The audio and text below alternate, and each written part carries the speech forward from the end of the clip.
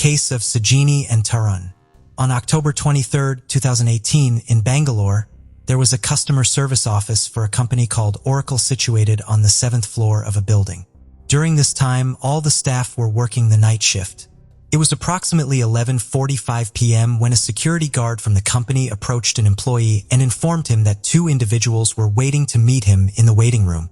The employee pondered who could be visiting him around midnight, as none of his friends had ever done so before. A slight sense of fear crept into his mind.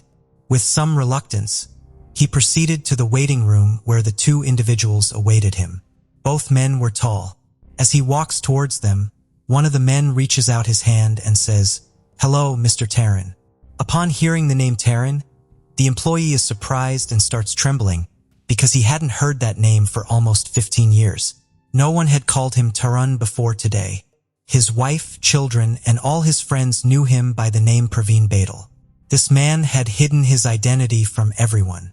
But today, after nearly 15 years, he hears this name from someone's mouth. While shaking hands with Tarun, the man noticed that one of his fingers was broken. He then informed Tarun that his game was up and that they would be taking him to his actual home. It turned out that the two men who had visited the company were actually police officers. Tarun was then taken to Ahmedabad on October 24, 2018. During this period, a police officer sent a brief message to a senior officer stating, "We have shown him." Tarun, still in disbelief, wondered how the police managed to capture him after 15 years. To understand what this man had done and why the police caught him, we will have to go 15 years back now. It is February 14, 2003 in Ahmedabad, where a husband named Tarun and his wife named Sajini lived. They were married 3 months ago in December 2002. Tarun worked as a sports teacher at a school, while Sajini worked at a bank. Tarun also coached volleyball. Their marriage was arranged, and they lived together in an apartment. Whenever Tarun had to go out for a volleyball match, he would tell his wife Sajini to not stay alone in the apartment. He would advise her that there are often thefts in the area, so she should go to her father's house instead. Sajini's father's house was not far from their apartment, so whenever Tarun had a match, Sajini would go to her father's house. On February 5, 2003, Sajini went to her father's house for the last time. While leaving, she told her father that she needed some money to fill up the gas in the car. Her father, surprised, asked her if her son-in-law Tarun was taking care of her properly. Sajini seemed very upset and replied that there was nothing like that. After saying this, she left the house. Her father found it strange. He felt that something might not be right between the two, but he didn't take this matter too seriously, as small arguments often happen between husband and wife. On February 14, 2003, at around 7:30 p.m., Sajini had a 15-minute conversation with her elder sister on the phone. About 2 hours later, Tyren called Sajini's father and urgently requested him to come to the hospital, as Sajini's condition had deteriorated. Upon arrival at the hospital, the family discovered that Sajini had passed away. Tarun was seen crying in a corner. Sajini had died from strangulation with a scarf. Tarun informed the police that jewelry and money had been stolen from their home, and all their belongings were scattered around. The police suspect that some thieves may have come to steal, and they may be responsible for Sajini's death. Tarun was in a terrible state, crying uncontrollably, and his condition worsened due to his grief. As a result, he was unable to attend his wife's funeral. During this time, Tarun was admitted to the hospital because his condition was deteriorating, and his family was providing him with emotional support. Simultaneously, the police were compiling a list of all the thieves in the area. 2 days later, on February 16, 2003, Tarun's elder brother's phone call reaches the police, informing them that Tarun has escaped from the hospital. Hearing this news, the police are shocked, as they had believed Tarun was entirely innocent and were sympathetic towards him, which is why he was admitted to the hospital in the first place. However, now he had disappeared from the hospital, raising suspicions. Following this particular event, both the authorities and Sajini's relatives began to probe into the reasons behind Tarun's permitted departure. The situation had sparked significant interest from the media, thereby intensifying the pressure on law enforcement to diligently pursue Tarun. Meanwhile, Tarun's family found themselves detained by the authorities temporarily, although they were subsequently released within a short span, given their lack of association with the incident. Tarun had been residing in an apartment with his wife, in isolation from the rest of his kin. The city police embarked on a relentless pursuit of Tarun, setting up roadblocks in multiple locations, yet failing to uncover any hint of his whereabouts. Sojini's relatives had applied significant influence on the authorities, prompting them to offer a substantial reward of 1 lakh rupees for details regarding Tarun. Despite this attractive offer, the result was unsuccessful, making the police's efforts fruitless and pointless. Later, the police discovered that Tarun had been harassing Sojini since their marriage because he was involved in an affair with another girl. The police gradually traced the girl, who informed them that on February 16th, Tarun had called her and proposed marriage. However, by that time, she had already received news of Sojini's death and outright refused Tyrone's proposal, stating that she couldn't marry someone involved in a murder. After that, there was no further contact between Tyrone and the girl. Slowly, 6 years passed since the incident, and there was no news of Tarun from the police. The police had kept a close eye on Tarun's family, expecting him to return or make contact, but Tarun never came to meet his family during this period. Subsequently, the police learned that exactly 6 years after this incident, Tarun met his parents in another state. Just 1 day after meeting Tarun, his father passed away. The police assumed that Tarun would now return to see his father one last time, but they were wrong as Tarun did not come to see his father for the last time. Over the years, the police gradually slowed down their investigation. In 2016, a new officer joined the police department and, upon reviewing the case file, inquired about the updates. The police informed him that Tarun's father had passed away and his mother remained mostly ill, residing in Madhya Pradesh, while his other son, Tarun's brother, lived in Ahmedabad. However, there was still no information about Tarun. The police undertook a meticulous investigation, disguising themselves in unobtrusive attire and meticulously surveilled Tarun's mother's residence, vigilantly monitoring any potential visitors or callers. Despite their diligent efforts, the investigation yielded no tangible leads or breakthroughs. Undeterred, the authorities proceeded to contact the young woman with whom Tarun had been romantically involved. She disclosed that she had not been in communication with Tarun since their last encounter. Nonetheless, some of Tarun's close acquaintances had recently informed her that they had spotted an individual bearing a striking resemblance to Tarun at a shopping mall located in the heart of Delhi. The police subsequently established a dedicated task force that embarked upon an expedition to Delhi, where they meticulously scrutinized all the closed-circuit television cameras installed within the mall. But unfortunately, they failed to uncover any evidence or indication of Tarun's whereabouts. In the aftermath of this endeavor, a series of purported sightings of Tarun emerged from various states, which reinforced the police's conviction that Tarun was indeed alive.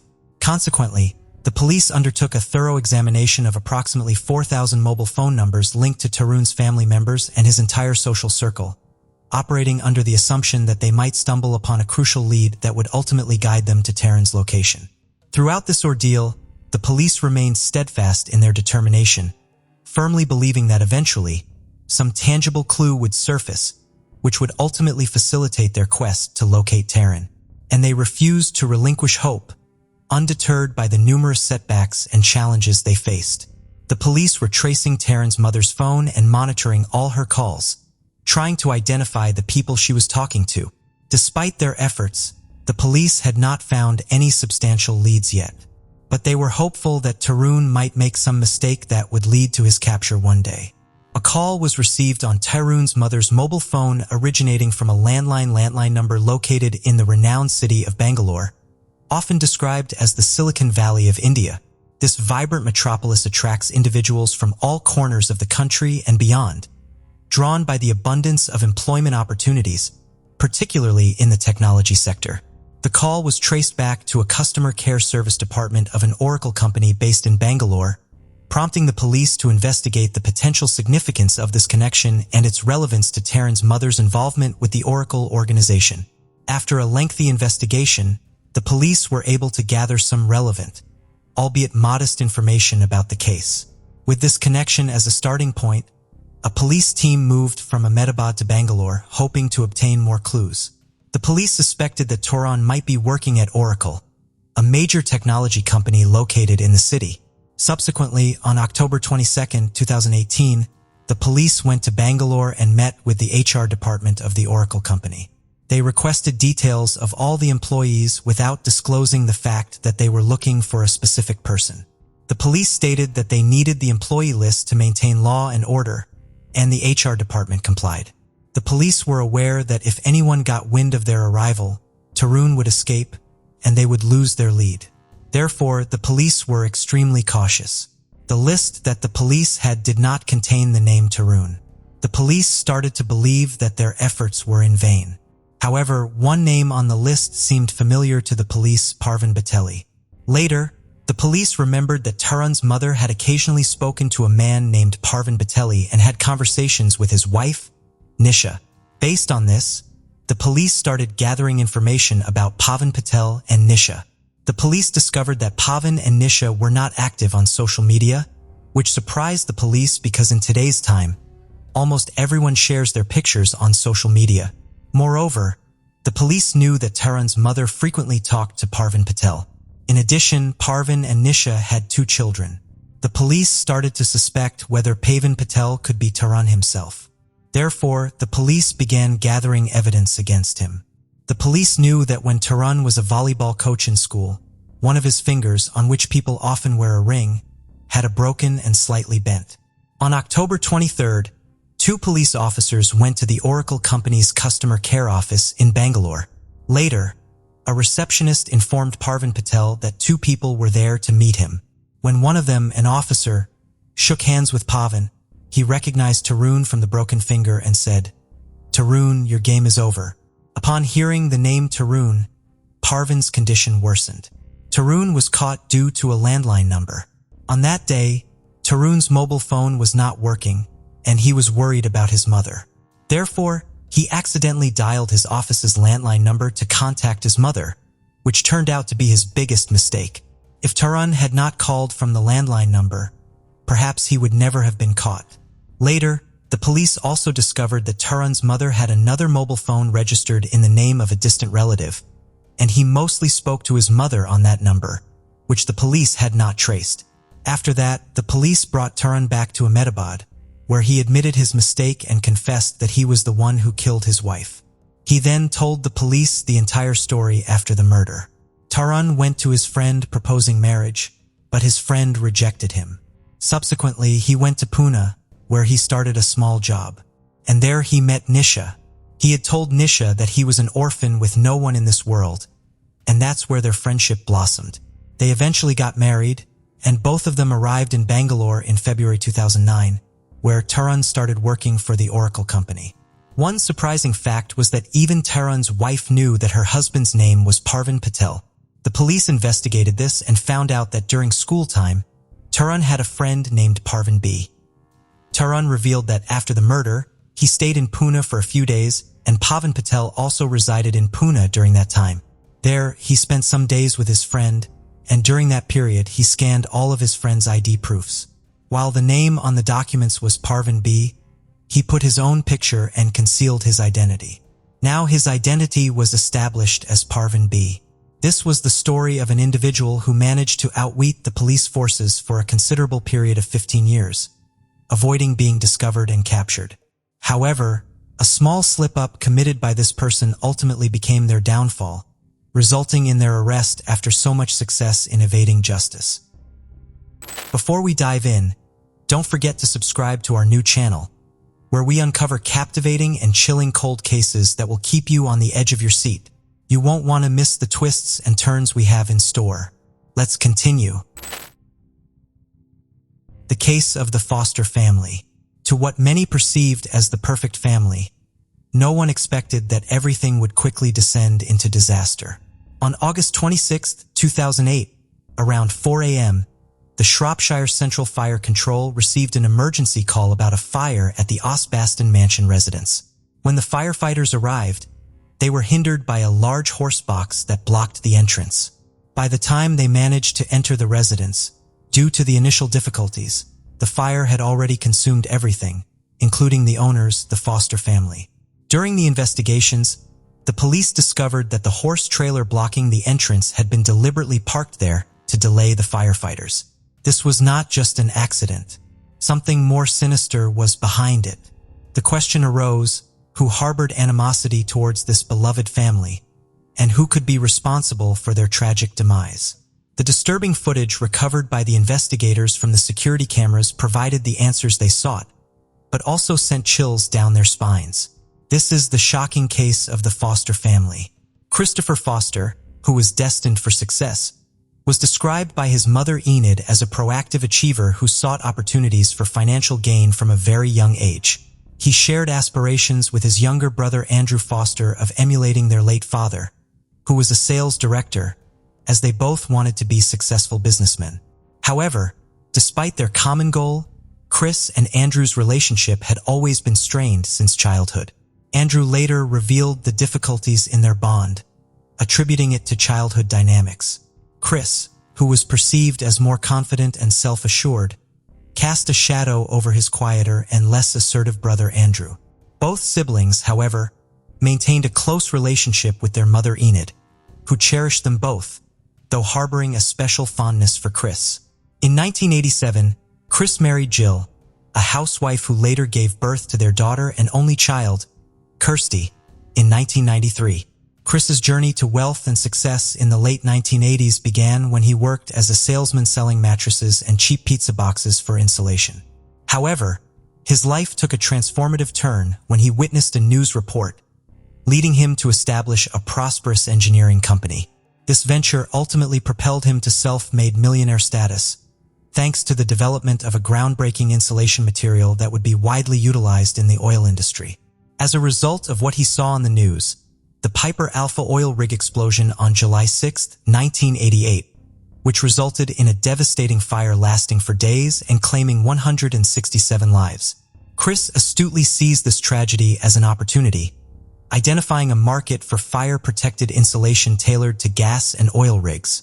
Although several oil companies expressed interest, they demanded proof of the product's efficacy before committing to any contracts.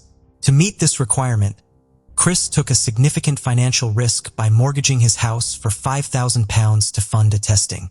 The successful test, where Ulva Shield, as he named it, displayed exceptional resilience compared to other oil rig insulations that burst into flames and even earned a rare one-fire test rate. Major oil corporations promptly placed orders, catapulting Christopher Foster into millionaire status almost overnight. Reports circulated that he was accumulating a substantial amount of money, which he did not know how to manage. As his business expanded, Christopher experienced a significant increase in annual turnover, soaring from £50,000 to £1 million, according to his personal assistant. It appeared that Chris was destined to spend a large sum of money. Although he allocated himself a monthly salary of £10,000, he was known to withdraw an additional £5,000 from the company's accounts for personal expenses.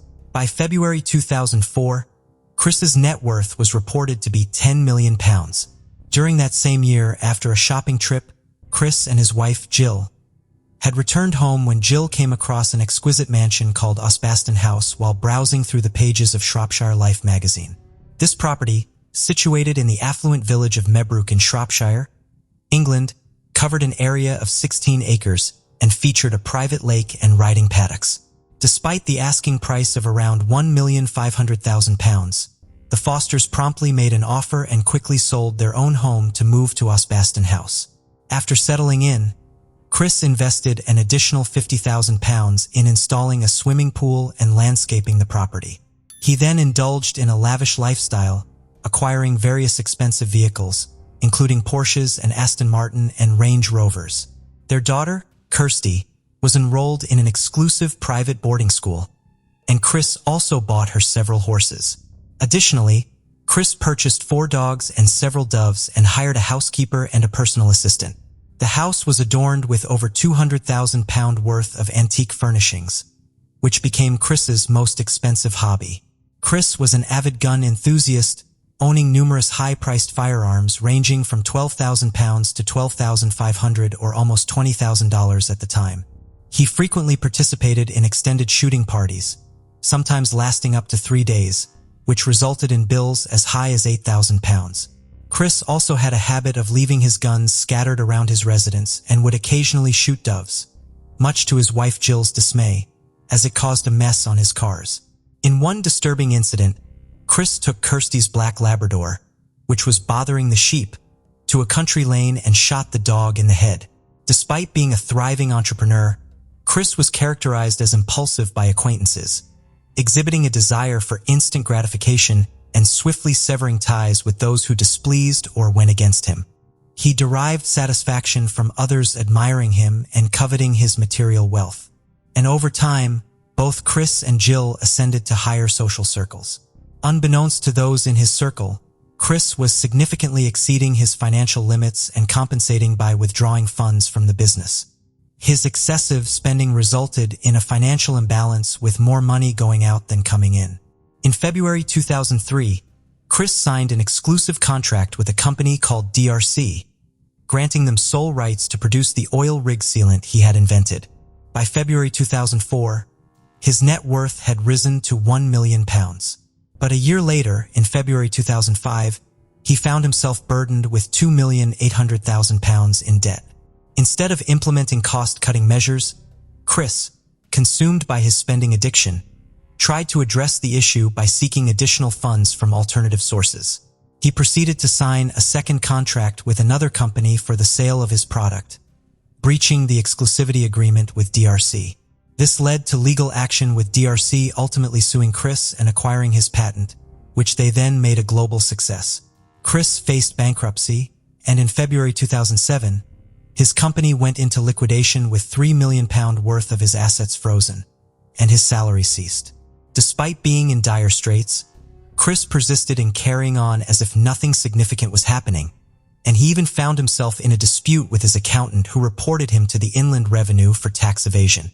He failed to pay V8, national insurance, and other taxes. To address the growing tax obligations, he resorted to borrowing from banks in an attempt to alleviate the financial strain. Furthermore, he remortgaged the Osbaston house 3 times and overdrew from more than 20 different bank accounts. Despite his outwardly lavish lifestyle and continuous spending, Chris managed to conceal the fact that he was deeply in debt. Over the following 12 months, he continued his hobby of clay pigeon shooting and maintained his use of extravagant cars. People who knew Jill were uncertain whether she was aware of the full extent of her husband's financial troubles, or if he had shielded her from the harsh reality. However, she did not show any signs of reducing her spending, and she did not share any concerns with her friends. Chris found himself grappling with overwhelming challenges, aware that time was slipping away and fearing the imminent loss of everything. During a conversation with a friend about houses, Chris emphatically stated that he would never part with Osbaston House unless it was in a body bag. He expressed a solemn commitment to safeguarding his family, vowing to take his own life rather than endure the loss of his loved ones or possessions. Struggling with the pressure to maintain his lavish lifestyle and aware that time and money were running out, Chris sought professional help on multiple occasions. He confided in his doctor, expressing feelings of depression and suicidal thoughts. He started taking antidepressants, but his doctor did not take his concerns about ending his life seriously. Unbeknownst to anyone at the time, something unthinkable would happen in the week leading up to the August bank holiday weekend of February 2008. Chris stumbled upon a letter from his best friends attached to the front gate. The letter conveyed the unsettling news that his friends intended to return the following Tuesday to reclaim the house and other assets. When the housekeeper showed him the letter, Chris appeared perplexed, but remained silent. This letter would become the catalyst for the tragic events that unfolded later. The nightmare Chris had been evading was now becoming a harsh reality. Struggling with financial problems, he was on the verge of losing all his material possessions, and this impending ordeal was set to be known by everyone, something that he didn't really want. The thought of Kirsty and Jill, Chris's wife and daughter, losing their accustomed lifestyle proved unbearable for Christopher. Kirsty faced parting with her cherished horses, and the family had to face the likelihood of returning to their hometown of Wolverhampton, bidding farewell to their luxurious way of life. For a man of Chris's pride, such a situation would be deeply humiliating. On August 21, 2008, a friend reached out to Chris via text inquiring about his well-being, to which he responded, "Not good. Things are coming to a head for me soon." This communication was the only insight the friend received, unaware of the underlying financial troubles Chris was grappling with. On August 25, 2008, Chris received an invitation to attend a barbecue and pigeon shooting event. The 50-year-old man, accompanied by his 49-year-old wife and their 15-year-old daughter, then proceeded to join the gathering. None of the attendees noticed any signs of distress in Chris or the other two family members. Witnesses recall Chris appearing his usual cheerful self. And even in the photo captured during the event, the family exuded happiness, oblivious to what Chris had planned for later that night. In the previous week, Chris had closely examined suicide-related websites online and had spent the same afternoon reflecting on old family photographs that depicted happier times. Expressing his wish to leave the party, Chris informed his wife that he had had enough for the night. Although Jill preferred to stay a bit longer, they eventually departed around 8:30 p.m., arriving home just minutes later at 8:44 p.m. with their final moments as a family recorded by the home security footage. Shortly after Jill retired to bed at 11:30 p.m., Chris went upstairs to check on Kirsty, urging her to go to bed as she continued texting a friend online. Around midnight, Chris decided to turn off the internet, compelling Kirsty to conclude her conversation with her friend and retire for the night at 3 a.m. Chris set out to kill his first victim using a silenced gun. He entered the room where his sleeping wife lay unsuspecting and shot her in the back of the head. He then went to Kirsty's room and killed her in a similar manner. The home security cameras captured Chris as he took one of his shotguns and went outside to the dog kennels, where he shot each dog in the head. Chris then made his way to the barn housing the horses and repeated the same sinister act. Following this, he set the barn ablaze with all the animals inside. In the footage, Chris appeared methodical and almost robotic, lacking any expression or sign of remorse. To hinder the firefighters' access to the residence and their efforts to extinguish the fire on time, Chris took action. He drove a horse box and positioned it in front of the main entrance, shooting the tires to deliberately puncture them and make it harder to move. Subsequently, he strategically placed hose pipes connected to his domestic oil tank, pumping 200 lils of oil into the house's cellar. With his expertise in fire, Chris knew exactly what was needed to completely destroy the Osbastion house. His mental state seemed rooted in a desire for vengeance. If he couldn't retain his material possessions, then no one else should either. Chris then proceeded to set the house on fire, dousing his cars and other belongings with the flammable liquid as well. The fire quickly and violently consumed everything. Still armed with a rifle, Chris returned to the house and headed to the bedroom where Jill's lifeless body lay. There, he lay down beside her, embracing his deceased wife amid the flames that consumed everything. Chris's distant brother, Andrew, speculated that Chris might have wished for the fire to consume him as punishment for his actions that night. It was reported that Chris died due to smoke inhalation. The autopsy found no evidence of gunshot wounds, even though he had a rifle near him.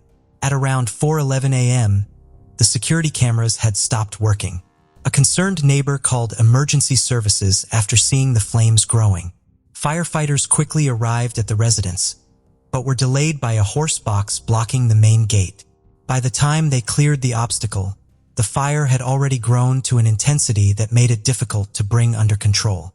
As firefighters battled the raging blaze, neighbors watched in horror as the estate was consumed by flames, expressing deep concern for the now missing owners, the Fosters.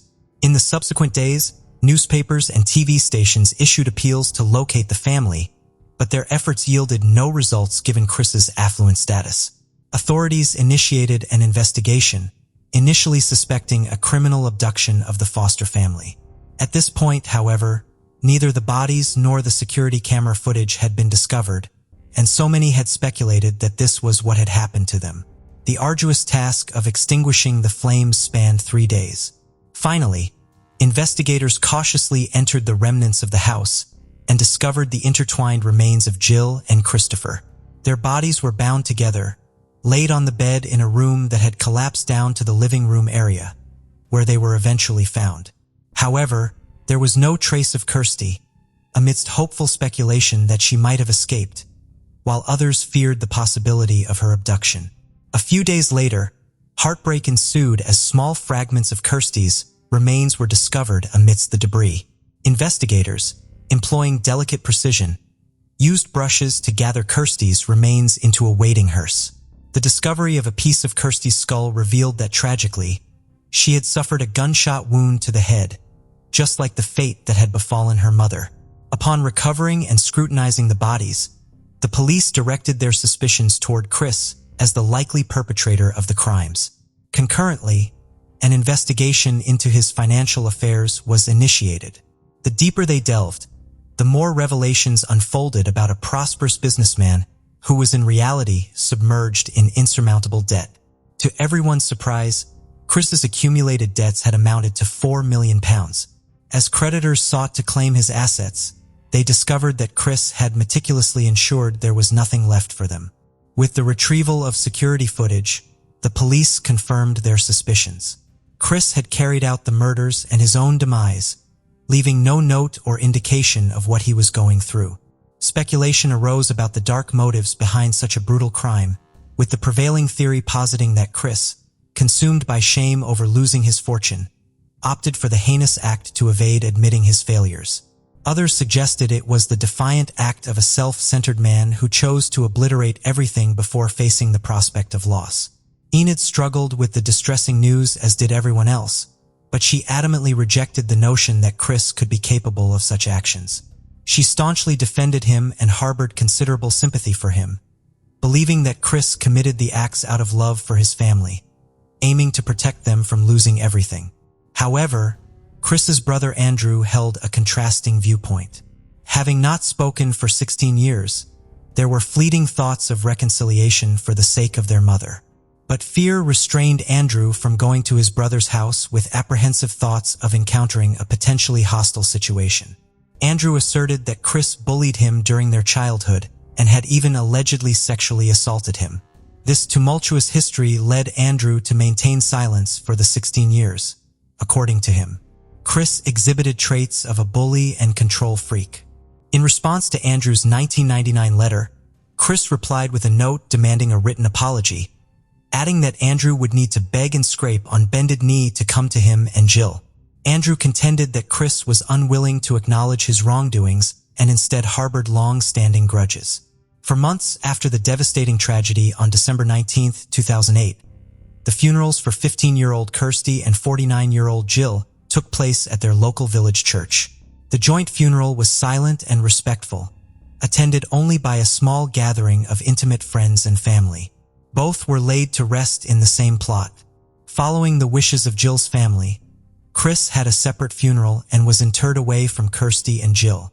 In the years subsequent to the tragedy at the Osbaston house, remnants of the scorched structures and the family's charred belongings, including Kirsty's cherished first aid book for her horses, and even a handwritten note outlining what the family had planned to eat during that week of the tragedy, still lingered on the site.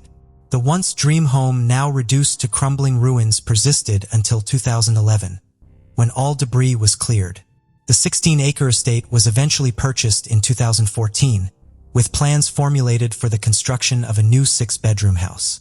Although the property was put up for sale in 2012, it remained unsold until 2014, after the price was said to have been reduced. While the motives behind Christopher Foster's shocking deeds may have stemmed from financial struggles and the societal pressure to uphold an affluent and successful facade, it definitely shouldn't have taken such a horrific turn. Tragically, rather than making prudent financial decisions initially or later confiding in his loved ones about his financial woes, Chris chose a path of self-destruction with devastating consequences for all involved. As we reflect on this heartbreaking case, our thoughts are with the victims whose lives were tragically cut short and the loved ones they left behind. The case of Jake Wagner. Hannah Mae Roden, 13, and Edward Jake Wagner, 18, met at a dance and quickly became lovers. As a result, the Roden and Wagner families began to spend time together, sharing weekends and parties, and Hannah Mae and Jake's love continued to grow. When Hannah Mae turned 15 years old, she revealed that she was pregnant. Jake was delighted with the news and hoped his family would be too. The Wagner family placed great emphasis on tradition in family lineage, and they adored children, viewing them as a continuation of their traditions. In fact, they often passed the name down from generation to generation, as seen in Jake's family, with his father being George Wagner III and his brother George Wagner IV. On the other hand, the Roden family had a more practical approach to family life. Even though they were divorced, Christopher Roden Sr. and Dana Roden remained close and devoted to their 3 children, prioritizing their happiness above all else. Unlike the Wagner family, the Rodens lived modestly, with Christopher working odd jobs and Dana as a nurse's assistant. Despite economic limitations, the Roden family instilled strong traditional values in their children. Including Christopher Jr. and Clarence, the family was overjoyed when Hannah Mae gave birth to a daughter named Sophie, and they threw a big party. However, when Jake asked Hannah Mae to move in with him and his family, she refused. She became increasingly wary of Jake due to his increasingly controlling and aggressive behavior. Hannah Mae was initially attracted to Jake's caring and thoughtful nature, but over time, she realized that Jake was trying to limit her independence. Jake's aggression repeatedly caused Hannah Mae's feelings for him to cool. Her refusal to move in with Jake created tension with him. Jake believed that Hannah Mae was preventing Sophie from growing up in a safe and healthy environment. Despite Hannah Mae's denials, Jake became increasingly controlling. Hannah Mae finally ended the relationship in March 2015, tired of Jake's aggressive behavior. At that point, the Wagner family wanted sole custody of Sophie. Jake had to put in a lot of effort to convince Hannah Mae to sign over custody of the children to him and his brother. However, Hannah Mae refused. In a heated exchange, Jake angrily sent a text message saying that if necessary, he would use force to gain custody of Sophie. This revelation confirmed the Wagner family's willingness to use coercion and intimidation to achieve their goals. To protect herself and her daughter from this unscrupulous family, Hannah decided to distance herself and raise her child alone. She chose to work as a nursing assistant, continued her studies, and took care of Sophie herself. The situation escalated when Hannah became pregnant again. Although Hannah confirmed that the child was not Jake's, he still had doubts and tried to discover the truth. In December 2015, Jake logged into Hannah's social media accounts but found no evidence of an affair. A trial ensued, involving repeated interactions between the Wagner family and Hannah. In one text message, Hannah asserted that the Wagner family would have to get rid of her before they could gain custody of Sophie. Jake shared this letter with his family, angering them. His grandmother, Rita Newcomb, 65, retaliated by forging an important custody-related document. During the custody trial for Sophie, Christopher Roden and George Wagner III had a heated argument. This incident caused a complete rift in the relationship between the two families. The Wagner family soon came up with a terrible idea. They believed that Hannah Roden was uncooperative and decided that the only solution was to eliminate her and the entire Roden family in order to gain custody of Sophie. By Christmas 2016, this twisted idea was the start of a terrible crime. While everyone focused on love and celebration during the holiday season, the Wagner family had other intentions. They held a family vote to decide whether to continue with their evil plan or not. After everyone agreed, they assigned each person roles and began preparing. The Wagner family spent 5 months researching the Roden family home, including surveillance cameras, daily habits, and work schedules of each Roden family member. Each member of the Wagner family was assigned a specific task. Angela Wagner purchased a communications blocking device and planned to secretly install it on the Roden family's phone to prevent anyone from being able to contact the police. George Wagner III offered to build a homemade silencer and handle transportation the night of the crime, securing a truck and not attracting attention. Meanwhile, Sophie was safe at home with Angela because the court had awarded Hannah and Jake joint custody of Sophie. The Wagner family chose the time when it was their turn to care for Sophie in order to keep Sophie safe.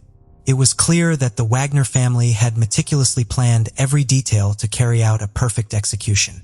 At approximately 8 a.m. on April 22, 1936, George Wagner III visited Christopher Roden under the pretense of offering Christopher a job opportunity that could improve his family's financial situation. However, the job offer was just an excuse to get into the house. A moment later, Christopher Roden Sr. opened the door. A while later, as usual, Bobby Jo Manley arrived at Christopher's house to take care of the Roden family's animals. While outside the house, she noticed someone was inside, which was unusual for that time of day. Every member of the Roden family usually went about their work and was not at home. However, when she entered the house, she found Christopher and his cousin Gary, 38, lying in a pool of blood. Horrified, Bobby grabbed the phone and called emergency services, reporting what she had seen and asking for assistance. Still shaking, Bobby went to other relatives' houses and knocked loudly on one of their doors.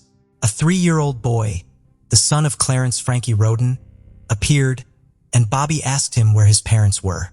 However, the boy did not respond but just pointed towards the bed. When she entered the house, she witnessed another horrifying scene. Clarence and his wife, Hannah Hazel, lay motionless. Lying between them was their 6-month-old baby, still alive but covered in the blood of Clarence and Hannah Hazel. After Bobby's 911 call, police quickly arrived on the scene.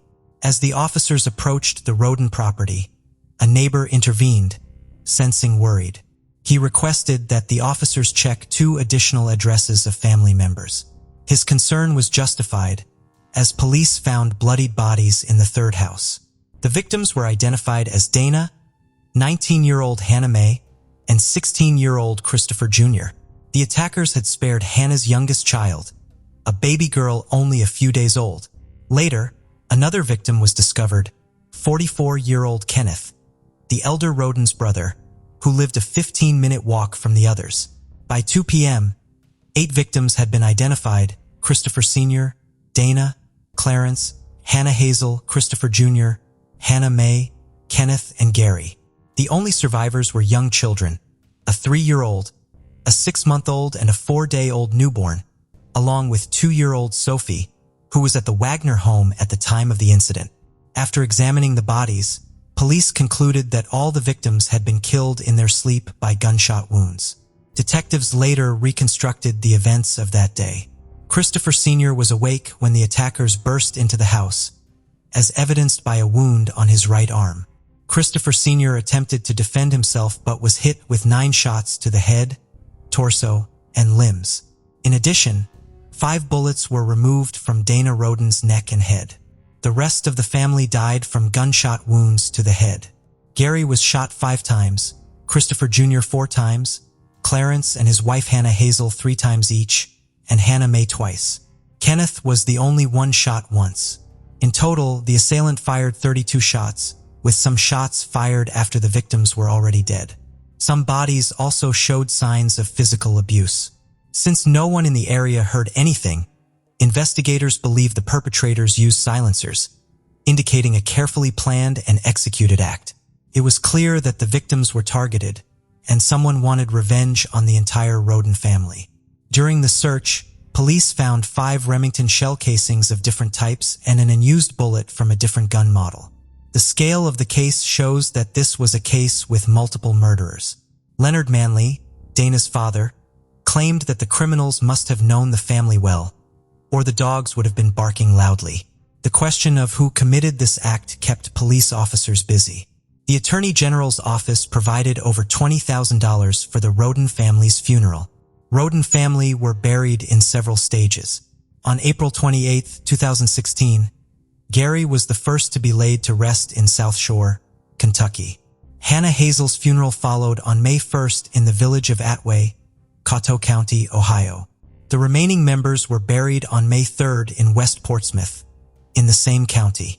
Many local residents attended to pay their respects to the family. The surviving children were placed in the care of relatives. The neighborhood was gripped by fear. Police advised relatives of the victims to take precautions and warned all residents of Pike to stay their homes at night. The brutal mass murder outraged residents across the state, who demanded that the investigation's findings be made public and the perpetrators be caught as soon as possible. As part of the investigation, the murdered family's 3 homes had been investigated, followed by several more vehicles the following day. Forensic experts had participated in the investigation and had meticulously examined the homes, but no DNA evidence of the suspects had been found in any of the homes. Cameras had been installed in the houses, but they had not provided any useful information because they had been disabled. It seemed the culprit had planned every detail carefully, leaving no clues behind. However, detectives eventually discovered a key piece of evidence that had helped solve the case. An important detail was that marijuana plants were discovered at 3 crime scenes. At one location, around 200 plants were found. The police believed the cannabis was grown for sale, rather than personal use. This led to speculation about the involvement of Mexican drug traffickers. However, the amount of cannabis found was too small to suggest an attack by an entire cartel. In January 2017, a close relative of the Roden family was arrested for drug trafficking. This was considered a coincidental circumstance. Leonard Manley stated that his daughter, Dana, had no involvement with the cannabis operations. Some family members confirmed that the older brothers, Christopher and Kenneth Roden, grew marijuana, but they were unaware of any large-scale cultivation. Specialized equipment for breeding chickens for fighting, as well as cages with roosters, were found at the Rodens' house. However, it soon became clear that illegal cockfighting was not the cause of the homicides either. Months went by without uncovering the true motive behind the crime. On April 13, 2017, local authorities announced they lacked sufficient evidence to make any arrests. Nevertheless, prosecutor Rob Yum stated the investigation was ongoing, suggesting they had some leads they were not yet ready to disclose. Another year had passed since the mass crime occurred, and its second memorial service went largely unnoticed. There was no coverage in the local press, and neither the sheriff or the prosecutor attended the memorial service. This led the community to believe that the investigation had stalled. However, on May 12, 2017, a special weapons and tactics team unexpectedly raided a home in Pike County, about 10 miles from the crime scene. Initially, they were searching for suspects, but it was later revealed that they were gathering evidence. Detectives also searched a house in Adams County that had once been owned by Jake Wagner, although he had sold it by then. The investigation took a dramatic turn on June 20, 2017, when the focus shifted to the Wagner family. The investigation included 26-year-old Jake, 27-year-old George III, 47-year-old George IV, and 48-year-old Angela, who lived approximately 15 miles from the victim. The Wagner family moved to Kenai, Alaska, claiming they were struggling to stay in the area. The Wagner family expressed their love for the Roden family, saying their deaths had devastated the Wagner family. The investigation indeed had a breakthrough. Authorities were seeking information from the public about the Wagner family's dealings in guns, ammunition, vehicles, and other related topics. According to the investigation, every family member was involved in the crime that occurred on November 13, 2018. The Attorney General announced that the Wagners and their sons had been arrested and charged with planning and carrying out the murder. Rita Newcomb, the 65-year-old mother of Angela, and Frida Wagner, the mother of George Wagner III, had also been arrested for perjury and obstruction of justice. In February 2019, Rita Newcomb had undergone handwriting analysis to confirm her role in forging guardianship documents for Sophie. To avoid going to jail, she had entered a plea deal. As a result, the charges against Frederica Wagner were dropped in June 2019. 2 years later, on April 22, 2021, Jake had reached an agreement with the prosecution. In exchange for revealing details of the crime, all family members would receive life sentences instead of the death penalty. Jake had admitted to killing 5 of the 8 individuals and had received 23 criminal charges, including 8 felonies. The remaining charges had included theft, conspiracy, illegal possession of ammunition, forgery, interception of messages, unlawful use of property, obstruction of justice, corrupt activities, and unlawful intimate conduct with a young woman. Jake had explained that he saw eliminating Hannah May as the only way to ensure custody of his daughter. He believed that if he did not kill the entire Roden family, they would seek revenge and refuse to give custody of Sophie to him. Angela was next to face trial on September 10th. She pleaded guilty to conspiracy, aggravated robbery, and tampering with evidence. In exchange for her testimony against the other defendants, the murder charge was dropped. Angela received a sentence of 30 years in prison. The trial of George Wagner had begun on August 28, 2022. Although he denied any involvement in the crime, the prosecution presented evidence of his participation in the planning, execution, and cover-up. Ultimately, George IV was found guilty on 22 counts and was sentenced to life in prison without the possibility of parole. George III's trial was scheduled for February 2024. Despite the convictions of his family members, he maintained his innocence. The once harmonious family's descent into madness was baffling, and their actions were unforgivable. The actions of the Wagner family left 3 children orphaned, depriving them of the love of their parents, relatives, and a peaceful life. One couldn't help but wonder what Sophie would be like when she grew up and realized what had happened. The case of Diana Maria Cayer Lopez Pinal. Diana Maria Cayer Lopez Pinal was born on August 12, 1998, in Madrid, to parents Diana Cristina Lopez Pinal and Juan Carlo Cayer. She has a younger sister named Valeria. Her family was wealthy and everyone in the family was very close-knit. But their lives hit a snag in February 2013 when Diana's parents divorced. However, the father still visits his daughter regularly on holidays.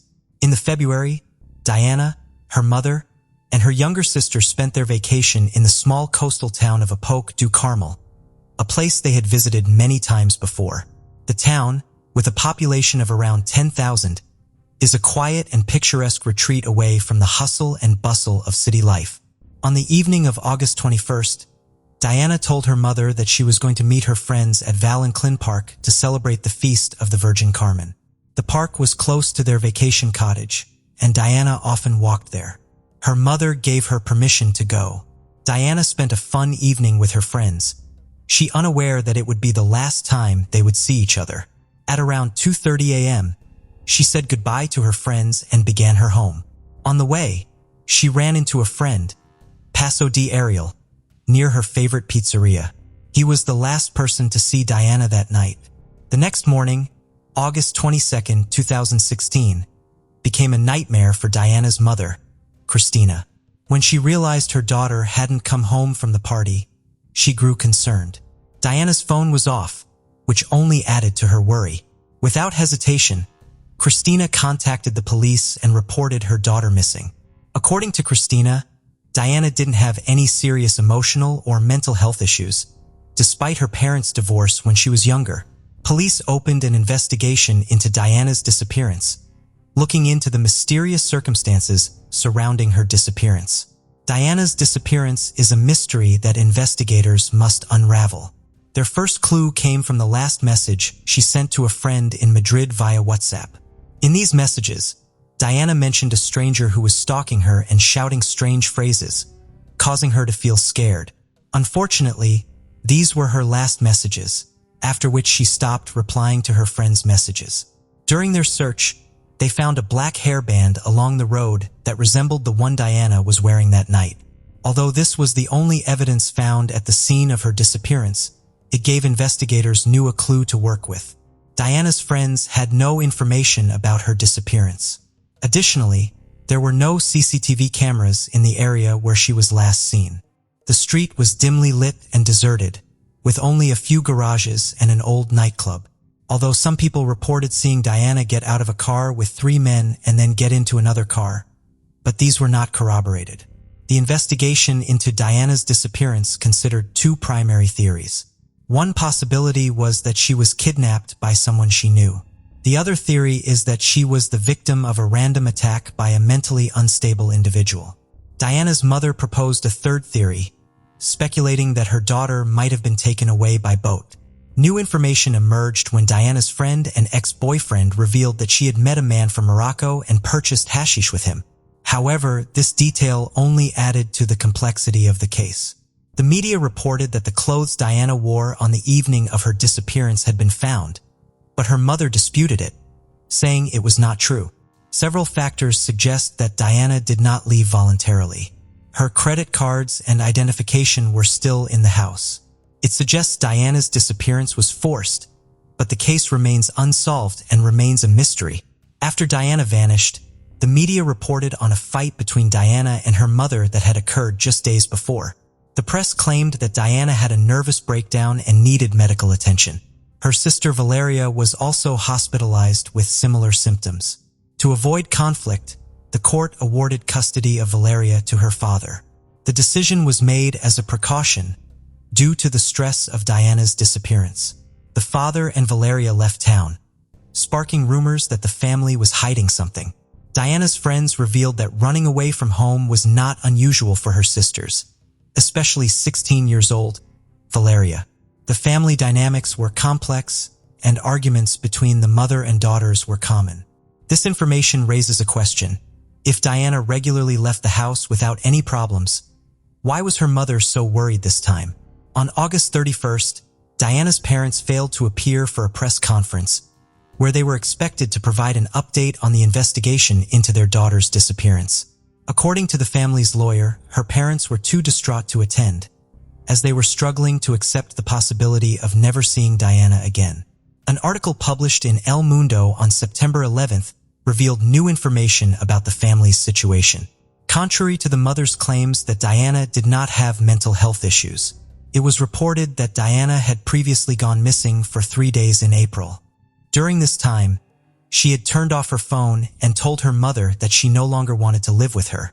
The mother had not contacted the police, which raised concerns about her response to her daughter's behavior. Letters exchanged between Diana and her younger sister Valeria were also made public, shedding light on the emotional struggles both girls were facing. Valeria had been hospitalized multiple times in the past year, including one instance where she had to have her stomach pumped due to an overdose of prescription medication. Prosecutors have launched a new investigation into the alleged abuse of Valeria, the youngest daughter of the family, due to the lack of progress in the case of Diana's disappearance. The investigation into Diana's disappearance is currently in progress and is moving forward quickly. Forensic experts have analyzed several items belonging to Diana, including her toothbrush, comb, computer, diary, and prescription medication. Investigators have also questioned her acquaintances, including a young Moroccan man she had a brief relationship with. Unfortunately, these efforts yielded no results and police searches remained unsuccessful. The police have conducted extensive searches in the surrounding mountains, forests, rivers, and lakes. However, it appears that Diana disappeared at around 3 a.m. and the last signal from her phone was detected in the Tarragon area, 13 miles from her family's location. 72 days after her disappearance, Diana's case remains unresolved. However, police have found a hairband and a cell phone matching the description of Diana's phone. Her father has confirmed that the phone belongs to his daughter. 2 months after Diana went missing, her Facebook profile suddenly became active again. Her friends and family quickly informed the police and provided screenshots. It appeared that the Remind password feature had been used, allowing someone to access her account without knowing her login details. This led to two possible explanations. Either Diana had forgotten her password and was trying to regain access, or someone else was attempting to break into her account. Diana's phone was a key element in the case, but it did not provide any useful information that could help explain her disappearance. The investigation finally made progress on November 10, 2006, when the driver of the car in which Diana was last seen was identified. The driver had a history of being involved in human trafficking, but this information was kept confidential to avoid jeopardizing the investigation. Initially, he had an alibi for the night of Diana's disappearance, as his wife claimed he was with her, which temporarily cleared him as a suspect. On December 25, 2017, a new piece of information came to light that greatly helped the investigation. A girl was attacked by a man who demanded her phone and threatened her with a weapon. She screamed, and a passing couple intervened, saving her from the assailant who attempted to drag her into his car. The traumatized girl quickly contacted the police, providing a description of the attacker and his vehicle's license plate number. The next day, the police arrested 41-year-old Jose Enrique Abuengue, who had a previous criminal record. Significantly, Jose Enrique was the same individual who had been detained in February 2016 on suspicion kidnapping Diana but was released due to an alibi provided by his wife. Police re-questioned Jose Enrique and his wife. Following the interrogation, the wife admitted that her initial alibi had been false, and in reality, Jose Enrique was away from their home on the night Diana disappeared and did not return until 4 a.m. Jose Enrique initially claimed that he had accidentally hit Diana with his car and, fearing discovery and imprisonment, he had dumped her body. However, he later changed his story, confessing to kidnapping and murdering her. According to Jose Enrique's new testimony, he went to the beach to look for gasoline from abandoned cars, and that's where he met Diana. The confession of Jose Enrique reveals shocking and disturbing information. He kidnapped Diana, attempted to force her into a sexual act, and ultimately strangled her. This shocking confession sheds light on the case, confirming that Diana's disappearance was a heinous crime. The disappearance of Diana Maria Cayer Lopez Pinal has been a traumatic and lengthy case for her family and those following her case. The investigation lasted for 94 days and was heavily covered by the media, with many unfounded and damaging rumors about her parents, causing them great distress and making the investigation more difficult. Despite these challenges, investigators persisted and eventually gathered enough evidence to identify the perpetrator. Diana's loved ones remember her as a beautiful, energetic young woman whose short life was unfortunately ended after an encounter with a violent man. Although Jose Enrique initially withheld information about Diana's whereabouts, he eventually revealed the location of her body, allowing her family and friends to hold a proper burial in January 2018. Her body was discovered in the well of an abandoned warehouse. The perpetrator, Jose Enrique, was sentenced to life in prison with the possibility of parole after serving 35 years. The case of Smith family. George Smith was born and raised in Greenwich, Connecticut. He came from a close-knit, caring family, an environment that nurtured his intelligence. His father, George Smith Sr., owned a liquor store in the town, which was not just a job, but a passion that brought him joy. George Smith pursued higher education in business at Babson College in Massachusetts and graduated in February. After completing his studies, he worked in Boston as a data mining analyst for several years. However, he realized that his true passion was helping his family in the business. In February 2005, George made the conscious decision to return home to learn the basics of business from his family's store. His goal was to one day take over the business, allowing his parents to retire and enjoy the fruits of their labor. In February 2002, at a reunion with old friends, George Smith met Jennifer. She, a Connecticut native who had just found work as an elementary school teacher, would later become his life partner.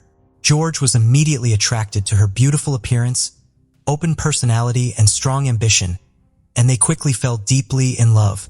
George's parents also welcomed Jennifer with open arms. 3 years later, in February 2005, when George was 26, they decided to tie the knot and start a new life together. Their picturesque wedding ceremony was held right on the beach at the Castle Hill in Newport, Rhode Island. Nai sa bui lu, cap doi moi koi de ten hong tuan trang mat ixi hoa kio de 12 gay trend du Thuyan Royal Caribbean. Their journey began in Barcelona on June 29th, with stops in France's Côte d'Azur and along Italy's coast. On board, George and Jennifer befriended another couple and a young man named Josh Askin from California. Josh Askin, a 20 years old with a great sense of humor, quickly became friends with George. The group had a great time together. On July 1st, when the ship docked off the Italian coast, they decided to spend the day on land. July 4th, they explored the island, wandering through the narrow streets of the old town, swimming in the crystal-clear Aegean Sea, and sampling local cuisine in quaint taverns. They were carefree and happy, enjoying each other's company and the island's beauty.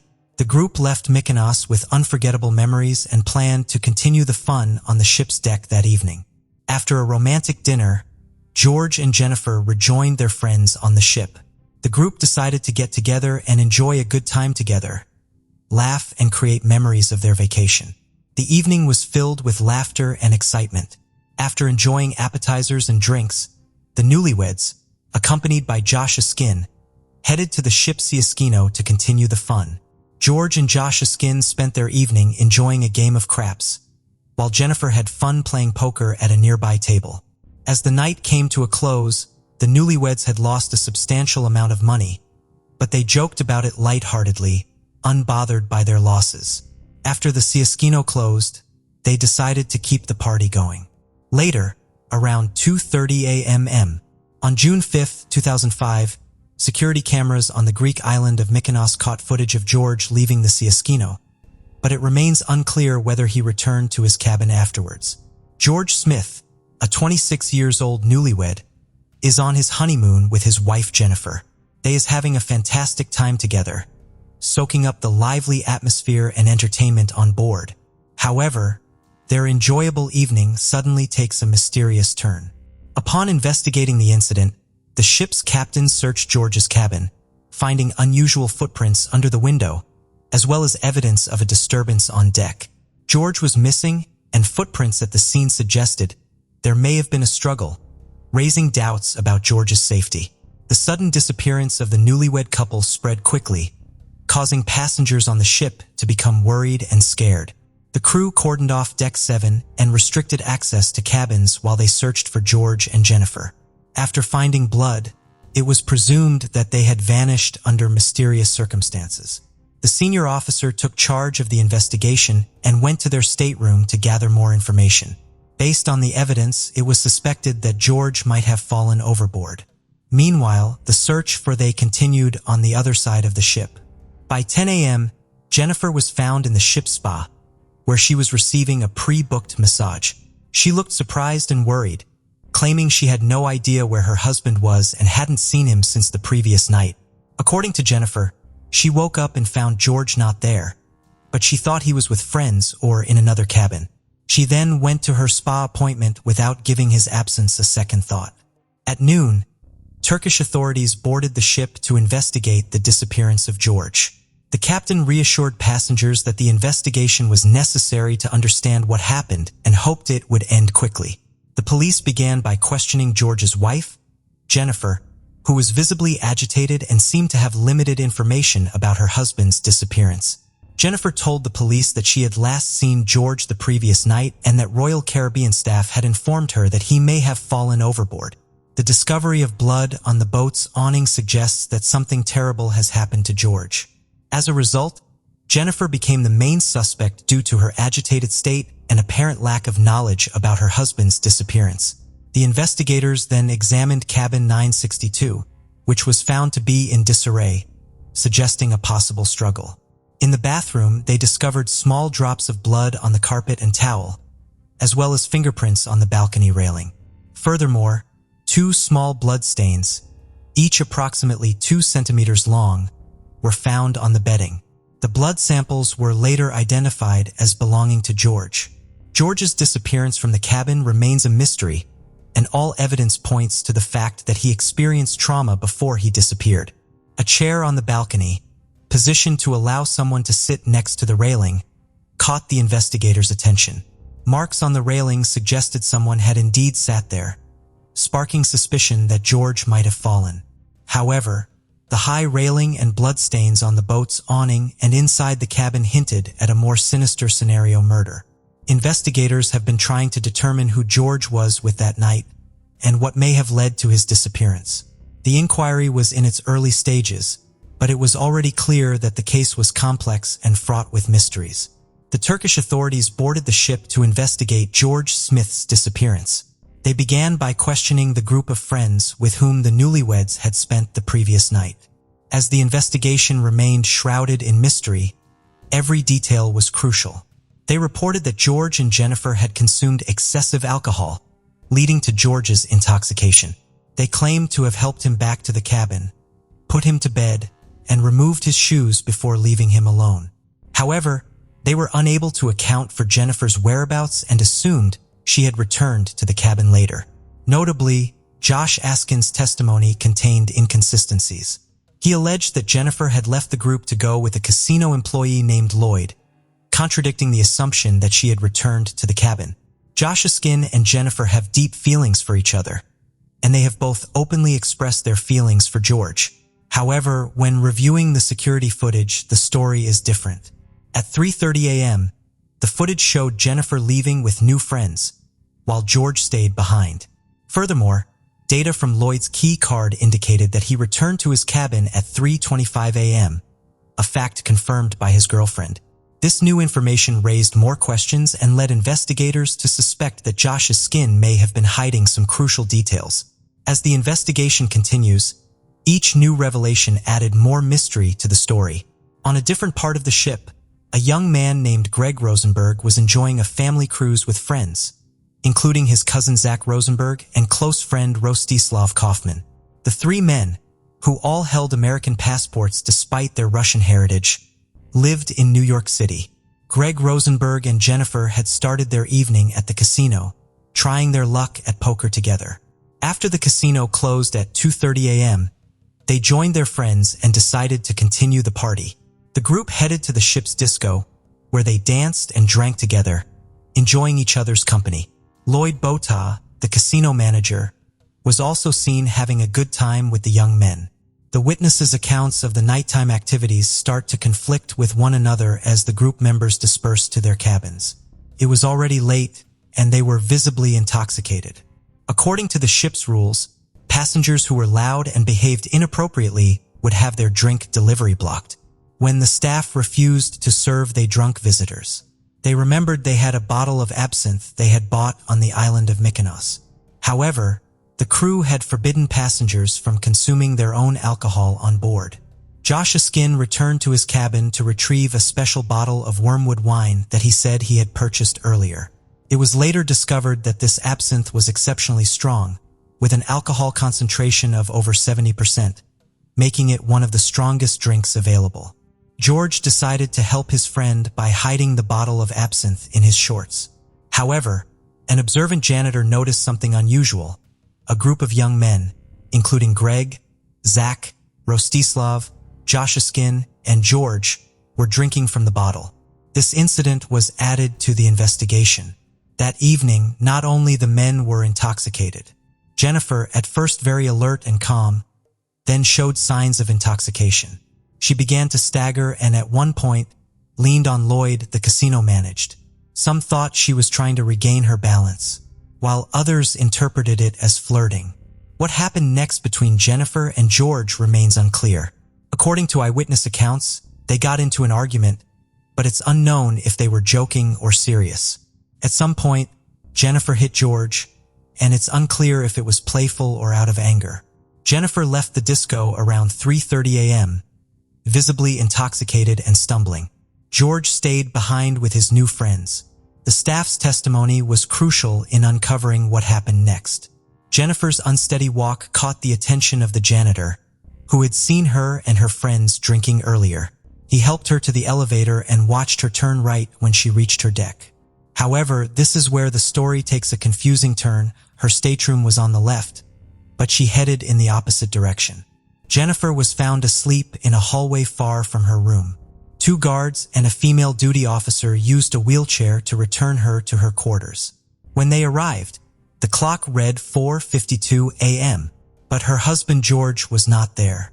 The curtains on the balcony doors were closed tightly and remained still despite the breeze, raising questions about whether George had gone out to the balcony on his own after his friends left him in bed. Deputy Chief of Police Chit Hyman and his wife were in a neighboring cabin. They were awakened at 4 a.m. by a noise and heard loud sounds coming from George's stateroom, number 9062. Chit Hyman reported the noise to guest services and also yelled through the wall to try to quiet the disturbance. The noise stopped briefly, but then loud talking resumed for about 3 minutes. An argument on the balcony followed, during which someone said good night repeatedly, as if trying to make people leave. After that, there were sounds of furniture being moved, and finally a loud thud, like something had fallen. Chit Hyman decided to investigate a disturbance and opened the door to find 3 unidentified men. Other passengers also reported hearing a loud noise that sounded like a body hitting the boat's canopy, followed by a woman's scream. However, none of the eyewitnesses had conclusive evidence that a woman was inside the cabin at the time. According to witnesses, 4 young men entered the cabin, but only 3 of them were visible when they exited. This raised the question of whether one of them might have stayed inside to search for money from the newlywed couple, who had recently won a significant amount at the casino. The theory of a failed robbery attempt seems plausible, but there are inconsistencies in the alibis of the 3 boys, Greg, Zach, and Rostislav. They claim to have been in another stateroom just minutes after Hae Min saw the 3 unknown men. The key card records for George's stateroom confirm that they entered it at 4:05 a.m., but there is no record of them entering the cabin again. This has led to several theories about what might have happened to George Smith. Another theory suggests that George and Jennifer's drunkenness was not simply due to excessive alcohol consumption.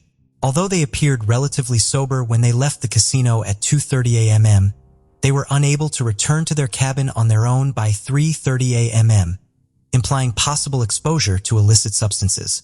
This idea is supported by the testimony of other casino visitors, who reported that George and Jennifer openly discussed having large sums of money, possibly from wedding gifts or casino winnings. Estimates of their wealth varied, but all witnesses agreed it was in the tens of thousands of dollars. The fact that George wore an expensive Breitling watch and Jennifer owned a valuable engagement ring further suggested they were wealthy. It's possible that their quarters were targeted by thieves searching for the money they had been boasting about. 2 possible explanations have been proposed for the disappearance of George. The first theory suggests that the kidnapper may have injured George while trying to remove his valuable watch, resulting in bloodstains on the sheet. The second theory focuses on the effects of alcohol and hallucinogens. After discovering that the passengers had been drinking and finding footprints on the balcony, the captain suspected that an accidental fall overboard might have occurred during a scuffle. Particular attention has been paid to hallucinations caused by drinking wormwood wine, a beverage containing the active ingredient thujone. However, toxicology experts note that the concentration of thujone plays a crucial role in determining its effects. Importantly, absinthe sold in European countries today is strictly regulated, and the thujone concentration is limited to such a low level that it is incapable of causing hallucinations. The fact that the Georges actually purchased the wormwood wine in Europe makes it unlikely that it caused the hallucinations, as experts claim that the amount of alcohol required to produce such hallucinations would have to be extremely large. In reality, only black market absinthe with a much higher concentration could potentially cause hallucinations. In the investigation into George Smith's disappearance, the FBI conducted polygraph interviews with Jennifer and Lloyd Bada, and who both passed. However, Josh Askin failed the polygraph, which may suggest that he is hiding something about George's disappearance. The investigation into George's mysterious death uncovered a significant piece of evidence, a videotape featuring 3 individuals, including Russians, making jokes about an incident. The FBI agents reviewed this tape, and a particular comment made by one of the men, "We gave him a lesson in paragliding without a parachute," suggests a potential connection to George's case. During the investigation in February 2009, FBI agents interviewed Greg, Zach, Rostislav, and Josh Askin as witnesses. However, Zach Rosenberg and Josh Askin declined to provide a direct answer. Their answers remained vague, implying that they did not want to share full details of what happened. Another crucial witness was Greg Rosenberg, who was with the group of men entertaining on the night of the incident. He claimed they ordered food to their cabin that evening, providing a possible alibi for the Russian men. Nevertheless, inconsistencies were found in this statement. However, this information is incorrect. According to the ship's service records, their cabin was blocked from service that day. Staff were also specifically instructed not to serve the group that evening. Greg could not confidently say which passenger in the cabin had ordered food. Witnesses offered differing opinions on the nature of George and Jennifer's relationship, citing various observations and recollections. Greg believed it was challenging to gauge the quality of their relationship due to the group's heavy drinking. According to him, everyone in the group was extremely intoxicated, making it hard to determine the specifics of their interactions. There was a discrepancy in testimony as to whether Greg left the cabin immediately after ordering food. Josh Askin provided information that Greg left the cabin after ordering food. However, Greg denied this statement, saying that he never left. This contradiction complicated the investigation, requiring further investigation to establish the facts. In December 2019, Greg Rosenberg was murdered, and the case remains unsolved. Investigators are exploring a potential connection between his death and that of George Smith. The mysterious circumstances surrounding George Smith's appearance have raised significant questions about his background and family. As details emerged, the situation grew increasingly complicated, with the actions of his relatives following the tragedy drawing scrutiny from both the public and law enforcement. The George family persisted in seeking answers and justice regarding George's disappearance. The case was moved from the FBI's Connecticut office to the New York office. The family offered a $100,000 reward for any information that could help identify and bring to justice those responsible for the crime. They also called for a boycott of the shipping company, which they believed was trying to cover up the incident to protect its profits. The incident also strained the relationship between George's parents and his young wife, Jennifer. Her behavior was closely scrutinized, and many found her composure suspicious. She said she was acting on the orders of FBI agents, doing exactly as they told her. However, her hesitation to provide more information sparked suspicion. The George family, who were seeking truth and justice, became disheartened when Jennifer agreed to a $1 million settlement offer from the judgment company. This move appeared to them as a betrayal. They felt the Turkish authorities' investigation lacked transparency, and Jennifer seemed too hasty in accepting the offer, fueling their suspicions that she was concealing information and wasn't invested in uncovering the truth. In contrast, Jennifer says she has very few memories of what happened after 2:30 a.m. that night, unaware that the liner's staff had even found her in the corridor and escorted her back to her cabin. This satisfied with the Turkish investigation. The George family to take matters into their own hands by engaging independent forensic scientist Henry Lee to assist them. Henry Lee conducted a series of studies in the cabin and on the balcony that were not included in the official investigation.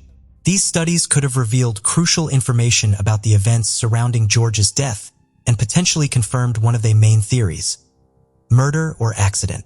According to Henry Lee, the height of the balcony makes it unclear whether George's fall was an accident or not. It is possible that a third party pushed him or that he was in a state of insanity and climbed onto a chair before falling. Henry Lee had planned to conduct an experiment to simulate a fall from the balcony, but the cruise line owner refused to allow it. George's relatives believe that this decision was made to obstruct their efforts to uncover the truth. Henry Lee also conducted investigations in the cabin, on the balcony, and on the boat, but the results of these investigations were not made public. Meanwhile, the FBI launched its own investigation, but many of its findings and discoveries were kept secret. The FBI's investigation into George Smith's disappearance focused on 4 young men who spent the night with him, as well as 3 Russians: Greg, Zach Rosenberg, and Rostislav Kaufman. However, their testimonies were inconsistent with those of other witnesses, adding to the mystery and confusion surrounding the case. Initially, Jennifer was a suspect, but she was eventually cleared of suspicion. The family then increased the amount of their lawsuit against the company and used the payout to secure the release of the investigation's results, including witness statements and other relevant information. Jennifer was left to cherish the memories of George and dedicated herself to charitable work in his honor. She later remarried, continuing to strive to make a positive impact in his memory. The FBI launched an extensive investigation into George Smith's disappearance, but it was ultimately unable to uncover the truth about his fate or recover his body. Due to lack of evidence, the case was eventually closed, and his death was officially classified as an accident. George's family continues to seek answers about the circumstances surrounding his death, and not being able to visit his grave and pay their respects is the greatest suffering for them. They remain hopeful that the truth will eventually come to light, bringing closure to the case. The case of Nancy Paula Reyes Gorseys. What led to the crime against the pregnant woman and what became of the child? The quest for personal happiness and a better life can be long, fraught with difficulties, and doesn't always yield the desired outcome. Many people are drawn to other countries or even the other side of the world in these pursuits. But sometimes, instead of finding the expected happiness, they encounter only pain, deep disillusionment, or even death. In the pursuit of dreams and overarching goals, it is crucial to remain aware of the people around us. The story of a young Guatemalan woman named Nancy Paula Reyes Gorces has become one of the most resonant cases in Spain in recent years. The mother of two left Central America to cross the ocean in search of employment that could provide her daughters with a decent life and assist her elderly parents. However, the woman never returned home. Fragments of her disfigured and unrecognizable body were found with difficulty in desolate and nearly impassable areas. At the time of her crime, she was 4 months pregnant, and the perpetrator was someone Gorces had hoped to share her life with. Challenging life in Guatemala. Little is known about the early years of the woman named Nancy Paula Reyes Gorces. She was born on April 13, 1991 in a small village named Granados in the Republic of Guatemala. Nancy was the second of 5 children in a very poor family. Her parents, Jorge and Prudencia Gorces, struggled to make ends meet. Despite this, they did everything possible to ensure their children received a good education and could live better than they did. After finishing school, Nancy was able to enroll at the university in the city of Villanueva, where she studied business administration and document management. She was a diligent student and graduated with honors. However, despite her academic achievements, significant career prospects did not follow. She worked as a cashier in a large supermarket during her studies and later was promoted to administrator, but her career progression stalled there. During her university years, Nancy lived in an unregistered marriage with a young man whose name is not mentioned in public records, with whom she had 2 daughters. Unfortunately, this relationship did not lead to a long-term commitment, and the couple separated. The father of the girls subsequently lost interest in the fate of his children and did not provide any financial support. Decision to relocate. Nancy continued to live in her parents' house, now with her own daughters, working at the supermarket and seeing no future prospects. Before we dive in, don't forget to subscribe to our new channel, where we uncover captivating and chilling cold cases that will keep you on the edge of your seat. You won't want to miss the twists and turns we have in store. Let's continue. The family barely had enough money for essentials, and something had to change. In 2013, Nancy's older sister immigrated to the United States, where she soon found a good job, married successfully, and settled well. Inspired by her sister, Nancy decided to radically change her life too, but she chose to relocate to Europe, settling on sunny Spain. At that time, she didn't even have enough money to buy a one-way plane ticket, let alone funds needed for initial expenses. For several years, Gorces worked diligently, saving enough money to finally make her dream come true in the summer of 2018. In July, she bought a ticket to Madrid and promised her parents that she would keep in constant contact so they wouldn't worry about her. She planned to find housing and a job upon arrival. She carried a few €1,000, enough to rent a room, cover food, and the most necessary items until she could secure a steady income. At the time of her departure, Nancy was 27 years old, and her daughters, who stayed with their grandparents in Guatemala, were 7 and 5 years old. Nancy didn't stay long in Madrid. After living in Barcelona for some time, she moved to the city of Ciudad Real, the center of the Spanish province of the same name. She called home almost daily, asking about her family's well-being, and she regularly sent money home, which increasingly helped her parents not only fully support themselves and her daughters, but also to renovate their old house. Nancy mentioned she didn't have an official stable job and was making ends meet through odd jobs, like cleaning in affluent homes or caring for the elderly and sick. Nancy never complained about the hardships. On the contrary, she told her family that Europe offered more opportunities, and she could never have earned as much back home, even working around the clock with no days off. It seemed she was completely satisfied with how her life was unfolding, and even spoke of eventually bringing her daughters to Spain once she saved enough to rent a spacious and comfortable home for the whole family. The fateful romance. For a while, Nancy didn't share much about her personal life, claiming she simply had no time due to work. But in the spring of 2020, She admitted to her parents that she had met a man with whom she had started a romantic relationship. His name was Carlos Andres Bustamante, and they had met by chance while Gorsu's was looking for new rental housing. As they resolved this issue, the couple grew closer and eventually started living together. Carlos was a year older than his beloved and at the start of their relationship, did not have a steady income, surviving on random small jobs. In fact, Nancy was the main breadwinner in their relationship. She paid for housing and bills and often gave Carlos money for his personal needs and expenses. However, she never complained to her family about this, so her parents were confident that everything was fine, and their daughter had met a good man with whom she lived in love, harmony, and abundance. By that time, Nancy's two younger brothers had also moved to Spain with whom she kept in touch. She was particularly close to Dennis, the youngest brother, who had even met Carlos personally and found him likable. At the June 2020, Nancy and Carlos decided to move to the resort city of Santander, located on the Atlantic coast. In a phone conversation with her family, Nancy mentioned that the climate was warmer and better there, and she saw more job prospects. However, at that time, certain difficulties began to appear in her relationship with Carlos, which he tried not to discuss with anyone. Bustamante turned out to be jealous, temperamental, and quite cruel. Moreover, he lacked any career ambitions and was completely satisfied being Gorsu's was openly doubting whether to continue her life with this man when she discovered she was pregnant. Carlos was thrilled by this news and swore that from now on, their life would change for the better. But in reality, things only got worse. He continued to drink and use drugs, taking money from his civil wife or asking his mother for it.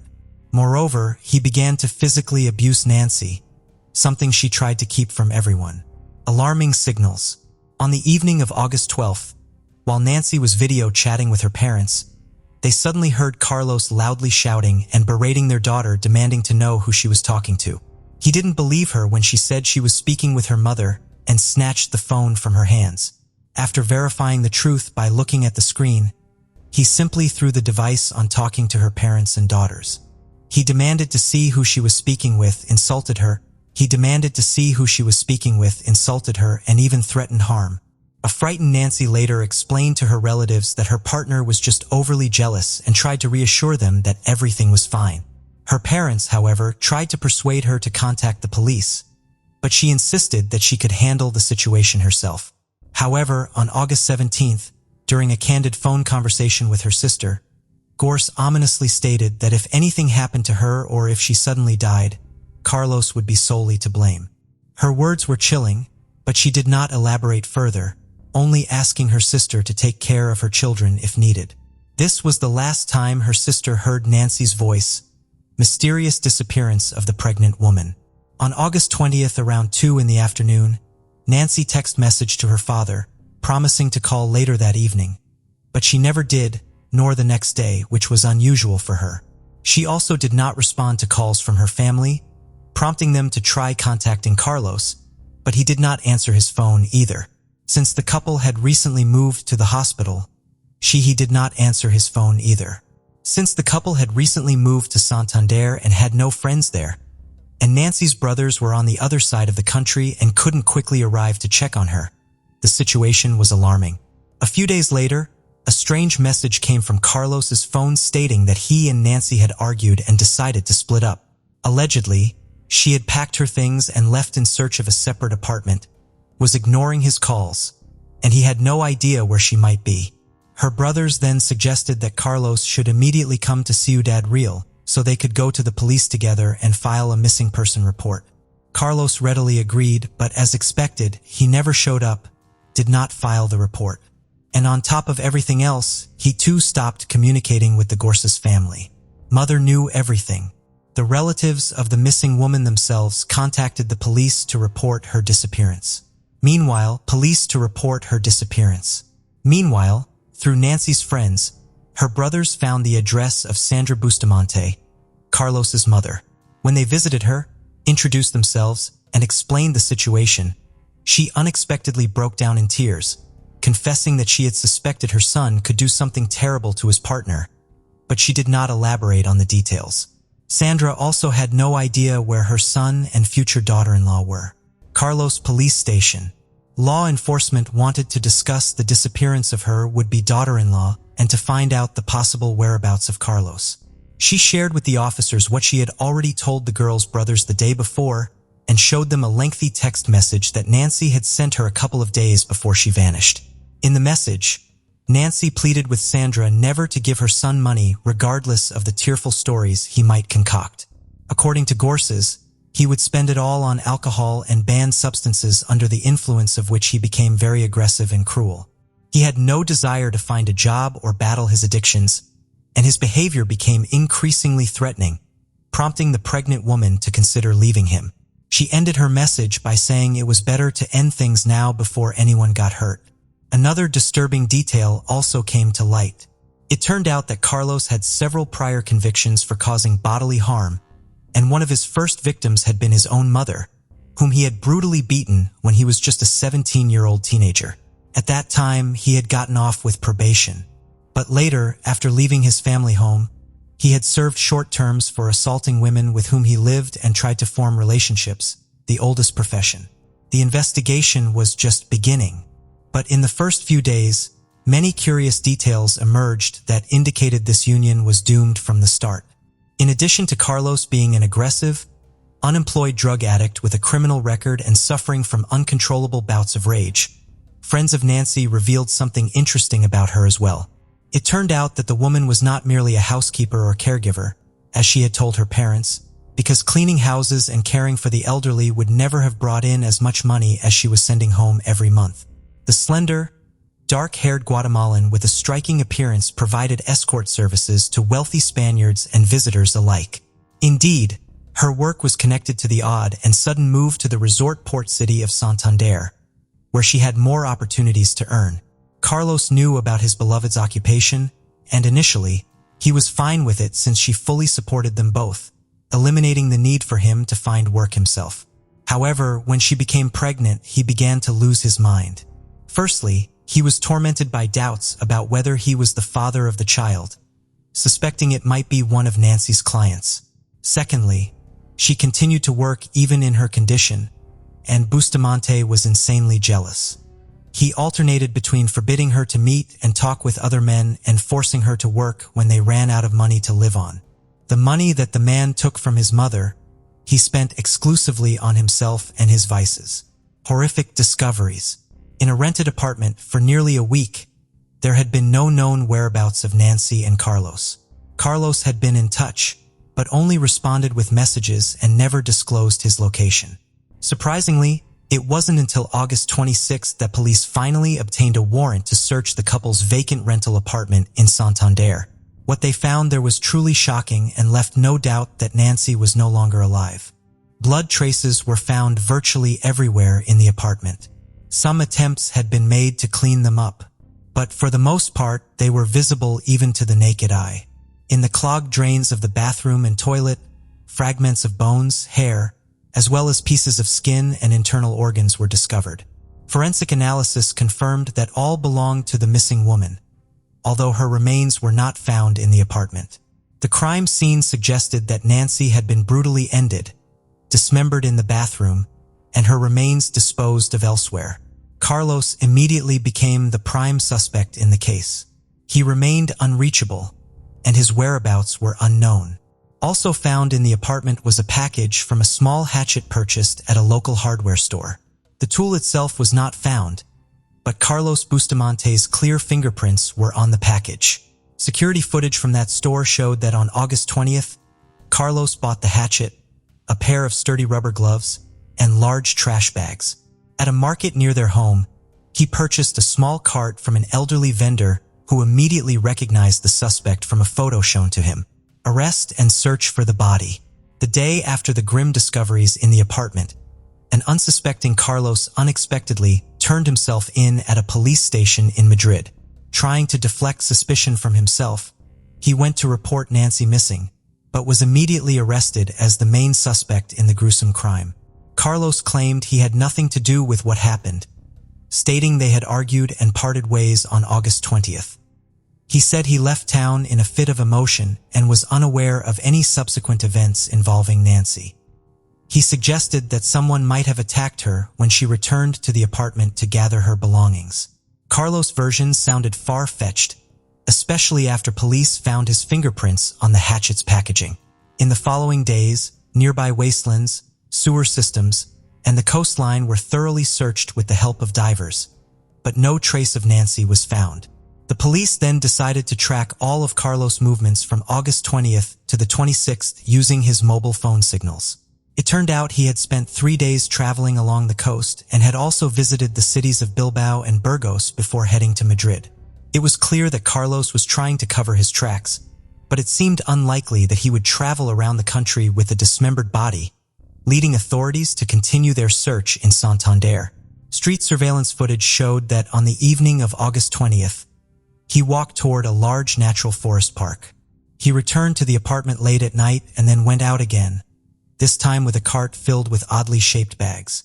There were few cameras in the park itself, so once Carlos entered the wooded area, he disappeared and later reappeared with the same cart, which was now much lighter. He then headed toward the railway tracks, beyond which was a steep cliff overgrown with bushes. From there, he returned much lighter, giving law enforcement a clear indication of where to look for the body. Where is the child? It wasn't until September 16th that bags containing highly decomposed human remains were found in thick underbrush on the hillside. These remains were identified as those of the missing Nancy Gorseys, divided into 20 parts with a hatchet. According to security camera footage, everything Carlos transported in the cart was recovered, but something was still missing. Nancy, as we recall, was 4 months pregnant, yet her fetus was not found in any of the bags.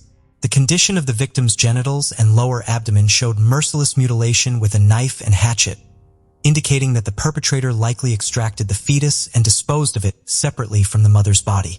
Carlos consistently denied his involvement, gave conflicting statements, and continued to try to shift the blame onto an unknown assailant. However, traces of the victim's blood were found on his clothing and shoes, which he attempted but failed to completely wash off. Despite Bustamante's refusal to admit guilt, investigators were able to piece together the chain of tragic events and the full scenario of the crime. Forensic experts believe that on the afternoon of August 20th, following an argument, the man brutally beat and strangled his pregnant partner in the kitchen where traces of blood were found on the floor and walls. Carlos then moved Nancy's body to the bathroom and went shopping at a hardware store and the market. In the bathroom, he divided Nancy's body into 20 parts using a hatchet and a large kitchen knife, placed the pieces into bags, and loaded everything into a cart. He then went to the park looking for secluded places to dispose of the body. Late at night, he left the apartment with the cart and followed a pre-planned route deep into the park, scattering the bags in various locations, hoping they would never be found. Trial and sentence. The whereabouts of the fetus Carlos removed from Nancy's body remain unknown. He denied his guilt and claimed he loved her. From the time of the gruesome crime until his arrest in Madrid, Bustamante lived off the money he stole from Gorseys, which he spent daily in bars across various cities. The investigation, the search for evidence and witnesses took law enforcement nearly 2 years, and the trial of the murderer did not begin until July 2022. In November of the same year, Carlos was found guilty of the premeditated brutal murder of Nancy and her unborn child, as well as the dismemberment and desecration of her body. However, many considered the sentence handed down to the murderer to be too lenient. Bustamante was sentenced to 25.5 years in prison, and he was also ordered to pay financial compensation of €150,000 to the parents and daughters of the deceased woman. Drew Katrina Shayadun was born September 26, 1981 in Minneapolis, Minnesota. She was the younger of 2 children to her parents, Alan and Linda. When Drew was 3 years old, her parents divorced but kept their friendship. From age 10, she and her brother Sven were raised by Linda and her second husband Sid Walker, a travel agent in a comfortable home on Whitefish Lake, renowned as one of Minnesota's most scenic vacation spots. Drew blossomed in high school, becoming an honor student, joining the golf team, and getting elected homecoming queen in 1999. but her real passion was for art. Her room at home was filled with her sketches of rock stars, models, and her friends.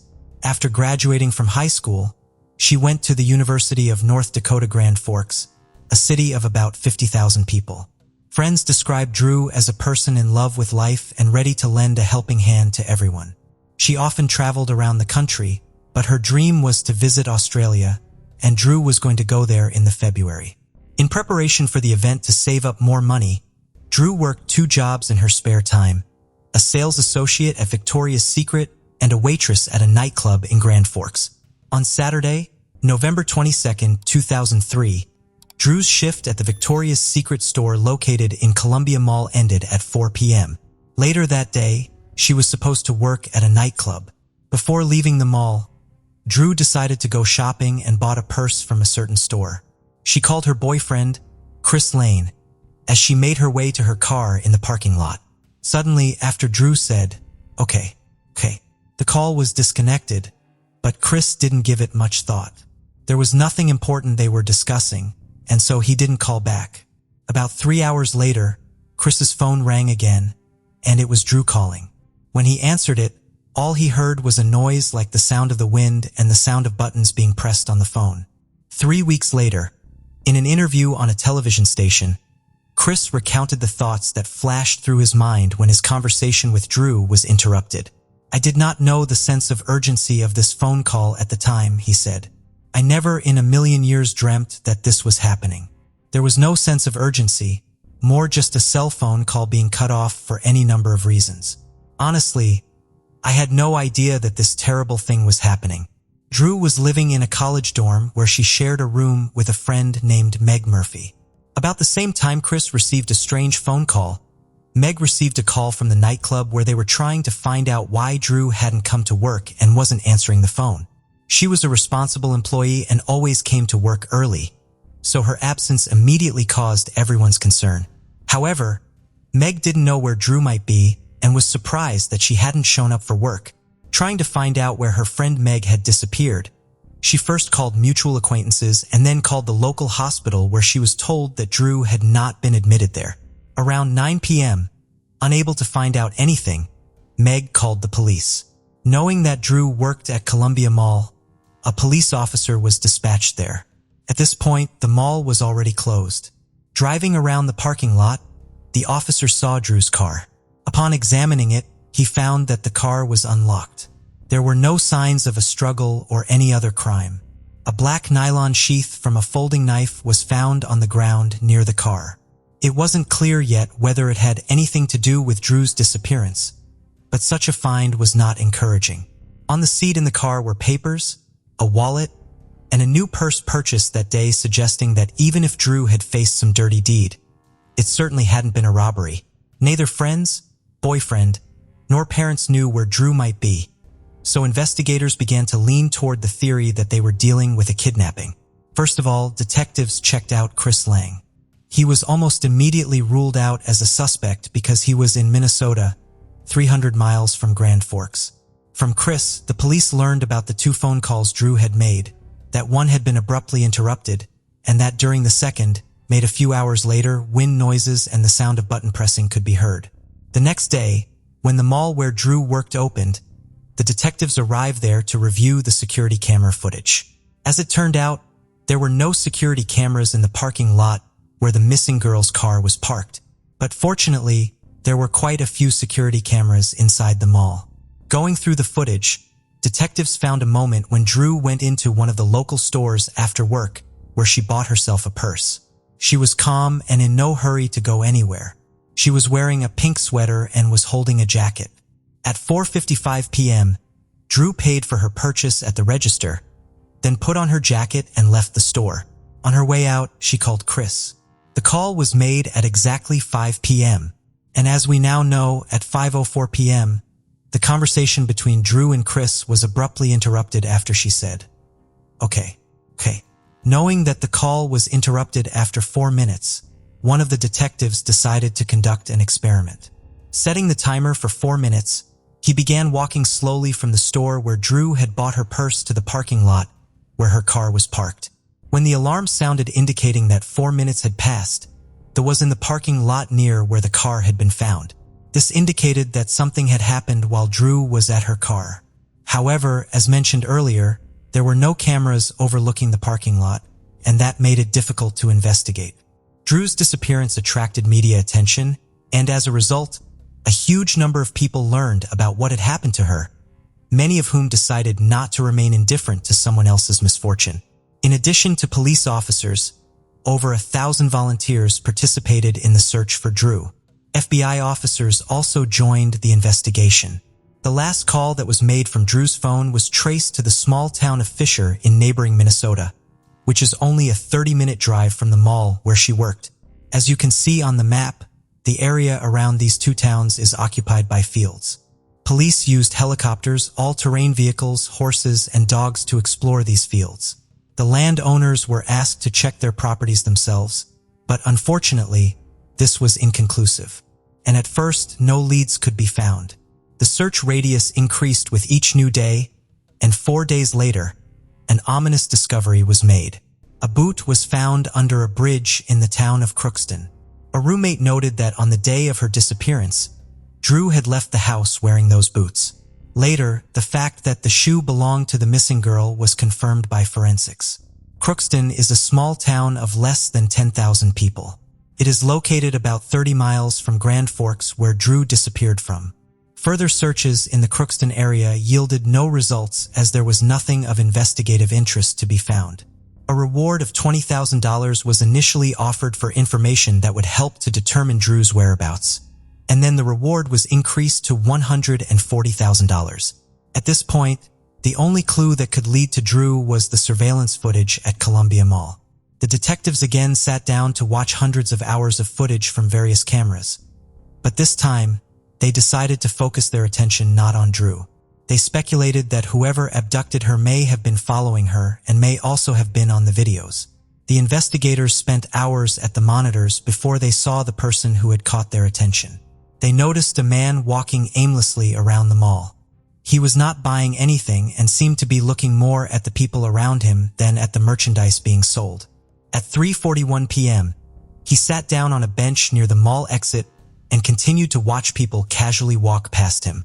After about 10 minutes, he got up from the bench and, wearing black gloves on his hands, walked out into the lobby where there was a camera hanging overhead, into which he looked. This shot was taken 72 minutes before Drew's conversation with her boyfriend was interrupted, and she disappeared. After watching the man get up from his seat and walk away, investigators noticed that he only did so when a blonde woman walked past him carrying a grocery cart heading in the direction of the parking lot. Detectives did not consider this a coincidence. Rather, in their opinion, the man seemed to have chosen a suitable victim and followed her. The identity of this woman was unknown, but police were aware that only one person, Drew Shoden, had disappeared from the mall parking lot that day. Given the slight resemblance between Drew and the woman this suspicious man was following, it has been suggested that he had a particular image of the victim. If the kidnapper really was this man, and if for some reason he had failed to kidnap this woman, his next target might have been Drew. She had left the mall around 5 p.m., a time when it was already dark, which might have played into the hands of the perpetrator. At this point in the investigation, there were 3 cities in the case: Grand Forks, where Drew was kidnapped; Fisher, where her phone was last active; and Crookston, where the shoe was found. With this data in mind, the FBI began checking the files of all registered sex offenders from these cities and their environs. Comparing the photos from the files with the image of the suspicious man from the mall, there was only one man who matched all the parameters, and that was Alfonso Rodriguez Jr., who had an extensive criminal history of repeated crimes against women. The 50-year-old man had spent the last 23 years behind bars.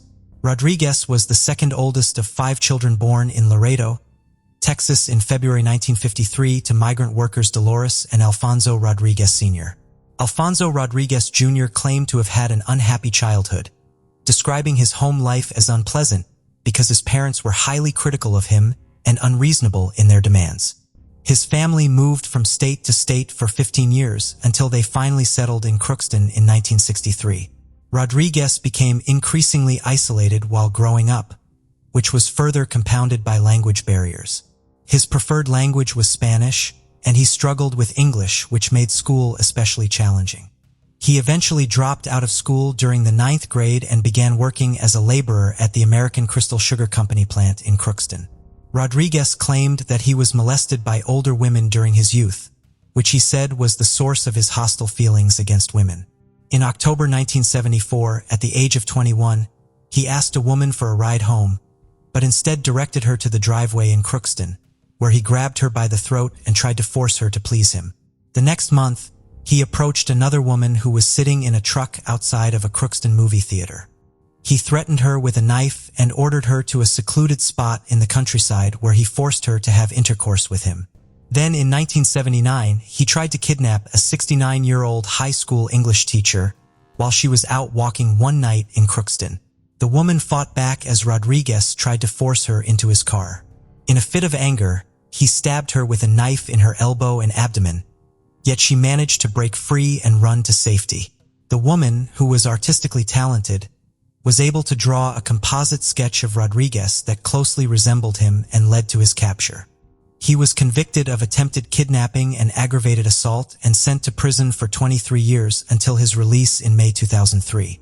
He had been released from prison 6 months before Drew disappeared and was registered as a sex offender of the highest 3rd degree, which meant that his risk of reoffending was as high as possible.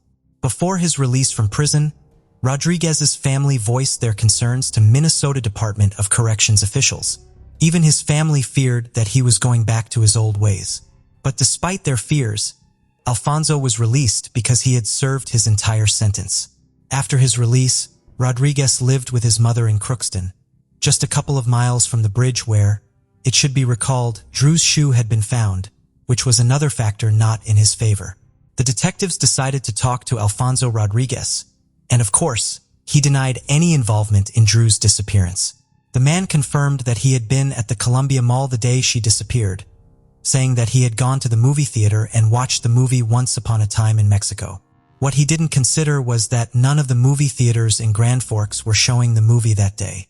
Police searched Rodriguez's car and realized with regret that Drew was probably no longer alive. It looks at this time like there's no chance we're going to find Drew alive, Grand Forks County Sheriff Dan Hill told reporters. I believe that it is more of a recovery than a rescue mission at this point in time. In Rodriguez's car, dark red dried stains were found in several places in the interior, which forensics later determined were drops of Drew's blood. The affidavit says blood was found on the passenger side rear window and in the back seat, as well as 2 other areas in the passenger compartment. The blood did come back. It was a DNA match with Drew from the DNA taken from Drew's toothbrush, the sheriff said. A folding knife was found in the trunk, which matched the sheath found in the parking lot next to Drew's car. A receipt was also found indicating that Rodriguez had purchased this knife complete with its sheath from a hardware store located several hundred yards from the parking lot where Drew disappeared. Although Drew was not found alive or dead, investigators gathered enough evidence to charge Rodriguez. 8 days after she disappeared, on December 1, 2003, the man was arrested. Rodriguez, who was imprisoned in a Grand Forks jail, claimed that he was not involved in Drew's disappearance and refused to speak to law enforcement officials or provide information as to her whereabouts despite the evidence against him. During a brief bond hearing several days earlier, bail for Rodriguez's release was set at a staggering $5 million. While he remained silent in custody, the search for Drew continued unabated and focused around these 3 towns. The work of the searchers was made more difficult by the snow that covered the area abundantly. In an unprecedented move, the governors of North Dakota and Minnesota pledged during a December 9th press conference to aid in the search for Drew by employing several hundred members of the National Guard and other state employees. North Dakota Governor John Hovind said that Drew's disappearance was something that has touched every North Dakotan. Minnesota Governor Tim Pawlenty told reporters that he was very proud of the cooperation and the collaboration that's been exhibited by members of the community and police officials. Despite all the efforts made, there were no results. And due to worsening weather conditions, the authorities decided to suspend the search operation. In spring, the intensive search continued. Those searching for Drew hoped they would be able to find her as the winter snow had just begun to melt. After 5 long months of searching, they were eager to return Drew home. Finally, on April 17, 2004, Drew's body was found. It lay in a field in Crookston, just a few miles from the bridge under which the boot had been found. Drew's family was overwhelmed with grief upon hearing of the heart-wrenching discovery. Her father told reporters, "We were waiting for that call, and when that call came, we all stopped living for a second." It was her parents' worst nightmare and one that would haunt them for the rest of their lives. The field where the body was found had already been searched, but apparently because of the large drifts, they could not find it immediately. Drew was naked below the waist, which made the motive of the crime obvious. Her hands were tied behind her back, and there was a rope around her neck and a cut. Under the rope were the remnants of a plastic bag indicating that the bag had first been put over Drew's head and then tied around her neck with a rope. Hair matching Rodriguez's DNA was found on Drew's jacket. Before she died, the young woman had been brutally beaten and stabbed repeatedly. The medical examiner listed 3 possible causes of her death. It was either the cut on her neck, suffocation, or the third possible cause, which was hypothermia. On April 24, 2004, after many months without a word, Drew's family was able to say goodbye to her. About 1,500 people attended the mourning ceremony. North Dakota, where Drew was kidnapped, abolished the death penalty back in 1975. Minnesota, where the body was found, did not use the death penalty as a punishment either. However, because Drew had been transported across state lines, the crime was considered a federal crime, and therefore the prosecutor's office had the right to seek the death penalty for Rodriguez. On August 30, 2006, Alfonso Rodriguez Jr. was convicted in the Drew Shirodin case. The jury recommended that he be sentenced to death. On February 8, 2007, Judge Ralph Erickson, during the hearing, told the unconfessing Rodriguez that his senseless and violent actions caused the jury and the court to make a difficult decision. Alfonso Rodriguez Jr. became the first person sentenced to death in the state of North Dakota in nearly a century. After 6 years on death row, on June 28, 2013, Rodriguez confessed that he was the one who kidnapped and took Drew's life. However, the story doesn't end there. Ralph Erickson, who had previously been the district judge who sentenced Rodriguez to death, became a U.S. Court of Appeals judge, and it was he who in 2021 overturned his own conviction of Rodriguez and ordered a new sentencing phase. Rodriguez's guilt is not in doubt and has been confirmed by various types of DNA testing. In this case, it is the death penalty that is at issue. Erickson overturned the death sentence, citing among other things, the failure of defense attorneys to properly examine Rodriguez's mental health and the testimony of forensic expert Michael McGee, which the judge himself said misled him. This is the expert's testimony, which stated at the time that Rodriguez violated Drew's sexual integrity within 24 to 36 hours of the abduction. The fact is that there was no direct evidence to support this, such as Rodriguez's seminal fluid on Drew's body. According to the judge, the expert gave his opinion, but it was not supported by the facts, which misled the judge and influenced his verdict. Still, in reversing the death sentence, Erickson noted that even without the presence of Rodriguez's seminal fluid, the circumstances in which Drew's body was found, naked below the waist with her hands tied behind her back, were indicative of a sexually motivated crime. Judge Erickson said that the failure to examine Rodriguez's mental health, both generally and at the time of his crime, was a violation of his constitutional rights. After Rodriguez's death sentence was overturned, the federal prosecutor's office issued a statement saying they would seek the death penalty for him again. However, 2 years later, in 2023, the prosecutors abandoned those plans and accepted that Alfonso Rodriguez's death sentence was commuted to life imprisonment without the possibility of parole. A statement to that effect was issued, which said, "The United States of America by Max Schneider, United States Attorney for the District of North Dakota, hereby withdraws the notice of intent to seek a sentence of death against defendant Alfonso Rodriguez Jr., filed on October 28, 2004, Schneider wrote in a March 14 court filing, "The United States no longer intends to seek the death penalty in this case. My thoughts today are with Drew Shirodin's family, particularly her parents, Linda Walker and Alan Shirodin," said Schneider. "They are genuinely good people and loving parents who in the wake of an unimaginable loss have worked closely with our office for nearly 20 years. We continue to wish them the greatest measure of peace possible. I also want to commend the trial team, including former United States Attorney Drew Wrigley, as well as our office's appellate attorneys and support staff. Over the last 2 decades, they have continuously upheld the high standards of the Department of Justice through their work on this tragic case. As a result of their efforts, Mr. Rodriguez is and will remain a convicted murderer. The directive to withdraw the death notice has changed how the United States Attorney's Office will proceed with this case. What will not change is that Mr. Rodriguez will draw his last breath in a federal prison. This case led to changes in sex offender registration laws. On July 27, 2006, President George Bush signed the Adam Walsh Child Protection and Safety Act, which included Drew's Law. Drew's Law changed the name of the National Sex Offender Public Registry to the Drew Shayadun National Sex Offender Public Website, which provides information to the public on the whereabouts of registered sex offenders, regardless of state, territory, or tribal boundaries. On June 22, 2013, news broke that Alfonso Rodriguez had been transferred from death row prison in Terre Haute, Indiana to Coleman II, a high-security penitentiary in Sumterville, Florida. This is where it looks like he will spend his last days. The case of Shibli Sadi Khaidoy. Bangladesh's 18-year-old Sadiq was a very good boy, honest and hardworking, but his honesty cost him his life. Sadiq's full name was Shibli Sadi Khaidoy, and he was only 18 years old. He was born in Chattagram City, Bangladesh, which is one of the world's oldest seaports with active natural harbors for centuries.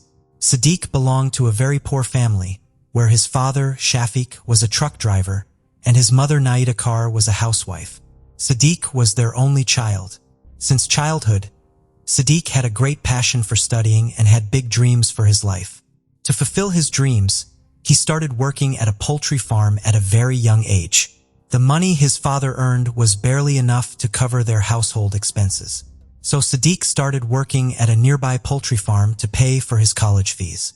Sadiq quickly became skilled in his work, and the owner of the poultry farm promoted him directly from a regular worker to a manager. Even after receiving this position, Sadiq showed no signs of arrogance and continued to work diligently. During his time at the poultry farm, Sadiq had managed to save some money for his college fees and had also made several friends there who were all older than him by 5 to 6 years. But they all respected Sadiq and worked under him because he was educated and took his work as a manager seriously. He also ensured that others worked honestly while on duty. However, sometimes due to Sadiq's honesty, there would be conflicts with his own friends at the farm. Although these conflicts were not major and were usually resolved within the farm premises. Besides his work and studies, Sadiq had no other distractions. If he ever had any urgent work, he managed it well and always made it home on time before it got too dark. On the morning of August 28, 2023, Sadiq went to work and performed his usual duties just like any other day. However, that evening, he did not return home on time as expected. At first, his parents assumed that he had been given some important task at the poultry farm where he worked. But as time went by, their concern grew. Between 11:30 and 12 at night, his parents tried calling him 2 or 3 times. But Sadiq did not answer any of their calls, which was highly unusual for him. Although Sadiq didn't answer his parents' calls, they were still thinking positively as the night passed. However, Sadiq still hadn't returned home the next morning. Sadiq's parents tried calling their son once again, but he didn't answer this time either. They also tried calling the owner of the poultry farm, but his phone was also unreachable. Sadiq's parents searched around their home and also asked people near the poultry farm about their son, but no one knew anything about Sadiq. Since they couldn't find any information about Sadiq from anywhere, they started to worry a lot. Before we dive in, don't forget to subscribe to our new channel, where we uncover captivating and chilling cold cases that will keep you on the edge of your seat. You won't want to miss the twists and turns we have in store. Let's continue. Amidst this worry, on the morning of the 29th, they received a call from Sadiq's number. Seeing this, Sadiq's parents felt a little relieved. However, as soon as they answered the call, they sensed that their son sounded quite panicked. Sadiq then told his mother that he had been kidnapped and had been inside a car for the last 12 hours. He said his captors were beating him and that he was hiding and talking to his mother in their presence. But the call suddenly got disconnected before Sadiq could speak further to his mother. Now after this, Sadiq's parents knew that their son had been kidnapped, and he was in quite a bit of trouble. The kidnapper himself cut Sadiq's phone, and Sadiq was the sole heir of his family, which is why his parents were very worried about him. It was because of this attention that Sadiq's mother, Naida Ka, started calling her son again. But now someone was disconnecting the call from the other end. After this, she was about to go to the police to file a complaint when she received another call from the same number. But this time it wasn't Sadiq, but a stranger speaking. The person on the other end said that they had Sadiq in their custody, and that if the family wanted his safety, they should arrange 1,500,000 taka quickly. The location to deliver the money would be given on the next call. Sadiq's family was very poor. They didn't even have 1 lakh taka. But because it was a matter of their only son's life, they started gathering money. For the next 3 days, they put all their efforts into collecting money. They asked for money from their relatives and neighbors. But from the 28th to the 31st, they couldn't even gather 2 lakh taka, let alone 1,500,000 taka. On August 31st, 2023, the kidnappers contacted Sadiq's parents again and demanded money. This time, Sadiq's parents told the kidnappers directly that they could not gather that much money. After hearing Sadiq's parents' response, the kidnappers compromised and said they would release Sadiq if the parents brought them 2 lakh taka quickly. It was unusual for kidnappers to act this way, but it seemed as if they were already aware of Sadiq's family's financial situation. The kidnappers had already reduced the ransom amount to 200,000 taka. But even then, Sadiq's parents told the kidnappers that 200,000 taka is also too much for their family. In response, the kidnapper said, "Okay, but if you don't give us the full amount, then we will kill Sadiq." After hearing this, Sadiq's parents said, "Don't harm our son. We need a 4-day extension to gather 200,000 taka." Now Sadiq's parents also borrowed money from shopkeepers to gather the remaining amount. Some people understood their compulsion and gave them money, but some couldn't. However, after wandering everywhere, they managed to gather 200,000 Bangladeshi taka within 3 days, and now they were just waiting for the kidnappers' call. On September 4th, in the afternoon, the kidnappers called and summoned Sadiq's father to the Bandarban district headquarters with the money. Additionally, they threatened again that if he disclosed anything to the police, Sadiq would not be alive. Now, since Sadiq's parents wanted to save their son, they did not take any risks and went directly to the location specified by the kidnappers, paying them the ransom. There, Sadiq's father waited for a while, then 2 masked kidnappers arrived. They didn't talk much to Sadiq's father and just took the money from him. However, as the kidnappers were leaving, they assured Sadiq's father that his son would reach home before him. Hearing this, Sadiq's father was immensely relieved and hurried home. But upon reaching, he found that Sadiq hadn't arrived yet. He asked his wife about their son's whereabouts, and upon hearing this, Nahida became anxious. Subsequently, Sadiq's father shared everything with his wife. After hearing the entire story, Sadiq's mother became even more anxious, yet both of them waited outside their home's door until evening, hoping for Sadiq's return. By now, the night had fallen, and they hadn't received any further information about Sadiq. Similarly, this night passed, and by then, Sadiq's parents had lost all hope, and their condition had deteriorated to tears. Up until now, even Sadiq's relatives had learned about his disappearance, and one of those relatives advised Shafiq to lodge a complaint with the police. Initially, Sadiq's father was also afraid because the kidnappers had warned him that if he tried to tell the police anything, they would harm Sadiq. But then, on September 7th, Sadiq's father called his son's phone, although the kidnappers had forbidden it, but there was no response. By August 28th to September 7th, Sadiq had been missing for more than 10 days, and things were getting quite difficult. So on the evening of September 7th, Sadiq's parents decided to go to the local police station. There, they recounted everything that had happened over the past 10 days to the police. Initially, upon hearing all this, the police were quite angry with Sadiq's parents for not informing them of the incident first. But when Sadiq's parents mentioned the threat given by the kidnappers, The police understood what a parent must be going through at such a tough time. After that, the police quickly assembled a team to search for Sadiq and began their search. During the investigation, the police first checked Sadiq's background, such as his behavior in college, his friends, and how he lived with his family. It was revealed that Sadiq was a good boy who neither had enmity with anyone, nor did he engage in fights with anyone.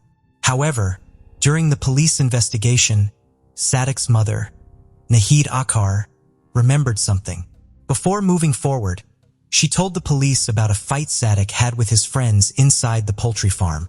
Upon hearing this, the police immediately went to the poultry farm and apprehended 6 workers who were working there. Each of them was interrogated one by one. In the initial investigation, these people tried to prove themselves innocent. But in the end, when the police pressured them, 4 out of the 6 boys confessed to their crime. The names of these 4 boys were Umang Ching Marma, Suing Marma, Anu Mara, and Ukay Mara. The police arrested these 4 on charges of kidnapping. During the investigation, the police asked all of them about Sadiq's location, but none of them uttered a single word. However, after being kept in jail and tortured for quite some time, they opened their mouths and also revealed about their other 2 accomplices. On September 11th, they began to recount how on the night of August 28th, when Sadiq was returning home, they kidnapped him to take revenge. Their plan was to kidnap Sadiq, beat him, and then demand money from his parents in exchange for releasing him. Initially, everything was going according to plan, and these people were going to get the money. However, during this time, Sadiq saw the faces of 2 of them, which made them think that Sadiq now knew everything. Therefore, they thought that if they let Sadiq go, he would inform the police and they would be caught. So after that, they used a knife to attack Sadiq and attacked him repeatedly, from his face to his feet with that knife. As a result, Sadiq bled a lot and died on the spot. Now, the police in Sadiq's family had learned that Sadiq was no longer alive. The police are investigating this case as a murder case. After that, the police asked these people about Sadiq's body, to which his killers replied that after killing Sadiq, they had cut his body into pieces and thrown it on a hill. The police went with these people to that hill and found some body parts there. But among those pieces, the police found a proper body a little far away, but its face was completely disfigured. The face of that body was so badly disfigured that the police couldn't identify whether it was Sadiq or someone else. However, after looking at the clothes on that body, its height, and some other factors, the police believed that it was Sadiq's body. Sadiq's family confirmed that, yes, this was indeed their son. Now the police had arrested all of them on murder charges. And during custody, Umang Ching Mara made several revelations in the Sadiq murder case. He stated that he had a good friendship with Sadiq, but 2 months ago, they had a disagreement over some issues. After that, Umang Ching decided to take revenge on Sadiq. Additionally, he mentioned in his statement that he himself had killed Sadiq with his own hands and even ate small pieces of his body. Afterward, this was a horrifying and shameful act. But as soon as this news appeared in the media, protests started across the country. During this time, people couldn't tolerate their anger. And when the police were taking all these accused on the evening of September 11th, the crowd snatched Umang Ching from the police and beat him so severely that he died on the spot before the court could sentence him. People themselves gave him the punishment for his deeds. Moreover, the police managed to remove all the other accused with great difficulty and put them behind bars. Since then, there have been no updates on this case. If any new update comes in this case, I will inform you through a community post on my channel. However, Sadiq's parents lost a son who loved them dearly and was very serious about his future. So with this, the Shibli Sadi Kridoy murder case comes to a close. The case of Reena Verk. On the fateful date of November 14, 1997, the vibrant life of 14-year-old Reena Verk met a heartbreaking and tragic end. A group of her peers had lured her to a party where they had orchestrated a sinister plot against her. As the night unfolded, her absence raised concern among her family, triggering an unsettling realization that she hadn't returned home, and no one could account for her departure from the ill-fated gathering. They reported her missing, but initially, The police did little to locate her due to her history as a runaway and her past troublesome behaviors.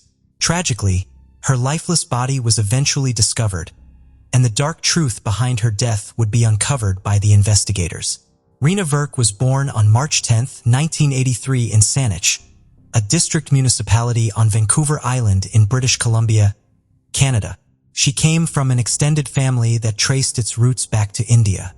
Reena's mother, Suman, hailed from an Indo-Canadian family, while her father, Manjit, was an immigrant from India.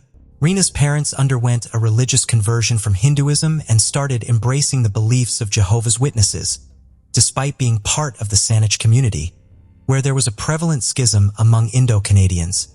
Growing up, Reena struggled with the persistent awareness of being an outsider, yearning for acceptance from her peers. Sadly, she became the target of relentless bullying due to her unconventional appearance and ethnic background in a predominantly white school. Her non-mainstream looks, combined with being overweight and having brown skin, set her apart, exacerbating her challenges. Reena also faced the burden of adhering to her parents' strict religious principles, a stark contrast to her peers who were starting to explore newfound freedom from parental control. Concerns heightened when her parents discovered the prolonged bullying she had endured since starting school. They suspected this may have taken a toll on her mental well-being, leading her into depression. In May 1994, the family relocated, and Reena transferred from Burnside Elementary School. Her parents hoped this move would end the persistent bullying, and initially it seemed to be working. Reena's spirits had been lifted, and she even forged a new friendship that brought her considerable joy. However, this positive turn took a downturn when the newfound friends shunned her and distanced themselves, reigniting the cycle of bullying. In 1996, Reena completed her elementary education and enrolled at Colquitt's Middle School. There, she befriended a group of peers she considered the cool kids. This group disregarded curfews, consumed alcohol, and smoked, embodying the freedom that Reena craved, a liberation from her strict parents and their religious rules. Although Reena felt accepted by her new social circle, her parents disapproved, leading to an increase in her rebellious conduct. In this turbulent phase, Reena's father, Manjit, recalled imparting a piece of wisdom to his daughter, saying, "Bad associations spoil useful habits." In 1996, at the age of 13, Reena received some advice from a friend, suggesting a way to leave her home. The friend proposed that she could enter foster care by informing the police of alleged physical assault.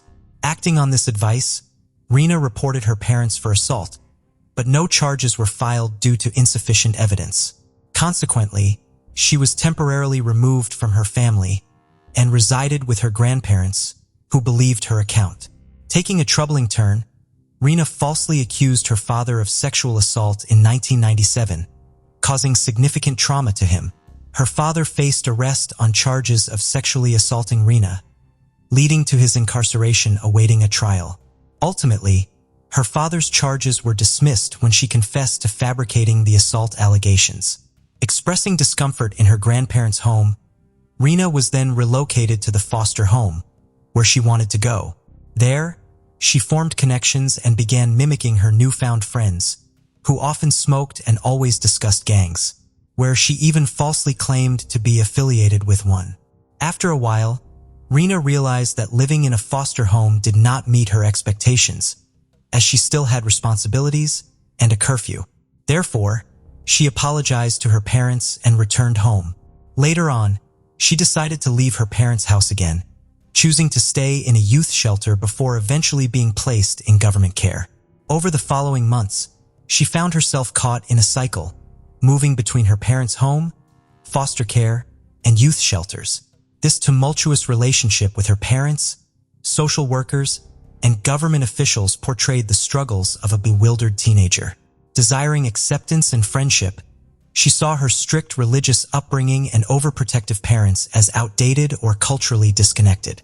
She seemed willing to go to great lengths to gain peer approval.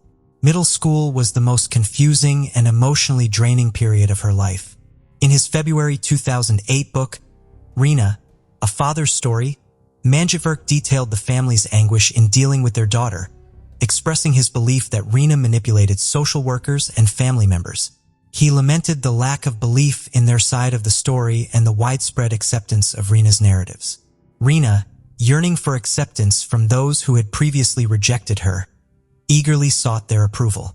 The invitation to a party on November 14, 1997 likely stirred excitement in her as it presented an opportunity to socialize with the cool kids. The event initially took place during an overnight stay with her parents behind a Sonic school, but was later relocated to the nearby Craigflower Bridge after police intervention. Unfortunately, the party did not unfold as Reena had envisioned.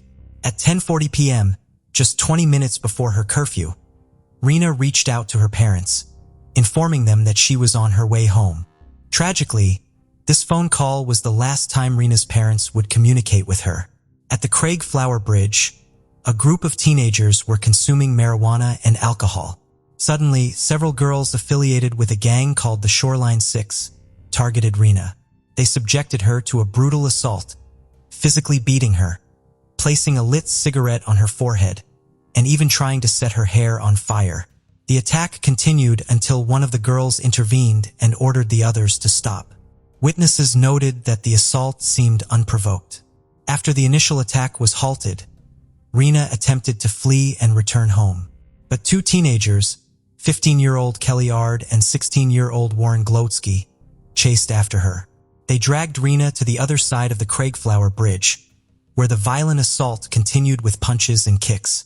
Tragically, they submerged her head underwater until she succumbed to her injuries. Following her death, they removed her sweater and shoes, then pushed her lifeless body into the water. Growing increasingly worried, as Reena did not return home by her curfew, her parents initially assumed she might have spent the night at her grandparents' house. But she was not there. She was also not the group home. They contacted one of Reena's friends, who revealed that she was still at the party when the friend left around 11 p.m. The next day, Reena's family reported her missing, but the police response was slower due to her history of running away, which was attributed to her past behavior. Rumors about a severe beating and a body found in the nearby Gorge waterway circulated among the students at Central Intermediate School, where the teenagers involved attended. The members of the Shoreline Six group, aware of the situation, maintained a code of silence, vowing not to betray each other. Despite the prevalent rumors, an eyewitness eventually came forward to the police, stating that she had seen Kelly and Warren follow Reena after the beating. Surprisingly, a week passed before a police investigation was initiated after Reena was reported missing. Despite numerous witnesses and teachers hearing rumors about the incident, for some unknown reasons, none had reported the information to the police. Instead, it took a student coming forward as a witness to prompt police involvement on November 21, 1997. Glowatsky and Eliade were arrested and charged with murder and aggravated assault. The members of the Shoreline Six faced aggravated assault charges, but their identities remained unknown and protected under Canada's Young Offenders Act. On November 22nd, a police helicopter flew over the Craig FL Bridge area, but no signs were observed until a ground search was conducted. The search revealed a body concealed in weeds, later identified as that of the missing teenager, Reena Verk. The forensic pathologist determined that drowning was the cause of death. Subsequent autopsy findings disclosed that Reena had sustained a significant injury with head injuries, severe enough to have been fatal, even without drowning at the time of her tragic demise. Reena was just 14 years old. In February 1998, the 6 girls involved in the initial attack on Reena were prosecuted in youth court. And as stated earlier, their identities remained shielded from the public. 3 of the girls admitted guilt to the charge of assault causing bodily harm, while the other 3 underwent a trial and were subsequently convicted of the same offense. Sentences varied, ranging from a 60-day conditional sentence to 1 year in jail. As for Eliade and Glowatsky, who were charged with Reena's murder, they faced a different legal process. Despite their ages, they were tried in adult court due to the severe nature of the crime. Warren Glowatsky had experienced a challenging upbringing, marked by the absence of his alcoholic mother for a significant part of his life. Around the time of Reena's murder, he had found himself residing at a friend's house following his father's departure from British Columbia to live in California without him. In April 1999, Glowatsky's trial commenced, and by June of the same year, he was found guilty of second-degree murder, resulting in a life sentence. As a minor at the time of the crime, he was eligible for parole after serving 7 years in prison. During his incarceration, Glowatsky discovered his Métis heritage, allowing him to involve tribal elders in his parole process. This process included various restorative justice measures involving meeting with Reena's family. In July 2006, he received unescorted temporary absences from jail and was ultimately released on full parole in June 2010. Reena's family did not oppose the parole request, as they believed Glowatsky demonstrated genuine remorse for his actions. In stark contrast, Kelly Ard hailed from a more stable and traditional family that provided support during the trial. She was 15 years old at the time of Reena's murder. Despite her lawyer's request to have her case tried in youth court, the Supreme Court of Canada rejected this plea due to the level of violence involved in the crime and an apparent lack of remorse. Initially convicted of second-degree murder in March 2000, her conviction was overturned in January 2003 on grounds of an unfair trial. Released on bail while awaiting her appeal, Ade had served 18 months of her life sentence. However, during this period of release pending a new trial, she faced charges of assault causing bodily harm for beating a 58-year-old woman in a Vancouver park. Her bail was revoked, and she was returned to prison by March 2004. In June 2004, Kelly Ard faced a new trial. Witnesses testified that she had boasted about being responsible for Reena's death. Glowatsky claimed that he had witnessed Ade drowning Reena, but Ade's lawyer questioned Glowatsky's credibility, highlighting alleged inconsistencies in his initial statements to the police and during the trial. Throughout her trial, Ade admitted to assaulting Reena, claiming it was in defense of her friends, as she thought that Reena was going to hurt them. She vehemently denied committing murder, shifting the blame, and asserting that Glowatsky and 2 other girls were the ones responsible for Reena's death. Ard expressed a resigned acceptance of an impending conviction, stating, "I'm obviously going to be convicted. You've got what you want. My life is ruined." Ade showed no remorse for her actions and failed to disclose the motive behind the planned attack. After deliberating for 5 days, the jury reached an impasse, leading to a mistrial declared by the judge in July 2004. In February 2005, Kelly Ard faced a new trial with Glowatsky once again serving as the key witness. Glowatsky reiterated his testimony, affirming that he and Ade had assaulted Reena, leaving her lifeless in the water on April 12, 2005. Ade was convicted for the second time of second-degree murder and received a life sentence with no chance of parole for 7 years. However, in September 2008, the British Columbia Court of Appeal overturned Ade's second-degree murder conviction, ordering a 4th trial on the grounds that the judge in her 3rd trial had provided incorrect instructions to the jury regarding the testimony presented in the case. This legal saga finally concluded in June 2009 when the Supreme Court of Canada upheld her conviction for second-degree murder, putting an end to the prolonged legal proceedings. In 2017, Ade was granted day parole, and by 2019, she received additional privileges, such as overnight leaves and extended day parole. The Parole Board of Canada approved the continuation of Ade's day parole, a decision that drew significant media attention on July 14, 2020, as Ade, who had initially received a life sentence, was now serving time on day parole. During her time on parole, Ade changed her name to Carrie Sim, started a family with her spouse, and had 2 children. She adhered to the conditions of her parole, including abstaining from alcohol and drugs, and maintaining no contact with Reena's family. The lingering question throughout this time revolved around the motive behind the teenager's decision to beat up Reena and end up murdering her. One supposed reason was revenge. Reena had previously lived in a group home with 2 of the girls involved in the assault, who accused her of stealing her phone book and making calls while spreading rumors. Another girl claimed she harbored resentment towards Reena for allegedly stealing her boyfriend in the year February. When Reena's parents took legal action against the teenagers involved, as well as the British Columbia government and other parties, Reena's father stated, "Society doesn't hold people accountable for their actions. This is one way to make them responsible." In 2012, Reena's mother addressed her daughter's tragic death and the detrimental impact of bullying on young individuals. She shared, "For a long time, we were consumed with the legal aspects of dealing with our murdered child, the courts prolonging the cases, and it's as if you had to put your feelings and your grief on hold. I'm finding that now I'm feeling more of the impact of losing Reena, the emotions and feelings. So actually I'm struggling more now and missing her more." Reena's parents started anti-bullying campaigns and inclusion programs in response to the tragedy. They pushed the government to implement anti-bullying measures in schools. Through their persistent efforts, the government introduced an anti-bullying program in recognition of their impactful advocacy. Reena's parents were awarded the Anthony J. Hume Award O distinction in February 2009 for their dedication to crime prevention and community safety. It is indeed sad what Reena endured until her end. Though her actions were troubling, they're somewhat understandable given typical teenage yearnings to belong, which can have both good and bad results. Despite the hardships, her family continued to love her, even after the false charges and awful acts blamed on them. Their love persisted, as they only wished for her well-being. Our deepest condolences go to the life lost too early and the grieving family she left behind. The case of Sarah Everard. Sarah Everard was born in June 1987 to Jeremy Everard and Susan Everard.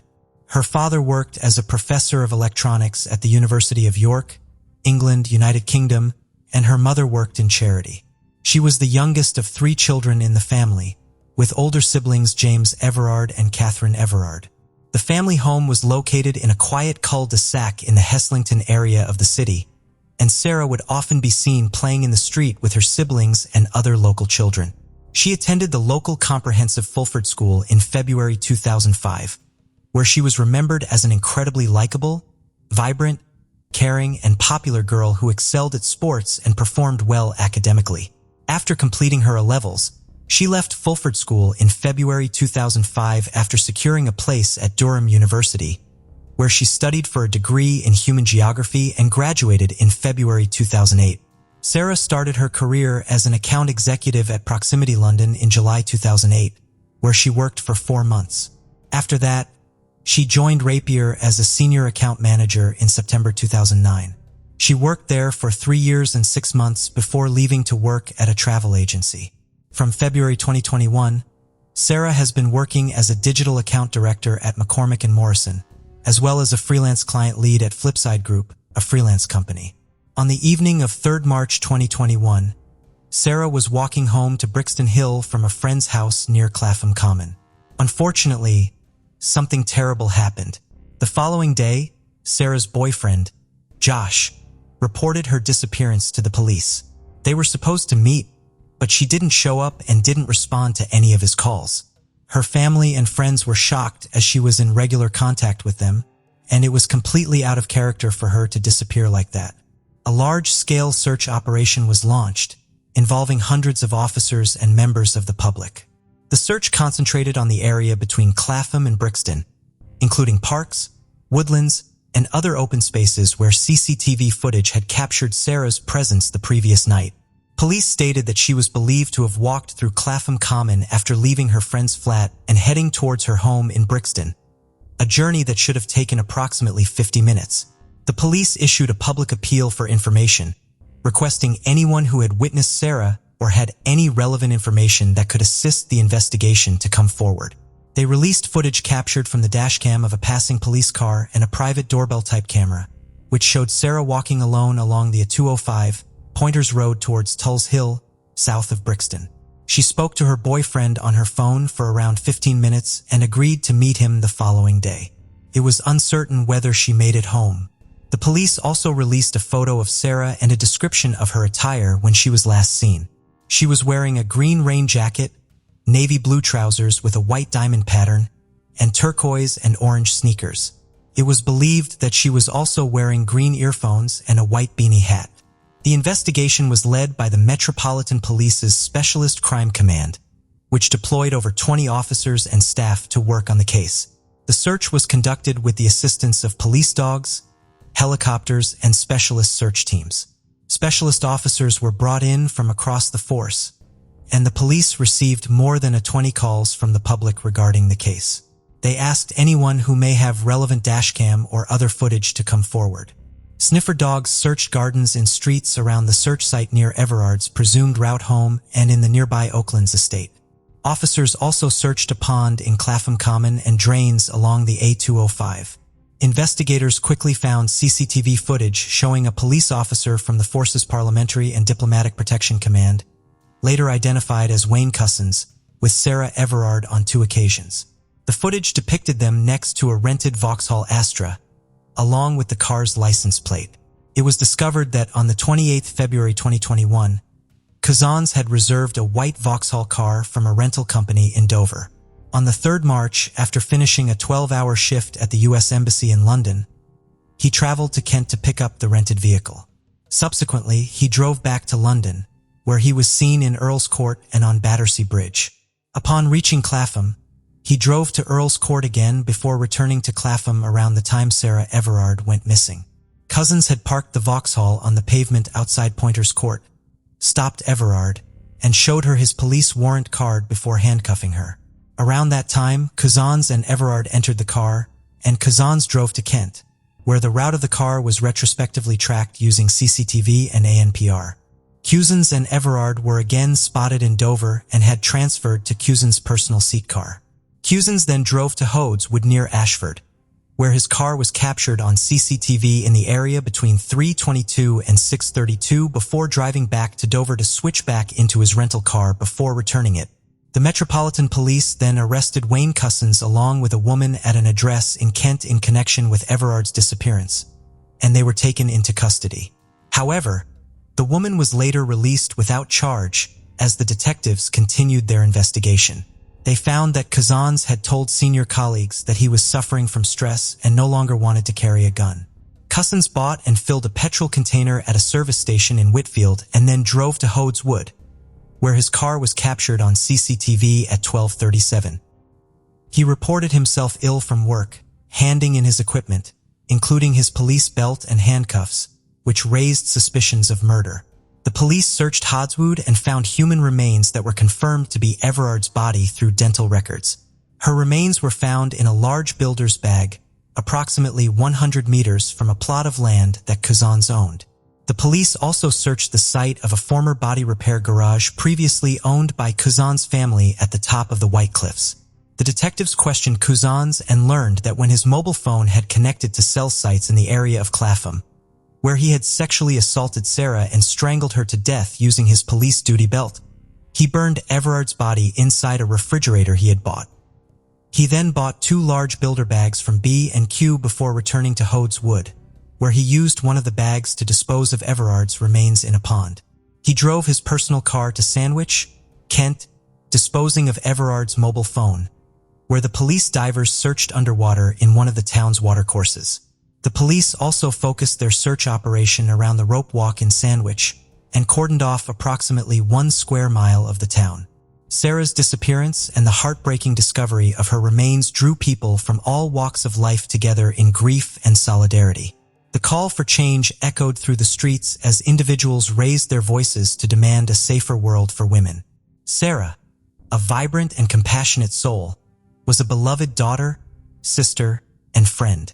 Her disappearance left her loved ones devastated and searching for answers in a world where her safety should have been guaranteed. The investigation concluded that Sarah Everard had died from compression of the neck, according to the results of a post-mortem held at William Harvey Hospital in Ashford. Cousins was charged with Everard's kidnapping and murder following authorization from the Crown Prosecution Service. He appeared at Westminster Magistrates Court and was remanded in custody before appearing at the Old Bailey from Belmarsh Prison. Cousins pleaded guilty to kidnap and sexual assault and admitted responsibility for Everard's death on the September 30th. Cousins was sentenced to life imprisonment with a whole life order, with Fulford justifying the severity of the punishment by saying that Cousins' use of his position as a police officer to detain Everard was the vital factor that made the seriousness of this case exceptionally high.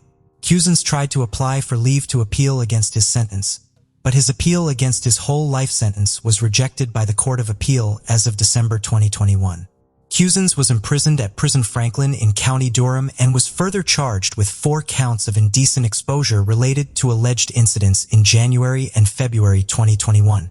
He pleaded guilty to 3 incidents of indecent exposure that took place in Kent in 2020 and 2021. Sarah's story has sparked important discussions about women's safety and empowerment, leading to various initiatives and advocacy movements with the shared goal of creating a world where women can walk freely without fear. The global outcry for change following Sarah's tragedy calls for accountability, respect, and a shift in societal attitudes towards women's safety. We honor Sarah's memory by working towards a world where every woman can live without fear, where safety is a basic right, and where unity and empathy prevail. Sarah Everard's legacy will be one of strength, unity, and hope, inspiring us all to stand against violence, support women's rights, and strive for a world where everyone can live without fear. The case of John Parker. John Parker was born in 1970, at least one sibling, and an Indiana, United States upbringing. Hailing from a middle-class family, he was an entrepreneurial youth with a passion for independence, self-improvement, and a drive to succeed. Unsurprisingly, after high school, he sought ways to earn a living. According to his brother, his first job was as a waiter's assistant in a restaurant, although his tenure was short-lived for unknown reasons. Undeterred, he soon found a new opportunity that offered greater autonomy and led him to discover his true calling: sales. John started his career as a door-to-door salesman for Kirby vacuum cleaners, a path that initially drew mockery from his family. However, in a remarkably short period, John proved his doubters wrong, discovering his true calling in life. By the end of his first year, he had risen to become the top-performing salesman in the area, and he made it clear that he had no intention of stopping there. Putting in long hours, often exceeding 12 to 16 hours a day, John became not only a sales leader whose accomplishments were regularly recognized at company meetings, but also a mentor and inspiration to his fellow salespeople who drew new ideas and motivation from him. During this time, John met 20-year-old Judy, a young woman from a low-income family of 3 children in Texas, born in October 1969. Judy was outgoing and confident, and despite John not being actively seeking new salespeople, she persuaded him that she excelled in sales. Though young, Judy was far from shy. In fact, she had already been married at 14 with her parents' consent, was divorced, and had 2 children, Christina and Daniel Hicks, by the time she met John. Impressed, John gave Judy a chance and became her mentor in vacuum cleaner sales. Not only did Judy earn a spot in John's sales force, but she also captured her boss's heart, and they eventually started a romantic relationship. John's life was thriving. As a renowned salesman and trainer, he had earned an excellent reputation, and Judy's support in both his personal and professional life was invaluable. With this solid foundation, he decided to take the leap and start his own business in Michigan, becoming a sales and service operator for Kirby vacuum cleaners. In addition, he offered training sessions for salespeople, sharing his personal secrets and infectious enthusiasm that had contributed to his success in the industry. John's company soon became one of the top performers in the area, a feat he always attributed to Judy's unwavering support. In 1992, with his professional life firmly established, John and Judy got married. The following years were dedicated to demonstrating the potential achievements of a successful salesperson. They had 2 daughters, Tiffany and Erica, adding to their family of 4.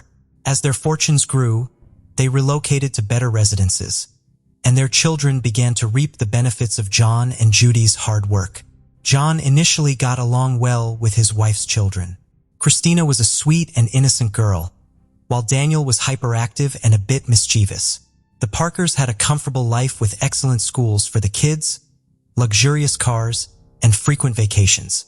John was building a substantial fortune and wanted to inspire the young salespeople he trained by showing them what they could achieve through hard work. However, Christina's choice of friends was concerning, as she hung out with kids who had behavioral issues and even drank with them. There were also rumors that she used drugs. Meanwhile, 13-year-old Daniel was heading down a troubled path, often appearing angry and poorly supervised. One incident involved Daniel taking John's car without permission and driving recklessly around the neighborhood, damaging many mailbox posts. The next day, John visited the affected homeowners to pay for the damages and avoid having Daniel reported to the police. Around the same time, John was summoned to Daniel's school to address a complaint about his bad behavior. Unfortunately, the encounter ended with John physically disciplining the boy, which created tension in their relationship. After 9 years together, Judy decided it was time to introduce her family to the humble Texas town where she grew up and to reconnect with one of her brothers who still called it home. During their visit, Judy confided in her brother that her marriage was on the brink of collapse and that John's behavior towards her children was a major concern. However, the reality was that Judy herself was failing to acknowledge her older children's wayward paths, instead siding with them, which only added fuel to the already volatile situation. John's situation went from bad to worse when he began to suspect that his wife was having an affair with one of his company's employees. As a man of action, John didn't let problems simmer. He addressed them head-on. To be certain of his suspicions, he installed cameras around the office and eventually gathered irrefutable evidence. This confirmation crushed John, and his friendly demeanor took a drastic turn for the worse. He started drinking excessively, which led to violent arguments with Judy and rough treatment of his children. One day, he brutally beat his daughter Tiffany with a belt after her teacher informed him that she had forgotten her homework. The teacher noticed the marks the next day and reported the incident to social services. Before they arrived, John warned the 4 kids that if they wanted to maintain their luxurious lifestyle, they needed to keep quiet about the beating. Tiffany ended up blaming her stepbrother Daniel, who didn't deny the accusations. John's bad mood didn't only affect his family. It also had a significant impact on his employees and the company's clients, who suffered from his outbursts of rage as a result of his wife's infidelity. In an attempt to separate his wife from her lover, John decided to relocate the family to an exclusive area in Crown Point, Indiana. Despite still loving Judy and hoping that by removing her from temptation, they could start anew, things didn't improve. Although Judy made an effort to improve her appearance by losing weight and changing her look, John, on the other hand, let his beard grow, started smoking, and his wardrobe became limited to jeans. His constant distraction led to the decline of the business, which almost went bankrupt, forcing him to sell his boat to stay afloat. Rumors spread throughout the office that Judy was having an affair with Jeff, John's right-hand man, although it was unclear whether the rumors were true or not. These rumors undoubtedly fueled more disagreements between they. At a certain point, Judy dropped a bombshell. She wanted a divorce, but John knew it wouldn't be that straightforward. He felt he had given Judy everything, rescuing her from poverty, embracing her children, lavishing her with luxuries, and loving her with an all-consuming passion. Now that same passion had curdled into bitter resentment. He retaliated by severing all her financial lifelines. He made it crystal clear. If she walked out, she'd leave with nothing. And he had the ultimate trump card, a recording of her illicit affair with a colleague. At the start of February 2003, the strained relationship between John and Judy had taken its toll on their children, whose behavior continued to deteriorate. Tiffany's actions were particularly concerning, having recently been grounded for setting a fire on school grounds with a friend. The turning point came on Thursday, April 17, 2013, when John and Judy decided to have dinner alone at a restaurant, likely in an attempt to find a resolution to their marital issues, or at the very least, ease the tension. After dining, they phoned home to check on the kids and informed them they would be back soon. Christina requested that they stop by her office to pick up a forgotten school notebook. On their way back, they made a detour to the office, and John took the opportunity to drop off the leftover dinner to Jeff, who was allegedly working late. They arrived at the office in a deserted industrial area just before 10 p.m. As John talked to Jeff inside, Judy retrieved her daughter's notebook and headed back to their car parked outside. Moments later, John emerged from the office and opened the rear door on the driver's side to search for something in the vehicle. Suddenly, 2 loud bangs echoed through the air, and John crumpled to the parking lot floor. Almost instantly, 911 operators received frantic calls from Judy and Jeff. Police and medical assistance units responded to the scene within minutes. Tragically, John, 33 years old, had been shot in the back of the head and was declared dead at the scene. When questioned, Judy, who was inside the car at the time of the incident, was unable to provide much insight. She stated that she had been sitting in the car when her husband emerged from the office, opened the back door on the driver's side, and immediately heard 2 shots. Judy recalled that, upon hearing the gunfire, she instinctively hid using the seat for cover. And when she finally looked up, she caught a glimpse of a dark-clad figure fleeing the scene. John's wallet was missing, leading investigators to initially suspect a robbery. However, as they delved deeper into the scene, doubts began to arise. Several questions troubled the investigators. Why would someone target this desolate industrial area at night with no one around to witness the crime? If it were a robbery, why would the perpetrator take John's life first and then steal his wallet when they could have easily taken the $20,000 gold Rolex he was wearing, as well as other accessible jewelry? And why didn't the thief search John's pockets? A common practice in such assaults. 2 bullet casings were recovered at the scene, corroborating Judy's account of hearing 2 explosions. One of the shots had killed John almost instantly, while the fate of the second remained unclear due to a lack of official information. With their minds racing with questions, the investigators launched their inquiry. And naturally, Judy was the first to be questioned. She revealed that her husband had a dispute with a company employee sometime prior and was able to identify the individual. However, beyond this, Judy was unable to provide any further insight beyond her initial statement at the scene. Jeff likewise proved unhelpful. He was inside the office and only emerged after hearing the shots, by which time everything was already over. Meanwhile, the authorities contacted the Parker residence, where Christina answered the call and was informed of her stepfather's passing. With the robbery motive all but dismissed, detectives shifted their focus to John's inner circle, starting with the disgruntled employee who had allegedly harbored resentment. The man acknowledged their intense argument, but claimed it had been amicably resolved, and his alibi checked out after a thorough investigation.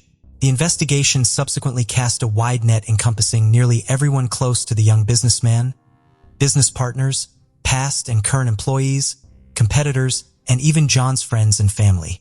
The only somewhat suspect discovery was the interaction between the widow and the company's general manager, though it ultimately yielded no concrete evidence. Judy's demeanor at her husband's funeral was peculiar, to say the least. Observers noted that she seemed cheerful, chatting with friends and acquaintances, a stark contrast to the somber mood expected of her.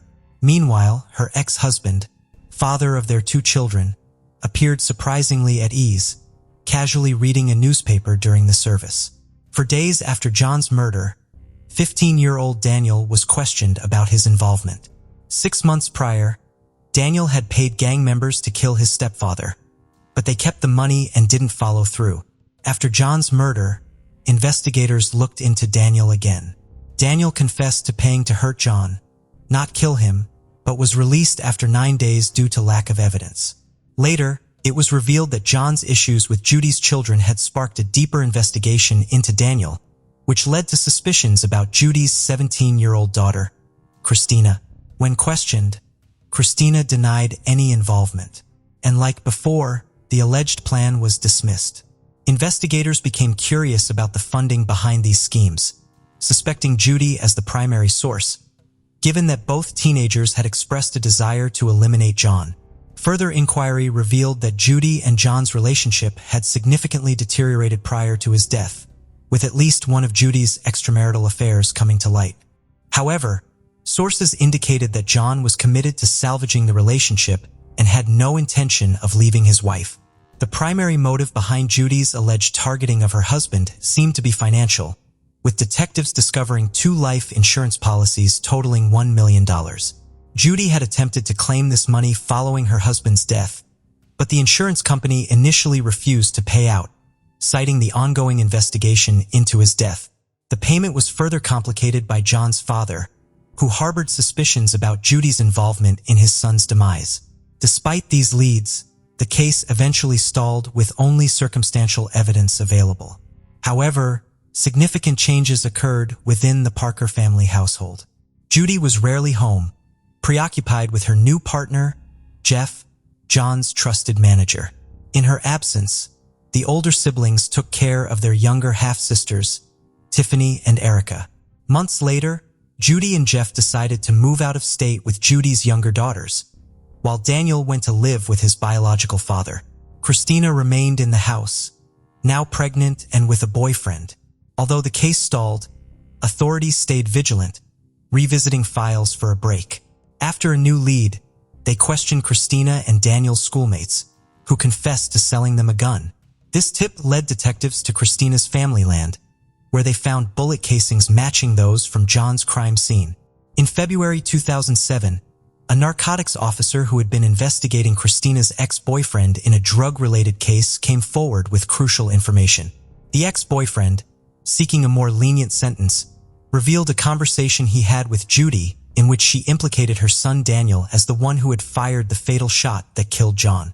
When confronted with this new evidence, 21-year-old Christina, whose connection to the murder weapon had already been established, quickly began to cooperate. She confessed to buying the weapon and calling her parents on the night of the incident, asking them to stop by the office under the guise of picking up forgotten homework. She also admitted to being involved in the plan to kill John with her brother Daniel as the designated shooter. When 19-year-old Daniel was apprehended in Arizona, he was confronted with the new ballistics evidence and his sister's testimony. He promptly confessed to shooting John, but claimed that Judy, their mother, orchestrated the entire plot. Daniel revealed that Judy had fraudulently cashed company checks to raise the $7,500 needed to hire hitmen. But the initial plan failed when the hired individuals took the money without fulfilling their contract. Judy then allegedly instructed them to buy the weapon for Daniel to use. Moreover, Daniel claimed it was Judy's idea to fabricate the pretext for leaving the house that night by making the call about the homework. He admitted to shooting John once in the head, and the second shot was an accidental discharge while searching John's pocket for his wallet as per his mother's instructions.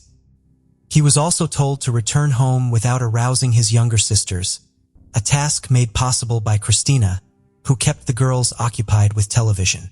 The siblings alleged that their mother had coerced them into committing the crime by claiming they were victims of abuse at the hands of John and promising them a better life filled with more money and freedom. It was also disclosed that this was not Judy's first attempt to kill her husband, as she had previously attempted to poison his food, resulting in only a brief hospitalization for John under the pretense of food poisoning. By the February, Christina and Daniel were formally charged with murder and conspiracy. Christina entered a not guilty plea for the conspiracy charge and was released on bail several months later in March 8. Daniel, then 20 years old, pleaded guilty to a conspiracy charge for involvement in his stepfather's murder and agreed to cooperate, implicating his mother in the crime. In exchange, prosecutors agreed not to pursue the more serious charge of murder, although Daniel still faced a sentence of 20 to 25 years in prison.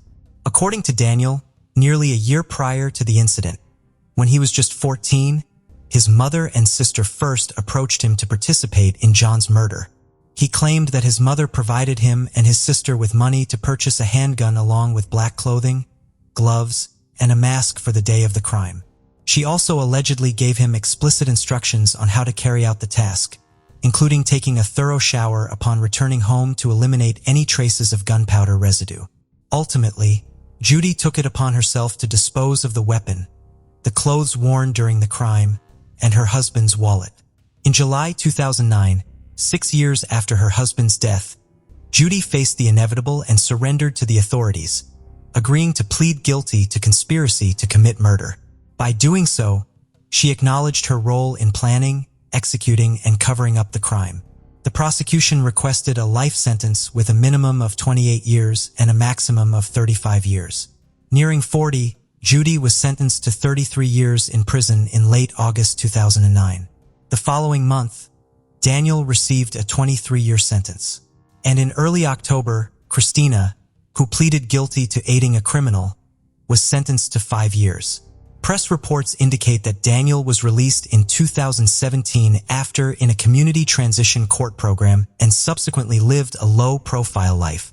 Christina served 4 years of her sentence and was released in 2013, but tragically died from a drug overdose shortly after her release. This case is defined by unrelenting greed. Judy's difficult early life and subsequent success only fueled her insatiable desire for more, driving her to commit appalling crimes. Tragically, her actions not only ruined a thriving entrepreneur, but also had a profound impact on her 4 children, resulting in 2 being imprisoned and leaving the younger ones once again without their father and mother. The case, Fusako Sano. The victim, Fusako Sano, who later changed her name to Sachiko Yamada, was born on November 28, 1980 in Mitsuku, a small town in Niigata Prefecture, Japan. She grew up in an ordinary family with average income and was both loved immensely. Attending one of the local schools, she enjoyed baseball and rooted passionately for the local team.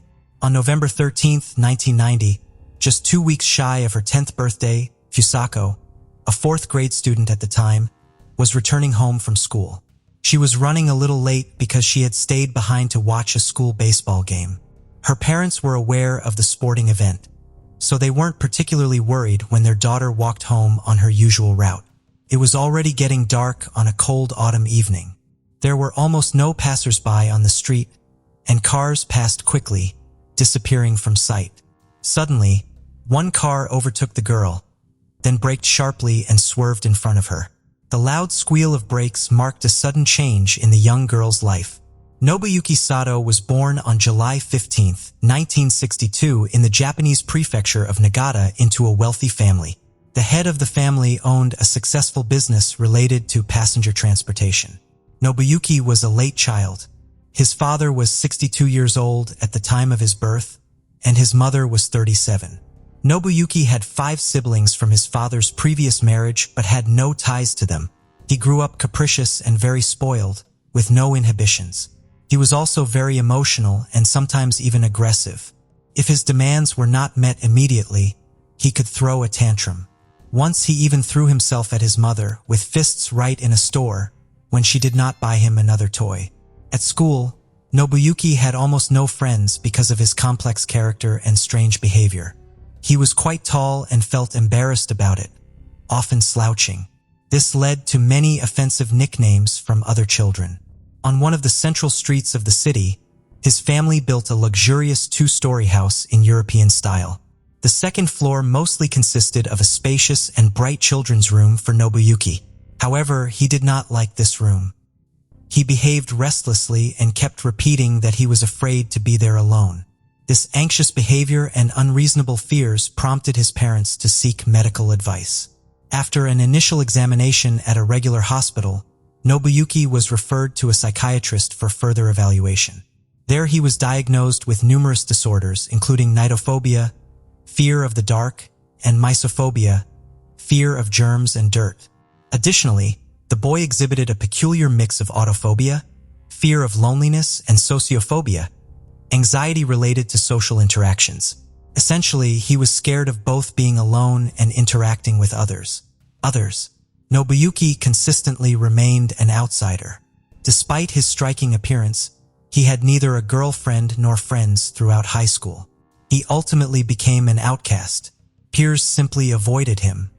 His frustration and dissatisfaction found release solely in interactions with his elderly parents, who always forgave him and attempted to placate him with gifts or money. As an adult, Sato struggled to maintain employment. He frequently encountered conflicts at work, neglected his responsibilities, and created tensions with colleagues. For example, he might leave work in the middle of the day just because rain made him feel down. On one occasion, he even caused injury to a female coworker in what seemed like an attempt to gain her attention.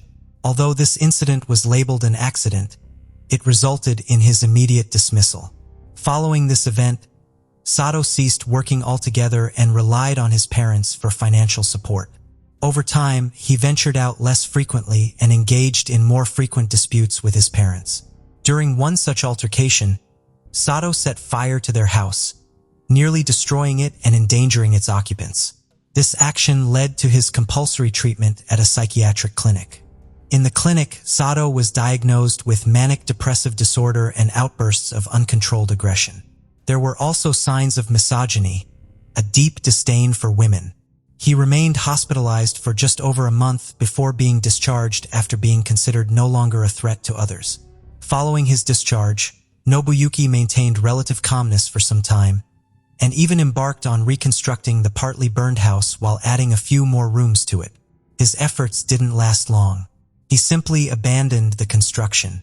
After the first attempt at kidnapping and subsequent arrest, Sato became increasingly unsociable and sullen.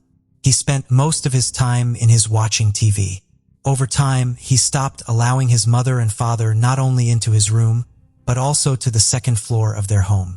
If this boundary was violated, he would pounce on his elderly parents with fists, shouting, and threatening them with death.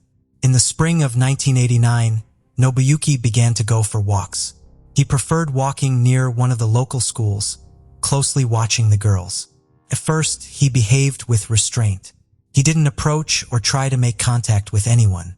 But one day, he grabbed one of the girls right at the school gate, threw her over his shoulder, and ran to his car parked nearby. This all happened in front of other children who immediately shouted and called for help. A school security guard and a few bystanders reacted quickly. They rescued the girl and detained the kidnapper before the police arrived. The girl Sato tried to kidnap was barely 9 years old. He couldn't explain why he had attacked her, so the only logical conclusion was that Sato was charged with attempting to commit unlawful acts of violence against a minor. He faced a serious prison sentence, but at his trial in August that same year, Nobuyuki was given only a year's probation. According to reports, his father helped him by using connections and paying a significant amount of money. Soon after, Nobuyuki's name mysteriously disappeared from the criminal database, again due to his father's efforts. However, this zealous effort by his elderly father led him to suffer a heart attack and die. His father felt acute shame and pain for raising such a monster. A year and a half after the first failed kidnapping attempt in Nagata, 28-year-old Nobuyuki went on the hunt again. Throughout this period, he maintained a relatively calm demeanor, avoiding police attention. On November 13, 1990, Nobuyuki left home, got into his car, and drove around there for several hours. As evening settled and darkness began to fall, he navigated to a deserted road where he soon noticed a girl returning home from school.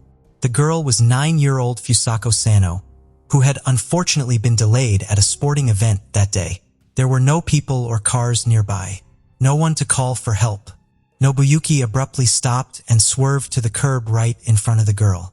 He exited the car with a knife in hand, grabbed Fusako, and threatened her, stating that if she screamed or attempted to flee, he would slit her throat. He then forced Fusako Sano into the trunk of his car. After driving down the road for a bit longer, he turned onto a vacant lot where he opened the trunk again. He tied the girl's hands and feet and taped her mouth shut. As night fell, Nobuyuki drove to his house. He carried Fusako through an unfinished part of his dwelling to remain undetected. Then he exited again and re-entered through the door as usual. Nobuyuki went upstairs and once more threatened her with the knife, instructing Fusako to be silent. He tied her to the bed and warned her that if she tried to leave the room, look out the window, scream, or cry, he would kill her and dispose of her body in the ocean so no one would ever find it. Terrified beyond belief, Fusako complied with everything her kidnapper demanded, still hoping for mercy and release. When Fusako did not return home from school at the expected time, her parents began worrying. They knew she stayed late after school sometimes to watch baseball games. But it was getting dark, and she should have been home long ago. Initially, the Sono couple tried to locate their daughter by tracing her usual route from home to school. Unfortunately, their efforts were in vain. As night approached, they turned to the police, hoping for a swift resolution, since only a few hours had passed since she vanished. Police squads began the search promptly, and by morning, dozens of volunteers from the local community had joined the effort. The following day, over 200 individuals participated in the search operation. They combed through the area, pasted flyers bearing the missing girl's photo, and interviewed passersby in hopes of finding random witnesses. Notably, Nobuyuki lived in close proximity to both the girls' school and the police station. Moreover, He had previously drawn police attention for an attempted kidnapping involving this very girl. However, he was not considered a suspect due to his late father's influence, which ensured Nobuyuki's name did not appear in any criminal databases. The extensive search went on for several months. Authorities and volunteers checked numerous empty buildings, structures, trailers, and railroad cars. They searched suspicious vehicles and vacant lots, and even monitored interstate highways. Despite these substantial efforts, no clues or traces of the schoolgirl's whereabouts were found. Various theories emerged, including one suggesting that North Korean special services might have been involved in her abduction. However, as time passed with no successful leads, Fusako Sano remained missing. Captured by a maniac, as Fusako herself later recounted, she was initially terrified and complied with her demands in hopes that he might eventually show mercy and release her. Nobuyuki had no intention of letting her go. During the initial months of captivity, he bound Fusako's hands and feet so tightly that it impaired blood flow and caused some loss of sensation in her limbs. Any sign of disobedience or breaking silence resulted in severe punishment. He used a stun gun on her and physically assaulted her with fists or threats involving a knife. At the same time, Nobuyuki never once took advantage of his victim in an intimate way during her imprisonment. He did not regard her as a woman, but rather as something between a living toy and a pet. Talking to Nobuyuki was her only interaction. He sat and fed the prisoner once or twice daily with food prepared by his mother, who lived on the first floor. Due to this meager diet, the girl became weakened and severely malnourished. He forbade her from getting out of bed, requiring her to use plastic bags for bathroom needs. Once a month, he bathed Fusako in a basin, cut her hair and nails himself, and dressed her in his own shabby clothes. Despite this, even when she behaved quietly and followed all of his rules, he still beat her regularly for amusement. After several years, Fusako was finally broken psychologically. She complied with all the demands of her tormentor and did not attempt to run or look out the window. Nobuyuki stopped tying her up when he went somewhere else and didn't even lock the door of his room. He merely made the bed with the prisoner lying there and threw a couple of blankets or towels on top, so that at first glance it looked like there was nothing underneath. As time went on, Nobuyuki began to turn on Fusako's radio periodically and allowed her to watch television with him. However, they only watched shows or sports matches that interested him. He also brought her comic books, which he adored. These were the only things Fusako read during her years of confinement. For almost 10 years, she had seen no other people apart from her captor and had never spoken to anyone else or left the confines of her room. In fact, she stayed on the bed all the time and hardly moved at all. The girl had become so resigned to her fate that she did not even try to resist escape or make herself known. Regarding Nobuyuki's mother, she lived on the first floor of the house and for years had not entered her son's room because he threatened to beat her if she broke this restriction.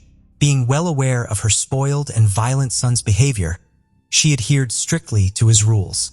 After Nobuyuki put a prisoner in the room, he forbade the mother from even going up to the second floor, and when she once tried to do so, he simply pushed the elderly woman down the stairs.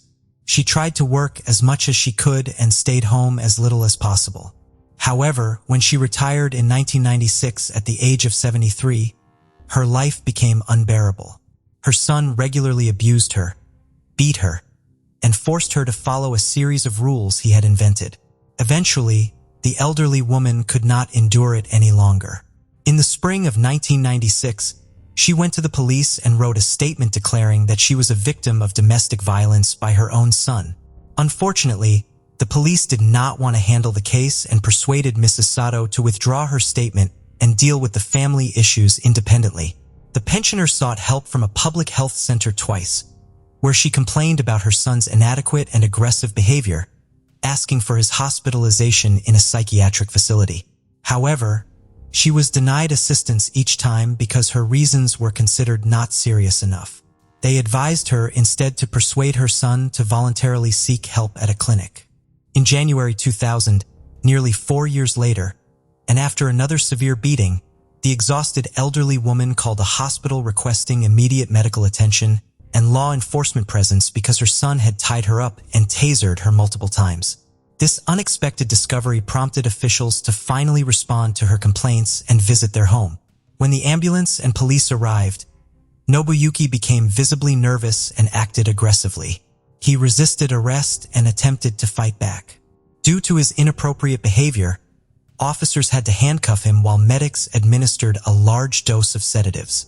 The battered elderly woman admitted that she was terrified of her son's increasingly aggressive and uncontrollable behavior. She also revealed that she had not been upstairs for many years because he had threatened to kill her if she did. The police decided to inspect the second floor and Nobuyuki's room. Once inside, they noticed a pile of blankets on the bed, which suddenly moved slightly. Pulling back the blankets revealed a very thin, pale, and exhausted girl underneath them. When questioned about who she was and how she ended up there, she quietly gave her name and said that she had been kidnapped on her way home from school. A long time ago, following the disturbing discovery, Nobuyuki's mother was brought into the room and asked if she recognized the girl. The woman appeared very surprised and insisted she had no idea that anyone than her and her son lived in their house. The captive also confirmed she had never seen the woman before. On the same day, Nobuyuki was taken to the station for questioning. His statements astonished the police officers. He meticulously recalled driving along the road when he saw Fusako. According to Nobuyuki, he found the girl very attractive and decided to take her home with him.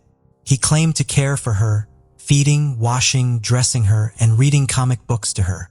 He asserted that he only punished her for disobedience. Furthermore, he confessed that he loved his captive as a friend, believing she reciprocated these feelings. Nobuyuki expressed no intention of ever releasing her and hoped she would stay with him for life. He enjoyed spending time talking with her for hours about various topics such as skateboarding, soccer, music, or his favorite comic book characters. Despite this interaction, Fusako never attempted to escape. Nobuyuki concluded this meant she liked living with him.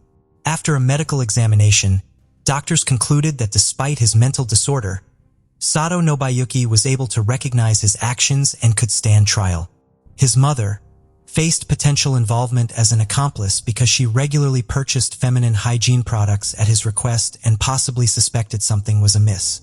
However, it was considered that she repeatedly contacted police and medical institutions, but received little response. The case garnered significant public attention even before the trial commenced, leading to strong criticism of city police. Notably, Nobuyuki had previously been prosecuted for attempting to kidnap a schoolgirl, but remained above suspicion when he carried out his plan successfully.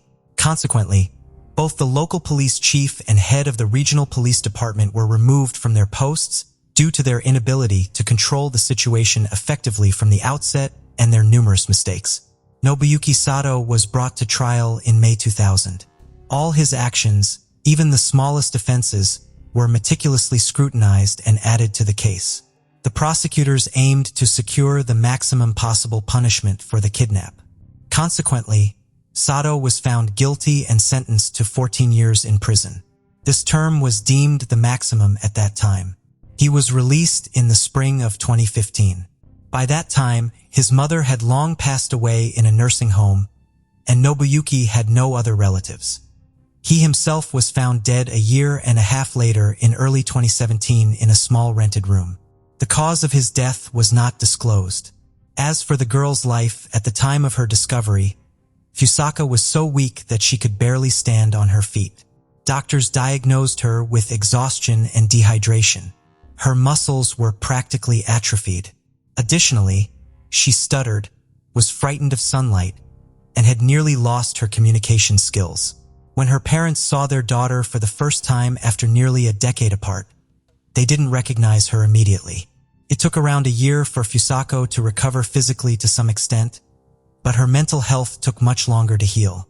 Fusako Sano suffered severe post-traumatic stress disorder. She avoided people and intellectually remained at the level of a 9 or 10-year-old child. Her parents moved her out of town where she changed her name to Sachiko Yamada and flatly refused to speak with the press.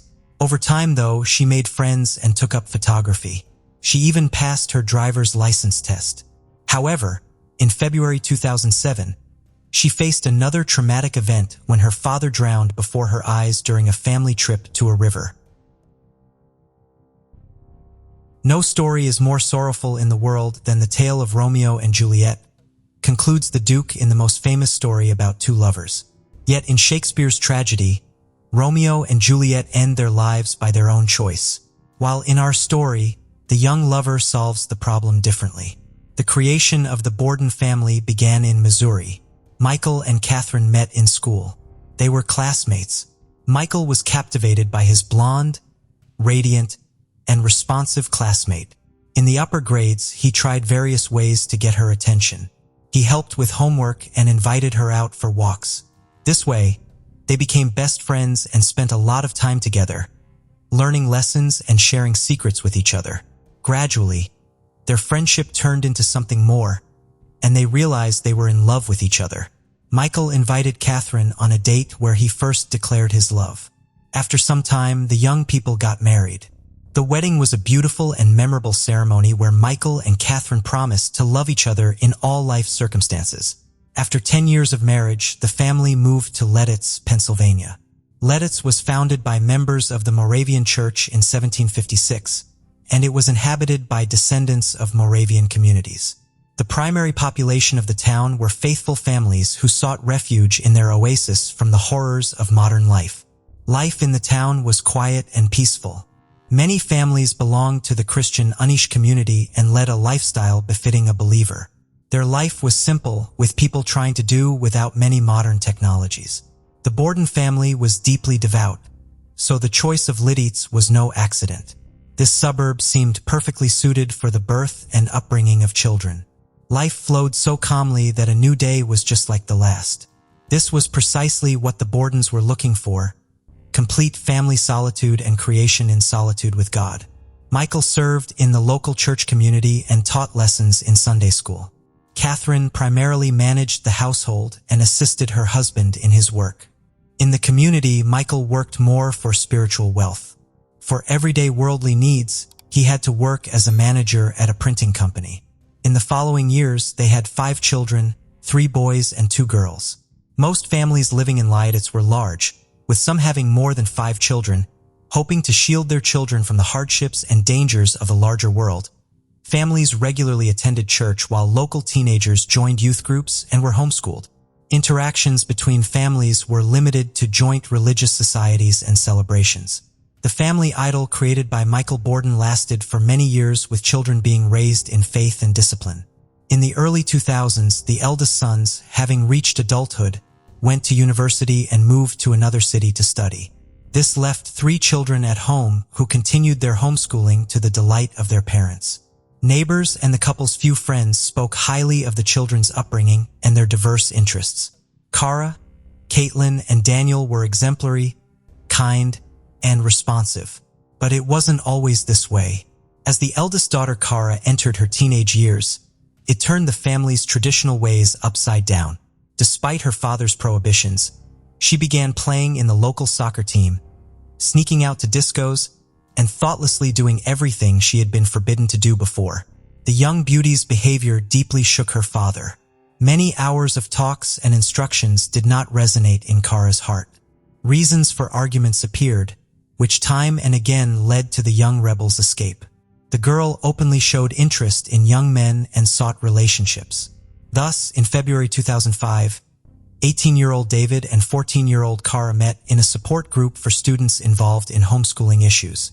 The young people, with their passionate hearts attracted to all things forbidden, quickly established warm, friendly relations. Secretly from their parents, they agreed and created social media profiles where they began actively exchanging messages. The correspondence was lengthy and very emotional. They exchanged well-encoded messages to keep their communication secret from everyone as long as possible. After a while, exchanging letters was not enough, and they began secretly meeting. At first, these were harmless walks in quiet, secluded places around the city. Then their friendly relationship evolved into a romantic one. They ran away together at night to discos and spent time together until morning. David was older and had already experienced first love and disappointment.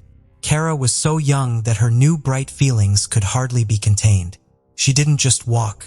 She seemed to fly, and a happy smile never left her beautiful face. Meeting David brought back the obedient Kara to her parents. Her father was overjoyed, believing that the teenage challenges were a thing of the past. But Michael was mistaken. Only the fear of being discovered by her parents quelled the girl's inner fire as she hid her love from them. This deeply saddened Kara. She knew what their reaction to such early relationships would be, as she had been instilled with entirely different concepts of possible love between a man and a woman from childhood, trying to protect her from such knowledge for as long as possible.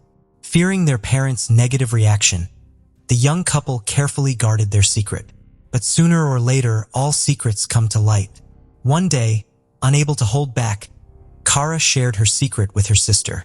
She showed her a photo of David, shared how their relationship began, and that they were so in love and determined to be together against all odds that they were ready to run away. Her sister, fearful for Kara, told their mother about the planned elopement. Thus, the secret of the young lovers was revealed.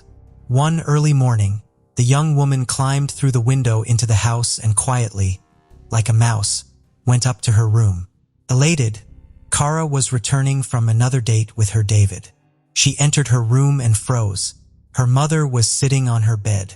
Everything became clear without words. After breakfast, a conversation took place in which her parents forbade her any relationship with the young man. They were shocked, having shielded their children from violence, controlled substances, and other negative stories that such misfortune had befallen them. Kara's father was so outraged and disappointed that he forbade her from leaving her room. That night, Kara Borden spent in David's house. At 5:30 a.m., the young lover dropped her off near her house. They agreed that as soon as Kara safely returned to her room, she would send him a text message. However, the awaited message never came. David called her home several times and sent a few messages on social media. An hour later, Kara informed him that she was caught and asked him to come over so her parents could talk to him. David arrived at the appointed time. The conversation began with the father expressing deep indignation and forbidding the young man from seeing his daughter. Kara's parents' morals and stance were very conservative. They were categorically against relationships at their daughter's young age. Words of love did not touch the father's heart. He warned the young man that if he saw him with Kara again, he would be compelled to report him to the police for involvement with a minor. The lengthy, emotional conversation ended on a high note. Kara was locked in her room again, and David left with nothing. The young man got into his old car and drove away, crying for the first time over a girl, or maybe out of hurt that he was not taken seriously. The separation was very difficult. The lovers struggled greatly through the long days apart. They couldn't withstand the test of separation, so they devised a plan: deceive everyone by accepting Kara's father's conditions, pretend to break up, but continue their secret love. And they convincingly played the part of former lovers. In public places or at church, they didn't even greet each other. Kara's parents were appeased, convinced they had protected their daughter from a youthful mistake. David missed her terribly. In the evenings, he read Shakespeare, imagining openly serenading his beloved like Romeo. But in the Capulet and Montague tragedy, the lovers could not reconcile their families and receive their blessing. David Ludwig took decisive action. He called Kara's home asking for a meeting with her father. The young man was very serious and asked his beloved to talk about their upcoming marriage. On November 13, 2005, David Ludwig arrived at the Borden residence for a talk with Michael, the father of his beloved Kara. He announced his love for Kara, their ongoing relationship, and their plans to marry. Michael's response was dismissive. "That will never happen." Anticipating such a response and coming prepared, David, fueled by rage, drew a handgun and shot Michael in the back as he was walking towards the front door. Then David sought out Kara's mother, Catherine, and shot her while she was sitting on a chair. David then searched for Kara in the house, calling out for her, but he couldn't find her. Afterwards, he got into his car and started to drive away when he saw Kara running down the road towards him. She got into the car and told David she wanted to go as far away as possible, get married, and start a new life. The young couple fled the city in the boy's red car. But why would a 14-year-old girl run away with a young man who had just shown such brutality? Wasn't she shocked and scared? Both were considered good kids. How did they turn into criminals? Kara Borden was reported missing for 24 hours after her parents, Michael and Catherine Borden, were found deceased. After reviewing surveillance footage, the police followed the trail of the teenagers. The footage also proved that Kara had not resisted, but willingly accompanied David. Charges of abducting Kara were dropped against David Ludwig. Alerts were issued across the East as Pennsylvania and Indiana police investigated sightings of the couple heading west in a red Volkswagen Jetta. Authorities received a tip on Monday morning about a vehicle matching that description parked near a truck stop outside of Fort Wayne. Police headed to the area, but the car was gone. State police were alerted, and patrols spotted the car around noon on I-70 in Belleville. David Ludwig merged onto the interstate, leading them on a 5-mile chase at speeds of 90 to 95 miles per hour on a 2-lane highway. State Trooper David Cox, who was involved in the pursuit, described Ludwig as extremely reckless and dangerous at that moment, causing multiple accidents like in an action movie. The saga of the runaway lovers became a top national news story. Television broadcasts showed the capture of the teenage fugitives after the boy had ended the lives of his girlfriend's parents and took her with him. It turned out the lovers planned to escape far away, get married, and start a new life. The district attorney, commenting on the investigation, stated that the earlier abduction charge against the teenager would be dropped, but the charges for the demise of Michael and Catherine Borden would remain. Ludwig and Kara Beth fled together after the incident and were on the run from the authorities for about 28 hours before being apprehended in Indiana. Kara Beth was not charged with any crime. David Ludwig was detained without bail on charges of ending lives and abduction. Kara Borden was taken into the care of relatives and church members. David Ludwig was arrested on November 14, 2005 after a high-speed chase ended with his vehicle crashing into a tree. He was charged with the demise of the Bordens following a prolonged dispute.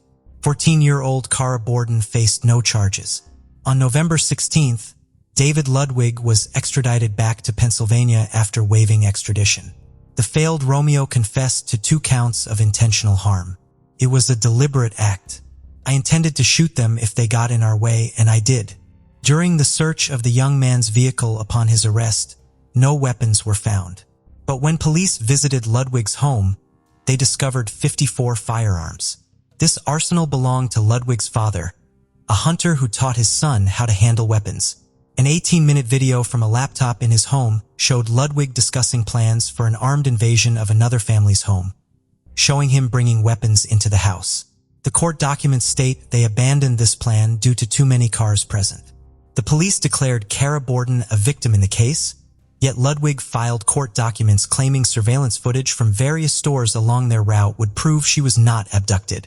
Ludwig did not resist efforts to return him to Pennsylvania. A Pennsylvania judge ordered him held without bail. He was not represented by an attorney during the charge presentation. A preliminary hearing was set for November 23rd. The trial of the young individual responsible for ending 2 adult lives in front of their children was brief as detailed in court documents. Kara's 13-year-old sister, Caitlin, told investigators that her parents were shot after arguing with David for about an hour. According to court documents, Caitlin saw Ludwig shoot her father, then ran to the bathroom where she heard a second shot, presumably the one that took her mother's life. Ludwig then ran through the house calling for Kara, she told investigators. The couple's 9-year-old son ran to neighbors who called 911, reporting the tragic event. In June 2006, David Ludwig entered a plea agreement with District Attorney Donald R. Totoro, who had sought the death penalty as punishment. Thus, Ludwig pleaded guilty to 2 counts of first-degree perpetrating among other charges and was immediately sentenced to 2 consecutive life sentences of 9.5 to 19 years and was also ordered to pay $125,000 in restitution. Since February 2006, Kara Borden has been under guardianship, represented by a legal counsel. In written statements published on November 22, 2005, the abduction charge against David G. Ludwig was dropped. The court concluded that Kara Borden left with Ludwig of her own free will. Ludwig's lawyer reportedly stated that Cara voluntarily accompanied David during their journey through 3 states, and surveillance recordings show that Borden had ample opportunity to escape. Cara admitted that she ran after Ludwig as he left her house. Cara Borden simply wished to marry her beloved, David Ludwig. Cara Beth has been identified as a victim in this tragic situation, and thus, the district attorney of Lancaster County did not levy any criminal charges against her. Her actions, alongside Ludwig's during the investigation and the digital trail of emails, blogs, and texts they left behind contributed to this decision. At a solemn memorial service held at Lancaster Bible College, Cara Beth, amidst her siblings, mourned the loss of her parents. The Borden family's neighborhood showed its respect and remembrance by adorning mailboxes with white ribbons. The loss left 5 children without the guidance and love of their parents. George Landis, an elder from the Monterey Chapel, reflected on the incident by saying that the purpose behind such loss is known only to God, reassuring that Mike and Katie are in a better place. Vera Zimmerman, 50, familiar with the Borden family and Ludwig's mother for 7 years, remarked on the upbringing of the children, pointing out that a lapse in judgment led to the unfortunate events. Friends and neighbors recalled Cara Borden as a joyful and sociable young girl, known for her babysitting in the neighborhood and her passion for soccer. Kevin Eshelman, executive pastor at Ephrata Community Church, noted her regular participation in youth group activities. However, underlying tensions between Cara and her parents were noted by Zimmerman, highlighting concerns over Cara's interest in boys. Samuel P. Lohr, a friend of Ludwig, disclosed to authorities their secret intimate relationship marked by flirtatious electronic communications and inappropriate image exchanges according to legal documents. Zimmerman mentioned a significant decision by Cara's parents to disconnect her internet service in response to her relationship with David, indicating their disapproval. The peaceful town was left in shock by the grim events that unfolded, resonating beyond the local community to wider circles, especially those involved in homeschooling. Friends of the family struggled to comprehend how such sheltered children could commit acts of grave severity. Officially, they weren't considered a couple due to parental disapproval of their relationship, shared Stephanie Mammon, a 16-year-old neighbor of the Borden family. This incident underscores the dilemma where David Ludwig, faced with opposition, chose violence as a solution to his problems. David G. Ludwig's appeal for release was ultimately denied by the state appellate court, as announced by the Lancaster County District Attorney's Office. Following his sentencing on June 20th, Ludwig underwent various assessments at Camp Hill before being moved to a state prison in Indiana County to start serving his life sentence for taking the life of his girlfriend's parents. David Ludwig, at 19, was transferred on August 3rd to the State Correctional Institution at Pine Grove, announced by Susan Norton, spokesperson for the State Department of Corrections. The state chose the Indiana State Prison for Ludwig because of its youthful offender program. Designed for inmates aged 15 to 20, the program aims to teach self-responsibility, discipline, respect for others, and self-worth. According to the Department of Corrections, Pine Grove, opened in February, houses some of the state's most challenging young offenders in a therapeutic community setting. Inmates at Pine Grove start their day at 6:10 a.m. with a roll call, followed by a 6:30 a.m. workout session including squats, push-ups, and jogging in place. They return to their cells at 7:15 a.m. to get ready for breakfast at 7:30 a.m., with lunch at 11:30 and dinner at 4:20 p.m. The bulk of the day is filled with 4 hours of educational classes ranging from culinary arts, business, computer drafting, heating and cooling system installation, to building maintenance, and 4 hours of personal life management skills training. Inmates also participate in the 90-day military-style leadership development program fostering honor, discipline, honesty, and respect. Transitioning from the county jail where Ludwig earned his high school diploma to the state correctional facility was a challenge for the young man, stated Merrill M. Spann, one of Ludwig's attorneys. He will also be amongst young people from the general population and will be able to have visitors. The change was difficult because the county jail was smaller, and he had gotten used to the environment, Spann said. The cost of housing an inmate at Pine Grove, which employs about 430 people, is approximately $120 a day. Mr. Ludwig will be assigned jobs such as janitorial work or food service, and he will engage in daily recreational and educational activities, Norton stated. Inmates can earn between 18 to 42 cents an hour working as carpenters, plumbers, cooks, and laborers. The money earned can be used to purchase clothing, footwear, food, and personal items at the prison commissary. Most of the 250 inmates at Pine Grove stay until they turn 22, after which they are transferred to adult prisons to serve the remainder of their sentences. David Ludwig, now 37, is serving 2 consecutive life sentences for shooting Michael and Catherine Borden in their home in November 2005 after they told him he could no longer see their 14-year-old daughter, Cara Borden. In his latest petition, Ludwig referred to alleged issues, including being treated as a juvenile offender serving a life sentence. He cited the 2012 U.S. Supreme Court ruling, which found life imprisonment for juvenile offenders to be unconstitutional. The Pennsylvania Supreme Court recently denied the request, agreeing with Lancaster County Judge David Ashworth, who previously deemed the challenge untimely and unfounded according to the county prosecutor's office. Ashworth stated that Ludwig does not deserve the same consideration as minors because he was 18 at the time of the tragedies. David Ludwig is currently incarcerated in Luzerne County. Cara Beth Borden, the 14-year-old girlfriend of 18-year-old David Ludwig, who is accused of ending the lives of the Borden parents and fleeing with her to Indiana, has reunited with her family in Pennsylvania. However, as CBS News correspondent Sharon Alfonsi reports, it remains unclear what role Cara Borden may have played in the incident. According to Alfonsi, the police now view Borden as a victim. She has not been arrested, which leaves open the possibility that she played a significant role in the unfolding events. Given her age of 14, there's also speculation about potential charges against Ludwig for involvement with a minor. Warwick Police Chief Richard F. Garoppoli Jr. told CBS News, "Cara is upset. She's crying. She's 14 years old, and it seems we forget that. She's devastated. This has completely changed the fabric of our community." A border neighbor involved in the memorial service told CBS News, "They were wonderful people, and we'll miss them terribly. It's complete madness, absolute madness," said the Lancaster County, Pennsylvania coroner G. Gary Kirchner. "This isn't a Romeo and Juliet deal. It's much worse." Thus, a decision made in a moment of fury and desperation took 3 lives. Why do we say 3 when there are 2 victims? Having received 2 life sentences, 18-year-old David Ludwig will live out his days in prison, never again to make a choice independently and never to be free again.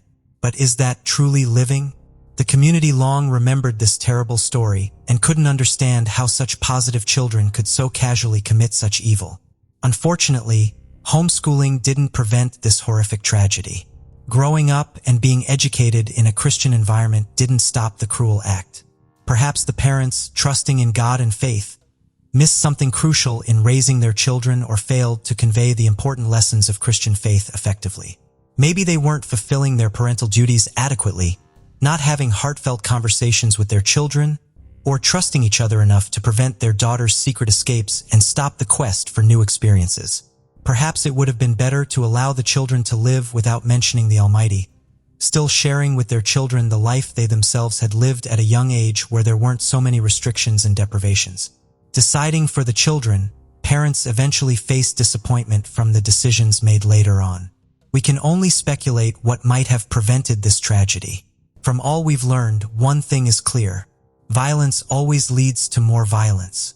When we're taught to live with violence, we become good as long as we're coerced and accepted as part of life. The more we practice, the more we endure and then use violence to solve our problems. Unfortunately, much of this acceptance of violence comes from Christian homes. On December 20th, 2017, a press conference was held during which Mark Perez, special agent in charge of the Florida Department of Law Enforcement, announced a breakthrough in the disappearance of Mike Williams, a Tallahassee real estate appraiser who was originally presumed to have drowned while duck hunting on Lake Seminole on December 16, 2000 and was eaten by alligators. "Being here now, I can tell you what happened to Mike Williams," Perez said. "Mike Williams did not drown in the lake. He wasn't eaten by alligators. He didn't leave town and leave his wife and 18-month-old daughter behind. He was murdered.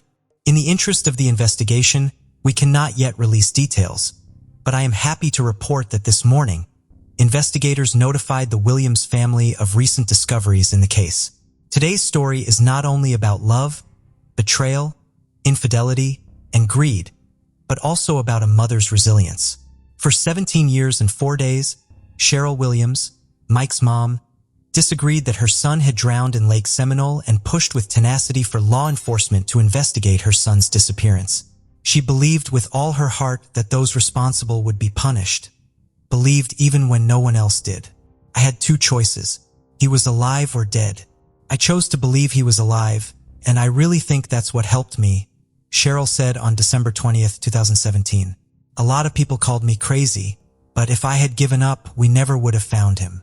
The day before the press conference, Brian Winchester, a close friend of Mike and his wife, Denise, who later married Brian, was sentenced to 20 years in prison. Mike's mother was right. Retribution came to those responsible, and ironically, they were the cause of the truth coming out. In February, Brian and Denise's affair, which began in 1997, turned into a murder. And years later, they went from lovers to strangers who didn't trust each other. Brian was very afraid that after the divorce, Denise would inform the police about what had happened to Mike, so he attacked her. Denise, on the other hand, went to great lengths to get him a life sentence. She was very persuasive in asking the jury for the maximum sentence, and it was these efforts that led to Brian having nothing to lose, and he made a deal with the prosecutor. Brian was sentenced to 20 years in 2017 for the kidnapping of Denise Williams, but he avoided a life sentence. Denise was celebrating the victory and was unaware that the conviction was part of a deal in which Brian Winchester, 49, admitted to planning the murder and a 17-year cover-up of the murder and received immunity from any prosecution for his role in the case. In exchange, he led investigators to Mike's body and gave a full and truthful confession. It would only be a few months later, and on May 8, 2018, Denise Williams would be arrested. At first glance, things are a little confusing, aren't they? Let's break down this case in detail. Jerry Michael Williams was born on October 16, 1969 in Bradfordville, north of Tallahassee, the son of a bus driver and a kindergarten teacher. Family and friends called him Mike. Even though the family didn't have much money, and the boy, along with his older brother, grew up living in a trailer, those were happy times. The parents cared about their son's future, and instead of building a house, they set aside money for the education of both boys who themselves worked part-time at night in supermarkets. The sons enrolled in North Florida Christian High School. There, Mike excelled. He became student council president, played soccer, and was active in the Key Club. At the age of 15, Mike started duck hunting as a hobby and met Denise Merrill. The young lad was a soccer player and student council president. Denise was a cheerleader and council secretary, and they began dating. Friends thought they were a great couple. While still in high school, Mike became best friends with Brian Winchester, whom Denise introduced him to. Brian later had a friend, Katie Thomas, and the two couples remained friends for the rest of Mike's life. After high school, Mike attended Florida State University where he majored in political science and urban planning. The lovers graduated together. Denise became a public accountant. Mike became a real estate appraiser. Mike proved to be a valuable worker. He often worked 15 hours a day, and, of course, his career took off. In 1994, the young, successful man married Denise. It was around this time that Brian married Kathy as well. All four of them continued to stay in close contact. Mike loved his wife dearly, strived to provide for their family as best he could, and had incredible energy. At the age of 31, Mike Williams achieved considerable success. As a real estate appraiser, he was earning nearly $200,000 a year. The couple was able to afford a home in a small upscale neighborhood on the east side of town, and in 1999 became happy parents. They had a daughter whom the couple named Ansley. Mike's friends told me that he was always prudent. Since the young man was engaged in quite risky activities, he wanted to be sure that in case of disaster, his family would definitely be taken care of. Not surprisingly, Mike turned to his best friend who was working as an insurance agent at the time. Ryan sold him 2 insurance policies for $250,000 and later for $500,000. In February, Mike's father passed away. Williams was so stunned by this suddenness that, wanting to financially secure his own family, he again turned to a friend. Brian helped Mike to insure his life for $1 million. Thus, about 6 months before his disappearance, the life of the loving father of the family was insured for almost $2 million. According to Denise, on the morning of December 16, 2000, her husband woke up early to go duck hunting on Lake Seminole, a large reservoir connected to the Apalachicola River. It was the day of their 6th wedding anniversary, and the couple planned to celebrate the date at night in Apalachicola, a small town on the bayou. The wife and daughter waited for Mike at home at noon, but he never returned. Naturally, Denise became concerned and called her father, who in turn called Mike's best friend, Brian Winchester. Together with his father, Brian drove to Lake Seminole. There, they found Mike's Ford Bronco car near the boat dock, but Mike himself was nowhere to be found. The men went around to all the places Mike liked to hunt, but couldn't even find the boat, so they decided to call the police. After investigators from the Florida Fish and Wildlife Conservation Agency were called, the search for Mike began. A few hours later, a helicopter pilot found the boat drifting about 225 feet from the boat ramp. A search of the boat turned up Mike's shotgun, still in its case. Apparently, he never got to use it. The search became a rescue operation. Locals believe that before the 3 rivers were dammed to form the lake, the reservoir was the site of an orchard. Thus, the lake got its name Stumpfield due to the many remaining stumps that protruded above and below the water level, requiring careful handling of any motorized boat in the area. Because of this, searchers speculated that Williams hit a stump on his boat, fell out, and submerged himself in the water. His wading boots filled with water, and he probably drowned when he couldn't get out. Several other agencies were called in to help, including a dive team from Montgomery, Alabama, and the Jackson County Sheriff's Office. But the extensive and methodical search yielded nothing. Mike was never located. A week passed and the rescue operation turned into a body search operation. Teams were given probe holes to probe the bottom of the lake and dogs were brought to the site. 10 days into the search, volunteers found a camouflage patterned hunting hat that could not be linked to Williams.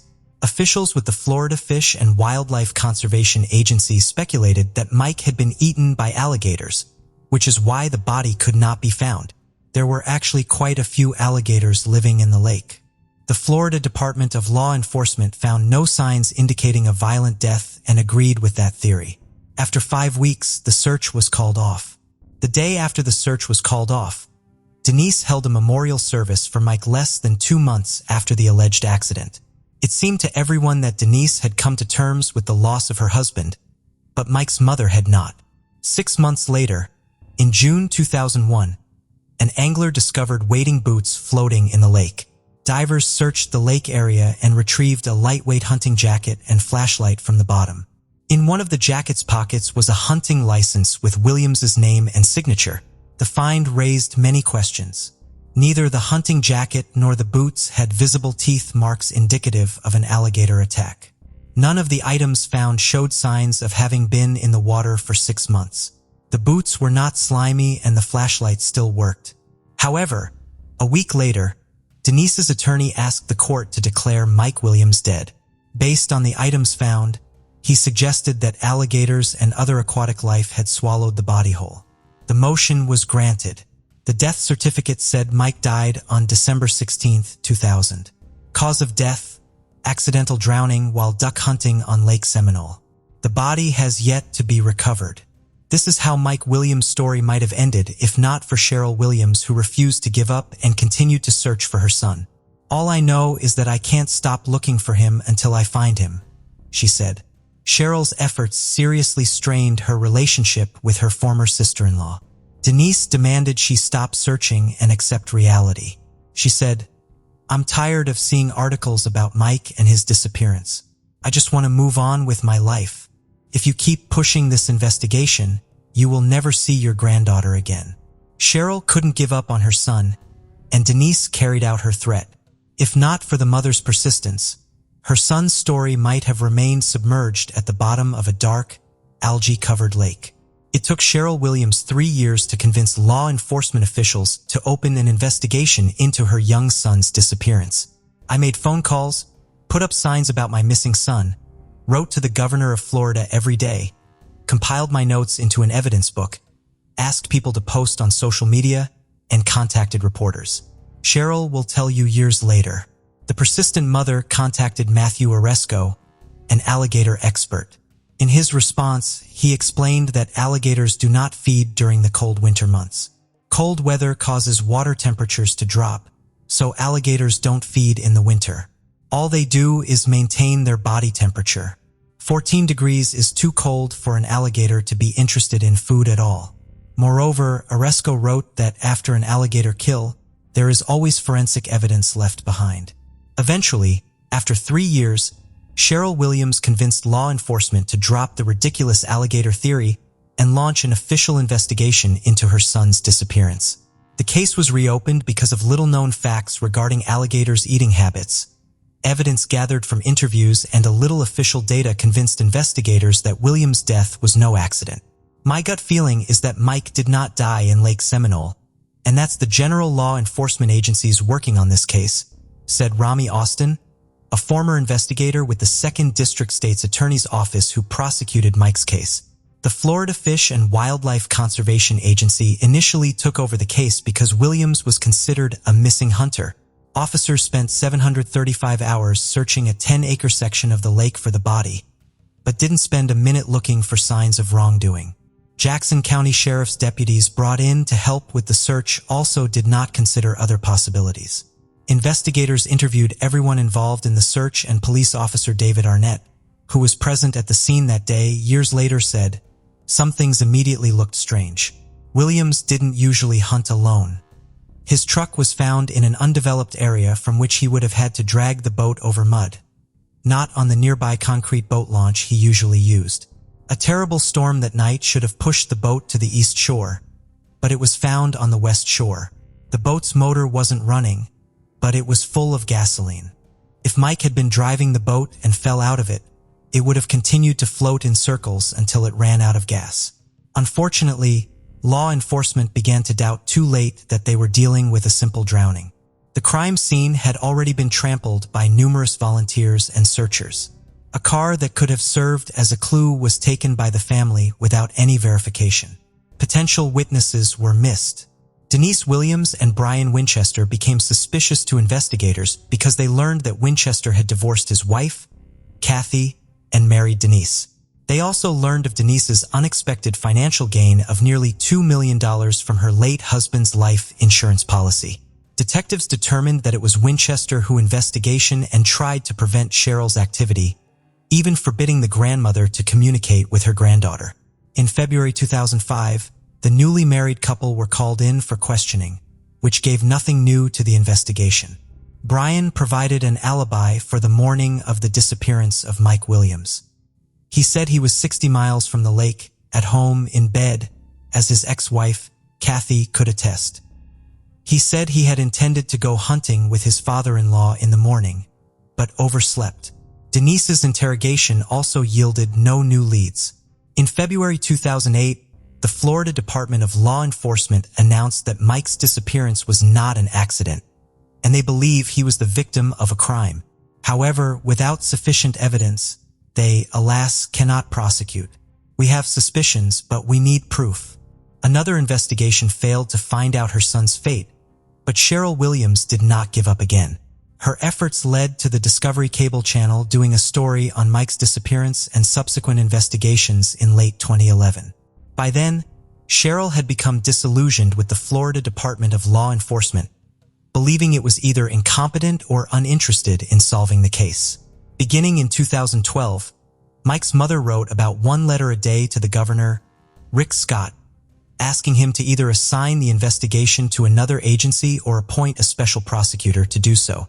Cheryl sent 2,600 letters to the governor over 9 years. In 2012, Denise caught Brian cheating, and they broke up. The following year, Denise filed for divorce. After a few more years, an appraisal of the former family home was to take place, after which even property issues would no longer bind them. This event was a turning point in Mike's case. Brian didn't want a divorce. Denise didn't want to continue the relationship. They were constantly fighting, and the Williams investigation was poking fun at them. Ryan would call Denise, and she stopped returning his calls. He couldn't handle the stress level. On August 5, 2016, the day a real estate appraisal was due as part of a court order, Denise left her home to drive to work at Florida State University. While talking to her sister on the phone, she saw someone climb over the back seat of her car. Turned out to be Winchester. Brian pressed a loaded gun against Denise's ribs and told her to drive straight ahead. He said he had to do that because she wasn't answering his calls. Denise tried to calm Brian down, agreed with everything he said, and promised to give him a chance to save their marriage. Brian believed it. Denise assured him that she wouldn't go to the police and report what he had just done, and Brian got out of the car. As he got out, he took the brown sheet, plastic sheeting, bleach sprayer, and tools with him. It became clear that Denise had miraculously escaped death. Denise called emergency services. Brian was quickly arrested and charged with kidnapping, which is a first-degree felony in Florida and carries a life sentence as the maximum penalty. He was also charged with domestic violence and armed burglary. The court decided to keep Brian in custody without bail. Cheryl Williams expressed hope that this development will lead to the solving of her son's disappearance case. Brian is not going to let Denise run around alone with all that money, she told the New York Daily News. I pray that he will tell us what really happened. And Brian did tell, bargaining himself an extremely favorable deal with the prosecutor and avoiding a life sentence. At first, I think we were all doing really well, but I wasn't a good husband. Brian began his story. One day, I found a note in my first wife, Kathy's, purse and realized she was cheating on me. I wanted revenge. We often went to bars and concerts with Denise and Mike. I had been friends with Denise since high school. I was never really attracted to her. But after Kathy cheated on me, I started looking at other women differently. The affair between Brian and Denise began in October 1997. One time, drunken sex at a rock concert quickly escalated to frequent secret meetings. We started meeting at hotels during the workday. We met whenever we have the opportunity. Brian recounted he did not want a divorce. Denise made it clear that she would never divorce her husband. Public opinion was important to her, and she did not want to share custody of her daughter. Over time, the affair became more than just meeting for casual sex. Denise and Brian thought of themselves as a couple, exchanging gifts and love letters. It became clear that they couldn't go on like this. They could not be without each other, and divorce was unacceptable to Denise. Her pious image was not to be harmed. Around this time, Mike almost died in a hunting accident. Brian saved him, and Denise suddenly saw a way out of the situation. After the deal with the prosecutor, Brian will reveal. The year February prompted us to start talking about Mike and Kathy's death. Denise wanted it all on me, not her, and she wanted a scenario where it wasn't a murder, but an accident. She wanted death to be left up to God. That way she could live with it. After considering various options, Brian and Denise settled on a boating accident. In doing so, they timed the murder so that they could get the maximum possible payout on Mike's life insurance policy. They both realized that Mike had to be killed before one of the 3 policies expired at the December 2000. The plan was in place. Brian called his friend to go hunting. He said he'd found a great spot on the shores of Lake Seminole. Mike expected to go there with Brian and return home by noon to celebrate his anniversary with his wife. I told him that we were going to go to a special place and that he absolutely had to bring his wading boots with him. I had to make sure he took them with him because it was believed that if you fell overboard in wading boots, you would drown very quickly. The plan was to make death look like an accidental drowning. Once Brian and Mike were in the water, Brian pushed Mike out of the boat. But instead of sinking, he grabbed onto the stumps and began to wade through them to the shore. Brian panicked. I didn't know what to do. Mike started calling loudly for help. I didn't know how to get out of this situation. I had a shotgun. I was panicking, and I shot him in the head. I didn't think about what I was doing. Things didn't go according to plan, and I needed to cover up what happened. There was hardly any time left. I should have been back home by now and getting ready to go hunting with my father-in-law. No one knew I was at the lake with Mike, so I decided it would be best for me to drive home and pretend like I had overslept. I drove home and hoped that Kathy was still asleep. I entered the house as quietly as I could. Katie was asleep. My phone was on the floor. I went to bed, called my father-in-law, and apologized. Brian did everything he could to create an alibi for himself. Then he hid the body. Denise didn't know that Brian had shot Mike in the head and buried him. Brian tried to tell her, but she didn't want to listen. It was enough for her that her husband was gone.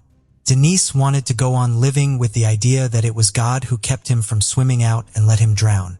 According to Brian, they promised each other that neither of them would ever say anything. Denise and Brian justified what happened by saying that the main reason Mike was killed was because it was impossible for them to live together. We said the money was just the cherry on the cake, Brian would pronounce in court. Investigators learned that it was Brian who planted a hat, boots, flashlight, and license. First, he needed to keep searchers from leaving a lake, and afterwards, he needed grounds to pronounce Mike dead so Denise could get insurance since a recognition process usually takes about 5 years. The lovers managed it in just 7 months. Including Social Security and other benefits, Denise received about $2 million. On May 8, 2018, Denise Williams was charged with first-degree murder, conspiracy to commit murder, and accessory to a felony, which carried a life sentence. Denise pleaded not guilty to all 3 charges. In February 2019, she was sentenced to life in prison. 5 months later, Mike and Denise's daughter, Ansley, received all of her late father's assets and insurance money owed to Denise.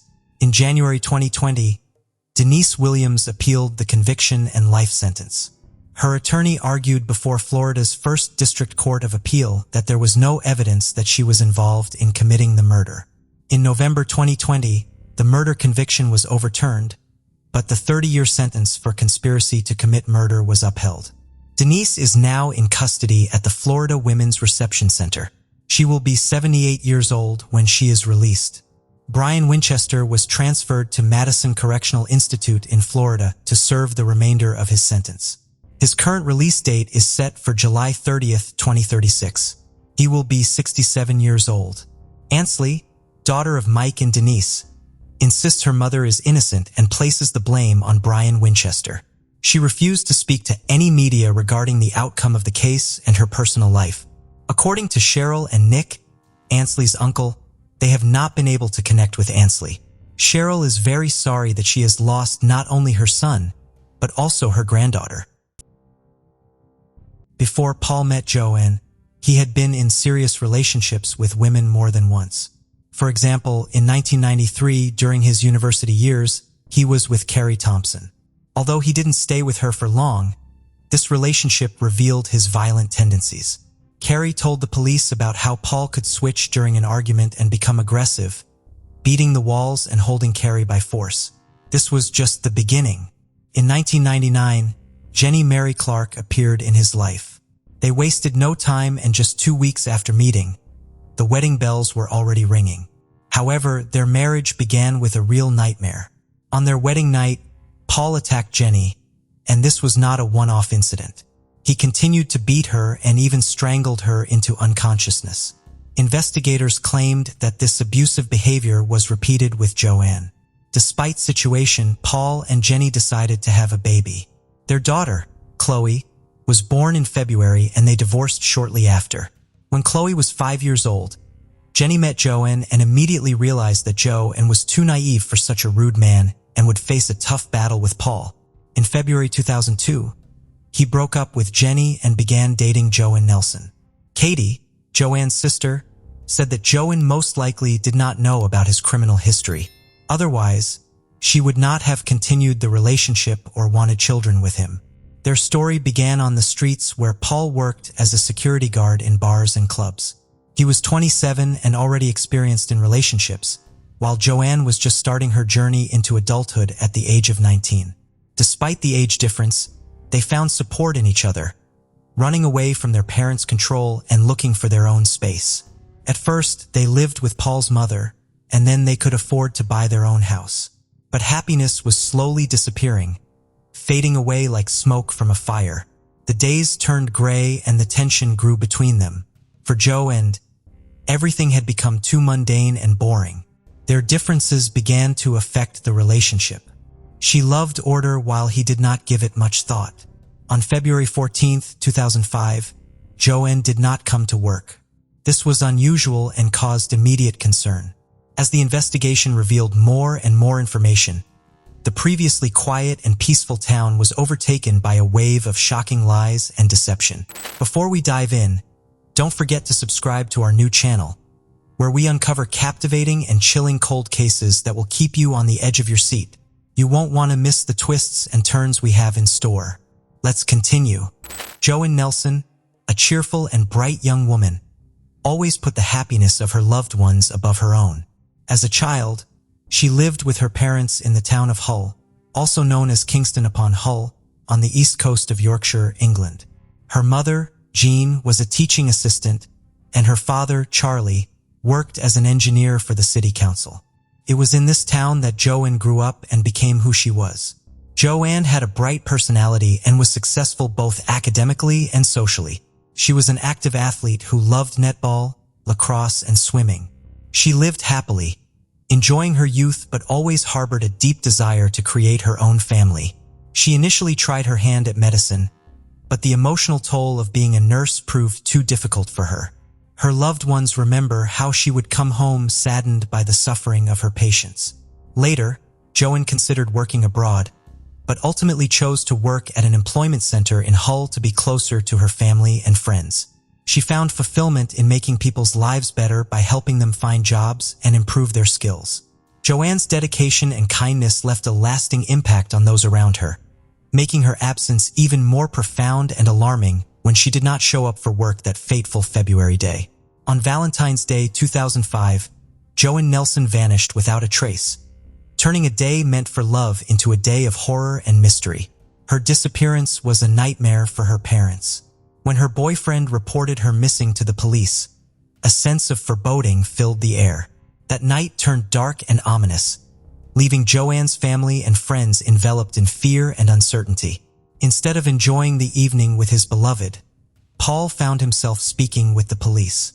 He claimed that the last time he saw JonBenet was when she was asleep, and upon his return from work, she was gone.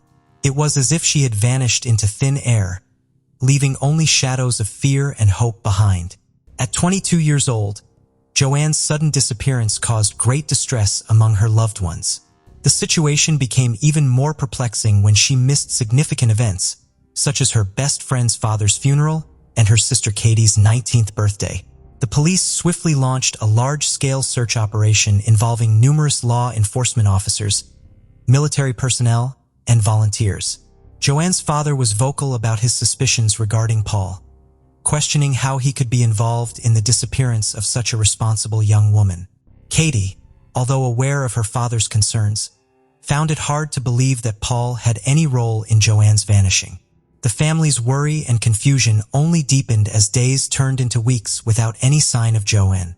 Paul threw himself into the search efforts, collaborating with volunteers, concerned relatives, and friends. Despite lacking family consent, he granted multiple interviews to the press, keen to aid in the search. When questioned by a reporter over the phone, Paul vehemently denied any wrongdoing in JonBenet's disappearance. He adamantly professed his love for her, asserting that he could never harm her. However, discrepancies emerged between his spoken words and his facial expressions. Expert Cliff Lansley scrutinized Paul's demeanor during a televised interview identifying peculiarities. Notably, Paul failed to close his eyes while discussing JonBenet, an anomaly for someone grappling with grief. Moreover, he displayed no signs of tears, raising suspicions. Further scrutiny came from Ray Higgins, the head of the investigation team at Humberside Police. Higgins reported observing nail marks on the back of Paul's hand, leading authorities to consider his potential involvement in JonBenet's disappearance or death. Eventually, Paul's mother, unable to bear the emotional turmoil any longer, divulged crucial information about Paul's actions to the authorities, potentially shedding light on Joanne's fate. Upon learning of the accusations, Paul didn't attempt to refute his culpability. Just 6 days after Joanne's disappearance, he found himself in police custody. During a grueling interrogation, the truth emerged. On that fateful Valentine's Day in February 2005, Paul committed the unthinkable act of ending Joanne's life in their own home. Paul recounted a tumultuous argument that escalated to irreparable heights. Joanne's constant criticism, particularly regarding household chores, served as the catalyst. According to Paul, Joanne's request for help with the washing machine triggered his anger and shame at his perceived inadequacy. Matters worsened when Joanne declared her intention to leave him and demanded the sale of their home for €110,000, further fueling Paul's rage. In a fit of fury, Paul confessed to the police, admitting to strangling Joanne with his bare hands. Subsequently, he displayed chilling composure as he meticulously orchestrated the aftermath, intending to conceal his heinous deed. He craftily devised a plan, seeking to fabricate Joanne's sudden disappearance. With calculated precision, Paul proceeded to carry out his scheme. He engaged in casual interactions with neighbors and discussed banal topics like acquiring a pet, all while concealing the darkness within him. Surveillance footage captured his unervingly composed demeanor as he purchased supplies, a testament to his disturbingly calm facade. Armed with garbage bags, rubber gloves, and disinfectant spray, Paul executed his plan methodically. He bound Joanne's limbs, encased her in bags, and sealed them with duct tape. Then, without hesitation, he transported her lifeless body to her vehicle, his audacity matched only by the magnitude of his crime. The audacious act unfolded in broad daylight, revealing Paul's cunning and deceitful nature. With chilling composure, he concealed his heinous deed from unsuspecting onlookers, demonstrating his ability to manipulate those around him effortlessly. After concealing Joanne's lifeless body in her own vehicle, Paul embarked on a calculated journey. Driving approximately 75 miles to the remote Bradbury woodland near Winteringham in North Yorkshire, Paul carefully orchestrated each step. With meticulous precision, he carried Joanne's body through the dense forest, seeking a secluded burial site among the towering pines. Utilizing twigs to obscure the makeshift grave, Paul buried what he perceived as the love of his life. Returning to the victim's car, Paul resumed his facade of normalcy, showing no remorse or acknowledgement of his monstrous actions. He even fabricated a fake phone conversation with Joanne to divert suspicion, further highlighting his cold-blooded demeanor. Despite his attempts to deceive, Paul's consistent actions betrayed an alarming level of planning and premeditation. In the subsequent investigation, Paul's memory conveniently faltered regarding the exact location of Joanne's burial site. Detectives, led by the tenacious Ray Higgins, embarked on a painstaking 6-week search across 3 counties. Finally, on March 24th, after 39 days of agonizing uncertainty, the grim truth came to light. In a solemn operation led by Detective Phil Gadd, Joanne's remains were discovered in Bransby, near York. Trembling with nerves, the search party followed Paul's descriptions until they stumbled upon the telltale signs: a garbage bag concealed beneath branches. Within it lay the heartbreaking evidence: Joanne's body wrapped in plastic, a tragic confirmation of the family's worst fears. March 24th marked the end of a harrowing ordeal for Joanne's family, bringing closure to their anguished search while cementing the grim reality they had dreaded all along. Paul's facade of strength hid a dark history of sexual violence against women, a chilling truth kept hidden from Joanne's family and the public until the trial. During his time working as a security guard at the club, he ominously referred to himself as a psychopath, sending shivers down the spines of those who knew him. Witnesses familiar with Paul from the gym recounted instances where he instigated fights in clubs and bars, painting a disturbing picture of his character. As the trial unfolded, more unsettling details emerged. It was revealed that Paul had been experimenting with steroids in a misguided attempt to sculpt his physique into that of a bodybuilder. His friends disclosed that he had battled alcoholism in the past, and his violent outbursts were likely exacerbated by his steroid use. Paul's educational background provided little insight into the darkness lurking beneath his seemingly ordinary facade. He attended Sydney Smith School before enrolling at Howe College, where he successfully completed a program in constructional engineering. Despite his academic achievements, Paul's journey took a sinister turn when he pursued a degree in horticulture at Bishop Burton College, completing it at the tender age of 17. These revelations painted a chilling portrait of a man whose outward appearance belied the deep-seated demons lurking within.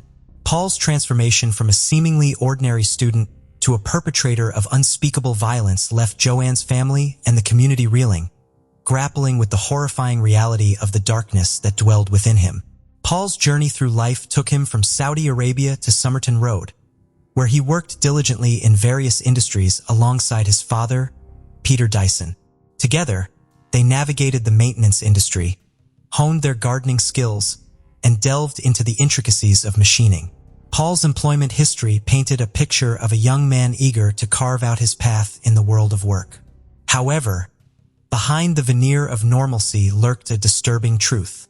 At the tender age of 15, Paul's life took a dark turn when he crossed paths with Colin Allen, a martial arts expert with whom he formed an unlikely bond.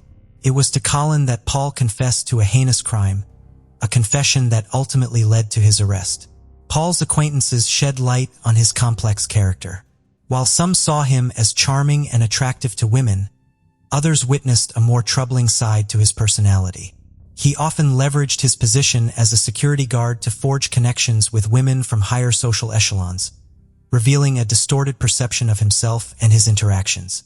Colleagues and relatives offered contrasting portraits of Paul, depicting him as both outspoken and boastful about his athletic prowess, yet also capable of making disturbing statements. Shockingly, Paul's family recounted instances where he proudly boasted about his father's involvement in the deaths of 2 individuals. This seemingly incredulous claim, however, proved to be rooted in reality. Paul's father, Peter Dyson, had indeed served time in prison for the manslaughter of 22-year-old John Dickinson, a man with whom his wife had been unfaithful. The tragic events of 1967 cast a shadow over Paul's upbringing, exposing him to the grim realities of life and death at a young age. Through Paul's tumultuous journey, a complex and unsettling portrait emerged, revealing the interplay between family history, personal choices, and the darkest depths of human nature.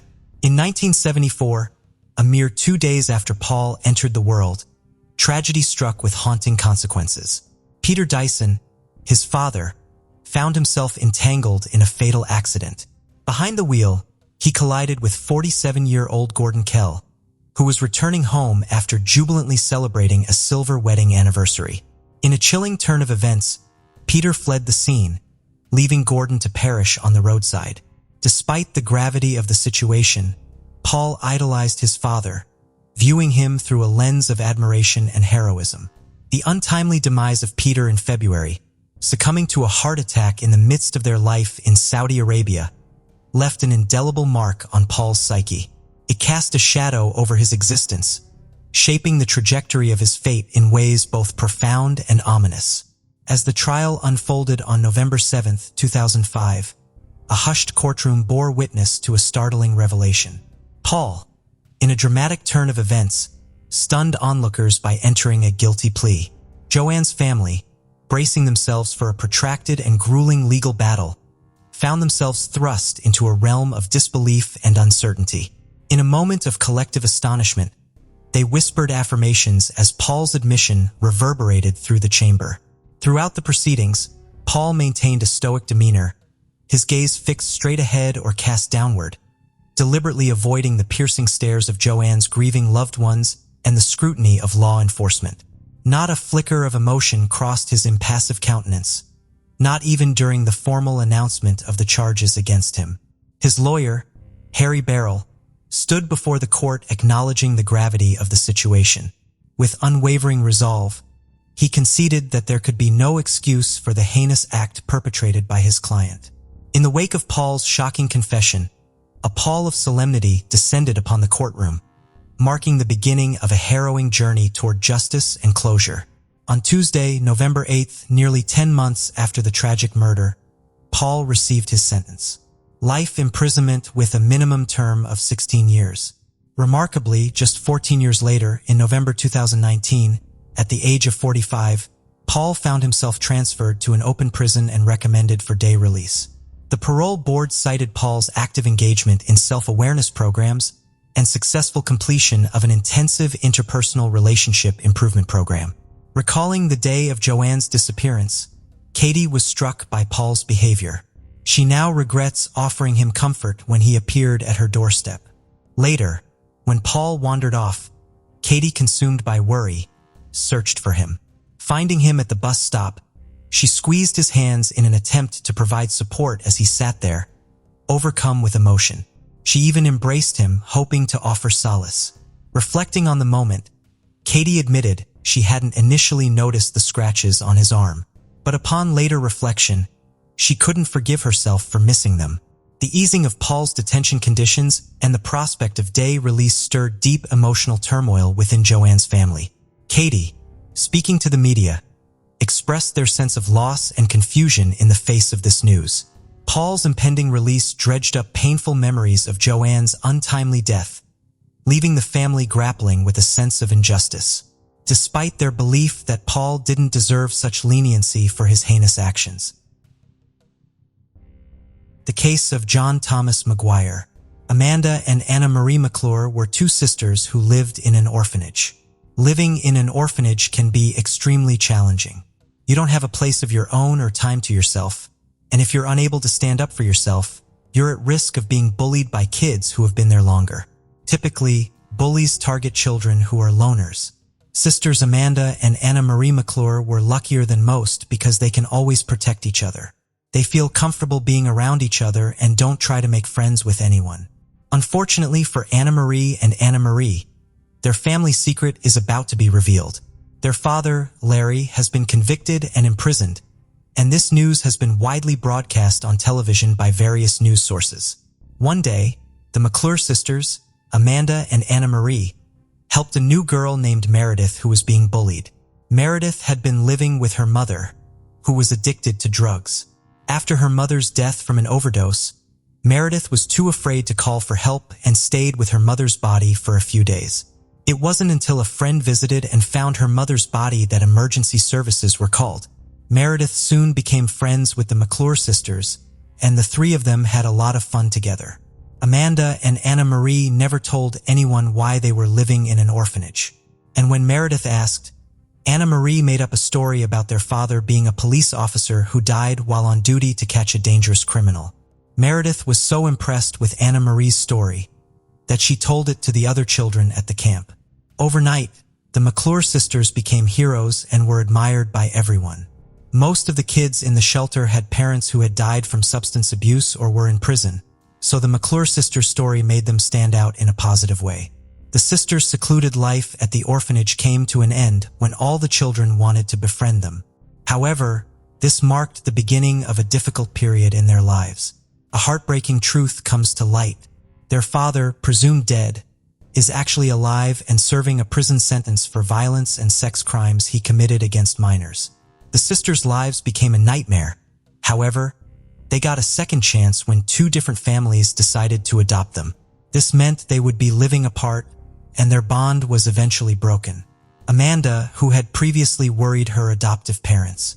They were worried that she would be single forever and that not having a biological family had a profound effect on her mental health. Amanda's adoptive parents were relieved to learn that she was in a serious relationship with a man named John Thomas McGuire, who was 38 years old. This would be his second marriage, and he had two sons from a previous marriage. What reassured them even more was that John seemed to be a perfect partner and always supported her. He also had a friendly relationship with his ex-wife, which was a good sign for Amanda's future with him. After serving his sentence, Larry McClure was pardoned and settled in Virginia. His first priority was to find his daughters. He went straight to Amanda's foster parents, Glenn and Alex, said hello and introduced himself. He asked to see Amanda and requested her contact information, including her address and phone number. Although Larry appeared disheveled and intimidating, with deep wrinkles and dark circles under his eyes, he didn't seem intoxicated. However, his behavior was not quite right. Glenn, Amanda's foster parent refused Larry's request but promised to inform Amanda that her biological father was looking for her. Larry was taken aback by the term biological father, but he thanked Glenn and left.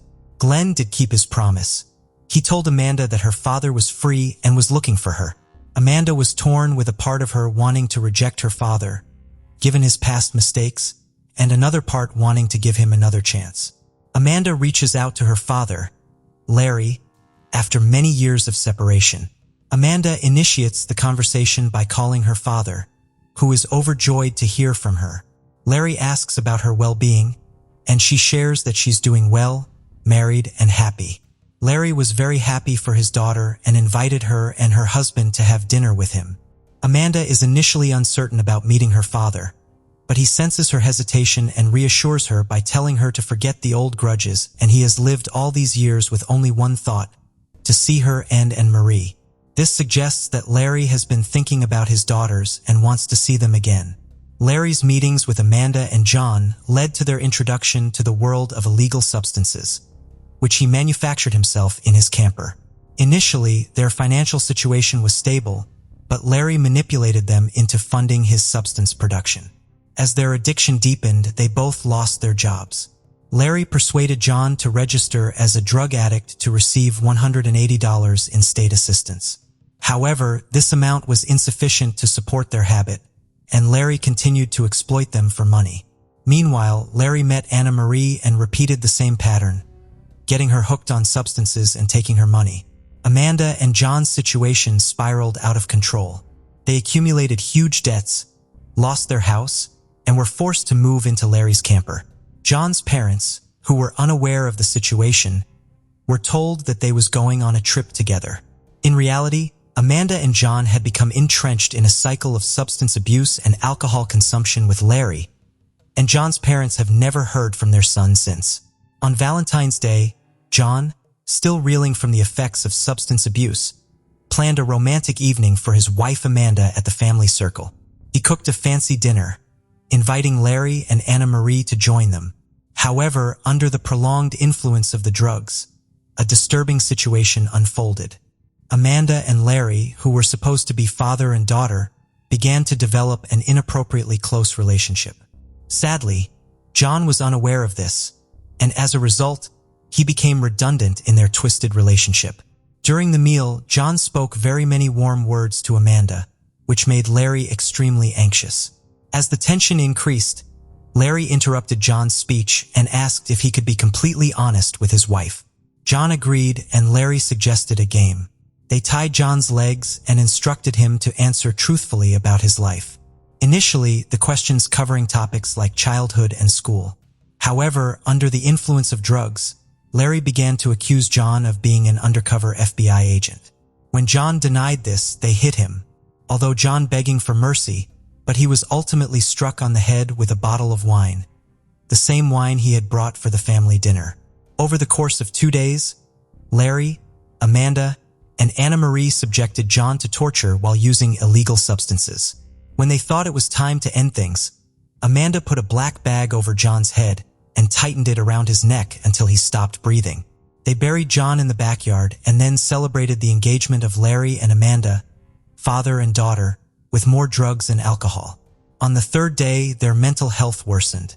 They began to hallucinate, seeing John's ghost, hearing police sirens, and imagining that the ground where they buried John was disturbed, as if he might escape and report everything to the authorities.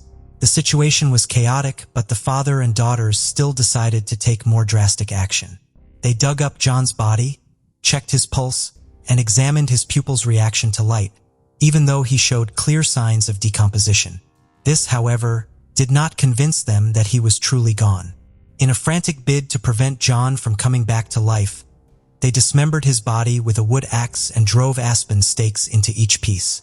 They then buried the remains in different locations and covered them with lime to accelerate the decomposition process. 3 weeks later, Larry and Amanda got married. To conceal their relationship, Larry changed his name. The new family aimed to start afresh, moving to Kentucky. They promised each other to stop using illegal substances for good. To avoid suspicion, they even hung an American flag over their front door, just like their neighbors did. By this time, John's ex-wife and parents were becoming increasingly concerned about his lack of contact. In 2019, John's mother even filed a police report regarding his disappearance. Meanwhile, Larry failed to inform the police about his move to another state, which violated his probation terms and led to his return to prison. Larry's mental state deteriorated, especially after long-term substance abuse and alcohol use. This sent him into rehab, leading to anxiety and confusion between what was real and what wasn't, reflected in his disturbing behavior. Larry suspected that the parole violation was merely a pretext for authorities to search his backyard for John's remains. He felt an urgent need to contact Amanda or Anna Marie and instruct them to dig up the body parts and rebury them far from their home. Since all prisoner calls are monitored, he had to find a discreet way to communicate this information. Larry meticulously prepared a speech to convey his message, but ultimately, he was denied the opportunity to make calls. Unable to cope with the situation any longer, he decided to confess to the police. Larry thought that if he confessed to the murder before being charged, he might avoid the death penalty. He even considered blaming his daughters to make his situation better. However, the police officer did not believe him. First of all, what murder? What body parts were buried in the backyard? What crazy idea did this man have? Legally, they had to verify his claims. Initially, the police planned to conduct an investigation. They took his statement, and they found out that John was indeed missing. A police unit was sent to Larry's house. First on the scene, investigators found evidence that Larry had mentioned, confirming all of the criminal statements. The McClure sisters were quickly apprehended. Amanda and Anna Marie were in shock, unable to believe that their father and stepfather could confess to such a brutal murder. They were even more stunned to learn that Larry was trying to portray himself as an innocent bystander, claiming in his testimony that it was his daughters who killed John and he was just unwittingly involved in the crime. As the investigation unfolded, each of the family McClure members sought to protect themselves and convinced the police that their involvement was purely accidental. This situation was particularly difficult for John's relatives because there was no body, only remains were found. Those remains had to be carefully collected by forensic experts, transported to his parents, and ultimately buried in a closed coffin. It has been mentioned many that John was a kind person. Despite the challenges they faced, his parents were able to arrange for his burial.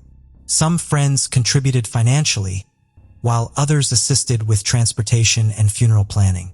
John was laid to rest at a Lutheran church on October 25, 2019. On February 15th, the day after Valentine's Day, a member of the McClure family posted on Facebook, claiming it was a message from John. The post stated that he was going on a long trip and would be out of touch, asking friends not to worry about his absence. This raised suspicions that the family McClure had planned to kill John, and they wanted to deceive others to avoid causing panic. Despite the severity of the crime, but during the trial, Larry and Amanda received an additional 6 months in their sentence due to their illegal father-daughter marriage, which is prohibited in the state. The trial began and Larry testified. He revealed that he had always felt remorse for his children throughout his life. He explained that when they were very young, he committed a serious crime that led to them being placed in an orphanage. Their birth mother had abandoned them, and he was the only one left feeling heartbroken. Larry expressed deep gratitude towards the families who adopted his children, mentioning that he had even prayed for their adoptive parents in churches. He desperately wanted to make up for the years gone by with them and admitted that this might be why he made the choices he did. He describes John as a wonderful young man and expresses his grief for him. He says that if he could change the past, he would, but emphasizes that no one can bring the dead back to life. He mentions his deep love for his daughter Amanda. However, he notes that Amanda does not care about John. Her only concern is taking money from his account. He questions whether anyone would consider killing someone for $180 and that people should recognize Amanda for what she was. He called her a monster, not a human. He stated that he, Amanda, and Marie were addicted to drugs and that they deserved to be punished for their actions. He expressed his desire to speak to the jury and said that regardless of his sentence, he was aware of his health problems and believed that he might not live more than 10 years. He expressed regret for John's passing and again apologized to all of John's loved ones. The trial dragged on because the defendants kept changing their statements about whether they killed John or not. Amanda, unable to bear the long trial, made a deal with investigators. In return, she was assured that she would be charged with involuntary manslaughter at her next trial. Larry then gave another speech. He said, "The four of us bought the ingredients to make illegal drugs. Amanda came to me and shared her wish to get revenge on John. The reality is that John, while high on drugs, assaulted Anna Marie, which led to her becoming pregnant. For me, I needed to regain my daughter's trust after years apart. I felt I could not refuse their demands. I often blamed myself for what had happened and thought about ending my life. But I wondered, why should I suffer when this crime was committed by them?" After Larry's speech, it was John's family's turn to speak. John's mother cried uncontrollably and could not express her emotions. She expressed, "Even if one day I can forgive the McClure family, I will never forget what they did. I also hope I live long enough to see one of them die before me." Next, John's children spoke, cursing the killers and declaring that they would never forgive them. The judge delivered the final verdict, sentencing Larry McClure to life in prison without the possibility of parole. When the sentence for Amanda was revealed, her adoptive parents regretted telling her that her biological father was looking for her. They had always raised her with the freedom to make her own choices, unaware that this freedom could lead to such dire consequences.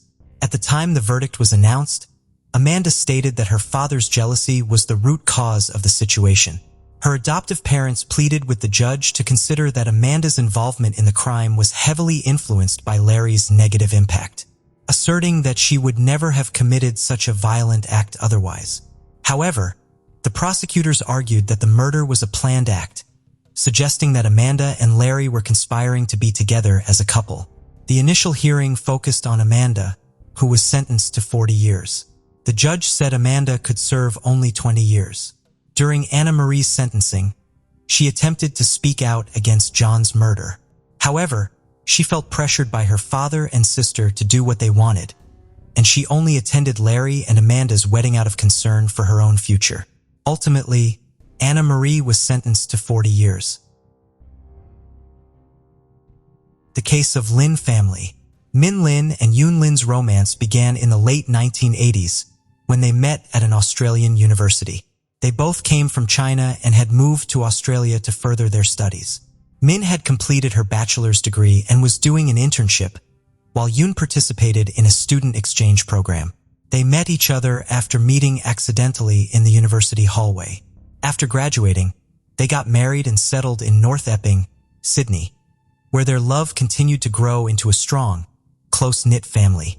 Min and Yoon had their first child, Brenda Lin, in August 1994. She was mostly known as Brenda. Their son, Henry, was born in 1997, and their youngest child, Terry, was born in February. At the start of the February, Min and Yoon decided to start a business, opening a small newsroom. Through their hard work, it became a successful news agency with a publishing arm on Rose Street. The Lin family's business success had brought them economic security, a spacious house, a luxury car, and good education for their children. Min had handled business affairs, while Yoon had focused on taking care of their home and children. Neighbors had respected the Lin family for their hard work and kindness. As parents, Min and Yoon had been appreciated for their care and love for their children. They had never quarreled. Their children had been very obedient and close-knit. Brenda, the eldest daughter, had stood out for her beauty, good academic performance, and kindness towards animals. Henry and Terry, two sons, had been both active and loved sports, especially soccer. As the Lin family had settled into life in Australia and their assets had increased, they had begun bringing relatives from China to live with them. In the early 2000s, Min's parents had been the first to move to North Epping and had helped with childcare. A few years later, Yoon's parents also moved to Sydney suburb, with Min and Yoon buying them a small house.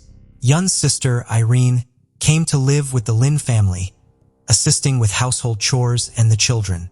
By this time, the Lin family business was generating substantial income, reportedly nearing $1 million annually. In late 2007, Min Lin's younger sister, Kathy, and her husband, Robert, moved to Australia in search of better opportunities.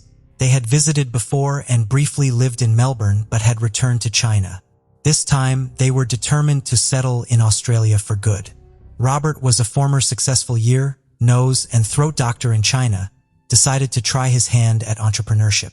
He and his wife invested all their savings in a restaurant in Sydney, but the business struggled and eventually closed. Robert's subsequent attempts to open a cafe or snack bar also failed due to his lack of business skills and financial management experience. Lin's family had a habit of meeting every Friday night. Their last family gathering took place on July 17, 2009, at Kathy Inman's parents' home.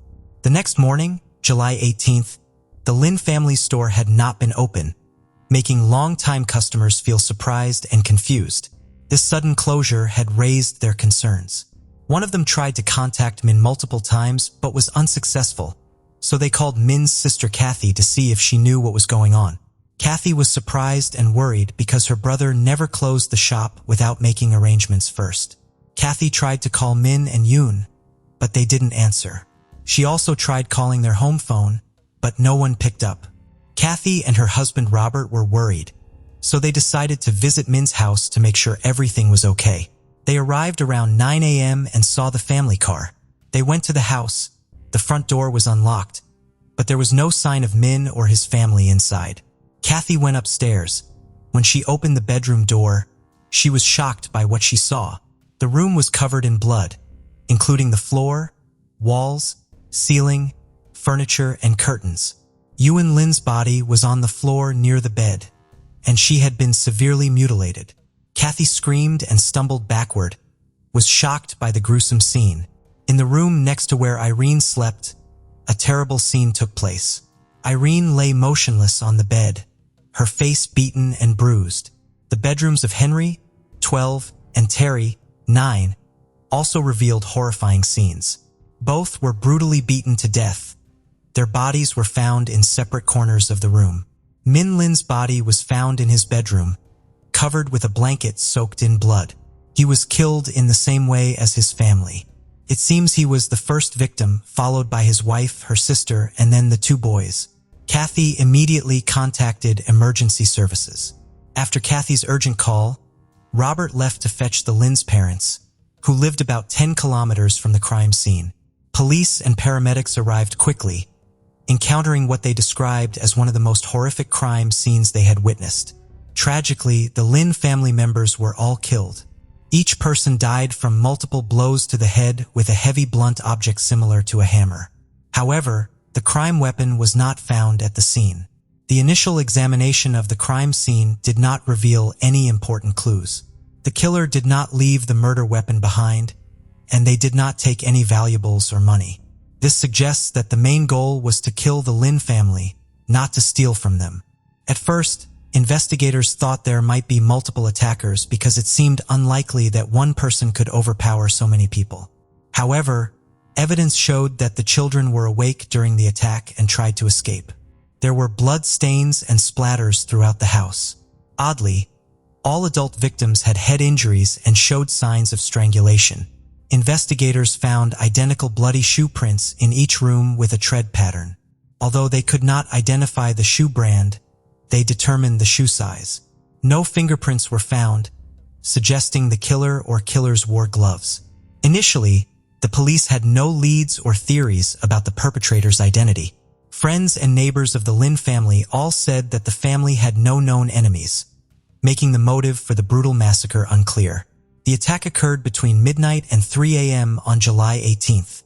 Brenda Lin, the eldest child and now sole survivor of the Lin family, was attending school in New Caledonia at the time of the tragedy. She learned about the incident through social media and initially did not believe it was related to her family, but the truth devastated her. Brenda soon received a call from her Aunt Kathy, who tearfully confirmed the devastating news. Brenda was immediately flown back to Sydney, where Kathy and Robert met her at the airport. She then moved in with them, as her family's home was closed off as a crime scene. The following day, Brenda was taken to the police station, overcome with grief, to be questioned. However, She had no new information to share, stressing that her family had no enemies and hadn't noticed anything unusual before her trip. After her family's passing, Brenda inherited a significant fortune, including property and the family business. Since she was still a minor and in school, her guardians, Kathy and Robert, took on the responsibility of managing the estate. Brenda's grandparents offered their support, but Kathy and Robert insisted on being her caregivers. Robert even threatened to take legal action if the grandparents sought custody, claiming they were too old to care for a teenager. The matter was eventually resolved, with Brenda remaining in the care of her aunt and uncle. The Lynn's shop and publishing business reopened under new management after a temporary closure. However, Brenda had not yet taken over the business operations. Robert began reviewing the family's financial records, including bank accounts, savings, and real estate. Beside that, experts thoroughly investigated the crime scene, documenting every detail, but no concrete leads were found. They believe the killer acted alone and entered the house quietly, possibly threw in with a key. The killer wore size 9.5 shoes with a distinctive tread pattern and likely used a hammer as the lethal weapon, which was never found. The killer wore gloves, leaving no fingerprints or foreign DNA behind. One notable detail was the presence of bloodstains on the doorknobs of each bedroom where the killings occurred, indicating the killer's bloodied gloves had touched them. However, there were no blood stains on Brenda's room doorknob, suggesting the killer knew she was not present. The Lynn family tragedy received extensive media coverage. However, with no concrete evidence or suspects, numerous implausible theories surfaced. Speculation about the family's supposed vast wealth leading to their murder. As the investigation had stalled, no suspects had emerged for the probe. The theory of a robbery had eventually been abandoned because the killer had left money and valuables intact, suggesting the sole motive had been to kill family members. Furthermore, the fact that the house had lost power on the night of the murder suggested that the murderer had been someone who was familiar with the location of the electrical panel. The attacker's ability to control the house in darkness showed that he had prior knowledge of the house's layout. When reviewing the case, an investigator replayed Kathy's emergency call, looking for missed clues. An important hint was detected in the recording. The recording captured Kathy's frantic attempts to explain the situation, her words interrupted by crying and sobbing. At the end of the call, Kathy mentioned her husband's name and talked to him in Cantonese. This piqued the investigators' interest, causing them to translate her words. The translation revealed that Kathy was pleading with Robert not to leave Kathy home alone.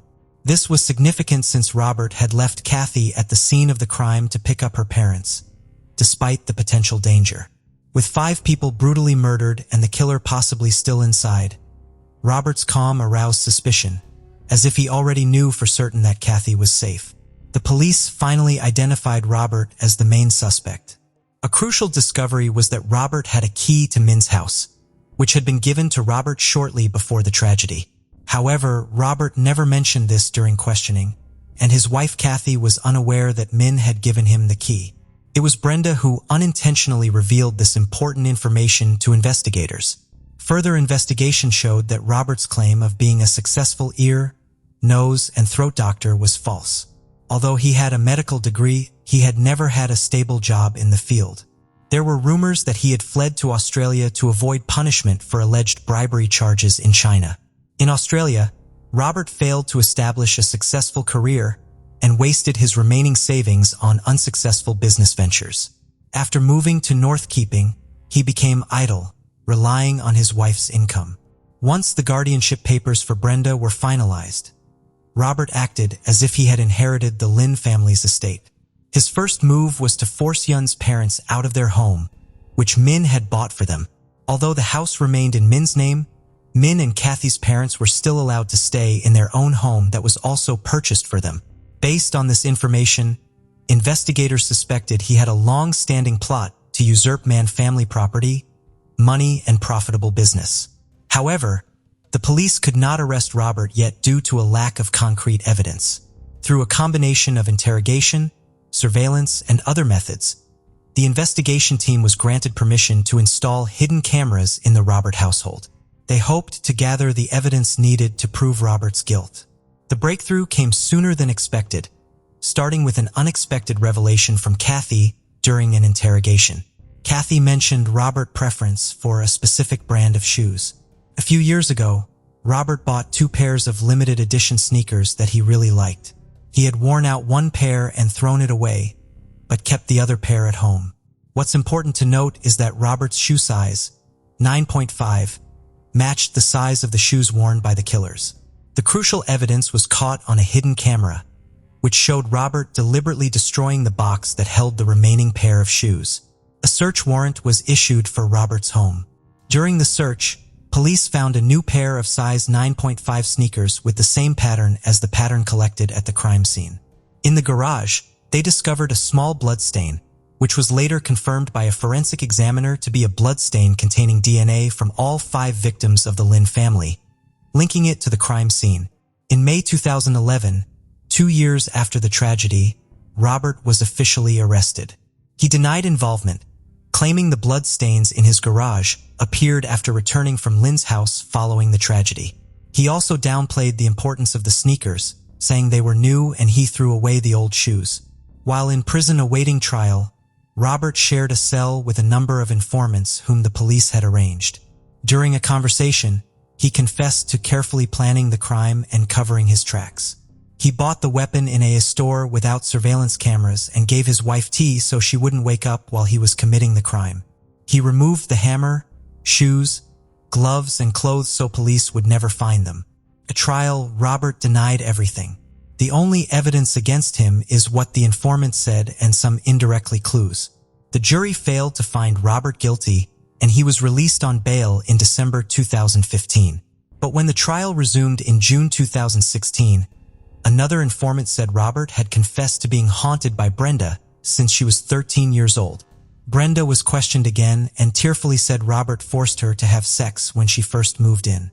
She kept silent about the abuse for years because she was afraid of what Robert might do. With this new information and other evidence, Robert was officially convicted of all charges. He was given 5 life sentences without the possibility of parole, 1 for each murder. All of his appeals were rejected. The case of Sharon Collins. On September 26, 2006, police were alerted to a break-in at a business in Westgate Business Park, Ennis, Eau-Claire. The office belonged to Downs and Howard, property investment firm owned by Howard Howard and his sons. He was believed to be wealthy. The police received a call about a robbery in rural Ireland, which unfortunately was not uncommon. However, upon arrival, they found the crime scene to be unusual. There were no signs of forced entry, such as broken doors or windows. The office locks had been opened with keys, and the alarm had been deactivated with a code the previous night at 9:24 p.m. Stolen items included a laptop, a desktop computer CPU, computer cables, and an old Irish money poster. Strangely, the safe in the office was left untouched, adding to the mystery.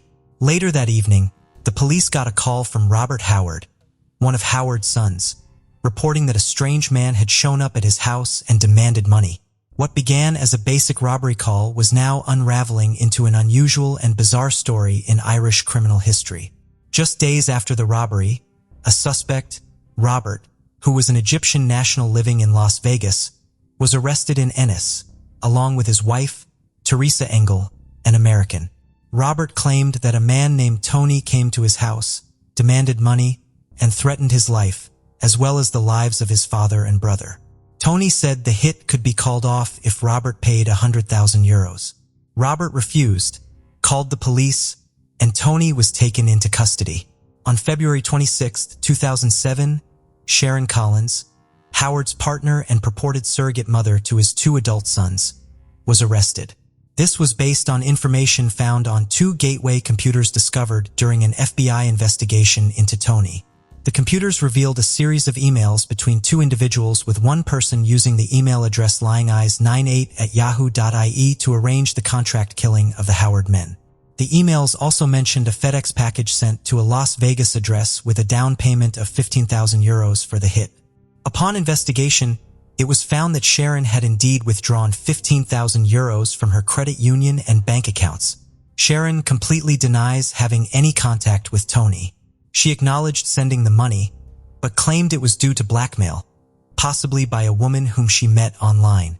Howard wrote to the DPP requesting no charges against Sharon, asserting she wasn't involved in the murder plot. Several individuals, including Sharon Collins, contacted the DPP about the case. Sharon wrote to them 3 times detailing her case. She detailed her life, explaining how she got married at 19 and had 2 sons before separating and eventually getting divorced. In November 1998, she met Howard, and they moved in with her 2 sons before Christmas. This worried me because they lived together like a married couple, but were never officially married because Howard was worried about his sons inheriting his business and fortune. In Ireland, a spouse is entitled to 1/3 of an estate regardless of a will. Sharon was pressuring Howard to have a church wedding due to her previous marriage being annulled and Howard being a widower. They were advised that this could lead to a claim on Howard's estate. Instead, they settled for exchanging vows in a church in Italy, signing a document acknowledging it was not a legal marriage. Despite this, they acted as a married couple and held a reception party when they returned home. Sharon misled guests into thinking they were legally married.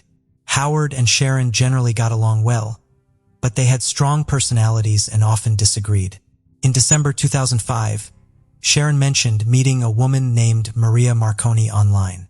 Sharon confided in Maria about the arguments in her relationship with Howard. The 2 of them first connected when Sharon filled out a form online regarding working from home. Among many other emails, one in particular caught her attention: an invitation from a popular author to help her write a novel. Sharon filled out the form and returned it.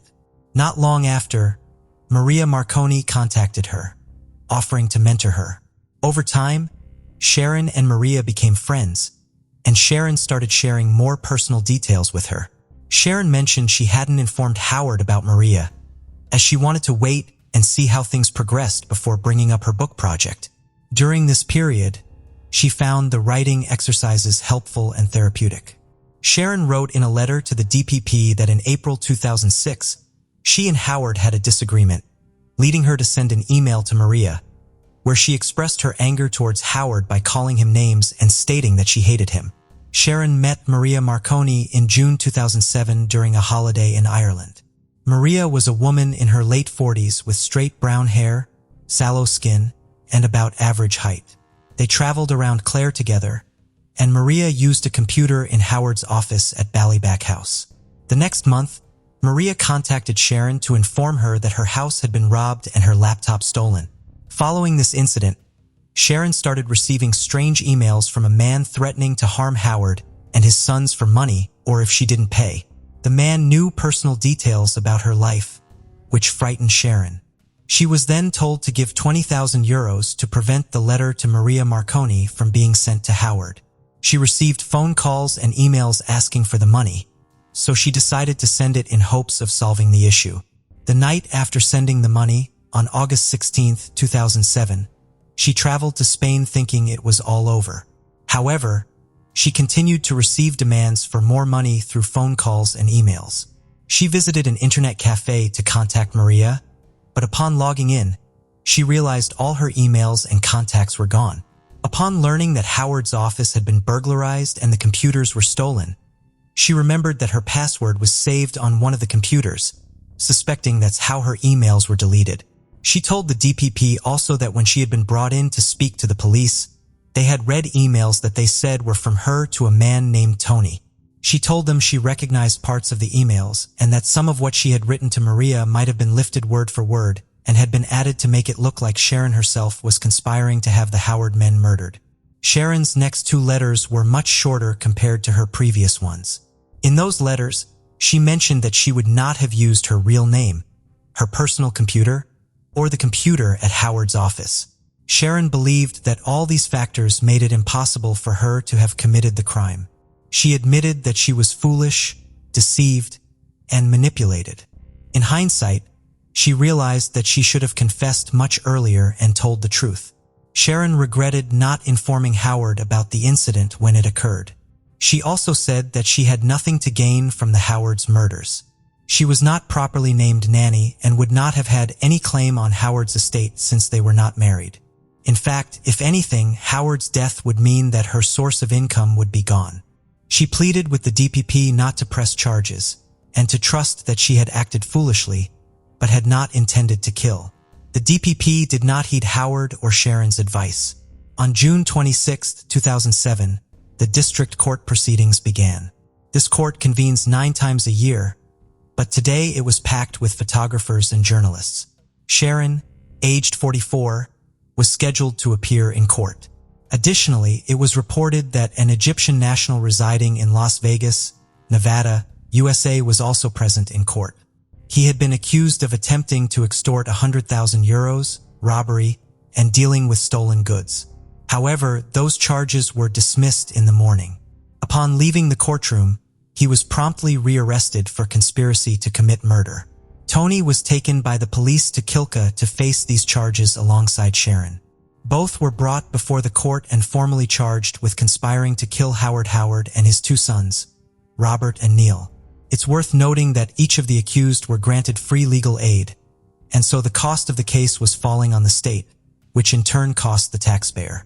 So with 12 solicitors, the accused, police involved in the case, family members and press, the courtroom was packed to the gills, and the judge was not a happy guys.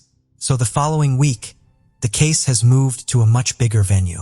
Sharon faced 3 charges of conspiracy to murder and faced another 3 charges of soliciting Tony to murder the 3 men. Tony was recharged with making an unwarranted demand for 100,000 euro from Robert Howard, trespassing at the Howard's business premises, theft, and handling stolen goods. The 2 of them pleaded not guilty to each of the charges.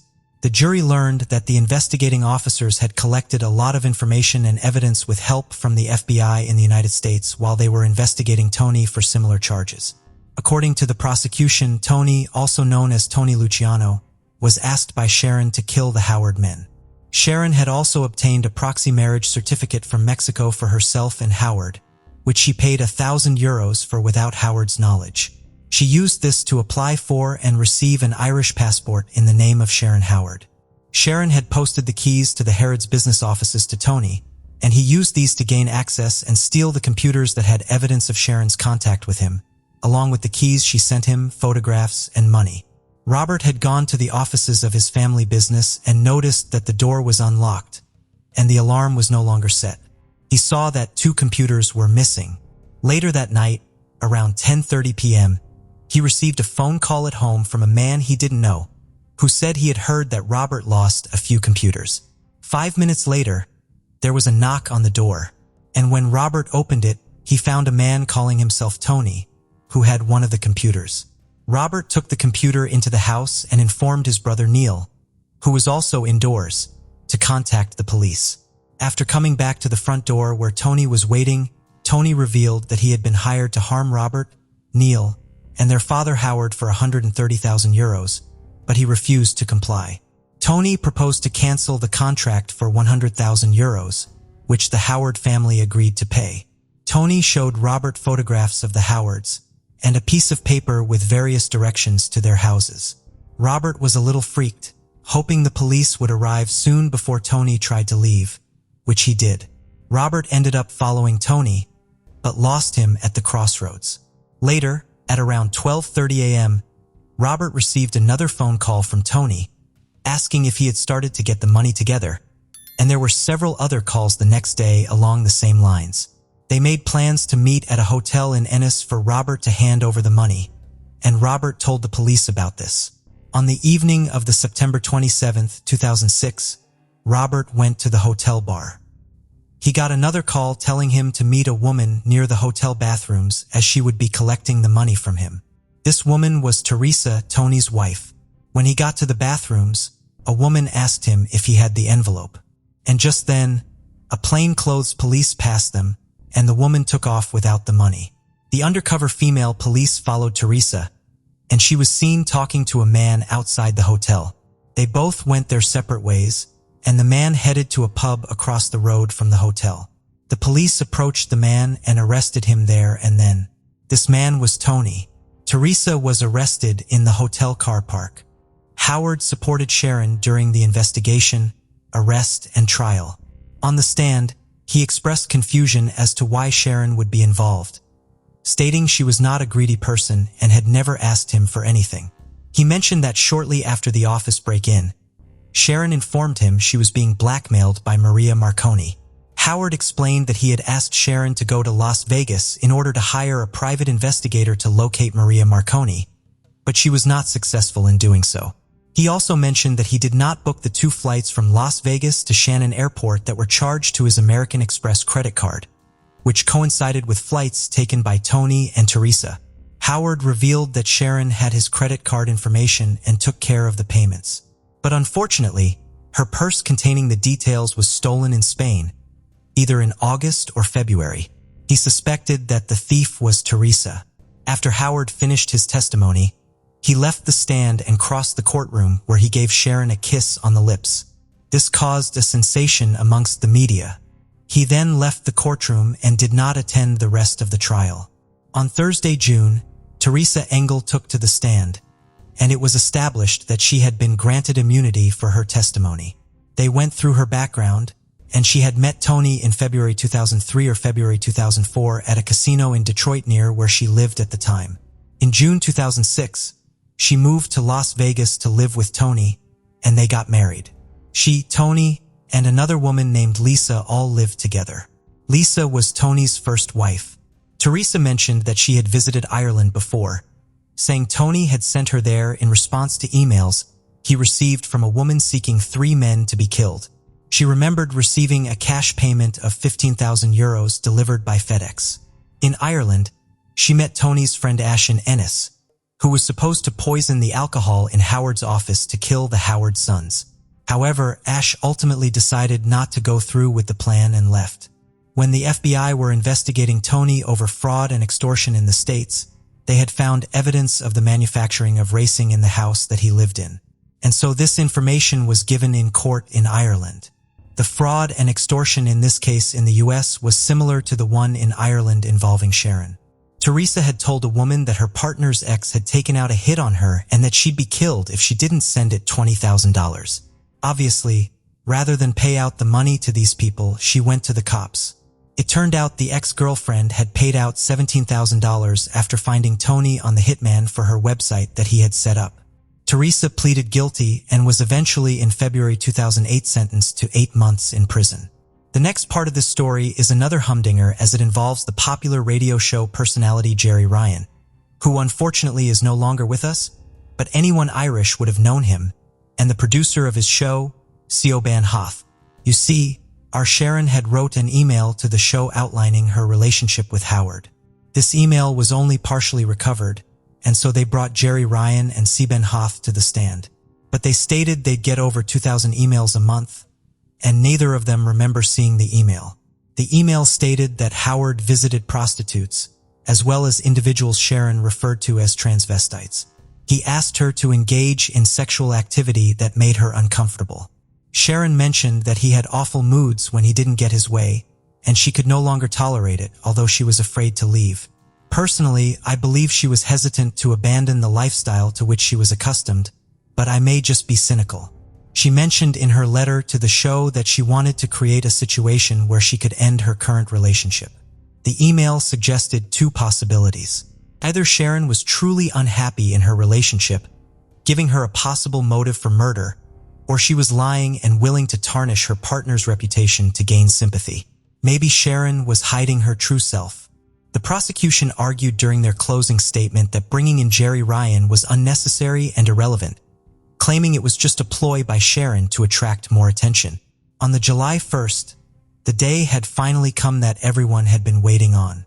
Sharon was the next up in the witness box. Next up was the prosecution to cross-examine Sharon. Everything that was put to her was denied, including how she organized the break-in at the Howard's office, how she paid the down payment of €15,000 for the hit, and claiming it was the money to pay the blackmailer, and how the Lying Eyes 98 email address didn't belong to her. She was accused of making up the person Maura Murray to cover her tracks. She claimed that the phone calls she exchanged were with the woman and not a man. Sharon remained cool and collected during the cross-examination. She made sure to smile at the jury and played the part of an innocent person. However, the next day, Sharon was a different woman in the court.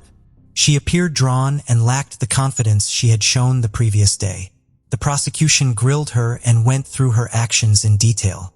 Sharon was unable to give clear explanations regarding the communication between the Lying Eyes account and the hitman, followed by a quick switch to her personal email from the same computer. She also could not clarify the searches on her laptop at Balabeg House regarding inheritance, mortgages, and women's aid. Additionally, she had no explanation for the €15,000 tracking number used right after interactions between the Lying Eyes 98 and the hitman account. The defense argued that the police were biased in their investigation and only looked for evidence to make Sharon appear guilty. They mentioned phone data and records that were never thoroughly examined, which could have shown that someone else was in the house while Sharon and Howard were away. After the judge summed up the case, the jury deliberated for hours. Each counsel had requests for the judge. The jury spoke on the case and were retired to a hotel. The next day, the judge recharged the jury and deliberations continued.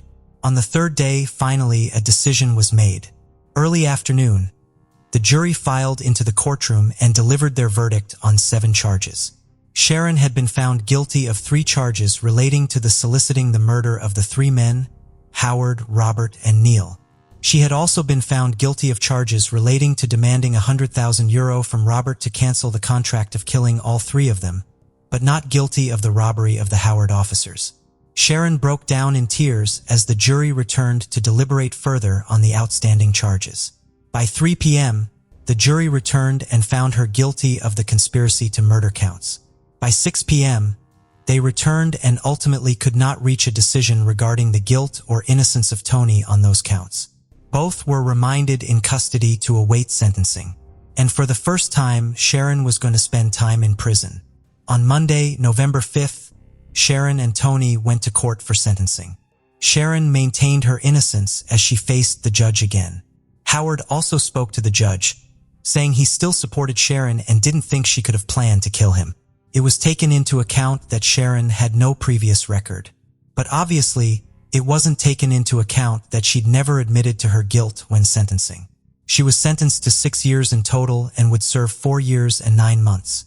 Tony was sentenced to 6 years in total also and took his sentencing all in his stride. I suppose compared to U.S. prisons, ours are like a holiday camp. It was backdated to February 2006.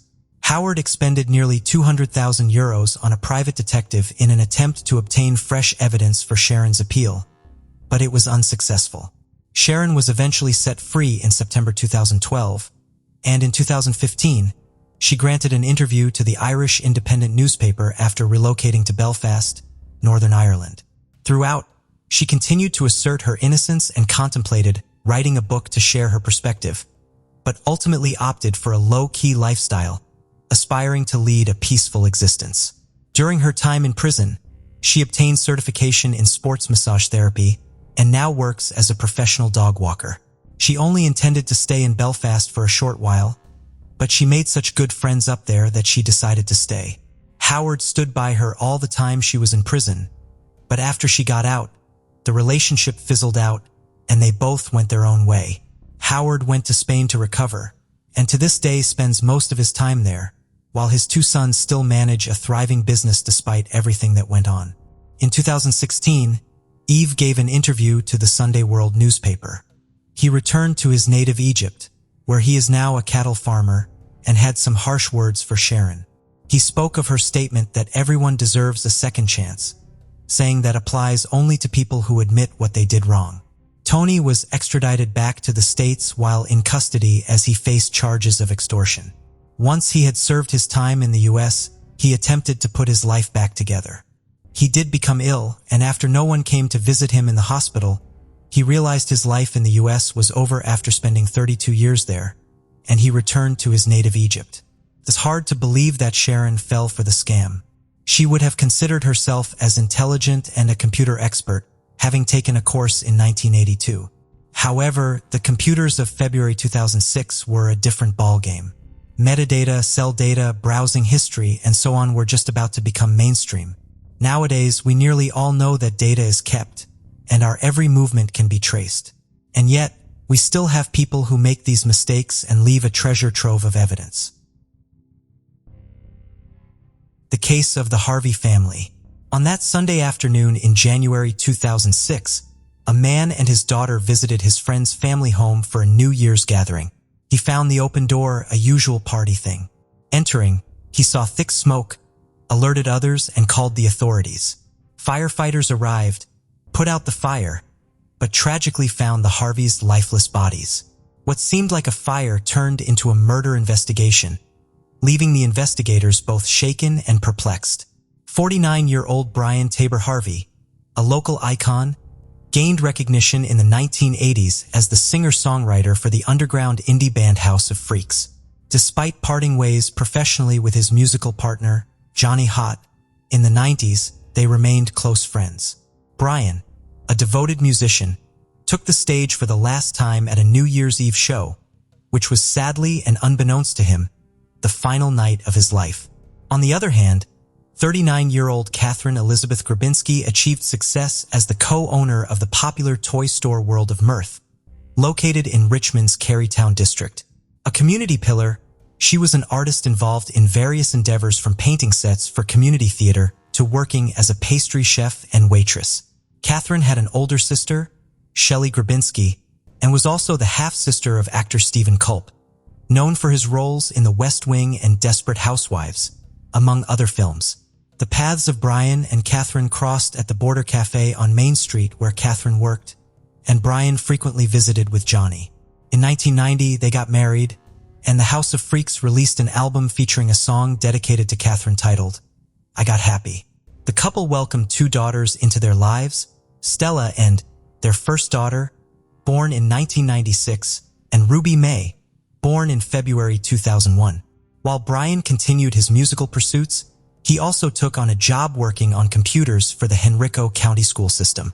Catherine, on the other hand, embarked on the entrepreneurial path by opening World of Mirth, a unique toy and gift store that became a cornerstone in the fashionable Carytown neighborhood. Her brother, Stephen Culp, explained in court that she wanted to create a space where parents could come with their kids and spend time, and kids could play with the toys without any toys that resembled weapons such as guns or swords. The Harvey family established their home in a stately old neighborhood on the south side of Richmond with large trees, porch swings, and ivy-covered surroundings. They had a family room in the basement of their 2-story red brick house. The beautiful family was well known and beloved in the community of Richmond, and no one really had bad intentions towards them, or so everyone thought. On New Year's Day, Sunday 2006, Brian, his wife Catherine, and their 2 daughters, 9-year-old Stella and 4-year-old Ruby, anticipated a bustling day ahead. Their plans included hosting a lunchtime barbecue for friends and family, prompting them to rise early and make preparations for the upcoming festivities. It had become a tradition for them to throw a party every New Year's Day, gathering their extensive circle of friends for the occasion. On that Sunday morning, Brian went outside their residence in the fashionable Woodland Heights area of Richmond, Virginia, to retrieve the newspaper. Absorbed in the front page news, he returned indoors without locking the door. Since they lived in a relatively safe neighborhood, this wouldn't normally have been a cause for concern. Typically, they also didn't secure the door on party days, leaving it open for arriving friends. However, on this day, unbeknownst to Brian, opportunistic criminals were secretly lurking nearby. Catherine was busily preparing cookies in the kitchen for the anticipated guests who were expected to arrive shortly. Suddenly, she heard voices emanating from the living room. Assuming someone had arrived earlier than expected, she approached the living room, only to be confronted not by familiar faces, but by 2 unknown men. In the tense moments that followed, Brian, Catherine, and young Ruby were directed to go downstairs to the basement playroom. Stella, who had spent the previous night at a slumber party, had not yet joined them. Once the family was confined to the small space, the intruders used electrical cords and packing tape to restrain them, ensuring their cooperation to prevent any harm as the intruders proceeded to ransack the house. Around 10 a.m., a knock on the front door interrupted them. The apparent leader of the group released Catherine from her restraints and instructed her to deal with whoever was at the door. However, Before allowing her to leave, he issued a stern warning. If she sought help or attempted to escape, her daughter and husband would be murdered as the imminent arrival of Stella was threatened. A distressed Catherine found herself in a difficult dilemma.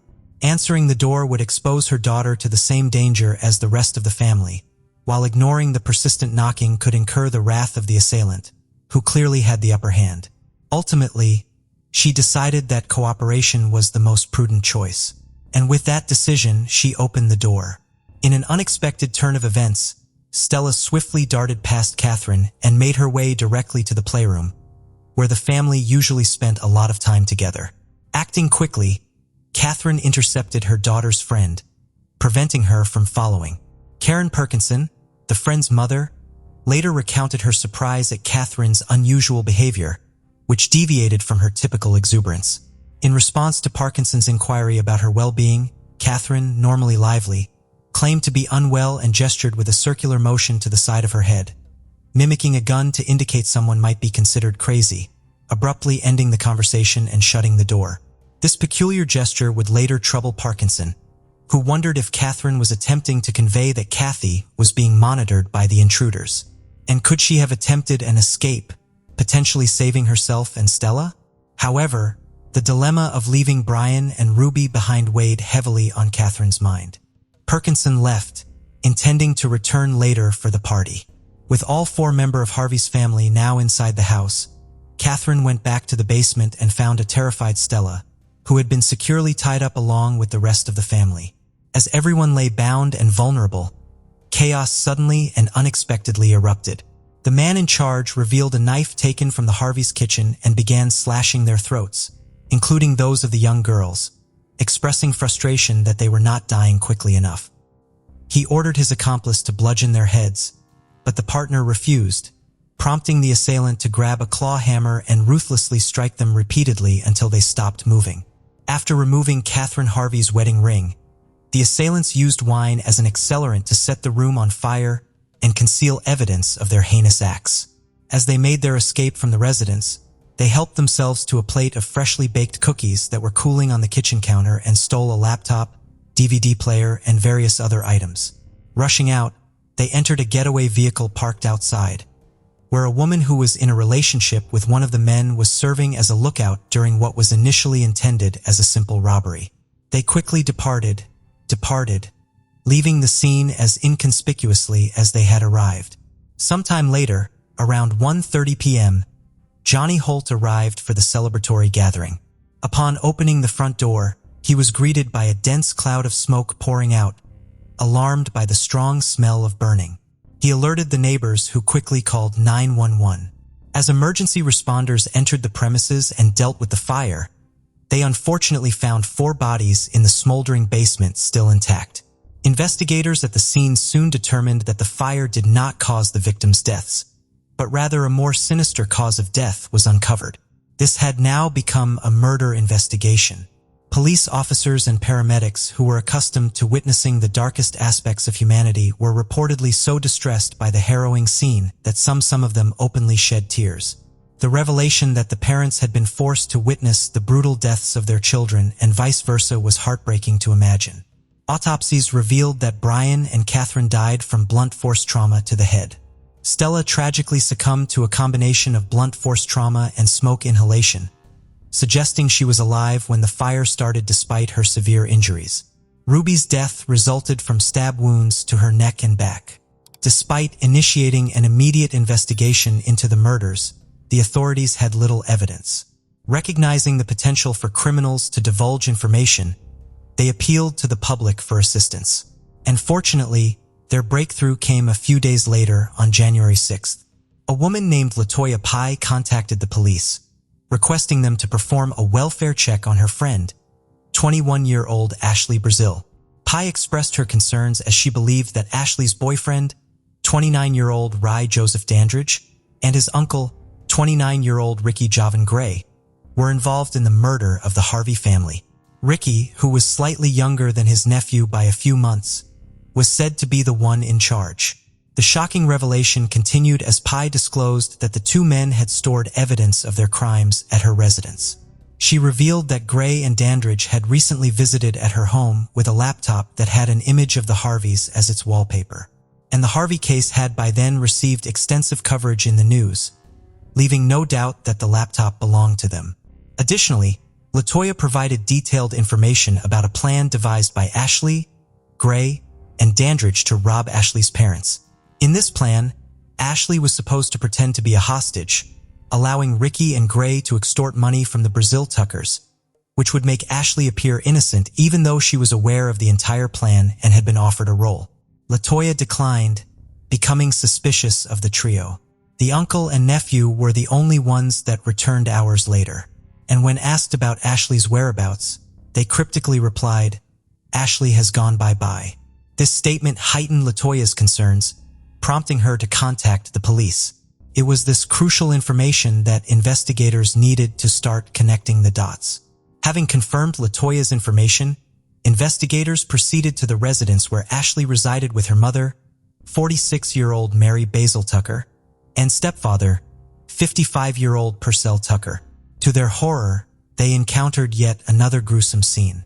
Upon entering the home, they discovered the lifeless bodies of all three victims who had been subjected to a brutal method similar to the Harvey family's fate. The victims were bound, gagged, and had their throats mercilessly slit.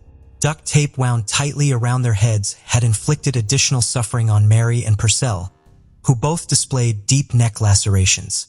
Purcell had a sock forcibly inserted into his throat, and Ashley tragically was found to have been suffocated with a plastic bag. The common cause of death for all three was determined to be suffocation and torture. Suspecting the presence of killers, law enforcement agencies from across the region collaborated in a joint effort to apprehend them before they could commit further atrocities. Harvey, Purcell, and Mary led quiet, peaceful lives without any known enemies. Purcell worked as a forklift operator, while Mary was employed by a housekeeping business.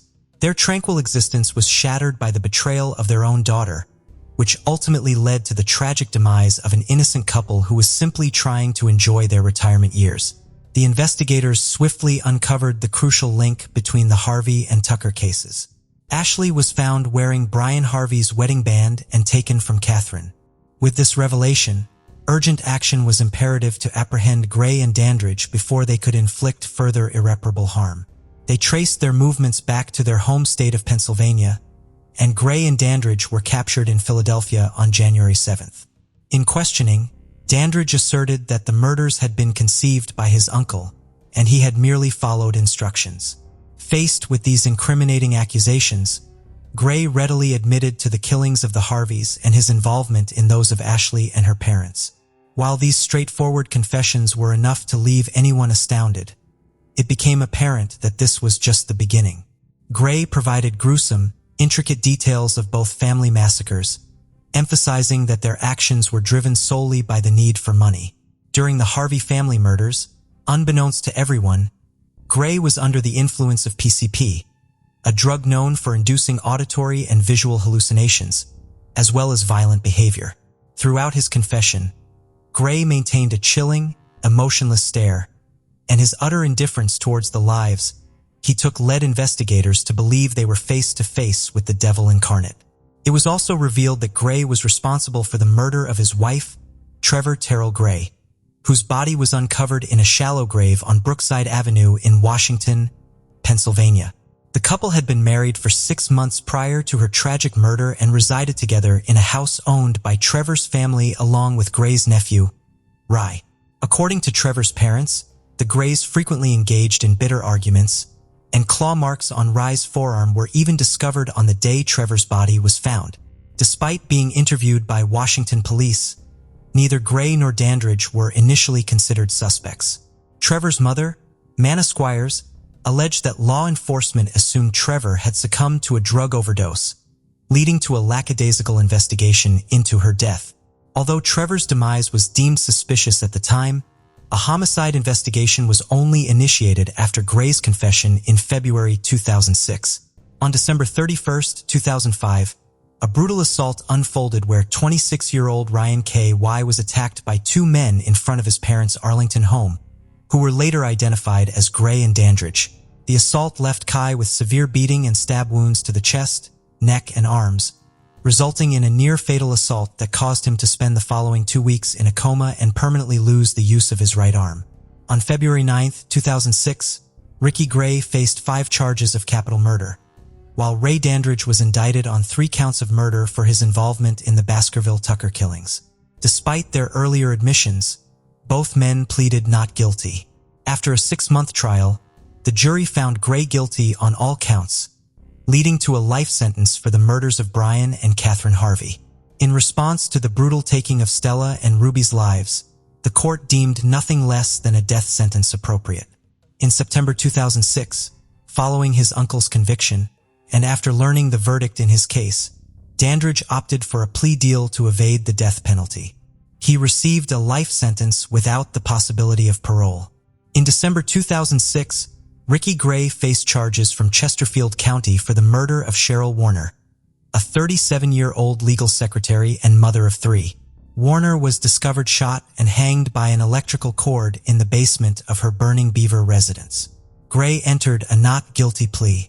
However, on June 4, 2008, the charge was suspended due to conflicting evidence.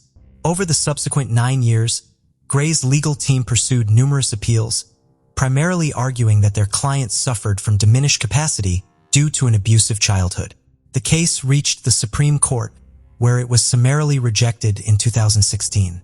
In November 2016, Gray was scheduled to be executed on January 18, 2017. On January 18, 2017, with all of his appeals exhausted, Ricky Gray was executed by lethal injection at Greensville Correctional Center. Ray Dandridge remains incarcerated at Sussex State Prison. The brutal murders of the Harvey family unleashed an overwhelming wave of horror and sorrow, with over 1,400 individuals attending their memorial service, expressing their condolences and grief.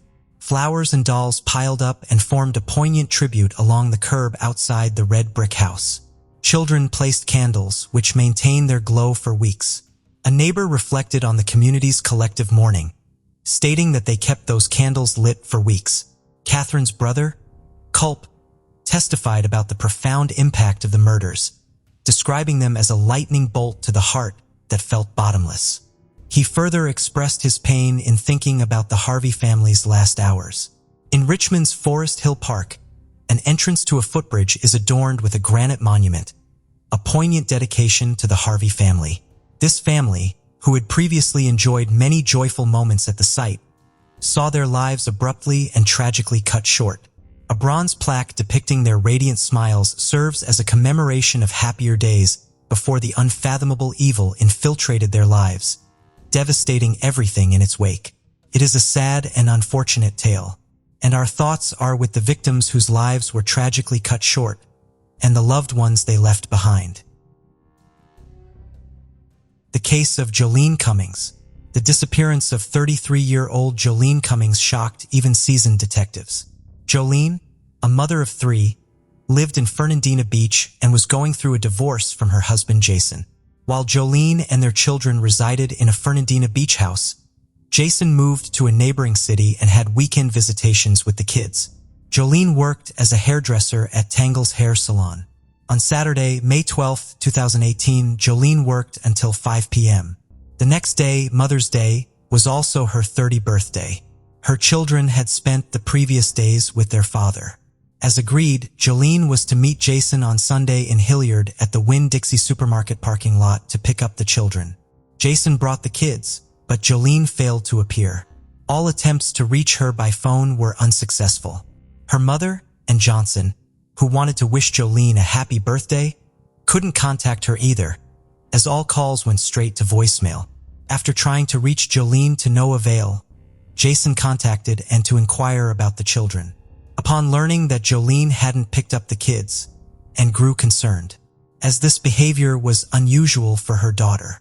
When and couldn't get in touch with Jolene on Monday, May 14th, she filed a missing person report with the police. The authorities promptly launched an investigation, releasing a poster with Jolene's photo and issuing an all-points bulletin for her February 2006 Ford Expedition. And Johnson made a public plea for help in finding her daughter, urging anyone with information to come forward. Jolene's disappearance was devastating for Anne, and she begged anyone with knowledge to report it. On the same day, police and volunteers searched the forest near Jolene's home, but their efforts were unsuccessful. The salon where Jolene worked was closed on Sunday and Monday. The police discovered that Jolene was last seen on Saturday, May 12th, when she left work. According to the salon's owner, Jolene and Jennifer, another hairdresser, were scheduled to work together that day. In a phone call, Jennifer told her boss that she and Jolene closed the salon at 5 p.m. and each drove away in their own cars. The police determined that Jolene last used her phone to make an outgoing call while still at work on May 12th. Nassau County Sheriff Bill Leeper appealed to anyone who is a customer of Tangle's salon or in the area on May 12th to contact the police. Jolene's relatives and friends didn't think she was hiding on her own accord. The owner of the salon, where Jolene had worked for 6 years, shared their skepticism. It was hard for them to believe that she would abandon her children. The police were determined to uncover at least one lead, so they delved into Jolene's personal life. As spouses often become hostile during divorce and child custody disputes, they took a closer look at Jason. Meanwhile, detectives found that just 5 days before Jolene vanished, a neighbor had reported a loud argument to the police. It emerged that Jolene had been fighting with her ex-boyfriend, Jason G., and their children were witnesses to the altercation. He had asked Jolene if he could stay with her for a while, but she refused. Enraged, he began vandalizing everything in sight. The reason for her refusal was that the police were actively searching for Jason due to his parole violations. By the time the police arrived, Jason had managed to flee the scene. After Jolene disappeared, Jason G. became a person of interest in the police investigation.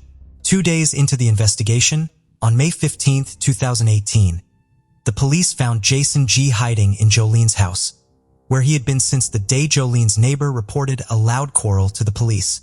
He was arrested and taken to the police station for questioning. During the conversation, Jason G. claimed he was not involved in Jolene's disappearance. Meanwhile, the police discovered their first crucial lead.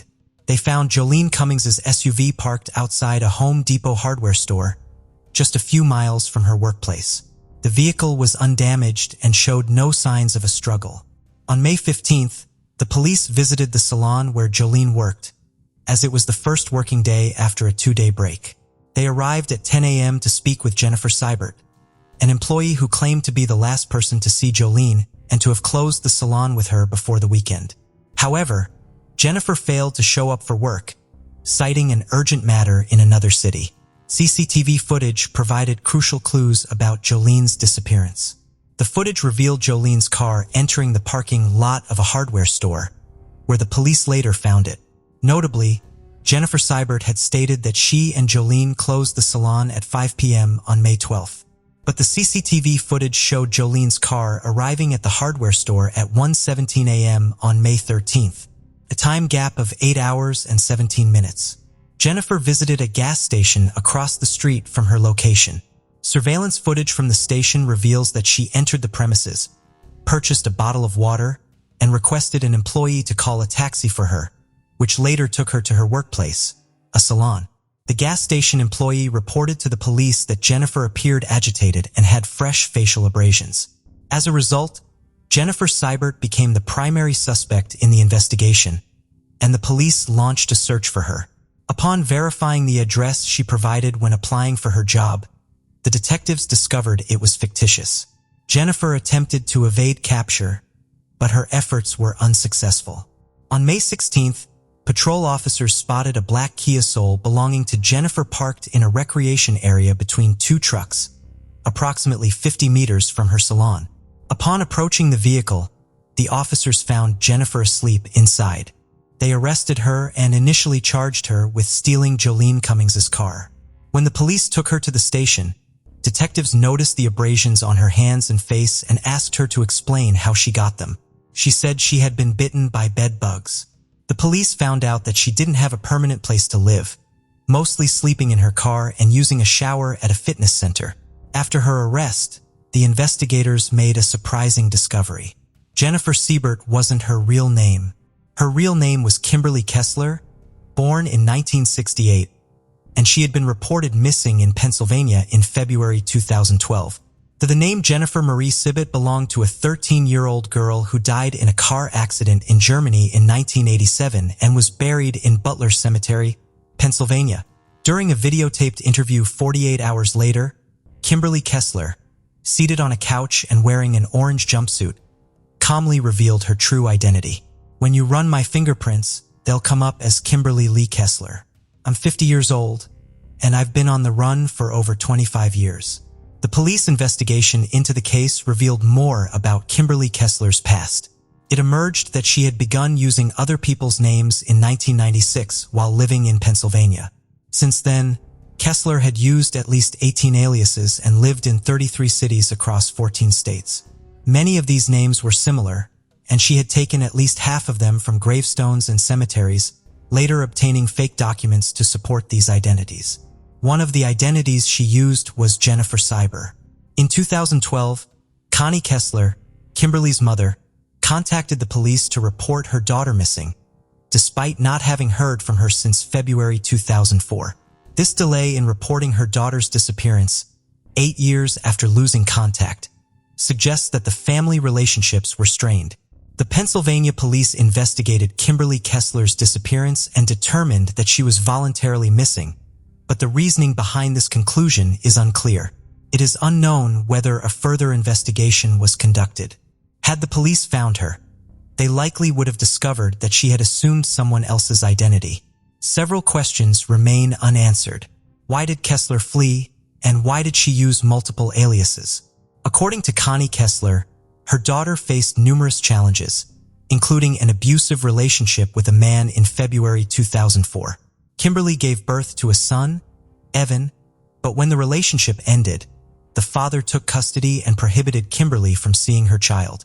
The father later relocated to another state and falsely told Kimberly that their 1-year-old son had passed away. Kimberly sought to uncover the truth and locate the grave of her son. Frustrated by the lack of answers, she began searching for Evan and investigating his fate. Connie Kessler theorizes that her daughter used aliases to conceal her identity, fearing Evan's father. According to Tim Edwards, Evan's father, the circumstances were different. He claims to have had a relationship with Melissa McKernan between 1997 and 1999, resulting in the birth of their son Evan. Melissa allegedly used fake names to keep her family, including her mother, from finding her. After the couple separated, Melissa retained custody of Evan, denying Tim visitation rights. In 1999, when Evan was around 15 old, social services intervened, taking Evan away from Melissa, who then fled the city, disappearing from Tim's life. Tim never informed Kimberly that Evan had passed away since he lost contact with Melissa after she left and never heard from her again. Later, when Jolene vanished, Evan was 20 years old and had never seen a picture of his biological mother until FBI agents visited their home in February 2018 to gather information about Kimberly Kessler's past. However, there are inconsistencies in these stories. According to Tim Edwards' birth certificate, Evan was born in 1998, but in her interview, Connie Kessler claimed Kimberly gave birth to Evan in February 2004. This discrepancy suggests that Connie Kessler was not well informed about her daughter's life, and her statement about Tim hiding Evan from his mother may not be reliable. As a result, Connie's theory that her daughter used the identities of deceased individuals to find her son and avoid detection by his father is questionable.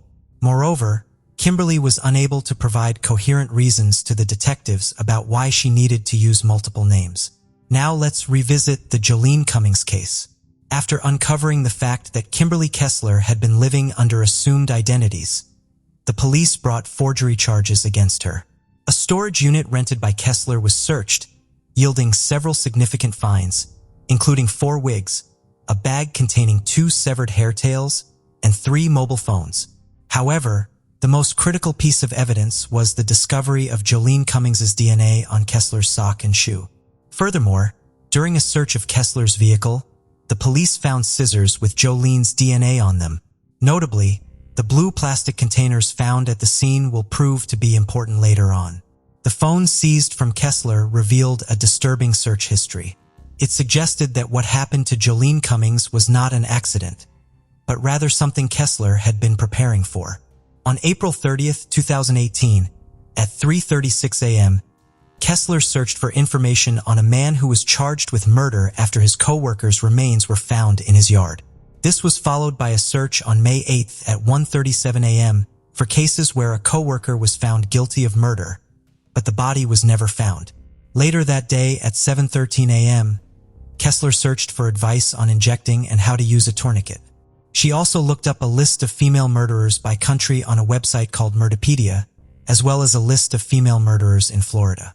Finally, she searched for information on autopsy and post-mortem changes at 6:33 p.m. The owner of the hair salon where Jolene worked reported that the plant in the pot inside the salon had been replaced. This draws attention to Kessler's search queries on May 13th, the day Jolene failed to pick up her kids. At 12:05 p.m., Kessler searched for indoor palm and then variation palm tree. A minute later, at 12:06 p.m., the police examined CCTV footage from a hypermarket selling household goods located a few hundred yards from the Tangles hair salon. The footage showed Kessler arriving at the hypermarket on May 14th at 2:39 p.m. and leaving the store half an hour later with a plant, which would later end up at the hair salon on May 15th at 6:13 p.m. 2 days later, on May 16th at 6:27 p.m., Kessler searched online for Jolene Cummings' I Have Vanished and No Body, No Crime. Forensic experts used luminol and ultraviolet light to investigate the hair salon, and their findings suggested that a serious crime had taken place there. The entire room glowed under the ultraviolet light, indicating the presence of blood or other bodily fluids. On May 22nd, the sheriff held a press conference during which he announced, "We have gathered sufficient evidence, although some of it will remain undisclosed for the time being to protect the ongoing investigation. Sadly, our evidence leads us to conclude that Jolene Cummings has likely died." The investigators learned that about a week before her disappearance, Jolene shared her suspicions with a colleague at the Tangled salon. She thought their new hairdresser, Jennifer, was hiding something and wasn't being genuine. According to some salon clients, the relationship between Jolene and Jennifer was strained. One client even witnessed a heated argument between the two women on May 9th, just 3 days before Jolene vanished. The Tangle Hair Salon closed its doors on June 5, 2018. Despite Tesla's attorneys managing to keep some evidence under wraps, the police released information sheds light on what happened to Jolene Cummings. However, a surveillance camera near the back of the building captured footage of the dumpster. Kessler was seen there at least 4 times. The recording shows Kessler doing something near the dumpster. Later, at 8:08 a.m., she returns to dispose of a white garbage bag. Based on how she lifts the bag, it appears to be quite heavy. 14 minutes later, she throws out another white bag. In the 4th recording, taken an hour before midnight, Kessler is seen lifting a waste container to empty its contents, suggesting that it holds something heavy. The Walmart camera footage provides insight into what Kessler threw away. The recording shows her purchasing items at the self-checkout, including garbage bags, cleaning agents, latex gloves, and notably, an electric knife. This discovery significantly impacted the police's subsequent actions. In July 2018, investigators discovered that a local waste management company had been dumping trash in a Georgia landfill. A team of nearly 200 people combed through the landfill for a week, yielding several crucial leads. Although the sheriff refused to disclose them to protect the integrity of the investigation, near the dumpster where Kessler had discarded the white garbage bags, police recovered a piece of jewelry, women's shoes, and a blue plastic container. Notably, the container was identical to one found in Kessler's storage unit, and it tested positive for Jolene Cummings' DNA. While Jolene's body remained unfound, the accumulated evidence was sufficient to warrant Kessler's arrest for her murder. On January 17, 2019, Kimberly Kessler made her first court appearance, entering a not guilty plea. However, the trial was delayed for several years due to the judge's concerns about Kessler's mental stability. During this time, Kessler engaged in a hunger strike, which left her weighing under 88 pounds. Her court appearances were often marked by outbursts of anger. Before the 2021 court session, Kessler underwent compulsory treatment, which ultimately deemed her fit to stand trial. On December 9, 2021, the jury delivered a guilty verdict. And on January 27, 2022, Kessler was sentenced to life in prison without parole. The prosecution believes Kessler's motive was to silence Jolene Cummings, who threatened to expose her lies during a press conference. Sheriff Leeper expressed satisfaction with the verdict, stating that Kessler would spend the rest of her life in Florida State Prison. Unfortunately, Jolene Cummings' body was never found. The case of Abril Perez Seguian. Abril Perez Seguian was born in 1971 in Monterrey, Nuevo León, Mexico. Her mother, Maria del Socorro, worked diligently 7 days a week to ensure her 3 children, Abril, Javier, and Anna, had the opportunity for the best possible education and a bright future. Even at a young age, Abril displayed an exceptional aptitude for science and made it her goal to pursue higher education and financial independence. As Abril matured, she embodied a unique combination of intelligence, compassion, and physical beauty. Her sociable nature and innate leadership qualities made her an inspiration to her friends and a standout professional in her field. She earned a bachelor's degree from the University of Nuevo León and a master's degree in business from the Monterrey Institute. As Abril's career progressed, she discovered her passion for digital sales and rapidly climbed the ranks. She attained a prominent position as an executive director at Bilbao Bank in the United States. During the early 1990s, a time when Abril's professional accomplishments were flourishing, she met Juan Carlos Garcia Sanchez. Juan Carlos was an ambitious entrepreneur, born on November 11, 1968. Juan Carlos and Abril discovered they had a lot in common. Both had attended the Monterrey Institute of Science and Technology, where Abril studied and Juan Carlos earned his degree with high academic achievement.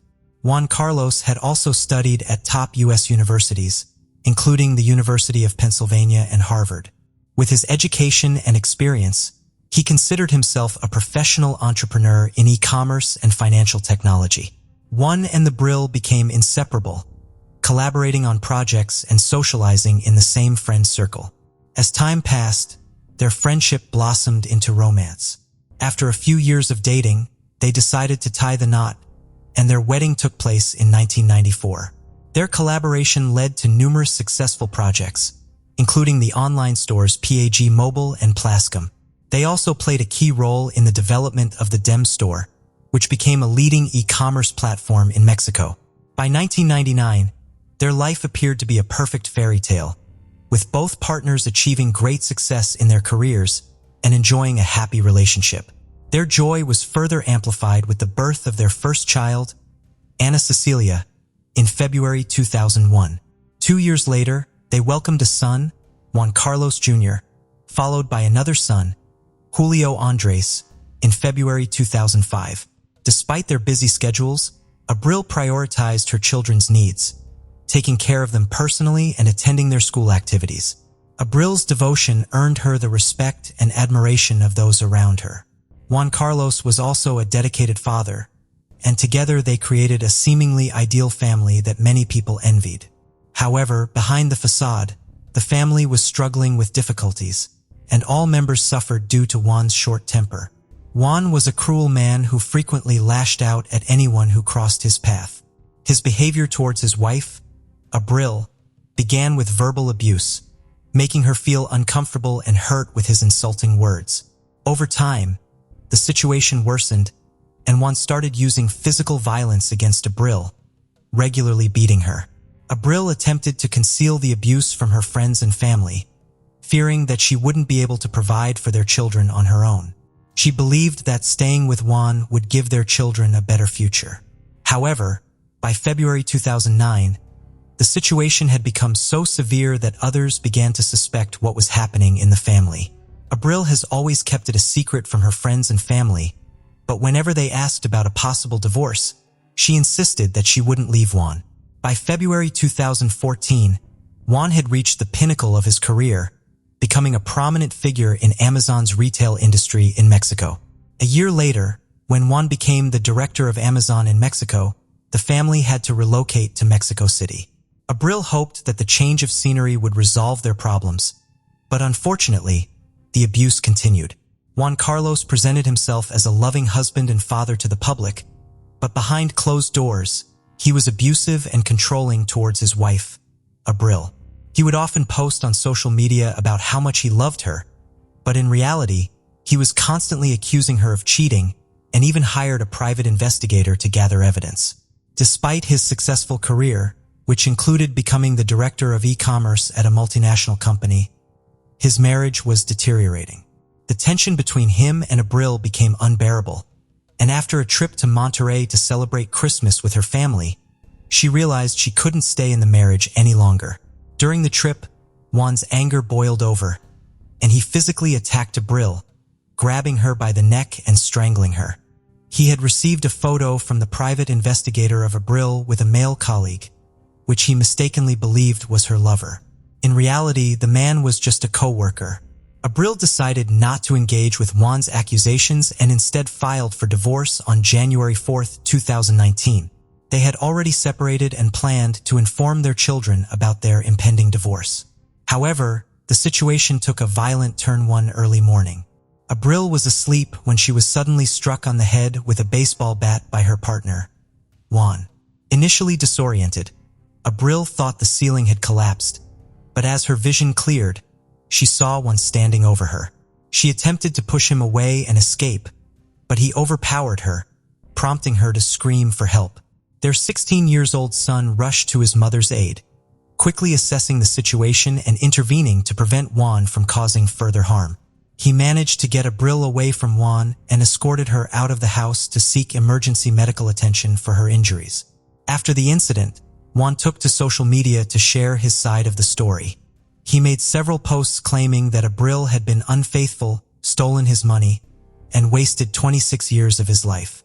He also alleged that Abril had physically attacked him, stabbing him in the chest with a knife. To support his claims, he attached photos of the knife and what appeared to be bloodstains. One of Juan's friends responded by recording a video asking people to share the information. However, Juan's posts became increasingly bizarre. At one point, he even posted a message claiming that Abril had taken her life, despite being clearly alive. This move remains puzzling to this day. Meanwhile, Abril had been recovering in the hospital. After her discharge, she immediately filed a police report against her husband. The authorities sided with her, granting her custody of their 2 children and ordering Juan to pay 6,000 Mexican pesos, approximately $13.50 in monthly alimony. However, this amount was deemed insufficient to cover the costs of raising their 2 minors. After overcoming her initial fear and financial struggles, Abril began a new chapter in her life, driven by her determination to create a better future for her children. She relocated to Monterey with her kids, where she attended Juan Carlos' trial and filed for divorce. Reflecting on her traumatic experience and the abuse she suffered, Abril reevaluated her life. She joined a Christian organization that supported families and started working as a divorce counselor. Her ultimate goal was to establish a support system for women who had endured similar abuse, just as she had. As Abril worked towards rebuilding her life, the court proceedings against Juan Carlos continued. 9 months after the attack, Juan was formally charged with attempted murder. The case was then brought to court, where Judge Federico Mask ordered Juan's informal arrest. Consequently, Juan was incarcerated for several weeks. Juan appealed the verdict, and on November 3, 2019, Judge Hector Jimenez reviewed the case. He found the hospital photographs and Abril's testimony, along with that of her son, insufficient to prove Juan's guilt. The judge also believed that if Juan had intended to kill Abril, he would have done so.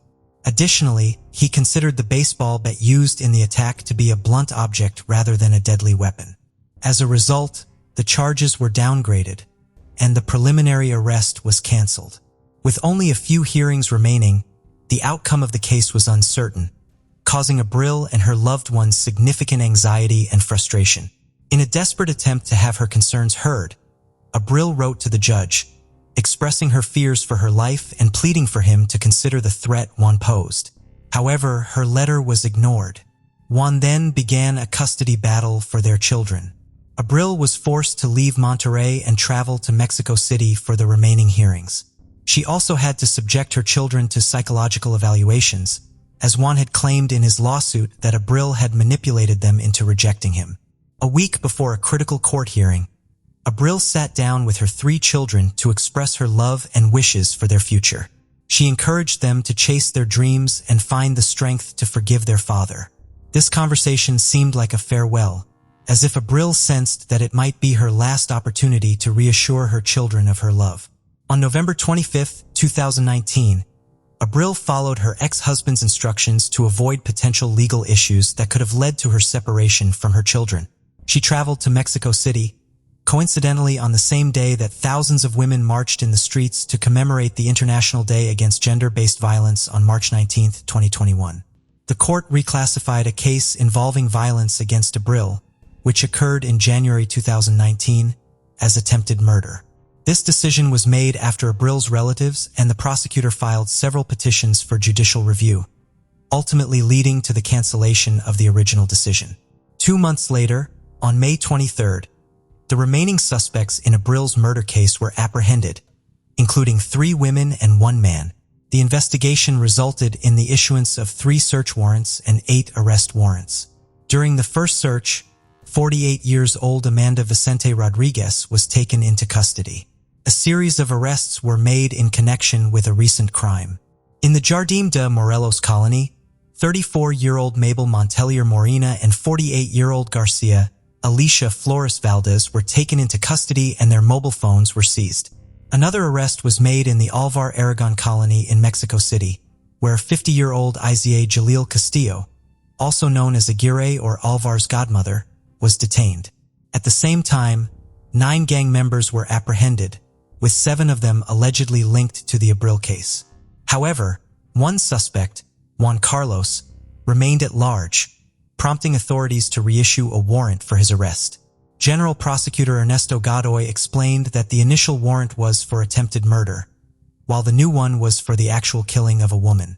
Despite efforts to locate Juan, he remained elusive.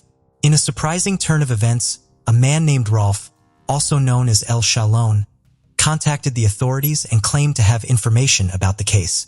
During questioning, he revealed that he was the one who had actually pulled the trigger and taken Abril's life. The perpetrator, Rodolfo Daniel Bendis, eventually pleaded guilty to the crime. He claimed that Juan Carlos had promised to pay him $10,000 to carry out the crime. According to Bendis, Juan Carlos had contacted him while he was in pretrial detention and provided him with the address of Abril in Mexico City. Juan Carlos allegedly instructed Bendis to spy on Abril and provided written instructions on how to commit the crime. He also promised to provide Bendis with a gun in Monterrey. However, when Bendis arrived in Monterrey, no one contacted him, and he did not receive the gun. He returned to Mexico City and did not hear from Juan Carlos again until after his release from prison. Upon his release, Juan Carlos contacted Bendis again and informed him that the plan had changed. He now wanted Abril to be killed in Mexico City, as he had managed to lure her there. The case was divided into multiple hearings due to the complexity of the judicial system. The first trial began in August 2022, with Bendis and Juan Carlos as the initial defendants. During this trial, the prosecution presented 28 witness statements and 14 pieces of expert evidence. During the recent trial, a key defendant known as L. Sean Galen testified about his role in planning and committing the crime of feminicide, for which he had previously pleaded guilty. On May 19, 2023, the court delivered its verdict, finding Rodolfo Daniel Baza and Juan Carlos Rodriguez guilty in sentencing them to 52 years in prison. Additionally, they were ordered to pay approximately 56,000 Mexican pesos, $30,000 US, in damages. Following the trial, they men were taken to a detention center to begin serving their sentences. However, the Abril family immediately announced their intention to appeal the verdict, as they believed the sentence was too lenient. They pointed out that Rodolfo was the one who fired the fatal shots. As for the remaining defendants, it was previously decided in October 2014 that their trials would be divided. This decision was met with an appeal from prosecutors, who argued that it would significantly delay the proceedings and result in unnecessary additional costs for the court. The tragic case of Abril continues to affect her family and the wider Mexican society. And despite the recent verdict, the trials are not yet over. After the court hearing, Abril got into a car with her children and their lawyer. She asked the lawyer to drive them to the airport for their flight back to Monterrey. En route, they stopped at an intersection where a motorcyclist pulled up beside them. The motorcyclist, who was actually a hired assassin, shot Abril multiple times in the head. Luckily, her children, who were seated in the back, escaped serious harm. One child, who was lying down, was grazed by a bullet but suffered only minor injury. Abril was rushed to the hospital, where doctors fought to save her life. Despite their efforts, she succumbed to her injuries 6 hours later. The lawyer immediately contacted Abril's family to inform them of the tragedy. Her brother Javier traveled to Mexico City to handle the aftermath of the incident. The community suspected Juan Carlos of being involved in the crime, but the authorities took a different stance. Since the shooter's identity and motives were unknown, they couldn't classify the case as femicide and make an arrest. Instead, the case was initially treated as a murder, and the police launched an investigation to gather evidence that could potentially prove it was a femicide. Abril's friend took to social media to accuse Juan Carlos, but her account was deleted as a result. Abril's family was fearful that the perpetrator would go unpunished and sought to raise public awareness about the case through social media. The fact that Abril died on a day dedicated to fighting gender-based violence added a deeper significance to her death. The family organized protests and marches to demand justice for Abril. Following Abril's tragic death, social media erupted in outrage as people realized that she had repeatedly expressed her fear of her abuser, only to be ignored by the authorities. Her family and friends held a funeral mass at the Benito Flores Chapel in Monterrey, where dozens gathered to pay their respects and demand justice for Abril. The funeral procession then proceeded to the Pantheon Garden in Los Angeles, where Abril was laid to rest. Her case has sparked widespread attention to the issue of gender-based violence, particularly in cases where judges release men who have attacked women. Abril's ex-husband, Juan Carlos, was released from prison after appealing his sentence and was able to track Abril down to Mexico City, where he ultimately took her life. In response to Abril's case, the Mexican General Prosecutor's Office has launched an investigation into the judges who allowed Juan Carlos to be released from prison. The judges in question, Carlos Trillo Rodriguez, Federico Mosa Gonzalez, and Hector Jimenez Lopez, are being investigated for their roles in Juan Carlos' release. Additionally, representatives of the party of former Mexican President Andrés Manuel López Obrador are calling for Judge Mosa's removal from office, citing his involvement in a previous controversial case in which he released a doctor who had disrespected a patient in a public hospital. The judge initially declined to charge Juan Carlos with femicide, instead only charging him with sexual violence, after which he was released from custody. During the public outcry surrounding the Abril case, Rafael Guerra, the president of the Supreme Court of Mexico City, suspended all judges involved in the case on November 29th. Mexico City's head of government, Claudia Sheinbaum, stated that the government would investigate Abril's death. She also warned that the judges involved in the case could be held accountable for Abril's death if it was proven that Juan Carlos was responsible. Local and international media reported that Juan Carlos was released despite evidence against him. Abril's family established a non-profit organization called the Voice of Abril to provide support to victims of violence, including information, psychological assistance, and legal aid. The public demonstration sparked by Abril's death prompted the prosecutor's office to reclassify the case against Juan Carlos, seeking to prosecute him for attempted murder, which could result in his imprisonment. After being charged, Juan Carlos took to social media to claim that he wanted justice for the crime against Abril and that the perpetrator should be punished. He also stated that he was willing to cooperate with the police despite having a troubled marriage with Abril, and he would never have wanted her to meet such a tragic end. However, his post sparked widespread discontent among the community. His 18-year-old daughter, Ana Cecilia, publicly spoke out against her father, accusing him of physically and mentally abusing her, her siblings, and Abril over the years. She shared disturbing photos of Abril's injuries after being attacked with a baseball bat. Anna described her father as a narcissistic sociopath who allegedly bribed his way out of prison. During the ongoing investigation and protests, an arrest warrant was issued for Juan Carlos, but it was not directly related to the Abril case. Instead, it was due to him violating judicial duties. Although he was released on the condition that he would check in with the police station weekly, he failed to do so. After missing 2 court hearings, Judge Augustin Monra Gasper Cannell was left with no choice but to issue the order. Juan wrote a letter claiming he feared for his life and did not want to attend the hearings, stating he and his family had received death threats since April's death. He believed someone would seek revenge if he appeared in court. However, the judge rejected this excuse and issued an arrest warrant, also restricting Juan from leaving the country. The investigation continued, aiming to uncover the truth. A letter from Juan was discovered, in which he again denied involvement in Abril's death, claiming he never intended to harm her. He described the night of the incident, stating that Abril had initiated a fight, stabbing him in the side, and he had hit her with a bat in self-defense. The letter sparked outrage among those who heard it, with no one believing Juan's account. The investigation has revealed that Juan Carlos is the primary suspect in the case. Further investigation by the police has identified at least 7 other individuals involved in the crime against Abril. This conclusion was reached after reviewing surveillance footage from the area where the events occurred. The footage shows 2 cars following Abril as she left the courthouse. The drivers of these cars were in contact with the perpetrator who fatally shot Abril. After the attack, the perpetrator and their cars fled the scene. Although the identities of the pursuers were not yet known at the time, the investigation suggested that Juan Carlos may have been involved in the crime. According to investigators, Juan Carlos likely met these individuals while he was in prison and paid one of them to protect him.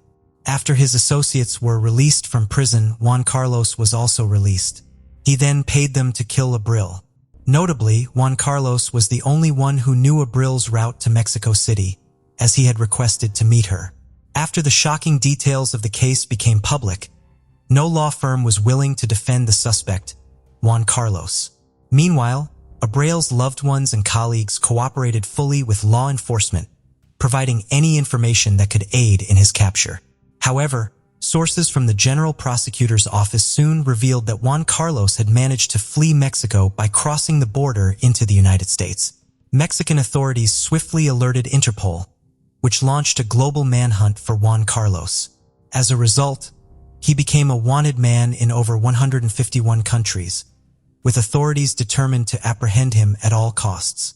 By the January 2024, the case had gone cold, with no new leads or updates.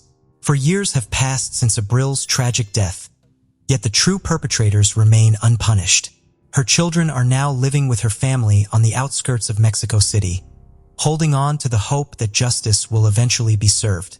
The question on everyone's mind remains, where is Juan Carlos? His capture is still the top priority for the authorities. Abril's family has vowed to continue fighting for justice until Juan Carlos is found and brought to justice. This here story is about 26-year-old Elle Edwards.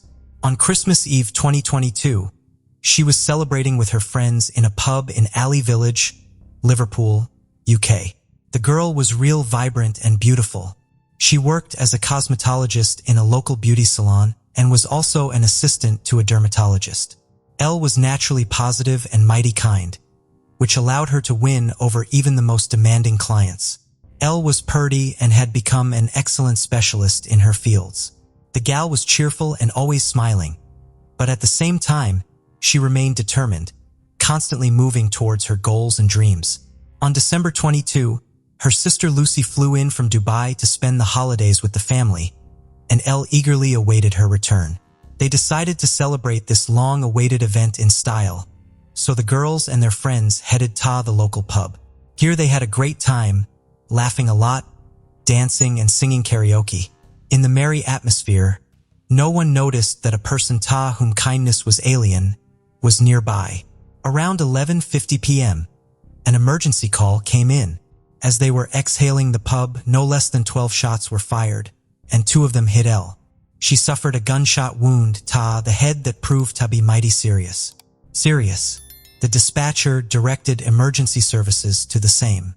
They urgent-like arrived at the pub, loaded the girl into an ambulance, and took her to the local hospital.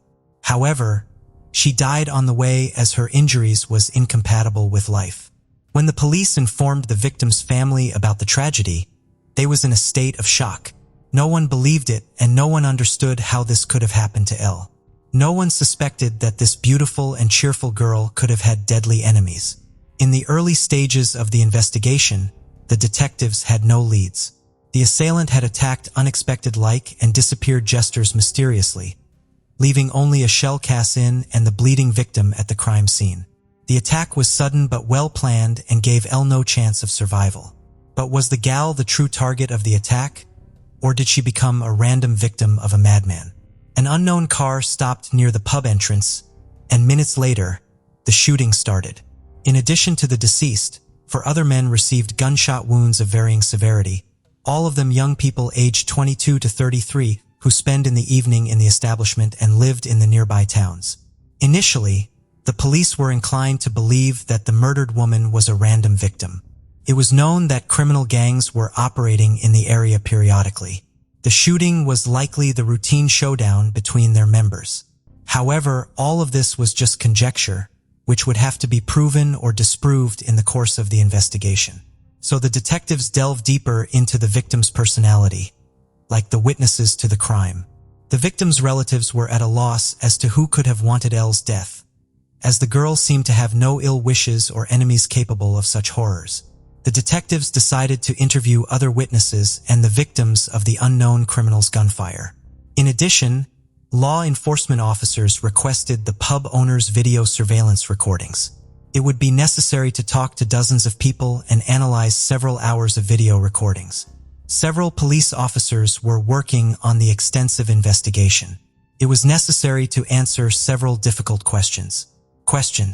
There were too many victims of the attack, but was this spontaneous aggression, or did the perpetrator pursue a specific target?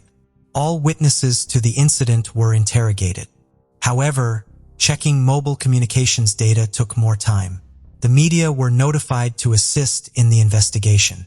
Law enforcement officers urged anyone with valuable information to come to the police station. First and foremost, this concerned possible video recordings made by random eyewitnesses on any of which the car in which the aggressor arrived might appear. After the crime, the police held a meeting with local residents.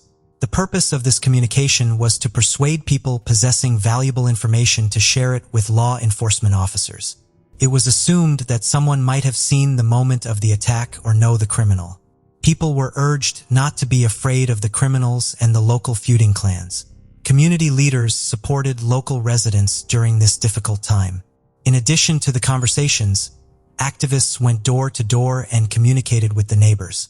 Special trained officers worked with the family of the deceased, their goal being to provide them with support in connection with the heavy loss. In the course of this work, it was established that the perpetrator had left the pub parking lot in a dark-colored car. Eyewitness accounts regarding it may differed. It was dark and it was difficult to make out anything, but the most likely was a dark Mercedes A-Class. Later, this was confirmed after checking the outdoor surveillance cameras. Before we dive in, don't forget to subscribe to our new channel, where we uncover captivating and chilling cold cases that will keep you on the edge of your seat. You won't want to miss the twists and turns we have in store. Let's continue.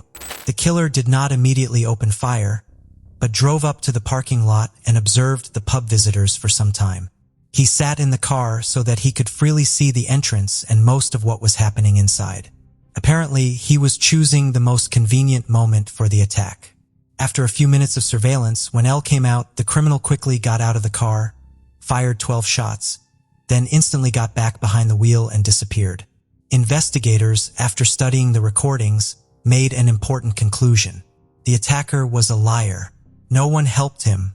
It was not possible to trace the exact location where the perpetrator fled. Therefore, the detectives went door to all local residents, describing the car and recounting the circumstances of the incident, trying to establish the identity of the killer. Patrolling the streets was carried out around the clock, and this yielded results. Just 2 days after the shooting, detectives detained 2 suspects, but no names were mentioned until all the circumstances were clarified. However, it was not possible to prove their involvement in the crime, in particular because the murder weapon was not found. After that, the detectives made a statement to the public saying that they would not rest until the unknown shooter was punished. All this was intended to calm the local residents who were outraged by the rampant crime and the powerlessness of the authorities. It was also assumed that the attack had been provoked by a feud between local gangs.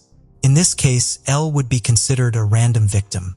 However, all this was also just an assumption that remained to be verified. In the course of the investigation, it was possible to establish that the potential targets could have been Jake Dactley and Kyram Salt, members of the local Beechwood gang, who was spending the evening in the pub. It became known that they had been in long-term fierce conflict with another group claiming this territory. On December 29th, the police arrested another person, but he was not the one who opened fire.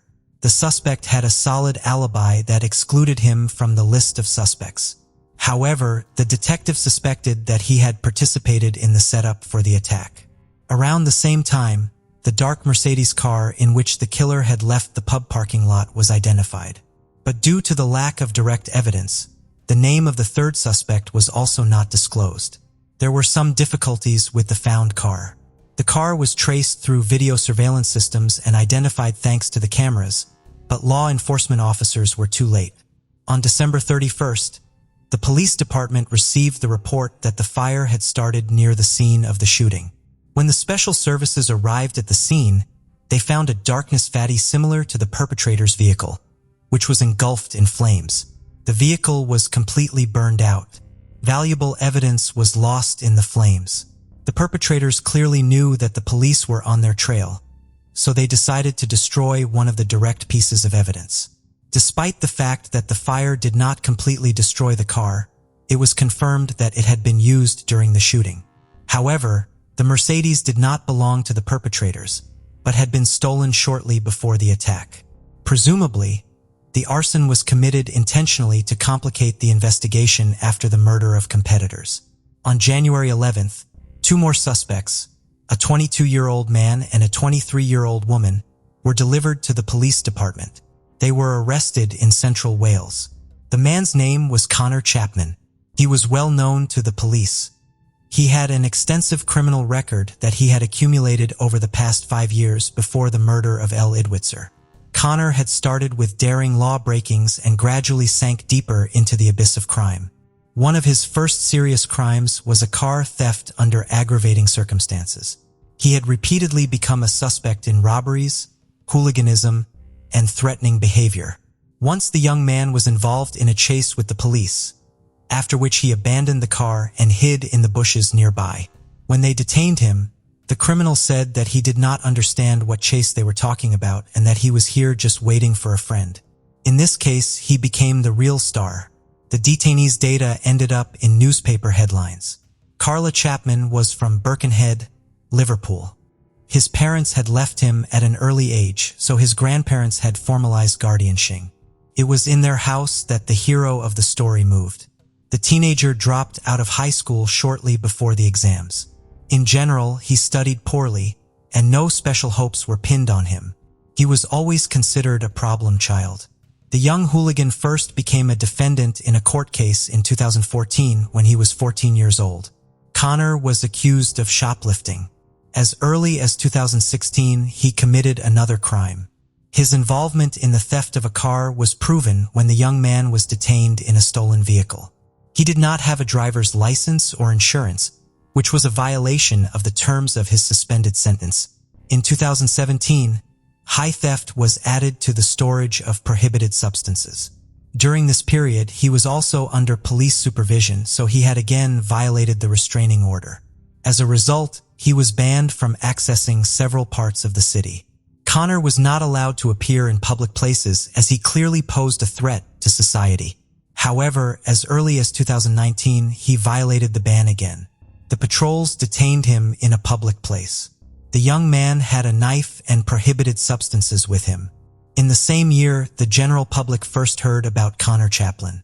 He appeared on the pages of the local newspaper after an unsuccessful attempt to escape from the police in a stolen car. The city patrol noticed a stolen Audi on the street and ordered the driver to stop and get out of the car with his hands up. However, the 18-year-old Chapman did not obey, provoking a chase. During the short flight, Connor committed a large number of traffic violations. In particular, he accelerated to more than 80 kilometers per hour in areas with a 30-kilometer limit. Tanner repeatedly drove into oncoming traffic and in the end crashed into the curb. At speed, the car was thromboside and turned around. The driver could not continue the orgy, so he got out of the car and ran away. However, even here, he was unlucky as the patrol caught up with him in the bushes just a few hundred meters away. In his defense, the young man said that he was waiting here for a friend, but the deception was obvious. The lawyer of Connor explained in court that his client had fallen under the influence of a bad company of old phrase. The court left him unpunished and the need to release the budding criminal. It was found that had attention deficit disorder and a number of other disorders identified by private specials during the trial. Despite this, due to numerous violations and potentially dangerous behavior on the road, he was sentenced to a term of up to 8 months in prison for 2 manners. The young man also received a ban on driving a car, which was in effect after his release. Thus, the budding criminal had achieved 14 convictions for 30 criminal episodes by the time he reached adulthood. It was obvious that he had no intention of changing and categorically refused to fit into society. Everyone understood that he was potentially dangerous, but legal grounds for isolating him from society had not been found. This was due to the fact that so far no person had been seriously injured by his inadequate behavior. The public was outraged by the powerlessness of the authorities. Everything was shaping up so that the criminal elements could do nothing until they kill or maim innocent people, and that's how it turned out. In January 2020, the court again sentenced Connor Chapman, this time to 10 months in prison. He was again caught in a public place with a cold weapon and substances in his pocket, a whole bouquet of prohibitive lists. During this period, the police openly appeared on TV channels, urging the public to beware of this young man. After serving his sentence protected months, he again got involved in crime and was wanted for at least 5 criminal episodes. When he was caught, the young criminal said that he had spent more time behind bars than free, and he did not seem upset about this, but rather proud of his achievements. However, Connor had no intention of stopping there. By the age of 20, his service record had expanded again. By this point, he had received 19 sentences for 43 crimes. But in the summer of 2022, the inadequate young man found himself free again. This happened just 6 months before the death of L. Edwitzer. During this period, Connor was again brought before the court. His lawyer tried to play on pity, telling the story that the first child of the young man was born while he was in prison. At this point, his girlfriend was pregnant with a girl. The young man claimed that he had rethought his life and wanted to get on the path of correction. Of course, these were loud, false words. The only thing he wanted was to get free and return to the path of crime. During this period, the police already knew that he was a member of one of the local criminal gangs engaged in the sale of prohibited substances. However, the criminal was tried not for these serious crimes, but for burglary and theft of 2 electric motorcycles. On December 22, a skirmish broke out between 2 rival criminal gangs. They began to argue over the division of the territory near the wooden church in Beechwood Estates. They failed to reach an agreement, after which the young gangster decided to take revenge. He armed himself with a submachine gun and waited for about 3 hours until he tracked down his targets. He wanted to kill Curran Seld and Jake Duffy, who had gone to the Moyak pub for rest. Shortly before midnight, the criminal drove up to the parking lot and began to observe. He identified his victims and waited for the right moment to attack, then ran out of a car and fired 12 bullets into the building. He managed to seriously injure Duffy, but despite the threat to his life, he survived the attack. However, the unlucky L. Edwitzer was not so fortunate. 2 bullets hit her in the head. The young beauty fought for her life, but died in the arms of the medics on the way to the hospital. The girl accidentally met the killer's targets that evening and did not even suspect that the festive revelry could end so tragically. The pub was crowded. Then 1 person was killed and 4 were wounded. One 22-year-old man was shot in the leg, a 24-year-old young man was wounded in the arm, and a 33-year-old man in the wrist. None of these injuries were life-threatening. Elle's friends tried to provide her with assistance and perform artificial respiration right on the spot. However, this was not enough to save her life. Elle's sister Lucy was much like Diameter. She lived in Dubai and flew home to celebrate Christmas with her family. Just minutes before the attack, she had left the establishment, so she was not affected at all. Later, Lucy recalled how she had wanted to take her sister with her, but the girl wanted to stay with her friends. On January 25, 2023, the funeral of the young girl took place. Hundreds of concerned people came to say goodbye to the random victim of gang showdowns. The body was brought to the local church in a hearse drawn by 4 white horses. Even the pub that had become the site of the girl's last celebration was closed that day as a mark of respect for her memory. The owner of the establishment published a message of support for Elle's family on his official social media page. Connor Chapman was charged with a whole list of charges, the main one of which was murder.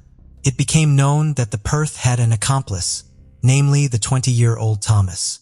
After the arrest and during the searches, a video recording was found on this young man, which had been made shortly before the attack.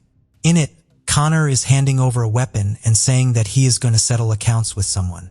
After the attack, they together hid the stolen Mercedes in order to get rid of it later. The murder weapon was never found. However, the killer's DNA traces were found on one of the shell casings fired. It was obvious that it was Connor who loaded the weapon before the attack. In addition, red gloves were found during searches in his house, which were clearly visible in the CCTV footage from morning. After the crime, when the perpetrators had abandoned the car, they ordered a taxi under a false name. They used the driver's services to cover their tracks and confused the investigation. Around 5 a.m., they returned to the place where the hidden car was located. Here, the criminals tried to cover their tracks. However, something went wrong. Ultimately, they decided to get rid of the car by setting it on fire. Thomas Nord was found guilty on all charges brought against him. In July 2023, the court sentenced him to 9 years in prison. This modest sentence was due to the fact that he had not yet managed to accumulate such a wide criminal history as his accomplice. Jake and Karen were wounded in the moment of the attack, but both managed to survive the assault. A look at their lifestyle made the aggression of one of the members of the rival gangs quite understandable. Both were members of the local Beechwood gang, which was openly in conflict with another group claiming this territory. It became known that on December 23, 2023, just a day before the attack with firearms, they had already been attacked. On that occasion, another person from Connor Chapman's group had assaulted them. Both were beaten, but did not receive serious injuries. Apparently, they considered this a random fight and calmly went to relax in the pub. While the shooter awaited his sentence in the case of the murder of the innocent victim, both targets of his attack were already in prison. Curran was sentenced to 27 months in prison for an attack on members of the rival criminal group. Another 9 months were added to the sentence for the fight. His friend was sentenced to 2 years and 9 months for a similar offense. Obviously, they were trying to avenge the attempted murder. Prohibitive court orders were also issued against both of them with a whole list of restrictions. Of course, this method did not allow protecting citizens from this gang of criminals. However, in case of further violations, more severe punishment could be applied to them due to ignoring the prescriptions. The public was outraged that potentially dangerous members of criminal gangs were getting away with minimum sentences after each crime. The bans were clearly ineffective and did not contribute absolutely anything to public safety. This became especially obvious when it was found that Chapman already had a ban on visiting that region where the pub was located.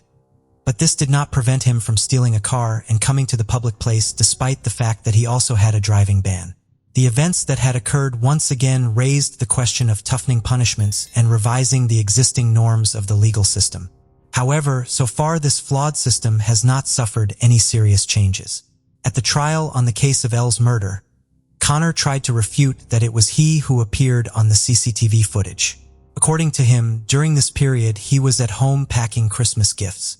However, a sufficient amount of evidence was collected to expose the lie. The hearings on the case lasted 3.5 weeks, during which all the circumstances preceding the attack were revealed. It became known that the reason for the attack was only the competition between the two criminal gangs dividing the territory nearby. The defendant did not even know the victim. He simply did not care about her fate, as well as the fate of all the other innocent people in the bar. He was driven only by blind fury, which he could never control. After the attempted murder of two competitors, Connor planned to flee to Spain to cover his tracks. He used a stolen car and also got rid of the murder weapon. Trying not to fall into the hands of the police, he avoided using any murder transport. The detectives detained the criminal literally at the airport. After the arrest, Connor tried to deceive the police, planning that the Mercedes he was seen driving on the day of the murder was not stolen. According to him, this was a common car of the criminal group, which they used for the distribution of substances. The guy claimed that he was not behind the wheel of the vehicle and also continued to convince the jury that he did not open fire that evening. He was desperately trying to get out of the situation. The defendant stated that he had only just learned that someone from the criminal group had used the vehicle for an attack on the pub. Before the jury retired to consider the verdict, the father of the innocent victim made a short speech. He sincerely hoped that the criminal would never again be able to spend Christmas with his loved ones in freedom. The jurors, consisting of Peterson and Sanjinshin, came to a unanimous decision after 3 hours of discussion. In their opinion, Connor Chapman was guilty of all the charges brought against him. He cynically committed the crime and did not repent of the fact that he accidentally killed the beautiful 26-year-old girl. The whole life that lay ahead of her, and he took it away. Instead of remorse, the heartless Connor spent several days carefully getting rid of all the evidence and traces of the murder that could link him to this bloody event. The motive for the attack was the competition between criminal gangs. On July 7, 2023, Connor was sentenced. He was sent to serve a life sentence with the possibility of parole after 48 years from the start of serving the sentence. After the verdict was announced, the victim's father victoriously raised his fist. The incident provoked a wave of public outrage. The residents of the city could not feel safe, knowing that they were at the junction of the confrontation between criminal gangs dividing spheres of influence. They knew that these people had a large amount of firearms and were not afraid to use them, as proved by the murder of Elle. The girl's father said he wanted to set up a foundation to support victims like his daughter. He believed that the main goal would be to fight to reduce the number of weapons in the hands of civilians. The case of Lisa Cecilia Hardham, the fiancée of a tyrant who turned a luxury apartment into a prison. Controlling behavior in couple relationships, unfortunately, is not uncommon and quite dangerous. It manifests itself when a person tries to subjugate and forcibly adapt their other half to their own needs through intimidation, demonstrations of strength and power, as well as humiliation and total control. Often the victim, because of the instilled feelings of fear and guilt, does not realize that he or she is in a destructive situation. The story of a young woman named Lisa Cecilia Hardham illustrates what a relationship with a control freak can lead to.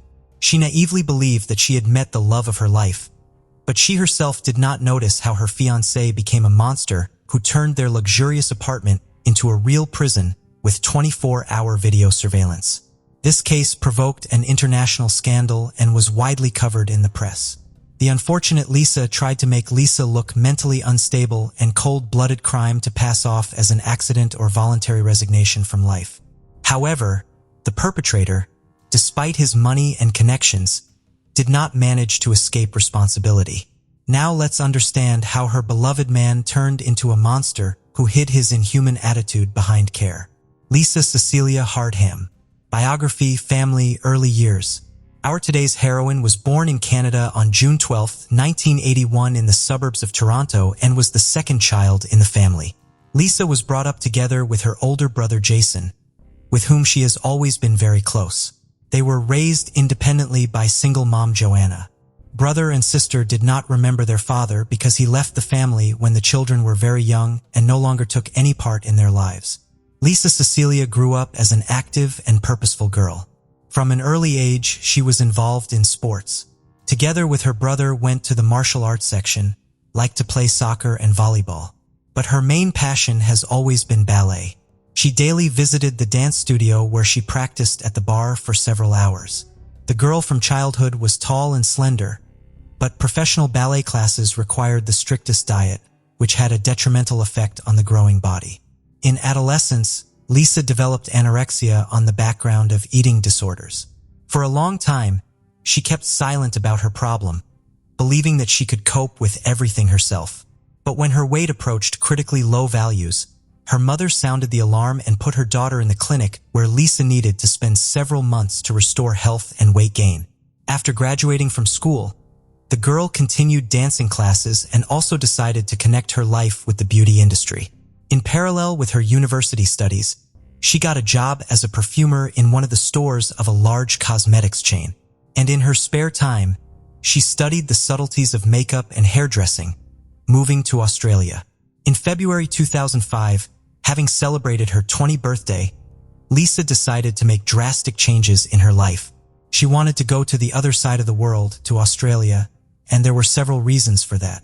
Firstly, she wanted to live in a warmer and milder climate. And secondly, Lisa wanted to see the world. She took a one-year work visa and traveled to another continent.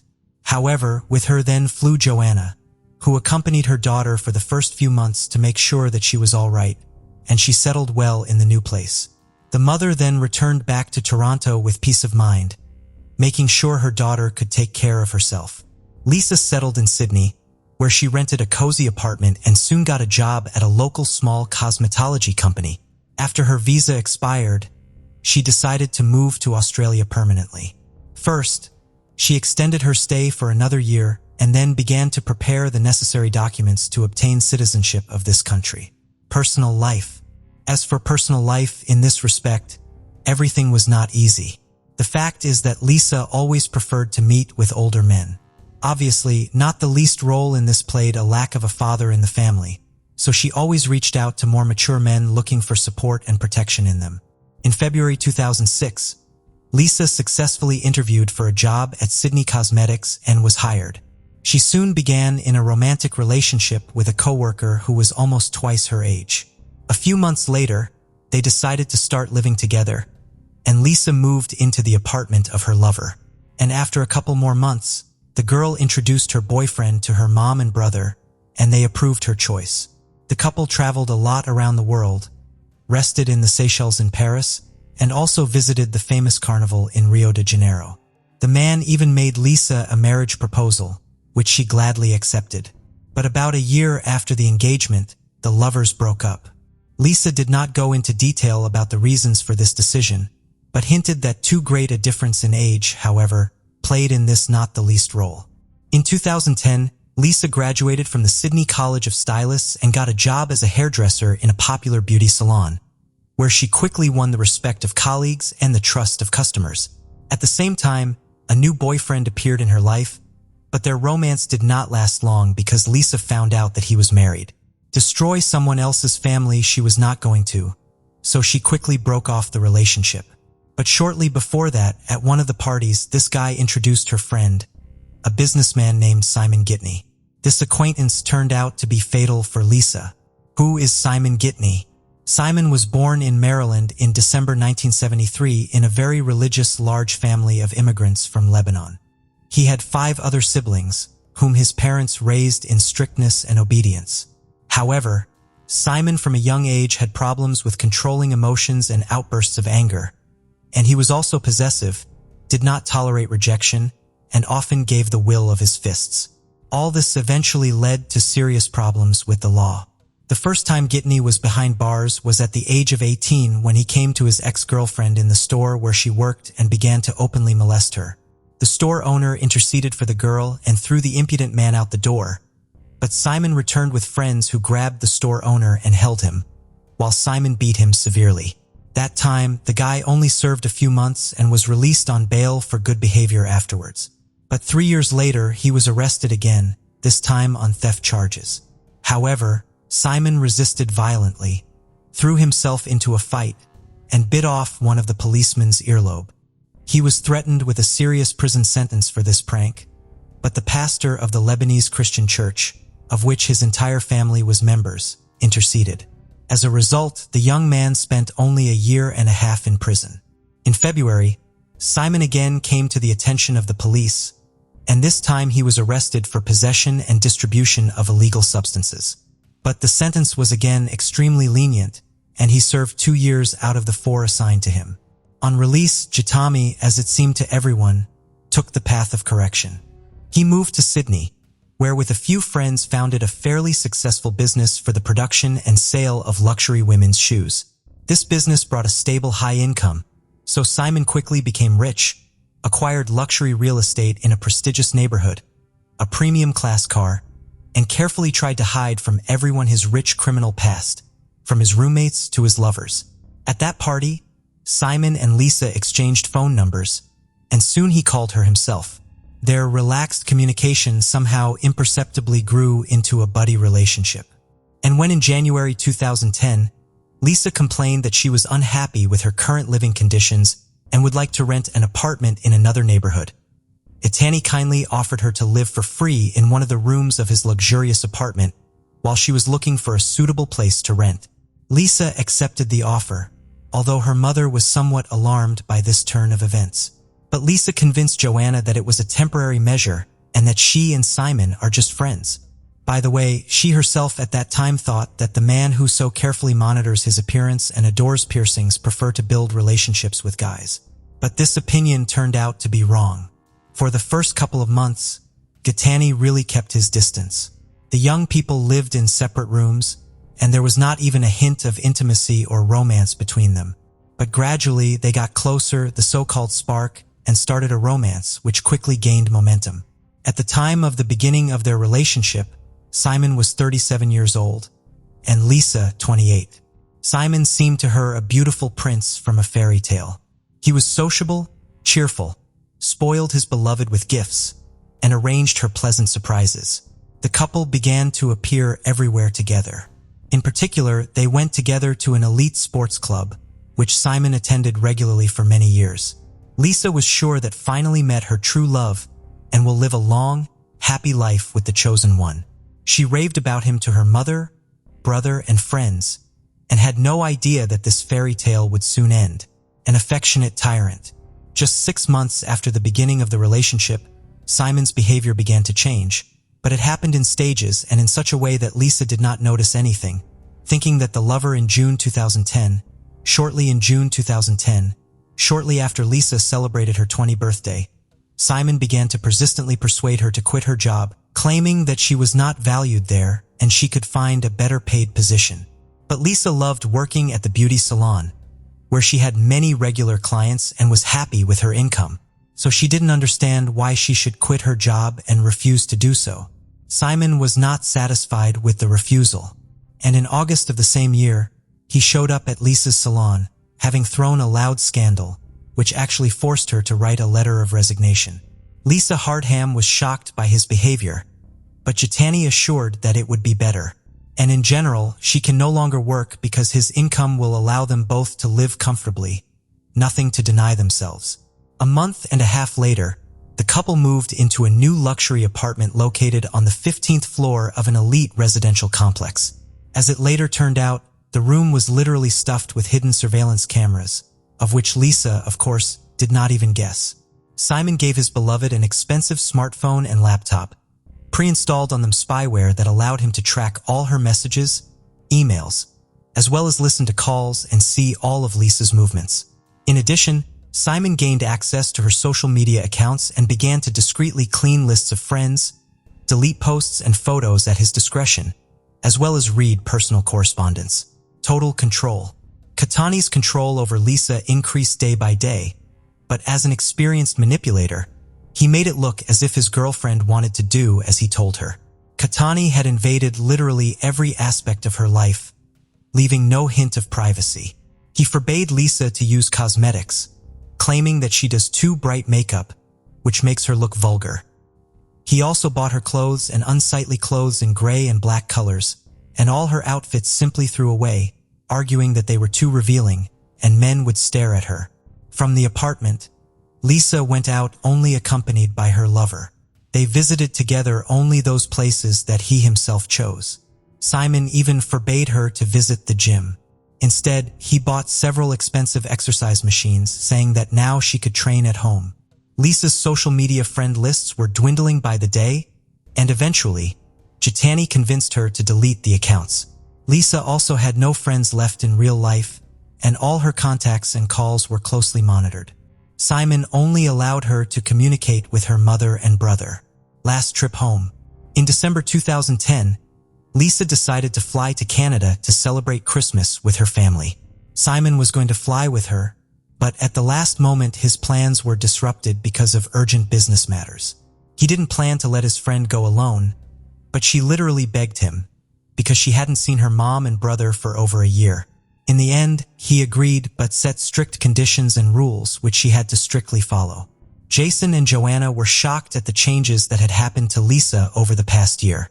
She was nothing like the bright and cheerful ponytail and hidden under a headdress. Her clothes were baggy, unattractive, and completely black. But it wasn't even the outward changes that were the most frightening. Lisa flinched every time the phone rang and instantly grabbed the receiver. It was one of Simon's conditions. She had to answer immediately at any time of day, no matter what she was doing at that moment. Lisa stayed at her mother's house all the time, refused to see her friends, and hardly ever went out. Joanna was alarmed and frightened by this behavior of her daughter, and she decided to have a heart-to-heart talk with her. Then Lisa burst into tears, admitted that Simon always knows where she is, with whom she communicates, and what she talks about on the phone. Lisa also revealed that Simon doesn't allow her to work, see her friends, go to the gym, or have any hobbies. In fact, she had no friends left at all. Her mother was shocked. She began to persuade her daughter to stay in Canada because in Australia, she has nothing to keep her. But Lisa said that she loved Simon and did not want to break off the relationship with him. Lisa was sure that this is just a transitional period in their relationship because they have been together for less than a year, and soon he will calm down and loosen his grip. She also added that her lover cares about her and wishes her only good. Despite pleas from her family to stay and attempts to convince Lisa that the relationship was unhealthy, she decided to move back to Australia to stay with Gitney. Lisa reassured her mother, saying that there was nothing to worry about and that Simon loved her and would not hurt her. Prisoner. After Lisa returned, the situation only got worse. Simon forbade her to leave the apartment, and if they went out together, she had to look only at her feet so as not to meet the eyes of other men. Moreover, Simon began to call Lisa by her second name, Cecilia, because it seemed more decent to him. In the spring of 2011, Lisa began to complain of pain in her leg. It was an old injury received in his youth during ballet classes. But instead of taking her to the hospital, Jitani hired a female physical therapist who came to their home 3 times a week to give her massages. She soon became Lisa's only friend and confidant, to whom Lisa spoke candidly about the difficult situation she found herself in. On June 12th, for Lisa's 30th birthday, Simon decided to throw a party at the most expensive restaurant in Sydney, but among the guests were only Simon's relatives and people from his inner circle. Lisa, on her own birthday, boyfriend did not allow to invite anyone. At the end of the evening, Simon proposed to Lisa by putting a ring on her finger. Hardham responded with consent and then cried. But all present noticed that these were not tears of joy, but rather tears of despair and hopelessness. Back home, Lisa called her mother and informed her of her engagement, sobbing into the phone. But Joanna was not at all happy about it. She began to persuade her daughter to leave this man and, as soon as possible, to return home to Canada. In response, Lisa only asked her mother never to start such conversations on the phone. At that moment, she already realized that the fiancé was listening to the calls, although she did not know for sure. Escape plan. For a while, Lisa tried to distract herself with thoughts of the upcoming wedding and began planning the festivities. When she decided to consult with Simon about something related to the event, he rudely cut her off and told her that he would choose the place, buy her address, and make the guest list. Lisa was utterly crushed, for she had no say even here. During another visit to the physiotherapist, Lisa admitted that she couldn't go on like this, but she couldn't leave because her fiancé wouldn't let her go. Together, they developed a plan according to which Lisa, at each visit of the masseuse, gave her some of her belongings for safekeeping, but did everything so that Simon did not notice anything. On July 28th, Simon left his laptop at home in a hurry, which he usually carried with him everywhere. Lisa took advantage of this and looked into it, and her worst fears were realized. There, she found a spyware program with the help of which the fiancé received all the data from her phone, as well as numerous recordings of her conversations with her mother. But the most horrifying discovery was the surveillance footage from the security cameras located in every room of their apartment. That same day, Lisa, using her physical therapist's phone, called her mother and asked her to come on the next flight to her apartment and take her home. However, Joanna could not leave work so quickly. She needed time to ask for an excuse to switch shifts with one of her colleagues. Afterwards, the woman could never forgive herself for this delay. Back home, Simon immediately realized that his fiancée had taken his laptop and seen the spyware. Lisa cried, trying to figure out why she deserved to be treated that way.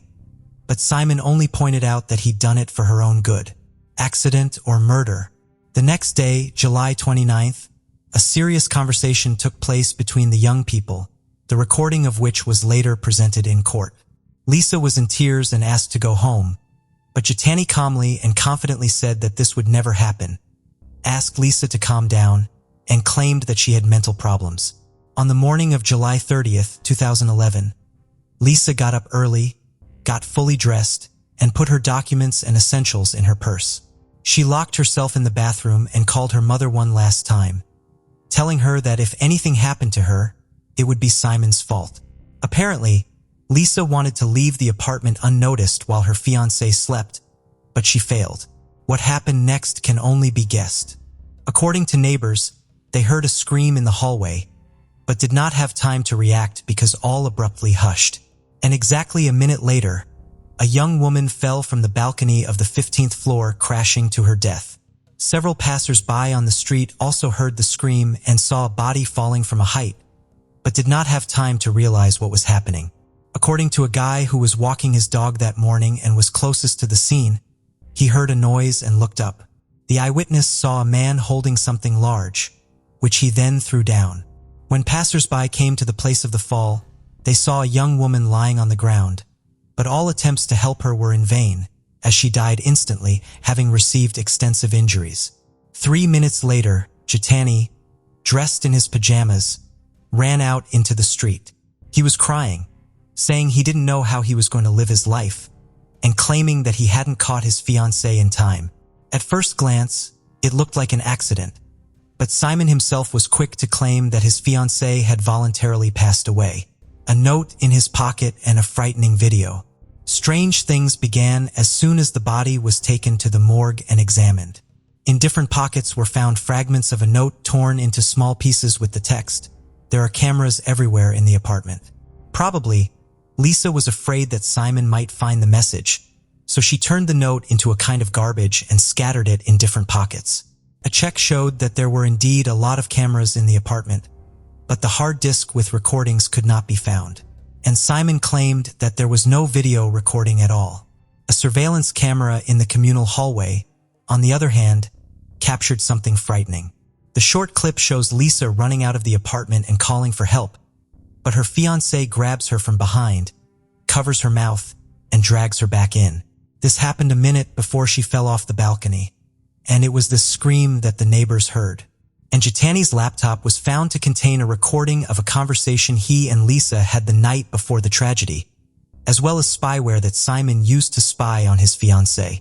According to Simon, he and Lisa had an argument that morning, and she became hysterical. She ran out into the hallway screaming, but he brought her back because he didn't want to put on a show for the neighbors. In the apartment, he picked up the phone to call her mother, but Lisa ran out to the balcony at that moment and threw herself down, and he ran after her but did not catch her in time. He claimed that she had threatened to take her own life before, but he didn't take her words seriously. But Gatani attributed the spy program to his concern for his fiancée's safety. Trial and sentencing. In the course of the trial, Simon was accompanied by already a new pasta, 22-year-old model Rachel Louise, who was just incredibly similar to his dead fiancée. However, Later it was said that the girl just wanted to become famous at the expense of this high-profile case and therefore willingly talked to the press and appeared on television, saying that Jitami would never raise his hand on a woman. Simon's lawyers tried to convince the court that Lisa suffered from a mental disorder, was prone to hysterics, and could have voluntarily passed away. Even a long history of anorexia and treatment in the clinic came up. The defense also argued that the defendant, being short in stature, simply could not physically lift Lisa, who was taller than him, and also could not throw her off the balcony. But this version was refuted by a trainer from the gym, which Simon had attended regularly for many years. According to the trainer, the defendant worked with heavy weights, was much stronger. Court was the physiotherapist to whom Lisa had told in detail everything that had happened to her and had given her her belongings in the hope of escaping from the tyrant. It was her testimony that was decisive. Jitami was found guilty of murdering his fiancée and sentenced to 26 years in prison with the possibility of parole after 18 years. After the verdict was announced, Rachel Louise threw a tantrum and began to insult the judge, for which she was removed from the room. All attempts by Simon and his lawyers to challenge the court's decision were rejected, and the verdict remained in force. Rachel soon dumped her boyfriend, saying in an interview that it was difficult for them to maintain a relationship in prison, but she remains convinced of his innocence. The case of Cassandra Cantrell. Cassandra and Robert were twins. As children, Cassandra and Robert liked to tell each other scary stories in a room with the lights off. Robert was a talented storyteller. Cassandra always found Robert's stories interesting. In every story, Robert played a small but brave man. In addition, Cassandra and Robert also watched the animated series Scooby-Doo together. Although their mother, Mary Smith, did not share Cassandra's passion to instill in her children a love of reading, she bought them many books about scary stories. Loving horror stories was the passion of the two siblings. They even collected figurines of villains and, as adults, seriously considered opening a horror-themed bookstore. Not long after, Cassandra's interest in horror movies brought her to the studio in February 2004. She got a cameo role in a scary movie that, although it did not become popular, still made Robert envious of Cassandra. Robert began asking Cassandra to make him a deal. Robert asked Cassandra to give him a role in the movie she was filming. Cassandra readily agreed. Robert was happy, but he couldn't play even a supporting role in a soap opera. The head of the cast in that movie was Colin Dudley, who had a crush on Cassandra since her first days in the movie. At the company Halloween party, Cassandra dressed as Velma from Scooby-Doo and Colin dressed as Alex from A Clockwork Orange. During the party, Colin walked around with a glass of milk all evening, glaring at everyone just like his character did in the movie, and he also said a lot of quotes from the book. Finally, he stopped in front of Cassandra and said that her beauty made Colin want to destroy it. Cassandra thought it was a compliment and they quickly started dating. But their relationship didn't last long, only a few months. Colin found another named Rebecca and began dating her, after which Colin and Rebecca began living together. One day on August 25, 2020, Cassandra Cannell suddenly disappeared. When her mother, Mary Smith, tried to contact her, she did not answer the phone. Mary went to report the incident to the police, and a search was quickly launched. After several days of searching, police found her car under the bridge. Also, the bad news was that the car was unlocked and the keys were still inside. There was no reason for Cassandra to appear here. This place was considered a homeless shelter where violence often occurred. Officers had to go through the neighborhood questioning many homeless people. But none of them had ever seen Cassandra, and none of them knew when the car appeared here. The detective participating in the search for Cassandra requested to locate Cassandra's cell phone. The signal showed the phone was in the water closest to the bridge, which meant detectives wouldn't be able to recover it and couldn't get the information they needed. To search more closely, a team of divers was about to search the coastal area for Cassandra. Before starting, they stood on the shore, picked up rocks, and threw them into the water to gauge the distance they could throw. Cassandra's mother mentioned that Cassandra's phone case had rhinestones, making it easy to spot. The phone was soon found, but Cassandra's body was not. Mary expressed her grief, saying she had looked forward to being a grandmother soon and hadn't even had time to set up a crib for her expected grandchild, which was still in its box in the garage. She wondered what to do with it now, unknowingly providing important information for the investigation. According to statistics, many crimes against pregnant women are committed by their partners. However, Mary Smith did not know who Cassandra's boyfriend was. Cassandra was not married and didn't seem to be in a relationship, yet she was pregnant. Mary had no information about him, despite knowing that Cassandra often spoke to someone on the phone. However, the phone number was not saved in Cassandra's phone book, and Mary couldn't recall the number. It's common for girls to confide in at least one friend about their relationships, especially when it comes to something as significant as pregnancy. The police found such a friend, who revealed that Cassandra had reconnected with her ex-boyfriend, Colin Dudley. They had a brief relationship in February 2004, but it was surprising that they rekindled their romance 15 years after breaking up. When Cassandra discovered she had been pregnant, she had hesitated to inform Colin. She had recalled an earlier conversation where he had expressed his disdain for having children, even expressing relief that his wife Rebecca had been infertile. Fearing a child would disrupt her relationship with Colin, Cassandra had kept her secret hidden. However, as her pregnancy had progressed, it had become more and more difficult to hide underneath the oversized clothes. To avoid arousing suspicion, Cassandra had stopped seeing Colin, even though she had known she couldn't keep the truth hidden forever. Cassandra decided it had been best to be honest with Colin, so she had told him over the phone that she had been pregnant with his child. Colin had been silent for a moment before replying that he had been happy about the news. Although his tone had seemed a bit off, Cassandra had believed he had truly felt happy. A detective visited Colin's house and knocked on the door. However, the person who had opened the door had been Rebecca, a detective who introduced herself as Colin's old friend and had asked to meet Colin. Without hesitation, Colin had stepped out from behind Rebecca, closed the door behind him, and walked out of the house with the detective. It had seemed like Colin had been expecting this conversation, even though the detective had yet to formally introduce himself. Colin told the detective that he appreciated the detectives for not revealing any information in front of Rebecca. Colin mentioned that he had heard about Cassandra's disappearance and found it strange, and said that he didn't know where she had gone. He explained that Cassandra had told him about a big argument with her brother, Robert. Colin had advised Cassandra to reconcile with Robert, but was unsure whether she would take his advice.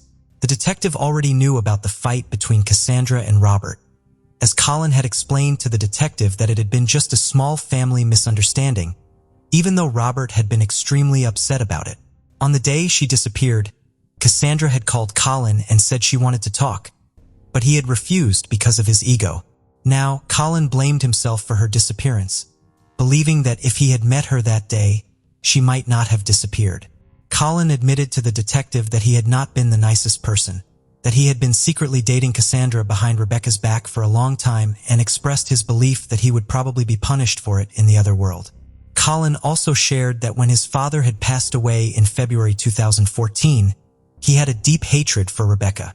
Rebecca often clashed with her father Colin, accusing him of not understanding her. However, sometimes it turned out that it was actually Rebecca who didn't understand her father. After Colin's father had passed away, Colin had wanted to fulfill one of his wishes. His father had been right about some things, and Colin decided to rekindle his relationship with Cassandra. This meant Colin had to end things with Rebecca. Therefore, for 5 years, Colin had lived a double life, which was extremely difficult. Colin constantly made excuses to come home late, telling Rebecca about fake business trips. Colin even bought a fishing rod even though he didn't like fishing. Colin would tell Rebecca that he was going to the lake when in reality he was visiting Cassandra. To make his lie more believable, he bought fish from the supermarket and Rebecca would cook it, despite the fact that the smell of fish made him sick. Things took a surprising turn when Colin discovered that Cassandra was pregnant. Colin did not know who the father was, but Cassandra had confided in a close friend that it was Colin. Colin found this hard to believe. She wanted to have a family of her own with Colin, but this was something Colin could not provide for her. Colin assumed she had found someone else, and he assumed that was why Cassandra didn't want to see him anymore. The detective asked Colin when was the last time he had seen her. Colin honestly replied that he didn't remember, but it was probably about 3 or 4 months ago. Colin said that he had run into Cassandra at the mall, but only briefly because Rebecca was trying on clothes, and he had gotten tired of waiting, so he walked to the coffee shop. Colin asked the police officer one last time if they had any chance of finding Cassandra alive. The detective replied that they were doing everything they could and asked Colin to believe him. This was not the last time Colin saw the detective. Although Cassandra's phone was unusable, police had obtained her call records. It turned out that the person Cassandra had been calling frequently was Colin Dudley. Cassandra had called him often, even on the day she went missing. Police also received CCTV footage from the railway station near where Cassandra's abandoned car was found. The video showed a suspicious man standing out among passengers on the platform. He was wearing a long coat, gloves, and a scarf covering his face. A wide-brimmed hat obscured his eyes, making it impossible for police to see his face clearly. However, the detective noted that the man's gait reminded him of Colin Dudley. The hat was similar to the one Colin had worn at the party playing a character in the movie A Clockwork Orange. After tracking the suspect via CCTV, detectives observed him briefly entering a coffee shop, only to leave a few minutes later and head towards the parking lot. There, he got into his car and drove away. Even though his face was obscured the entire time, detectives were still able to write down the license plate number. A search warrant was then issued and a unit was dispatched to Colin Dudley's residence. During the search of Colin's home, detectives hoped that Cassandra was still alive. At first, there was no evidence of a murder at Colin's house. However, in the wardrobe they find the hat that Colin had tried to hide. They then found a basement in his house. When the police went to the basement, they did not find Cassandra there and there was no evidence of a crime. However, the dog detected the smell of blood, became agitated and barked continuously. Colin insisted he did nothing illegal, claiming that the police had no evidence and no other suspects, so they were trying to frame him, and he claimed to be an innocent man.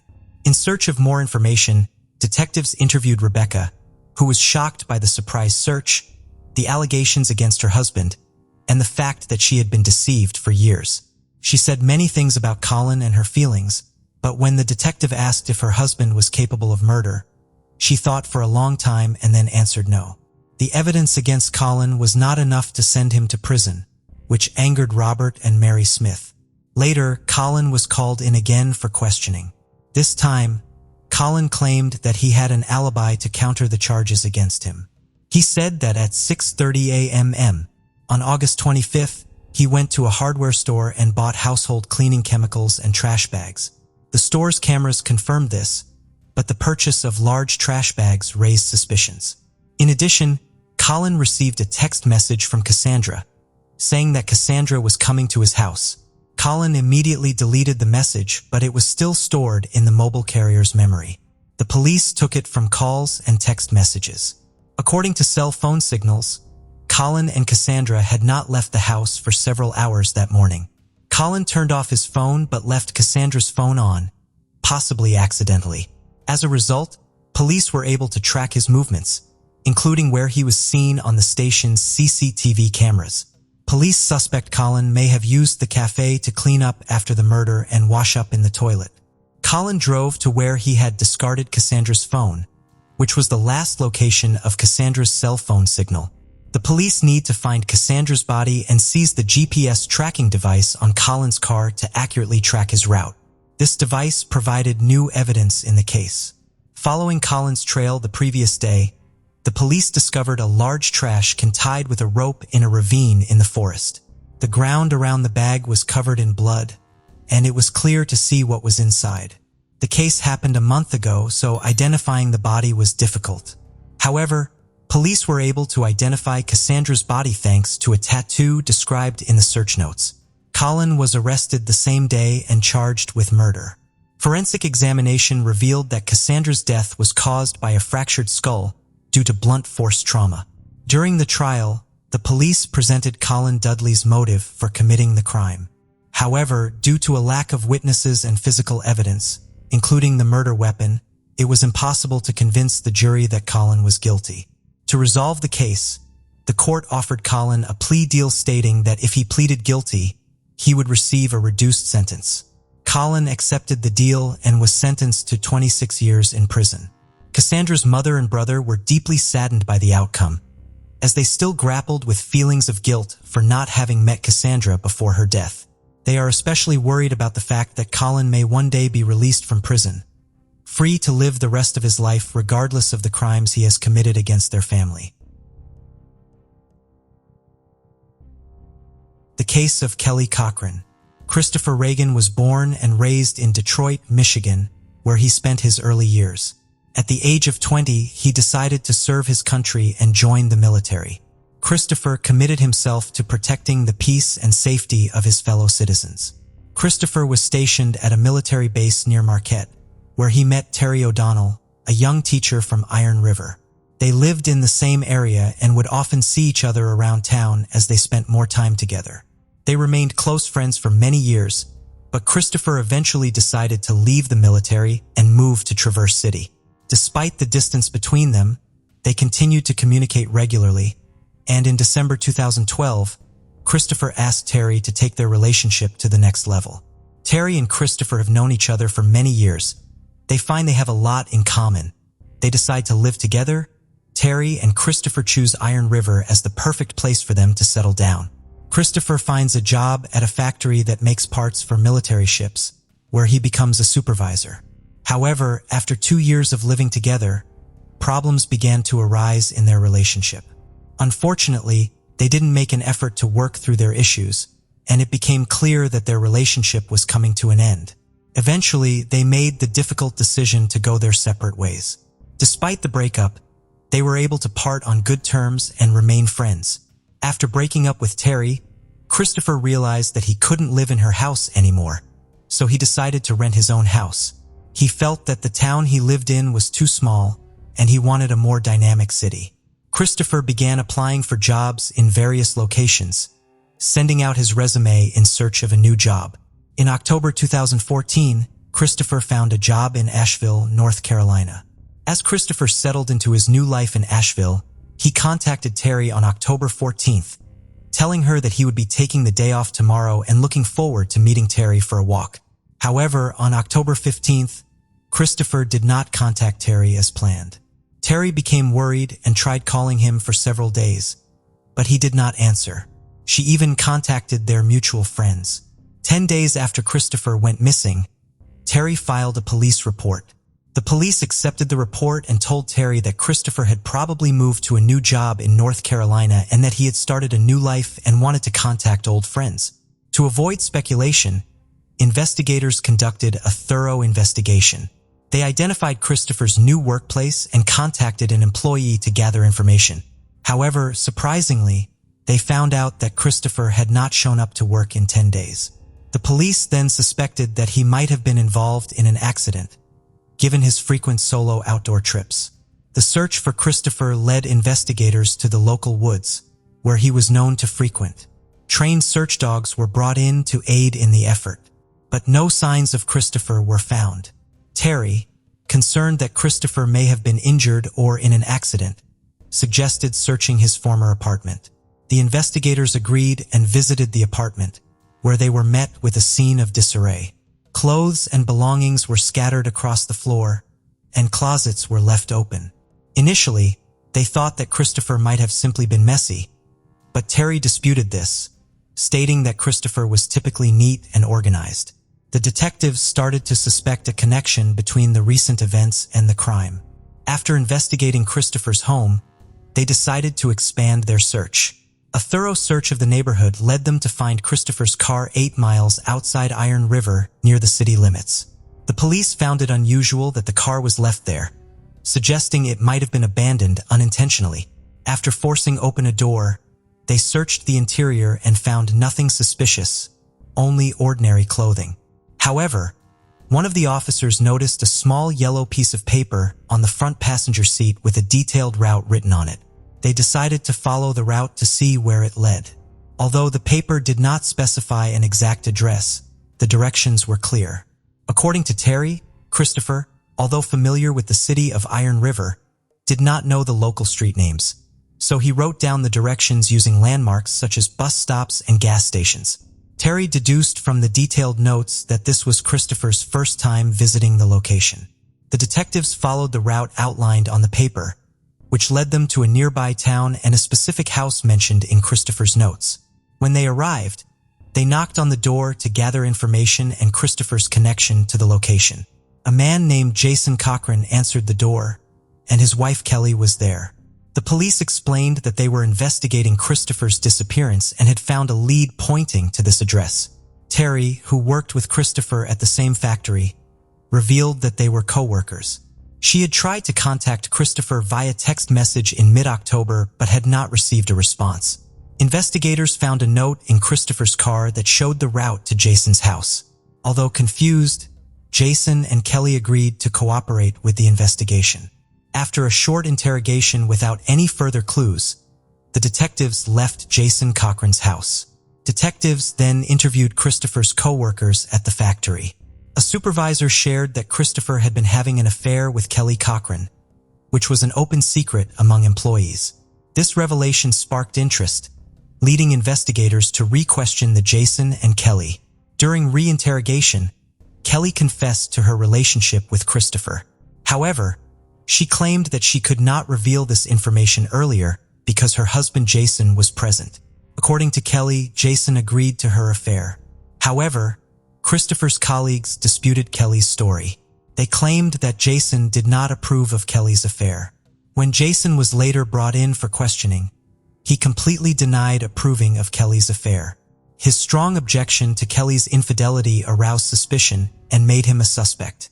The investigation into Christopher's disappearance was ongoing, but the lack of concrete evidence made it impossible to determine whether Kelly was involved. As a result, Kelly and Jason were released from the police station. The case remained unsolved for 5 months. In March 2015, a new investigator, Detective Jeremy Ogden from the Hobart Police Department, took over the case. Jeremy Ogden began by thoroughly examining the Jason Cochran family's background. Kelly and Jason had met in high school and started living together soon after graduation. They had distinct personalities. Kelly was outgoing, sociable, and talkative, while Jason was quiet and reserved.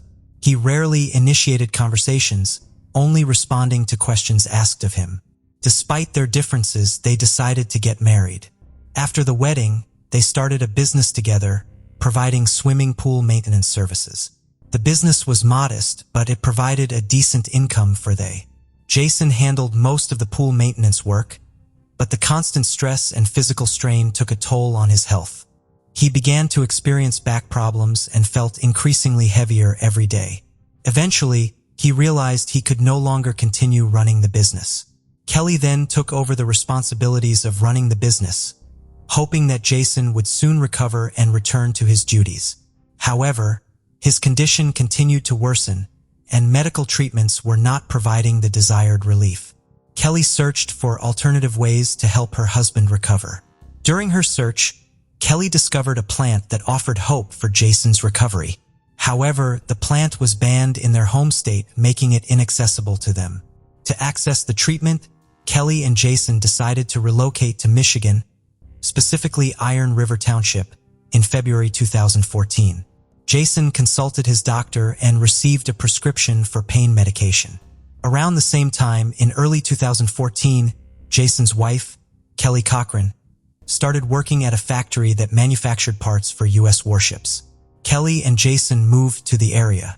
Kelly and Jason worked at the same factory where Christopher Reagan worked. Christopher and Kelly found common topics of conversation and over time became close friends.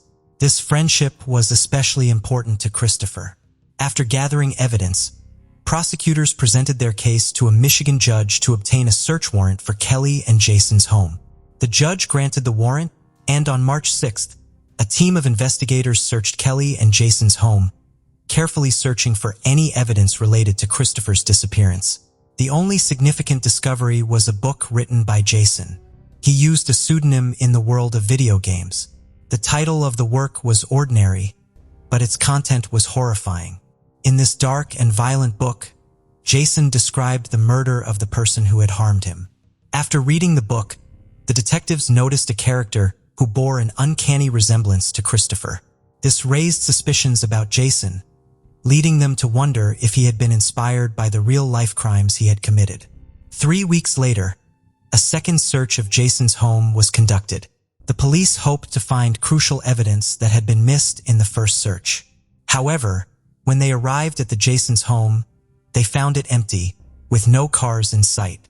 Repeated attempts to knock on the door went unanswered. It was later discovered that Kelly and Jason had fled the state shortly after the initial search, moving to Indiana. Their sudden departure left investigators concerned. Michigan police, needing a DNA sample, asked Indiana police for help. Indiana police went to Jason's new home, where they had just moved. The investigation into Christopher Reagan's disappearance ran out of clues. Time passed, and on February 22, 2016, Hobart, Indiana, police received a frantic call from Kelly Cochran, who tried to explain that her husband, Jason, was not breathing. When paramedics arrived, Kelly was in a panic. It was clear that Jason was beyond saving. He was sitting in a chair, his face burning like fire, as if he had overheated. The doctors officially confirmed Jason's death. His body was then sent for a thorough forensic examination. Meanwhile, Kelly was handed over to a police patrol and taken to relatives who lived nearby. To piece together what happened, investigators thoroughly searched the Jason's new home. During the search, a police officer found a syringe at the foot of Jason in his wife's bed. Initially, investigators believed Jason's death was due to substance abuse. The medical examiner's report showed that Jason had multiple drugs in his system, but Jason's death was due to strangulation, confirmed by bruises on his neck and face. The focus of the investigation then shifted to Kelly Cochran, who appeared to be connected to both crimes. She was now considered the prime suspect in not only Christopher's disappearance but also her husband's murder.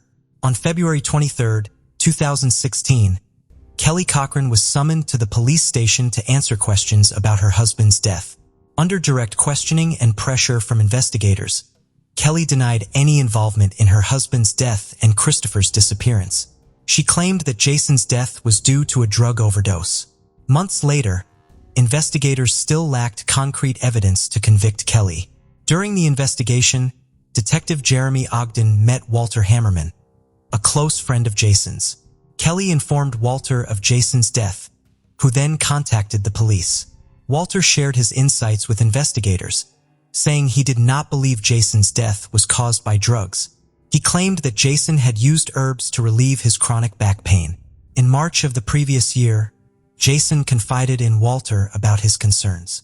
Jason and Kelly were asked to go to Indiana because the Iron River police suspected them of being involved in Christopher's disappearance. This had a significant impact on Jason, leading to depression. Walter observed a notable change in Jason's behavior, with Kelly increasingly taking control over his life. Jason appeared to be constantly anxious, and he began to avoid social gatherings as soon as Kelly returned from work. As the investigation progressed, this information became a vital link. After the medical examiner determined that Jason had died from strangulation, Detective Ogden devised a plan to pressure Kelly into revealing the truth about Jason's death. Walter, Jason's friend, was used as bait to lure Kelly into a trap. On March 1236, Walter, under police surveillance and equipped with a listening device, called Kelly. He told her that Jason had given him a letter containing important information before his death, with the condition that it be sent to the police if anything happened to him. However, Kelly surprisingly asked Walter to drop the idea, which caught both Walter and the police off guard. Despite this development, the detective still lacked direct evidence to build a case. In the weeks following her initial questioning, Kelly was subjected to multiple interrogations by investigators trying to uncover the truth. Despite their efforts, she continued to deny any wrongdoing. However, on April 26, 2016, it became apparent that Kelly Cochran had evaded the scrutiny of investigators and was on the loose. Detectives joined forces with police officers from Iron River and Hobart to launch a federal manhunt for Kelly Cochran. Walter Hammerman, who had cooperated with the police, was shocked and frightened by the news. He feared that Kelly might never be caught and could potentially harm him again. As the search for Kelly intensified, her phone went off, leading investigators to believe she was deliberately concealing her location. Kelly evaded police and fled to Wingo, Kentucky, over 6 hours away from Hobart. A detective notified the local authorities to exercise extreme caution if they found Kelly. Police in Wingo identified Kelly at her cousin's house on April 28th. Understanding that she posed a potential danger and was prone to attempting to escape, officers rapidly proceeded to the residence, avoiding advance warnings that afternoon and detaining Kelly on site. During the interview, Kelly revealed new details. That Kelly was deeply in love with Jason and wanted to leave the city life behind to start over with him. On October 13, 2015, Jason discovered Kelly's infidelity. Jason made a dark pact. The adulterer was obliged to kill his lover if the affair was exposed. Kelly claimed she had never taken this pact seriously, thinking it was just a joke. However, Jason was resolute and warned Kelly that if she didn't fulfill her end of the bargain, he would take matters into his own hands. Despite her reservations, Kelly reluctantly helped Jason commit a heinous crime. The next evening, October 14, 2015, Christopher arrived at Kelly's house, eager to spend a romantic evening with Christopher while her husband was away. Kelly had planned a fun evening, complete with dinner and intimacy. Kelly and Christopher had dinner together and then went upstairs to the house. Then Jason suddenly appeared. Jason rushed into the bedroom, holding a rifle. Christopher immediately realized that he was in danger. Without hesitation, Jason shot Christopher in the head, killing him. Jason and Kelly then dragged the body down to the basement, where they began to dismember it with a hacksaw. Jason and Kelly cut Christopher's limbs and head off his body and placed the remains in several garbage bags. They then dumped the bags in the woods near Crystal Falls. To avoid suspicion, they drove Christopher's car away from the house. Kelly and Jason thoroughly cleaned the house to remove any evidence of the crime. Kelly was consumed by a deep-seated anger towards her husband, whom she blamed for ruining her chance at happiness with he she truly loved, Christopher. She couldn't forgive her husband for depriving her of the opportunity to be with him, and the pain and loss she felt lingered every day. Kelly's resentment towards her husband eventually turned to hatred, and she knew she could no longer live peacefully with him. An opportunity for revenge presented itself on February 22, 2016, when her husband complained of back pain. Kelly convinced him to let her give her an injection, but she deliberately gave him a dose that killed him. However, the medication didn't work as planned, and her husband was still breathing. Kelly then suffocated him by covering his mouth and nose with her hands. To ensure he was dead, she also squeezed his neck, which explained the bruises found on his body. After confessing to the crime, Kelly cooperated with the police to help them locate Christopher's remains. On May 18, 2016, Detective Jeremy Ogden led a team to a remote area near Crystal Falls to search for Christopher's body. A canine unit picked up the scent and led the team to a small hill, where they found a human skull with bullet holes, indicating a homicide. The team believed they had discovered Christopher's remains. Further examination of the scene yielded additional evidence, including a .22 caliber bullet, a broken firearm. Dental records later confirmed the victim's identity. This breakthrough finally solved the case that had haunted investigators for 2 years. Kelly Cochran was formally charged with the murders of Christopher and Jason Cochran in April 2016. On February 13, 2017, Kelly was brought to court in Michigan to face charges. The prosecutor argued that Kelly was the mastermind behind the crime and that she had planned and executed. The prosecution presented strong evidence, including Kelly's own confession, to support their case. However, Kelly told a different story. She claimed that her husband, Jason, was the one who had planned and committed the crime. According to Kelly, Jason was jealous and had been abusing her. On the day of the crime, Jason allegedly hid in the basement and surprised Kelly and Christopher, then shot Christopher in a fit of rage. Kelly also claimed that Jason had forced her to help him dismember the body by threatening to harm her. Despite Kelly's new version of events, the jury found her guilty of premeditated murder after deliberating for 3 hours. She was sentenced to life in prison without the possibility of parole. After being sentenced, Kelly Cochran was sent directly to Crown Point Correctional Facility in Ionia, Michigan, where she is currently serving her sentence. The case of Shel Coughlin. Shel Coughlin grew up on the west side of Manhattan. Shelley's life was marked by a love of learning in academic excellence, earning a degree in wealth management. This degree opened the door to a successful career in Swiss banking. Shelley's career flourished, and she became skilled at managing multimillion-dollar portfolios for her clients. However, despite her professional success and financial security, Shelley felt unfulfilled. She longed to start a family of her own and become a mother. In an effort to change her circumstances, Shelley attended a Jewish singles event in February 1998, where she met a 26-year-old man named Rod Coughlin, who also worked in the banking sector. Shelley and Rod were a young couple with many similar interests and ambitions. Their relationship developed quickly despite their significant age difference. They spent all their time together and then decided to get married, feeling that everything was just right. Some people thought they were rushing into marriage, but for Shelley and Rod, it was perfect. They had 2 beautiful children, a boy and a girl, and their family was complete. However, their happy life was shattered on New Year's Eve 2009 when Shelley died in a tragic accident. At first, the police thought it was just a freak accident. On December 30th, 2009, 2 police officers were finishing their night shift at a Manhattan police station. They received an emergency call from Rod Coughlin, Shelley's husband, who had called in a panic to report that he had found Shelley in her bathtub, submerged in blood, and that she was dead. He followed the police's instructions to pull her out of the water and attempt to resuscitate her. However, it soon became clear that his efforts to save her life would not be successful. As Shelley's body was cold and motionless, Rod Coughlin covered her with a blanket and waited for the police to arrive. Police quickly arrived and investigated the scene. Upon arrival, they assessed the situation and blocked off a downtown Manhattan street. Initially, officers suspected that Shelley's death may have been a suicide. Inside the apartment, the police found scattered children's toys. Proceeding to the bathroom, they discovered the Shelley wrapped in a blanket by her husband. The bloody water in the tub and the wet floor indicated that Rod Coughlin had recently pulled the body from the water. A bleeding wound on the back of Shelley's head was visible. Police found a torn hinge on the cabinet in the bathroom where Shelley died, suggesting she fell after losing her grip on the doorknob.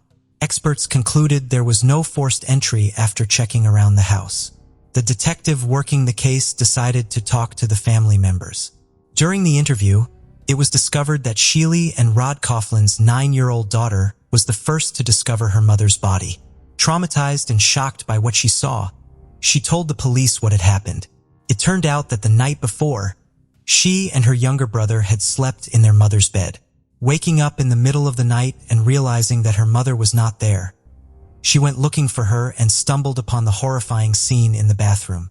She quickly called her father, Rod Coughlin, who had recently separated from his mother and was downstairs. He rushed into the bathroom, pulled his wife's body out of the water, and called emergency services. Her account of the events matched Rod Coughlin's, supporting the theory that her death was an accident. The police informed Shelley's family of the tragic event, leaving everyone in shock. An autopsy and forensic examination were scheduled for the following day. When the medical examiner contacted investigators to begin the examination, he was surprised to learn that this procedure would not take place, despite being necessary. This left the examiner confused. It was later discovered that a rabbi from Shil synagogue had intervened. The rabbi contacted an organization responsible for burying Orthodox Jews, who then asked the police for permission to enter the scene in accordance with the family's religious rites.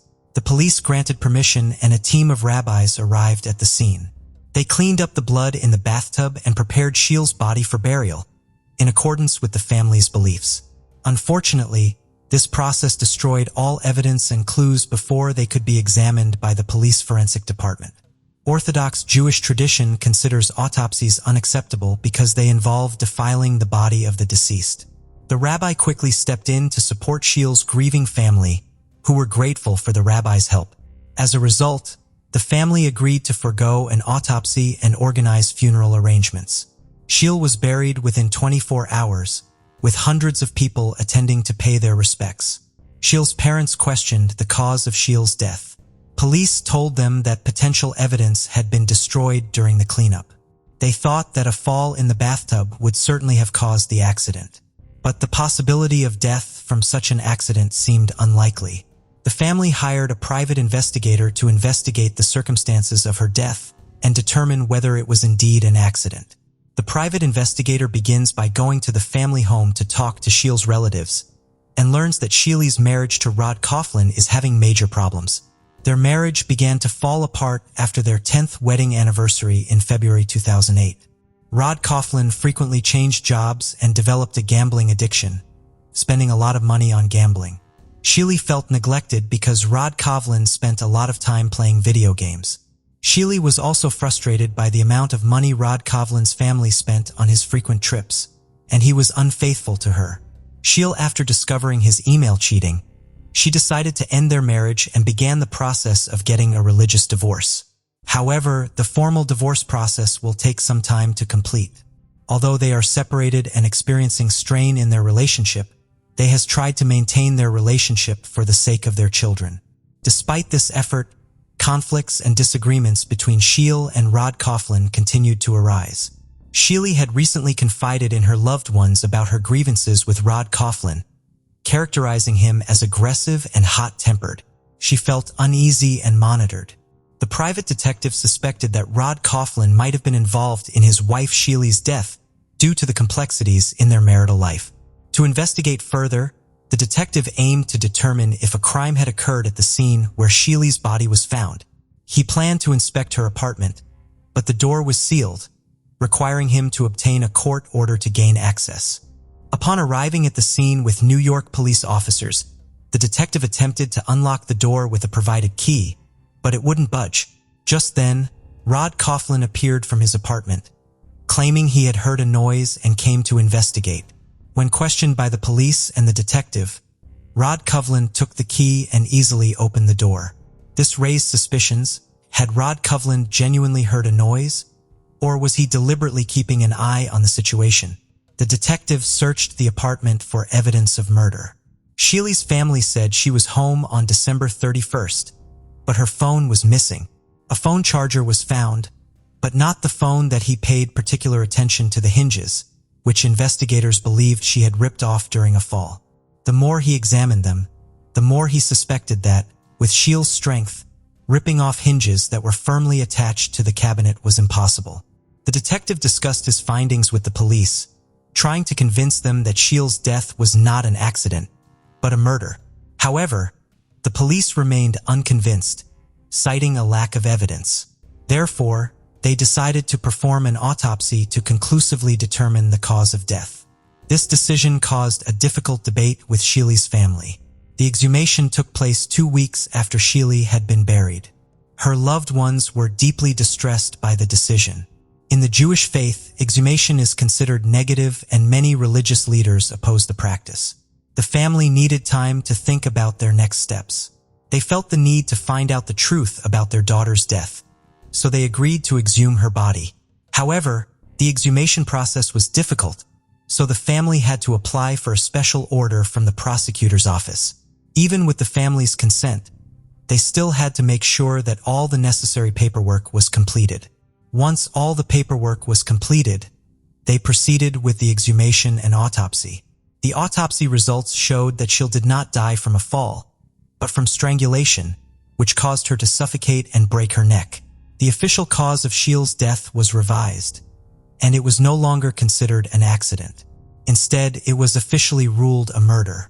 The detective's suspicions and efforts were vindicated. The autopsy results were instrumental in prompting the New York Police Department to reopen the investigation into Sheil's death. Detectives began scrutinizing new evidence, including phone records and bank statements. They also interviewed everyone who had interacted with Rod Coughlin and Sheil. The attorneys shared information about Rod Coughlin and Sheil during the first divorce hearing in May 2009. Rod Coughlin claimed that he could not afford the money because he was unemployed, but the judge said that he had to give up gambling and electronics. In court, Rod Coughlin's true nature was exposed, and he continued to criticize Shibli, making false accusations about her lifestyle, finances, and behavior toward their son. He even called Shibli's workplace to defame her. In the subsequent divorce hearing on July 7, 2009, the court banned Rod Coughlin from spending time alone with the children, a ban that remained in place even after Shibli's death. The court also denied Rod Coughlin custody of the children and awarded custody to Rod Coughlin's parents through a social worker. This decision likely angered Rod Coughlin greatly. Police interviewed a former caregiver who had cared for Rod Coughlin's children before he fired her. It was discovered that on December 30th, Shibli had received an expensive keratin hair treatment that cost hundreds of dollars. The care instructions emphasized avoiding humidity in high temperatures for several days, essentially prohibiting baths or showers. Shibli's autopsy revealed no signs of bathing on the day of her death, leading investigators to speculate that she may not have taken a bath. Detectives reviewed surveillance footage from the building, which showed Rod Coughlin leaving his apartment at 4 a.m. on the day of the murder, dressed to go out. He returned a short time later. The building security guard found this unusual, as Rod had never left the building that early. The security guard asked Rod Coughlin if he needed anything, but when he said no, Rod Coughlin returned with the chocolate bars and gave them to the security guard.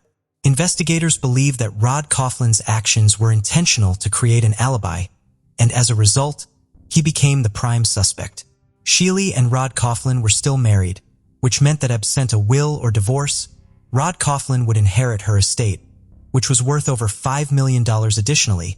On December 31, 2009, Shibli scheduled a meeting with her attorney to update her will and remove Rod Coughlin from the list of beneficiaries, which posed a significant threat to Rod Coughlin's rights and provided a clear motive for the crime. All of Shibli's assets were frozen in a safe deposit account. It is likely that Rod Coughlin knew about Shibli's plans to remove his name from her will, as he may have been monitoring her activities. A review of the surveillance footage revealed that Shibli had returned home at 8 p.m. the night before the crime, talking on her phone. However, the phone had gone missing after the crime. The investigators decided to conduct another search of the crime scene, and upon returning to the apartment, they quickly found Shibli's mobile phone lying on her bedside table, still connected to the charger.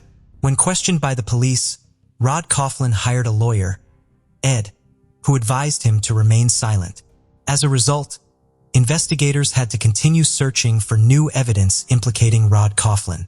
When they examined Rod Coughlin's phone records, they discovered frequent calls to the number of Deborah Holmes, a married woman with 3 children, 5 months before Shibli's murder. Rod Coughlin and Deborah met at a sick bow tournament and began a passionate affair. They often met at sick bow tournaments or played together online. Investigators saw an opportunity to gather information and decided to contact Deborah with a few questions. However, to their surprise, Deborah responded that her attorney had asked her not to cooperate. Faced with Deborah's refusal to speak, the police asked for the name of her attorney. The response revealed that Deborah and Rod Coughlin were the same attorney. As a last resort, the police searched Shibli's newly discovered phone for incriminating text messages or electronic communications between Rod and Deborah. All data had been completely erased by a professional. Even skilled programmers were unable to recover the deleted messages. Over time, it became clear that he had succeeded in evading justice. While his crimes may have been well executed, the rabbi's meticulous cleaning of the bathroom was a major factor in hampering the investigation. By removing all traces of blood and other evidence, they destroyed DNA, making it increasingly difficult for investigators to collect evidence. The case stalled because Rod Coughlin confessed to the crime and a lack of evidence prevented the case from going to trial. 5 years have passed since the investigation into Shibli's death began, but no arrests have been made. Police have searched for clues and evidence of Rod Coughlin's involvement in Shibli's death for years, but to no avail. However, the case took a turn when Rod Coughlin's mistress, Deborah, came forward. She contacted the police, and they invited her to the station for questioning. Deborah had recently broken up with Rod Coughlin, which prompted her to contact the police. She shared information with the police that Rod Coughlin had conspired to gain custody of the children, but because he was a suspect in Shibli's death and did not have custody of the children, he could not access the money Shibli left behind. Rod Coughlin hatched a sinister plan to get his hands on Shibli's fortune. Rod Coughlin planned to manipulate his 15-year-old daughter into falsely accusing her grandfather, Rod Coughlin's father, of assaulting her. This would result in the grandfather being imprisoned and losing custody of his granddaughter, and Rod Coughlin would give his daughter a large sum of money upon completion of the mission. Meanwhile, Rod Coughlin had been secretly withdrawing funds from the only account he had access to, which was meant for his children's education. His parents discovered that he was misusing the money and were extremely unhappy with his lack of concern for his children's well-being. This led to a heated dispute between Rod Coughlin and his parents. Rod Coughlin's anger towards his parents escalated to the point where he considered harming them. In 2012, he confided in his lover, Deborah, about his plan to have his daughter poison his parents' tea with rat poison. He believed that since his daughter was a minor, she would receive a lighter sentence if caught. Following this, Rod Coughlin came up with several other schemes. He considered burning down his parents' house and trapping them inside by jamming the doors. Rod Coughlin also thought about arranging a fake marriage for his daughter to a Mexican man, which would have forced her to give up part of her inheritance to him. The police were shocked by the details of Rod Coughlin's plans. Deborah secretly collected evidence, storing a large amount of data on hard drives. Deborah realized she was dealing with a psychopath, and she waited until after she broke up with Rod Coughlin to share the evidence with the police. The recordings she collected of Rod Coughlin's conversations with various people. The police now had to listen carefully to these recordings to find conclusive evidence. Deborah's contribution to the investigation was crucial. As the investigators analyzed the recordings, they made a surprising discovery. In a conversation with a friend he met through backgammon, Rod Coughlin casually mentioned that he had keys to Shibli's apartment and could enter it at any time. Investigators found that Rod Coughlin was plotting against his own daughter, planning to pin the responsibility for the Shibli's demise on her. Thanks to all the information gathered, the police finally had compelling evidence to charge Rod Coughlin with the demise of his wife. On November 1, 2015, Rod Coughlin was arrested. Shibli's family awaited the trial of their daughter's perpetrator, but victory was not assured. Rod Coughlin, while incarcerated, shared intimate details of his wife's murder with a fellow inmate. He even reenacted the strangulation, which matched the autopsy results. During the 7-week trial, the jury heard testimony about the heinous crimes he planned to commit, including murdering his wife, targeting his parents, and framing his own children. The jury was horrified by his cold-blooded nature. In March 2019, the court convicted Rod Coughlin of murdering his wife, Shibli. Although there was no direct eyewitness, the overwhelming evidence led to a life imprisonment sentence. With the possibility of parole after 25 years, Rod Coughlin will no longer pose a threat to his family or the people of New York. The case of Austin Harrouff. Austin Malcolm Harrouff, known by the nickname Golden Boy, was born on December 21, 1996, in Palm Beach, Florida. He was the eldest of 2 children and was born into a wealthy and respected medical family. His father was a successful dentist with many private clinics, and his mother was a leading pharmaceutical expert. The Harrouff family lived in a spacious, luxurious house by the sea. When Austin was 1.5 years old, his younger sister Haley was born, and the 2 siblings quickly became close. Austin's parents ensured that he and his younger sister received a good education and encouraged personal growth and creative pursuits. Austin excelled at school and had many interests outside of studying. He was passionate about playing guitar, wrestling, football, and acting in an amateur theater group. He sought himself as a creative and ambitious person. Along with his parents and sister, Austin traveled extensively, discovering new places during their vacations. Austin described himself as a cheerful and optimistic person with a strong imagination who excelled in academics and sports through perseverance.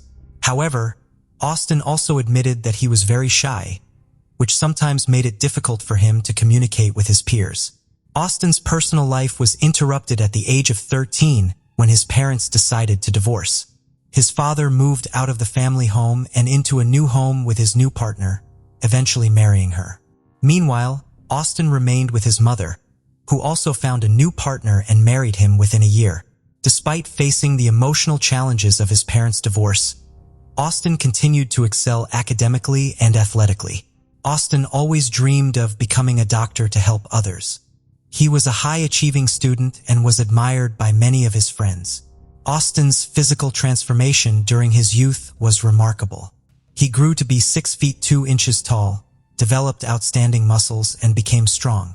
Austin's charismatic smile and gentle demeanor gave him an almost angelic appearance. However, he still struggled with social anxiety and shyness, which limited his ability to form relationships. In his personal diary, Austin wrote candidly about feeling isolated at school. His classmates called him a nerd and made fun of him, leaving Austin with few friends. Despite these difficulties, he still held out hope that his life would improve once he entered college. Austin looked forward to starting over, forging new relationships, and gaining independence from his parents. The important turning point came when Austin received news that he had been accepted into the University of Florida's prestigious 4-year medical program.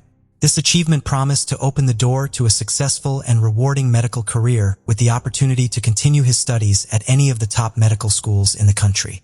Overjoyed by this news, Austin felt like his dream was finally within reach. As he prepared to enter this new chapter, his parents drove him to the college campus in late August. With excitement mixed with trepidation, Austin began his journey to becoming an independent adult, documenting his experiences in his first vlog. During his freshman year, Austin became deeply interested in bodybuilding and spent a significant amount of time in the gym, achieving notable results. He had developed strong muscles, but his success was partly due to steroid use. Austin had openly discussed steroid use in a YouTube vlog he had started in February.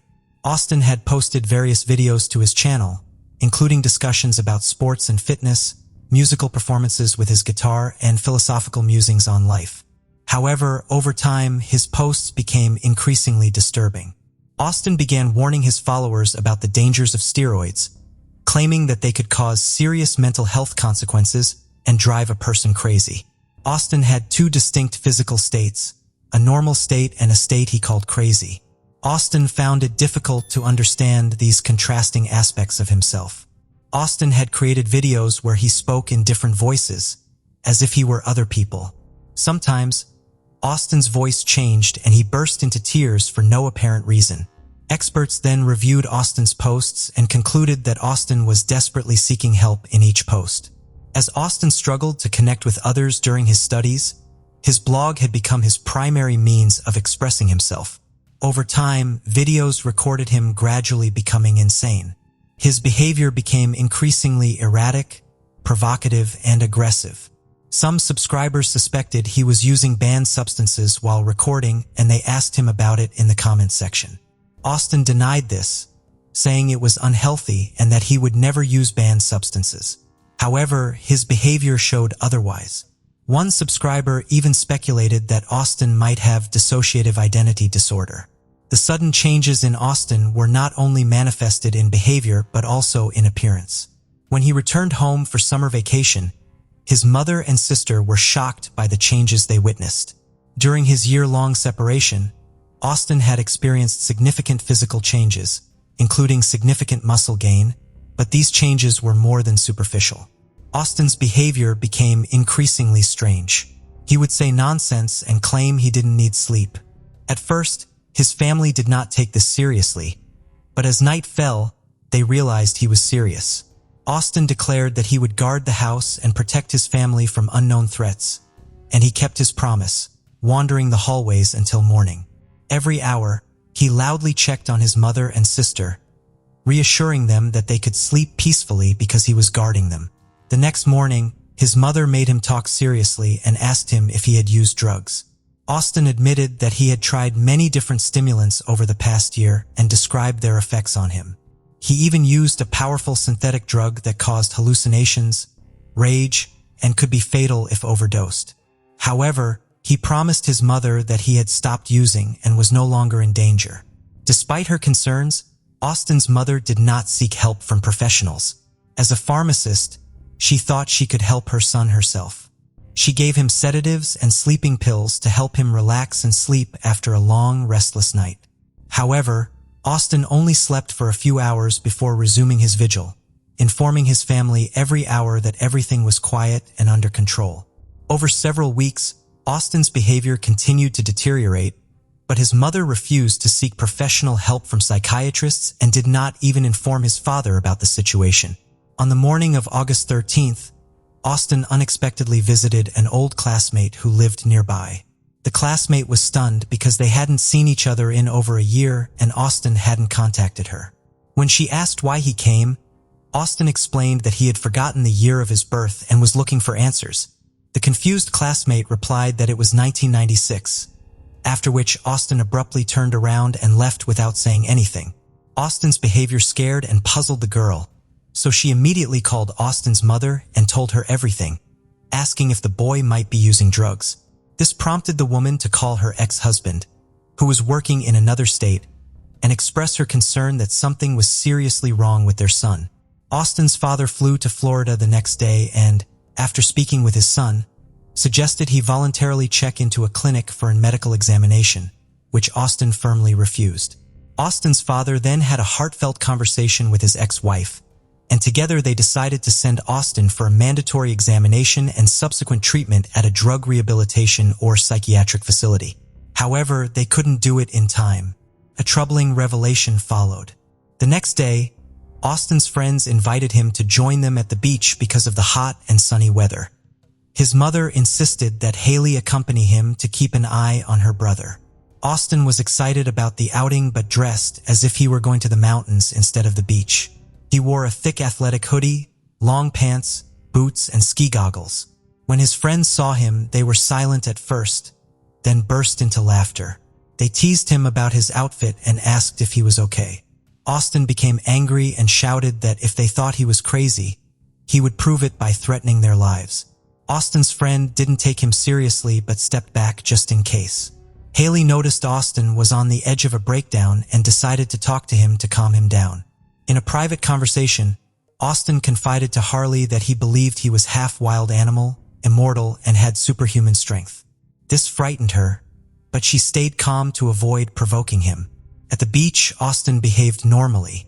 He joked, laughed, played volleyball, and had fun with his friends. As evening came, they all said goodbye and went their separate ways. Austin and Haley walked to a small restaurant near the coast to meet their father and his current wife. On the way, Austin told Haley he wanted to test his immortality by crossing a busy highway directly through the fast-moving traffic. When Haley realized what was happening, she chased after Austin and physically pulled him away, urging him to hurry because they were expected. Austin agreed that they shouldn't keep anyone waiting and quietly followed his sister. During dinner, Austin acted strangely again, getting up from the table several times to go outside, looking around as if he was afraid of someone, then returning. He then decided to tell his father and stepmother about his belief in his immortality. When his father calmly suggested seeking professional help, Austin leaped up, shouted that he wasn't insane, pushed his father forcefully, and ran out of the restaurant. After leaving the restaurant, Austin walked several miles and eventually wandered into a neighborhood he didn't recognize. There, an open garage with bright lights caught his attention, and he headed towards it. This home belonged to an elderly couple, 59-year-old John Stevens and 56-year-old Michelle Michigan Stevens. In the evenings, they loved barbecuing and watching movies in their spacious garage, which they had set up like a living room. Married for over 25 years, they had 3 adult children who lived independently, allowing them to enjoy retirement and each other's company. That evening, John took their dog for a walk while Michelle prepared for their usual movie night. When Michelle noticed an unfamiliar young man on their lawn, she felt no threat and even asked if he needed help. However, the situation unexpectedly took a turn. Jeffrey Pfizer, the Stevens family neighbor who lived across the street, was on friendly terms with them. Around 9 p.m., he heard suspicious noises outside. When he looked into the yard, he suddenly heard Michelle's agonizing scream. Without hesitation, he rushed to help his neighbors and saw Austin near the garage. Jeffrey tried to pull Austin away, but Austin was overpoweringly strong and knocked Jeffrey to the ground. As Jeffrey tried to recover, Austin stabbed him several times in the back and shoulder. Realizing he was overpowered and needed help, Jeffrey ran into the Stevens family house to draw Austin's attention away from himself. After exiting through the back door, Jeffrey headed to his own home. Once inside, Jeffrey realized Austin had not followed him but had returned to attack Michelle. Jeffrey immediately called the police and emergency medical services, reporting an armed attack by a stranger with a knife and stating that both he and his elderly neighbor had been injured. After contacting emergency services, Jeffrey fell silent, listening closely. He eventually realized no one was outside his door. It seemed Austin had remained at Stephen family's house, and now strange animal-like noises, resembling the growls of a wild beast, could be heard along with screams of terror and moans. It took the police about 10 minutes to arrive, but by then it was tragically too late. The sight that awaited them was horrifying. 2 officers approached the garage with weapons drawn, only to be halted in shock at the doorway. There, in a pool of blood, lay the lifeless body of Michelle Stevens. The autopsy later revealed she had suffered multiple blunt force traumas to the head and a stab wound to the chest. A bit further inside, in the dim light, 2 more individuals were on the ground. John was reaching out, pleading for help with a strained voice. Above him, Austin was seemingly choking him. The officers demanded that Austin release the victim, threatening him with their guns. However, Austin showed no response, and firing was too risky due to the possibility of hitting both people. Instead, one officer drew a taser and warned Austin. Only then did he see that Austin was not just assaulting but actually biting John's face, holding his head and neck firmly. Beneath John spread a vast pool of blood, with a chunk of flesh missing from his left cheek. And his lip, nose, and ear were also mutilated and seemingly chewed off. John was immobilized, barely able to move, silently pleading for help.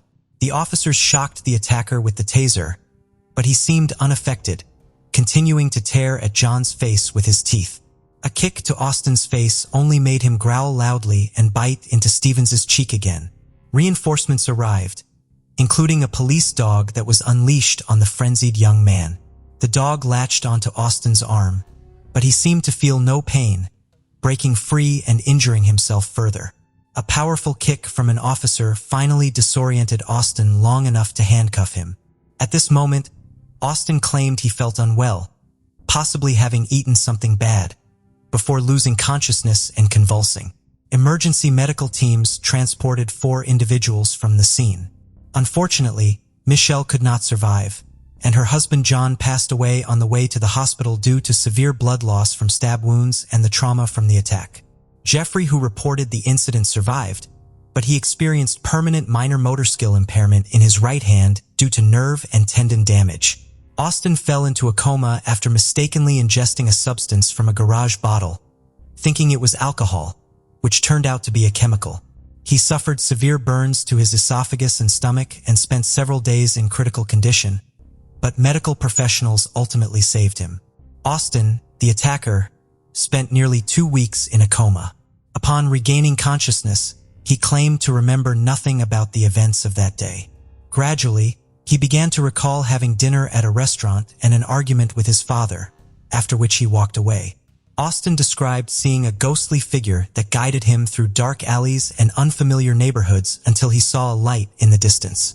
The light came from a lantern near Stephen family's garage, where John was preparing a barbecue and setting out food. When Michelle saw him, she was startled and called for help. Austin admitted to hitting her several times and then pulled out a knife, claiming he would rid her of evil. At that moment, a neighbor named Jeffrey Fisher intervened, but Austin, thinking Jeffrey was a demon, attacked him with the knife. After Jeffrey ran to get help, Austin continued to assault the woman until she was lifeless. He then noticed a bottle, mistook it for alcohol, and drank about half of it. Soon after, he heard a dog barking and a man's voice. Austin claimed he couldn't remember what happened next, according to his own statements. Initially, there was speculation that Austin was under the influence of strong drugs, which could explain his aggression and lack of sensitivity to pain. However, hospital tests showed no traces of drugs, medication, or alcohol in his blood. This led to the conclusion that Austin might have experienced a psychotic break, acting without awareness of his actions. Experienced psychiatrists were tasked with determining the truth of this claim. The case of Austin Haruf attracted significant media attention due to its extreme brutality and ambiguity, both in the courtroom and psychiatric care. The children of the murdered couple, along with the relatives of the injured neighbor, believed that the young man was pretending to be insane and claiming memory loss to be declared incompetent and avoid harsh punishment. Most people following the case shared this belief. The state-appointed psychological and psychiatric expert, Dr. Landrum, reported that Austin's mental illness led to an acute psychotic episode, resulting in the deaths of Michelle and John. However, the prosecutor argued in court that he did not believe the defendant met the legal definition of insanity at the time of the crime. It was suggested that Austin's mental health had worsened due to experimenting with various drugs, using steroids, and having trouble socializing with peers since school. However, at the time of the crime, he was not under the influence of any illegal substances or alcohol, as none were found in his blood, indicating that the reasons for his violent behavior were another reason. During a court hearing, Austin's father disclosed that their family has a history of schizophrenia, and he worried that his son might have inherited this serious illness. Additionally, Austin was suspected of having clinical lycanthropy delusion, a rare disorder. This might explain why he acted like a wild animal and seemed immune to pain, although no psychiatrist confirmed this diagnosis. After receiving treatment, Austin was moved to jail, but the case remains unresolved. He is still awaiting trial, and his lawyers argue that he is mentally ill. Meanwhile, the relatives of John and Michelle and Jeffrey have expressed hopes in interviews that Austin will be deemed competent and sentenced to death for his terrible actions. The case of Jolly Joseph. This whole story is about a family in Kerala. The entire family lived in the Kottayam village in the Kottayam district of Kerala. This family was considered one of the wealthiest in the village. The head of the family was named Tom Thomas, and his wife's name was Annama Thomas. They had two sons, Roho Thomas and Roy Thomas. In 1997, the elder son Roy Thomas had a grand wedding with a girl named Jolie Joseph. After the wedding, Jolie quickly became the family's favorite, managing their affairs efficiently. Despite her kind nature, Jolie was also a devout woman who attended daily prayers. Jolie married Roy Thomas when he was unemployed and depended on his father for expenses. However, after marriage, Jolie continued her studies and later informed the family that she had obtained a job at the National Institute of Technology in Calicut. If occasional minor disagreements are overlooked, the family was very happy, and everyone's lifestyle was going well. However, in February 2002, Annama Thomas suddenly fell ill, leading to her immediate admission to the hospital. After a few days of treatment, her health improved, and she is sent home. Just 2 months after returning home on August 22, 2002, once again, Annama Thomas falls ill. This time, she passes away before being taken to the hospital. Based on symptoms, it is said that her death occurred due to a heart attack. To understand the actual cause of death, the doctor recommends a postmortem, but the family refuses, considering this death as a natural one. In this way, without any postmortem, the final rites of Annama Thomas are performed. The sudden departure of a crucial member of the household deeply shocks everyone, causing considerable distress for a long time. However, as time passes, everyone's life gradually returns to normal. After her mother-in-law died, Jolly became the female head of the family. Jolly is intelligent, extroverted, very good at handling work, and has extensive relationships both inside and outside the family, loved by everyone. After taking financial control, Jolly bought himself a new car, drove every morning pretending to go to work, and returned home at night. During this time, Jolly's husband, Roy, began to drink alcohol and did nothing. Once again, the eldest member of the family was Tom Thomas. The date was August 26, 2008, just a few days after the 6th death anniversary of Annama Thomas. Other relatives were also present at the home. Suddenly, another death occurs in the family. This time, it's the head of the family, Tom Thomas, who passes away unexpectedly. Initial investigations also attribute his death to a heart attack. The family does not opt for a post-mortem for Tom Thomas, and he is laid to rest in a similar manner. Within a span of 6 years, 2 deaths in the family bring significant changes. Where it used to be a joint family, property division now takes place among the remaining members, and almost everyone begins to live as a nuclear family. The 2 previous deaths were not even forgotten when the family faces the death of a 3rd member on September 9, 2011, Jolly's husband, Roy Thomas. Roy Thomas's body was found in the bathroom. Since there had been 2 sudden deaths in this family before, when the 3rd member of the household also dies unexpectedly, some family members suspect foul play rather than considering it a mere coincidence. The decision is made to conduct a post-mortem on Roy Thomas. During the post-mortem, traces of cyanide poison are discovered in Roy Thomas's body. Further investigation reveals that Roy Thomas was facing financial difficulties in those days. According to Roy Thomas's wife, it was the financial problems that led her husband to commit suicide.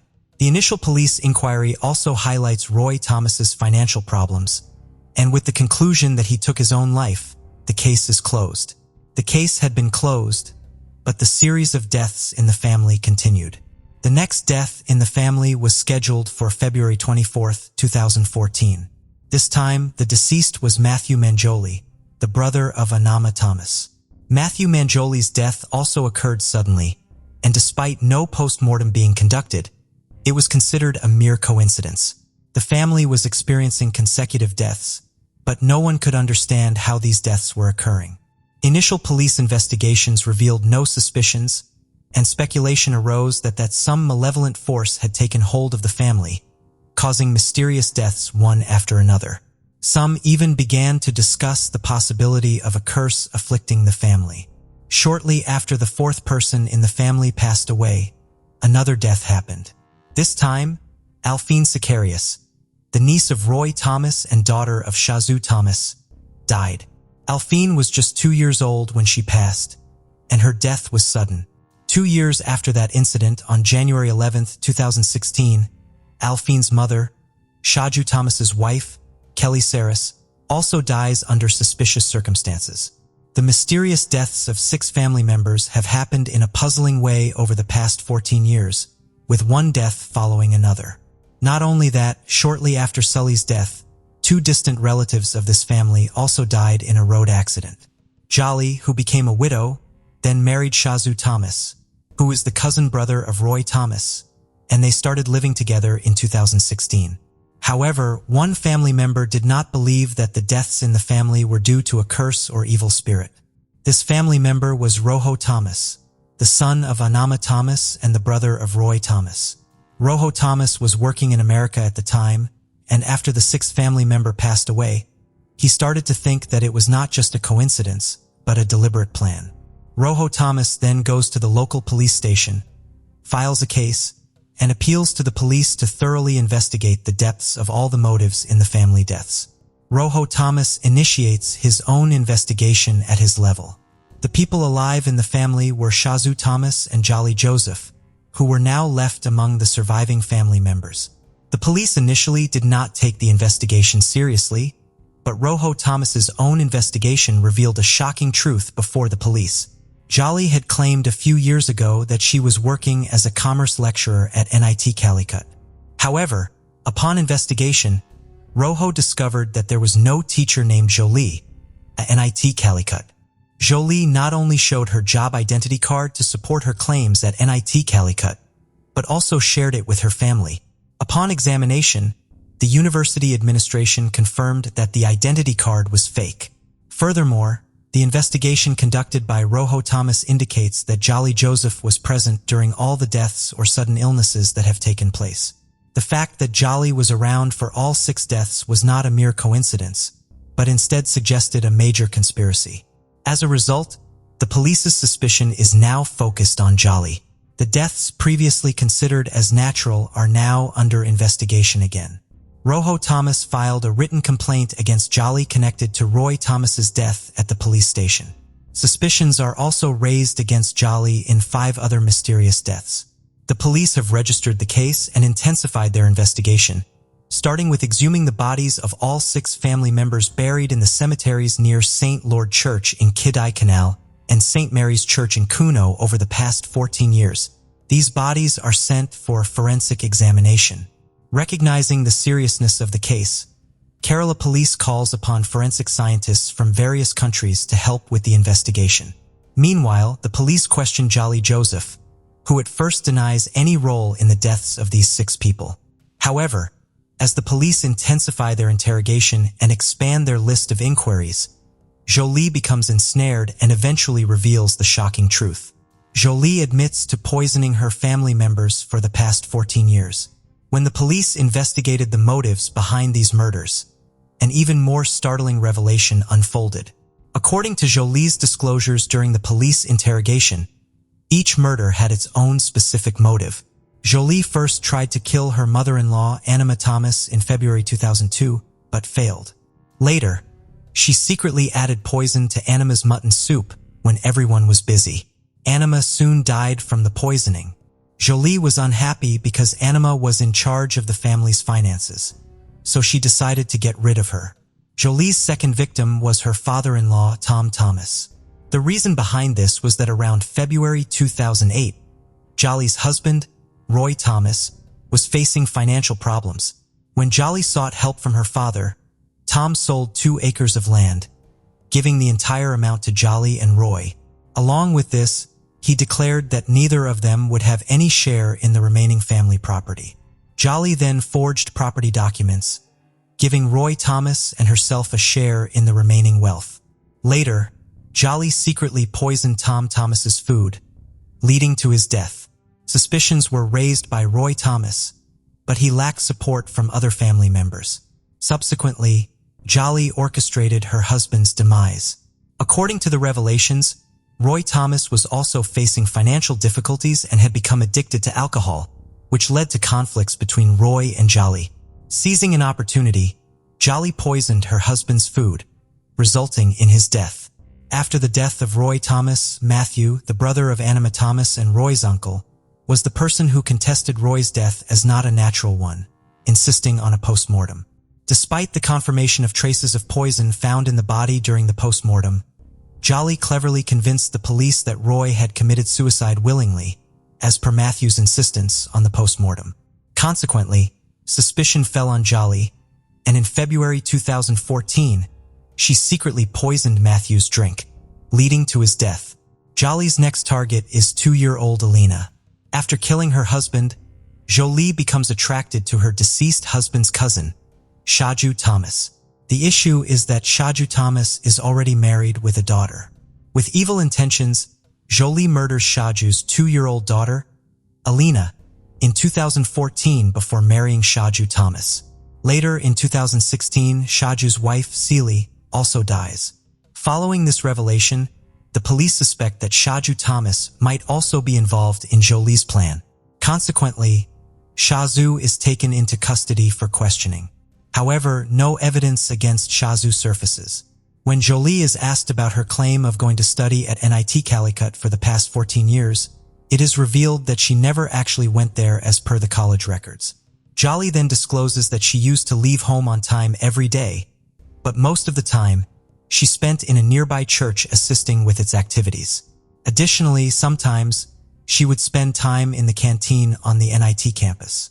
A surprising revelation in this entire investigation is that everyone with whom Jolie had any connection had a good relationship with her. Talking and laughing with everyone was Jolie's habit, and no one had ever heard her raising her voice at someone. Even the neighbors never tired of praising Jolie. After the revelation in the Jolie case, finally, on October 5, 2019, 47-year-old Jolly Joseph is arrested, accused of murdering 6 family members, including her father-in-law and husband. Many find it hard to believe that a woman known to be family-oriented, well-respected, and kind could be a cold-blooded killer. The investigation discloses that Jolie was provided poison by a person named Matthew, who happened to be Jolie's relative. Matthew's friend, Prachi Kumar, employed at a jewelry shop, facilitated the procurement of cyanide commonly used for cleaning gold and silver ornaments. Cyanide samples are found in Jolie's car and bag during the police search, The evidence, which includes Jolly's confession and scientific findings, led to a 1,800-page charge sheet filed by the police on January 1, 2020. Jolly is facing charges for 6 murders. Even though Jolly was granted bail by the Kerala High Court in 2021, the Kerala government contested the decision in the Supreme Court. At present, Jolly is still in jail, and the case remains a legal dispute. Following the hearing, the Supreme Court denied Jolly's bail, leading to Jolly's continued detention. Just a few months after these revelations, Jolly's second husband, Sharju, also filed for divorce in court. While the investigation into this case is ongoing, some new revelations related to the case emerged in February 2023. The Kerala police had sent the bodies to the CFSL laboratory in Hyderabad after exhuming them from their graves. The report stated that no trace of cyanide was found in 4 out of the 6 bodies recovered, and the examination of the remaining 2 bodies is still underway.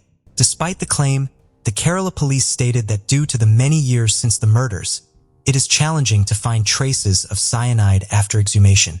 According to the police, even if no traces of cyanide are found in the investigation, Jolly's confession and circumstantial evidence are so strong that her guilt will be proven in court, and she will be given a severe punishment. It has been reported that the police are the ones responsible for what happened in this case.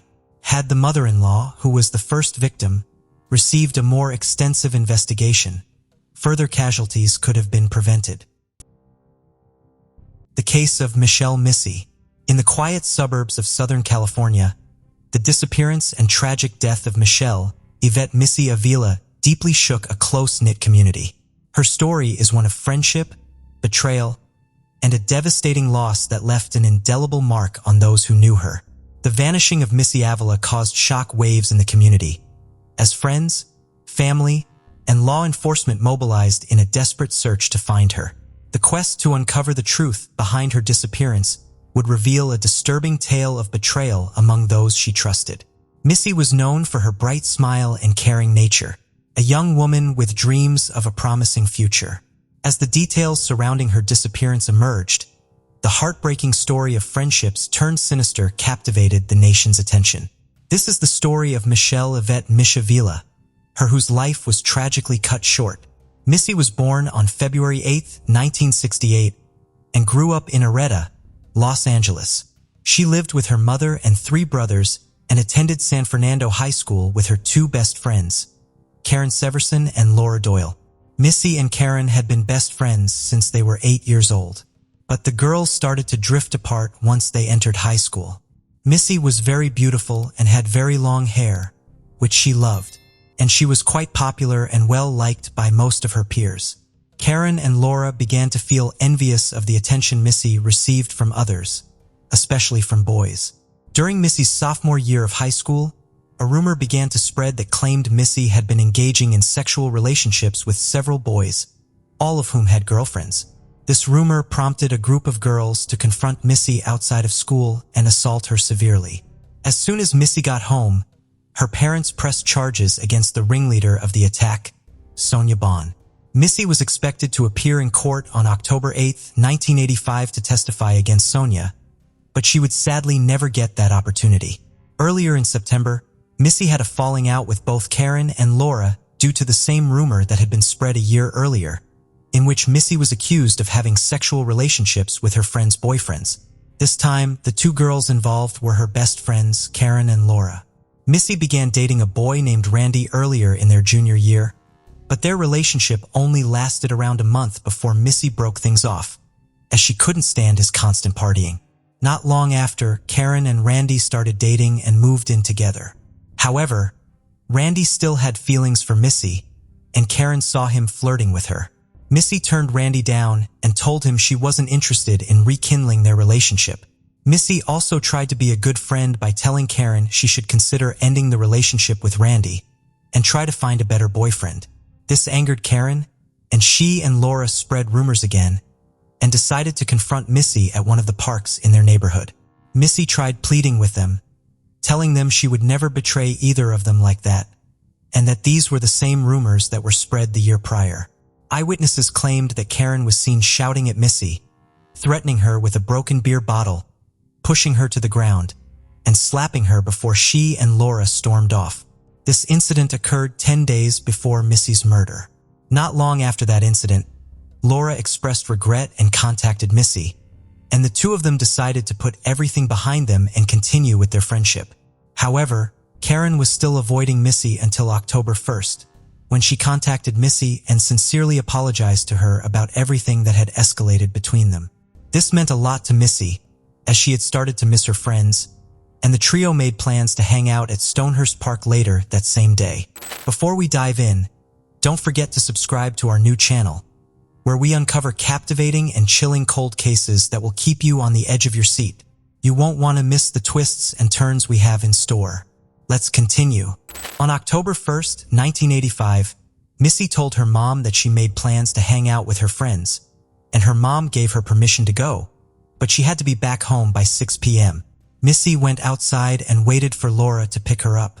After Laura picked her up, the girls drove around for a while before making their way to Stonehurst Park, where they parked the car and waited for Karen to show up. A few minutes passed, and Karen pulled into the parking lot with their other friend, Eva, in the passenger seat. That's when things took a turn for the worse for Missy.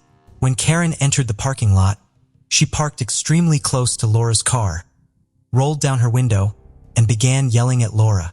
Laura also rolled down her window and started yelling back at Karen. Missy and Eva just sat there, shocked, watching their friends shout abusive things at each other. Missy had no idea what they were arguing about. Suddenly, Karen backed up and sped out of the parking lot, and Laura followed her for 45 minutes. They drove recklessly north of the city and into the mountains, both girls driving with such extreme anger that Missy and Eva were begging the girls to calm down and pull the cars over.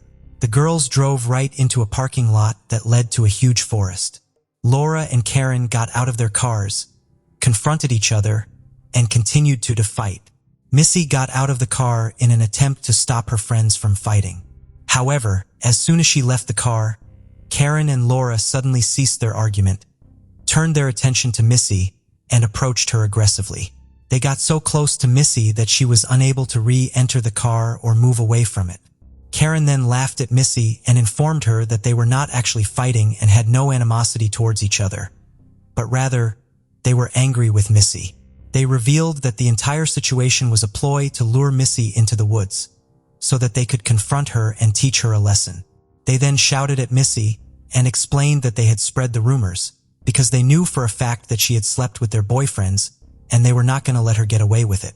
Missy tried pleading with them, telling them again that she would never do anything like that she never slept with anyone, but they wouldn't listen.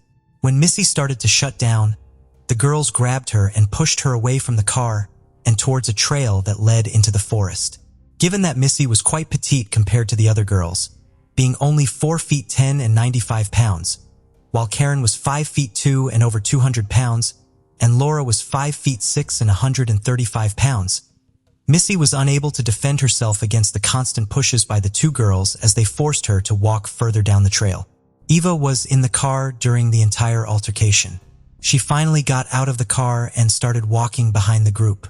Eva was not involved in anything the girls did in the forest, and she didn't even know why she was brought along in the first place. When the group was out of view from the parking lot and deep into the forest, Laura stopped and faced Missy, who was crying helplessly and scared, and punched her right in the face. As soon as Laura started punching her, Karen joined in, and within seconds, Missy was on the ground being beaten, punched, and stomped on.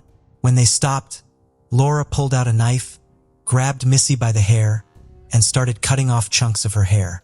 They did this intentionally because they knew how much Missy loved her beautiful long hair. Karen wanted to join in on the long hair. Karen wanted to join in on the haircutting, but since she didn't have a knife, she just started pulling out chunks with her hands while Eva stood there watching it all happen. After they had finished that activity, they produced restraints, bound Missy's arms behind her back, and gagged her. Since there was a river around 10 feet away from their location, Laura walked into the stream, looked directly at Missy, began running her hands through the water, gave Missy a smirk and started taunting her, asking her to come into the water with her. When Missy did not move, Karen seized her, forcefully stood her up, and shoved her towards the river, causing her to fall down the hill. Since her arms were restrained behind her back, her face slammed down onto the ground, and she rolled up to the river. Laura and Karen then grabbed her and dragged her into the water. That's when Eva hastily ran back up the trail to the cars. Upon arriving at the cars, Eva realized that both vehicles were locked and too far to fetch assistance. She reluctantly started walking back down the trail until she heard a terrifying scream. She stopped, turned around, and swiftly ran back to the cars, where she lay on the ground in a fetal position and waited for approximately an hour for the girls to return. Eventually, she saw Laura and Karen, who were dripping wet and smiling and laughing, but Missy was not with them. Laura and Karen were holding Missy's body in the water that was 8 inches deep. The scream that Eva heard happened when Missy was briefly able to get her head above the water, but then Karen grabbed her head and pushed it back into the water. When the girls realized that Missy was near death, they released her, ran to a large log, and dropped it on her head. The girls then left the forest, got into their cars with Eva, and went home. For hours later, Laura called Missy's mother, Irene Avilla, claiming that she had dropped Missy off with 3 boys driving a blue Camaro after getting gas. Laura said she returned to the location, but Missy and the boys had already left. On October 4th, 1985, Missy's body was found face down in a stream in Big Tahanga Canyon in Angeles National Forest 3 days later by a group of hikers. The police found that she had been forcibly drowned in 8 inches of water, and her waist-length hair had been cut off. A 4-foot log was found on top of her body, and cigarettes, beer, and men's overalls were found near where her body was discovered. The girls told Missy's parents and the detectives that Missy had gone off with 2 men in a blue Camaro before she disappeared, which made the random items around the crime scene seem more plausible. This false claim sent the detectives on a fruitless investigation for the non-existent men for 3 years. Irene later said she had no reason to suspect Karen or Laura were involved in her daughter's death, because both of them attended Missy's funeral, and Laura sent the family a sympathy card with $20. Karen also moved in with Missy's family for a long time, outwardly showing support and trying to help catch the killers, all while closely monitoring the investigation and attempting to divert the investigators from her own involvement. Karen was intensely focused on the murder, frequently visiting Missy's grave, covering the walls of her room with pictures of Missy and newspaper articles about the crime, and repeatedly returning to the creek where Missy's body was discovered. At one point, she even told Irene that she had seen Missy's ghost. After 3 years, on July 26, 1988, Eva Kairumbalo, the other teenager who had taken the 45-minute drive into the mountains, finally came forward and told the police everything that had happened. She explained the rumors, the falling out, the anger, and the jealousy, as well as the details of the murder. Eva said she took so long to come forward because the other 2 girls had threatened to kill her if she ever revealed what she had seen. In March 1990, Karen and Laura were convicted of second-degree murder and sentenced to 15 years to life in prison. The jurors were not convinced that the murder was planned, and they rejected the first-degree murder charge. Karen Severson was released from prison on December 9, 2011, after serving 21.5 years, and Laura Doyle was released from prison in December 2012 after serving 22 years. Karen Severson attempted to profit from her crime by writing a memoir about the murder and her prison life, but the book did not do well. She also made a deal for a movie to be made about it, but Avila's family sued her in February 2015, seeking to take the profits from the sales. As a result, the state of California passed Missy's law, requiring entities who are helping publish works made by criminals to contact the families of the victims about the said works. Missy's story has sparked conversations about the impact of bullying, the complexities of teenage relationships, and the importance of fostering a culture of empathy and kindness. Community initiatives and support networks have emerged to provide resources and support for those affected by similar experiences. As we remember Missy, we honor her memory by working to create a world where friendships are built on trust and compassion. Her legacy serves as a reminder that every individual deserves respect, kindness, and the opportunity to live a life free from harm. In the end, Michelle Yvette Misha Villa's legacy will be one of resilience and hope. May her memory inspire us all to stand up against bullying, support those affected by betrayal, and work towards a future where understanding and empathy prevail. The case of Lucy Landry. Lucy Davies was born in 1971 in Rhondda, a county in England. She was the daughter of Roger and Andrea Davies and had a younger sister named Anna. The family lived in a small, tight-knit community of socially purposed housing surrounded by stunning mountain scenery. Lucy had a happy and carefree childhood, bonding closely with her sister, who shared similar interests. Her parents often mentioned Lucy's infectious joy, which made her a standout student in primary school. Known for her outgoing and likable personality, Lucy quickly won over her teachers and classmates. With her undeniable beauty, she became one of the most popular and admired girls in school. Lucy and her sister Anna shared a passion for ponies, which led their father to enroll them in the local riding club. This experience taught them discipline and showcased their talent, eventually earning them the right to participate in various events and competitions. By the time Lucy started secondary school, she had developed into an exceptional rider. In addition to her riding skills, Lucy was also a talented musician. She took flute and piano lessons, dedicating long hours to practice and master both instruments. Her hard work paid off, and soon she had a comprehensive understanding of classical music. This led to her acceptance into a youth orchestra and her school's choir group. During this time, Lucy developed a romantic interest in Gareth Jenkins, but she kept it a secret. After completing secondary school in 1989, Lucy decided to pursue a music-related career. She enrolled in the University of Warwick to study for a bachelor's degree, hoping to become a music teacher. However, she soon realized that the degree program wasn't what she had expected. Her passion for music remained, but she didn't enjoy the direction of the program. As a result, Lucy changed her plan and opted to study urban planning instead.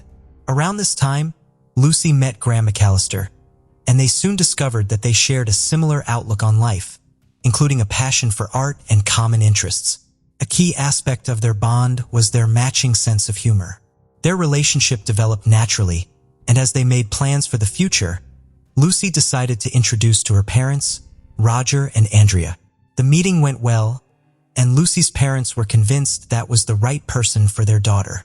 In fact, they were so confident in their relationship that they bought Lucy a house in Coventry, northwest of London. This gift not only provided Lucy with a stable home, free from the uncertainties of renting and moving, but also reflected their wish for her to start a family. Shortly after moving in, Lucy invited GRA to live with her, and they continued their studies together. In 1995, they welcomed their first child, James. Lucy decided to take a break from university to care for him, while Gra continued his studies and worked the night shift at the city's postal sorting office. Over time, this arrangement took a toll on Lucy, who felt bored and isolated at home, caring for their child and often separated from her partner for long periods. To alleviate her boredom, Lucy turned to internet chat rooms, seeking to meet new people and find some distraction. One night, Lucy engaged in lively conversations in various online chat rooms, where she encountered Harold Landry, a 53-year-old American from Louisiana. Growing up in a financially struggling family with a dozen siblings, Harold knew from an early age that he had to rely on his own efforts and determination to succeed. To escape poverty, he dedicated himself to hard work from a young age. His big break came when he realized that the key to success in the oil business wasn't owning wells, but providing essential infrastructure to well owners.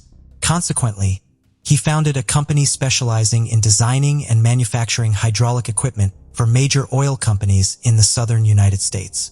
As he had predicted, the business made him incredibly wealthy, eventually earning him billionaire status. By then, Harold split his time between his central hobbies and a property on Camel Island in Mexico. He had been married and divorced twice, with children from these unions, whose exact number and identities remained private. One thing was certain, however: Harold ensured that his children lacked nothing. A significant event took place in 1992 when Harold, now single, met a woman 20 years younger who was married. Despite her marital status, families, or husband's potential opposition, On February 6, 1994, Harold took her on an outing in New Orleans, hiring a babysitter to watch her children. After their evening together, Harold dropped his lover off at home and offered to drive the babysitter back to her own place. Surprisingly, no one seemed worried that her husband would discover the infidelity and react angrily. However, that's precisely what happened. Outside his wife's residence, Chris Price had been keeping a close eye on her every move. When the third party said goodbye to her, Chris followed him in his car. A short while later, Harold noticed he was being tailed. Acting on instinct, Harold opened the glove compartment, pulled out a firearm he normally kept there, and prepared for a confrontation. When they both stopped at a red light, the situation escalated. According to the babysitter's account, Harold brandished the revolver at Chris and fired. The bullets severely injured Chris, severing an artery in his neck and damaging a nerve connected to his vocal cord. Chris collapsed on the pavement, but luckily, there was a hospital nearby, allowing him to receive prompt medical attention. The doctors were able to save his life. Harold was arrested and charged with attempted murder. His trial took place in 1997. The defense attorney argued in the opening statement that Harold's actions were the result of a tragic and sordid affair involving Chris, and that he had acted out of fear and in self-defense. This strategy led the jury, composed of 4 men and 8 women, to convict Harold of the lesser offense of aggravated assault. He was sentenced to 5 years in prison. However, after an appeal, Harold was granted probation in exchange for a $500 fine and community service. Although he had hoped to be fully exonerated, he thanked his lawyer, Pat, for his efforts. The 2 men subsequently became close friends. After reaching a confidential agreement with Chris, Harold moved to Covington, where he lived a life of luxury, free from financial worries. When he started chatting with Lucy, he was open about his past, sharing stories about his jobs, romantic escapades, and legal issues. However, instead of deterring Lucy, this honesty only strengthened her attraction to him. The two began captivating online romance, with Harold promising her a highly desirable lifestyle. Eventually, his persistence and persuasive abilities convinced Lucy to end her relationship with Gra, clearing the way for Harold to pursue her, without any rival claiming his attention. In the early 2000s, Harold traveled to England to meet Lucy, and she took the opportunity to introduce him to her parents, Roger and Andrea, as her boyfriend. Although they were surprised by the significant age difference, they respected their daughter's decisions and did not object to the relationship. Harold felt fulfilled and fortunate to share his life with Lucy, and he spared no effort to surprise her, whether with luxurious gifts or anything else she desired. In fact, by then, he was so in love that he was already planning to propose marriage. However, he wanted to do it in an ideal setting. To achieve this goal, Harold took Lucy, her son James, and Gra on a trip to Mexico, a place that had become his favorite. His longtime friend Pat, who had been his attorney in the past trial, also had an apartment close to his residence, which added to the feeling of comfort. Initially, Harold bought a diamond ring and shared the news with enthusiasm with Pat. However, Pat harbored certain suspicions about Lucy, and as the days passed, he found it strange that she had dedicated a good part of her time in Gra company. Despite this, Harold was oblivious to it and ultimately proceeded with his plan to propose. Lucy happily accepted the proposal, and in mid-2003, the couple celebrated their union. Shortly after, Harold surprised Lucy by buying a $1 million property in an exclusive Worcester neighborhood. In this peaceful rural setting, their marriage got off to a prosperous start, helped by their excellent neighbors, Rachel Clark and Stephen Kennedy, with whom they formed a close friendship. Soon, Lucy gave birth to their first daughter, Harriet, which filled both her and Harold with joy. From then on, he devoted himself to the little girl with unwavering energy and commitment. He also maintained a loving relationship with James, treating him like his own son. As time passed, Lucy's workload increased, and her mood began to deteriorate in proportion to Harold's demands. He expected her to constantly adapt to his preferences and obey his requests without question. Lucy, however, had different expectations. This led to rising tensions between them. Lucy was outspoken and unafraid to express her opinions, but Harold was unwilling to compromise. Given their volatile personalities, their arguments frequently escalated into intense fights, followed by reconciliations once the conflict had subsided. The constant disputes that lasted for hours became a familiar background noise in the lives of Rachel and Stephen. They knew that Lucy and Harold's alcoholism fueled their arguments and complaints, which often led to days of not speaking to each other. Lucy reconnected with Gareth, an old friend from secondary school, and they spent hours catching up, occasionally interrupted by their own commitments. One evening, after Harold fell asleep, Lucy stayed on her computer, and it dawned on him that she was unhappy and looking for a distraction, possibly even a replacement, just like she had found him. In the February, Lucy invited Gareth to stay with her. Meanwhile, Harold returned to England, hoping to salvage their marriage. But as soon as he arrived home, Lucy asked him for a divorce. Initially, Harold was devastated, but after a few weeks, he started a new relationship with a woman he met online. Alongside their budding new relationships, divorce negotiations were progressing. And as is often the case, new disputes arose, particularly regarding the family home. Lucy's expectation was to retain the house, thereby guaranteeing a stable living arrangement for their children. However, Harold was adamant that this was not up for discussion. His proposed solution involved offering her financial compensation to purchase a more modest apartment independently. Simultaneously, he made the decision to entirely remove her from his will. Lucy was furious when she learned about her still husband's latest decisions. Her intense hatred towards him led her to share every detail about Harold's past with her son James, holding nothing back. Amidst the tension and complicated situation, Gareth invited her to take a break and spend a few days with him in Wales. Both Lucy and Harold had a serious drinking problem, and their arguments were becoming increasingly violent, leaving their children to suffer in a toxic environment. On the afternoon of February 1st, 2010, Harold had several glasses of wine. When Stephen returned from work, he found a notification that his package had been delivered to the wrong address, the Landry's. Harold invited Stephen in and offered him a glass of wine. This led to a ridiculous argument with Lucy over a piece of furniture she wanted to buy for their upcoming move. The argument quickly turned physical, and in the chaos, Harold grabbed a kitchen utensil and hit Lucy on the cheek. James rushed to the scene of the altercation and found his mother, Lucy, badly injured. He immediately called the police and then turned his attention to ensuring his younger sister's safety. Shortly after, Lucy, realizing she needed help, left the house with her children.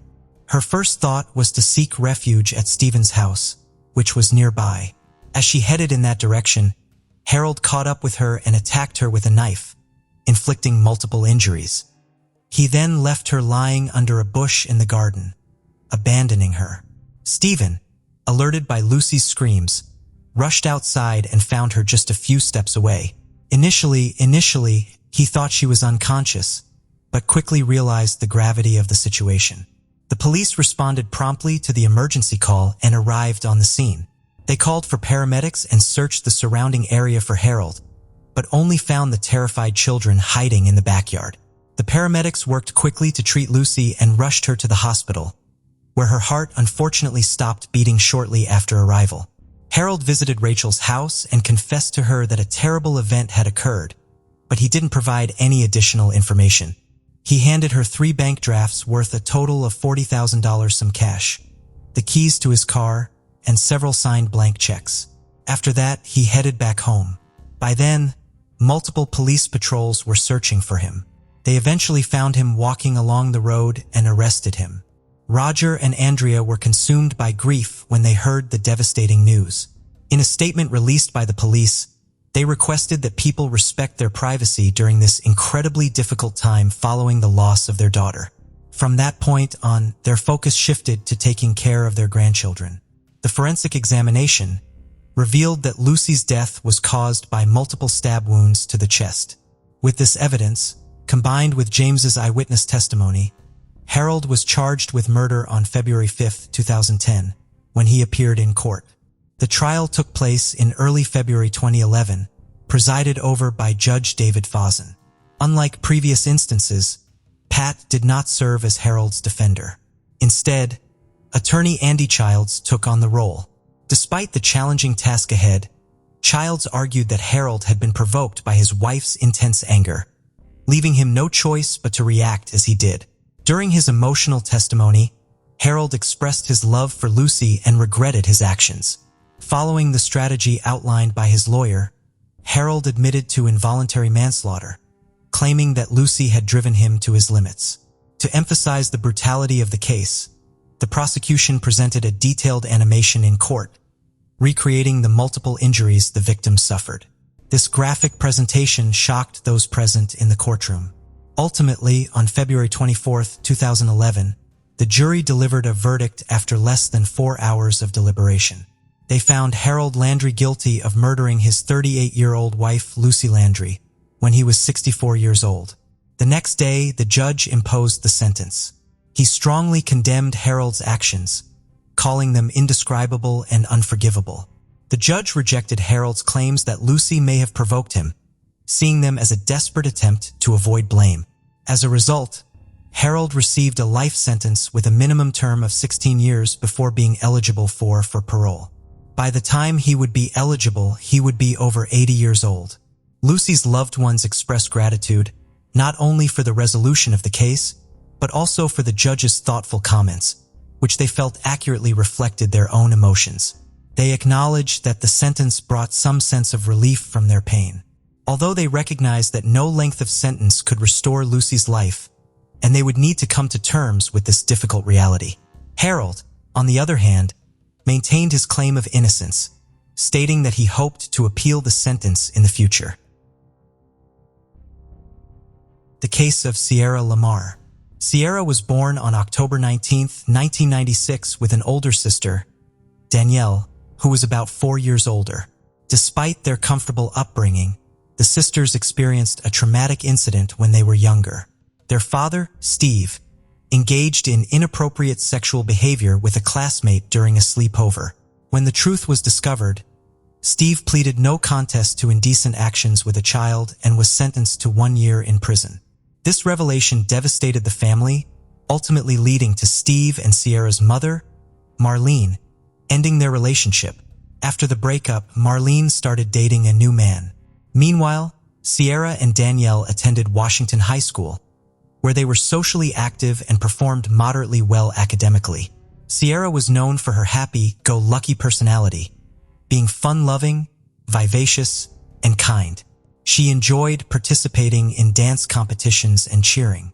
Marlene moved from Fremont to Morgan Hill, a city 40 miles southwest, with Sierra and Rick Gardner, her boyfriend, in October 2011.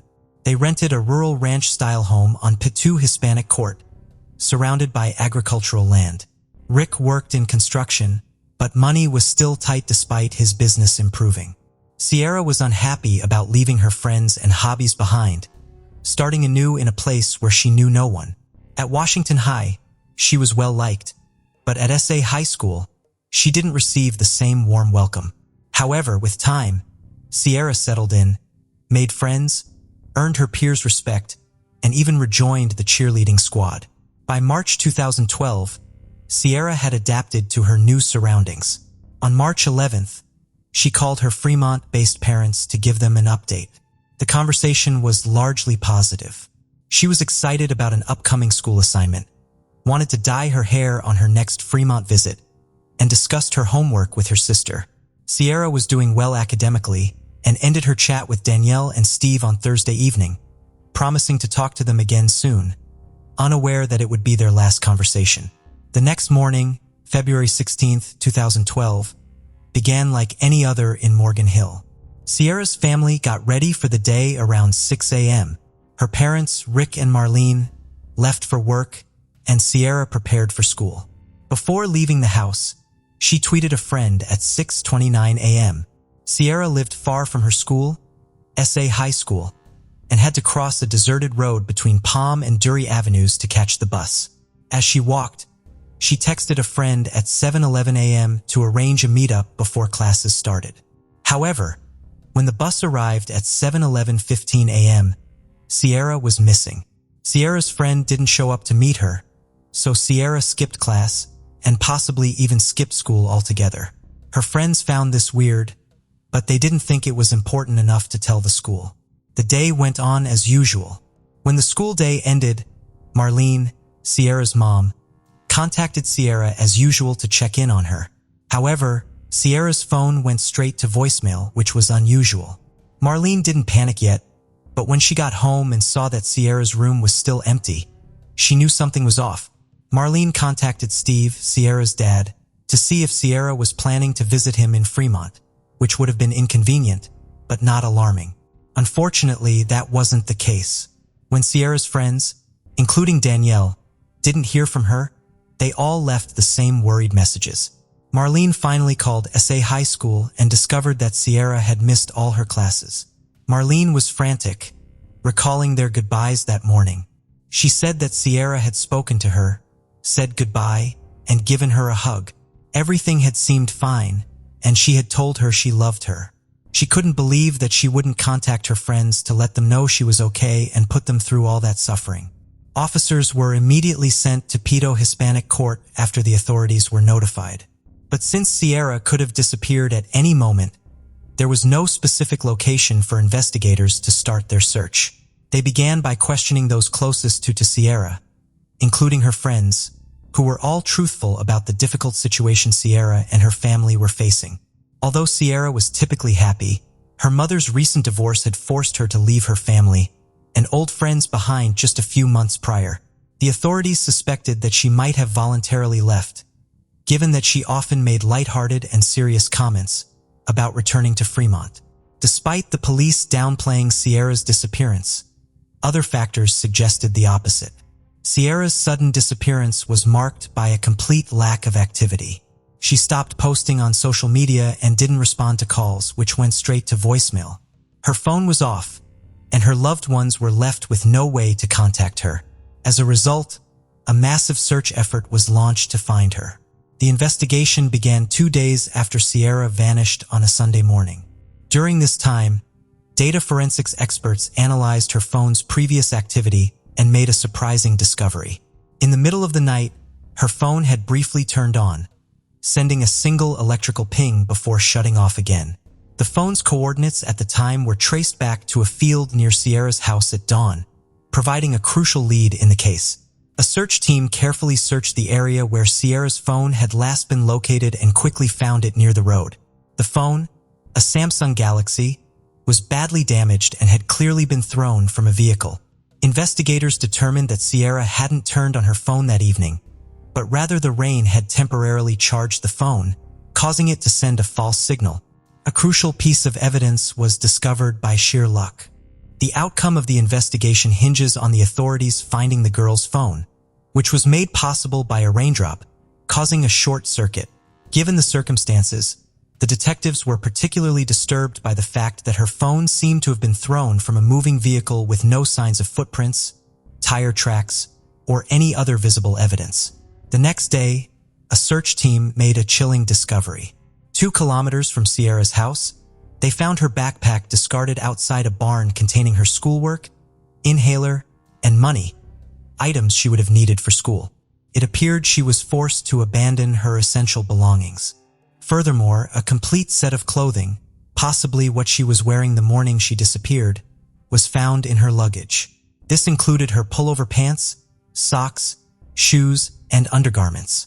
The outfit was sent for DNA testing, which yielded promising results. The DNA analysis revealed the presence of male DNA on her pants, indicating that she was likely assaulted following Sierra's disappearance. The search efforts significantly intensified with a surge in local and international sympathy after her phone and clothing were found. The authorities received over 1,000 new leads and invested more than 7,000 hours into the investigation. A massive search operation was launched involving over 800 individuals divided into multiple teams. The teams meticulously searched every lake, reservoir, and field in the area, and also combed through abandoned buildings.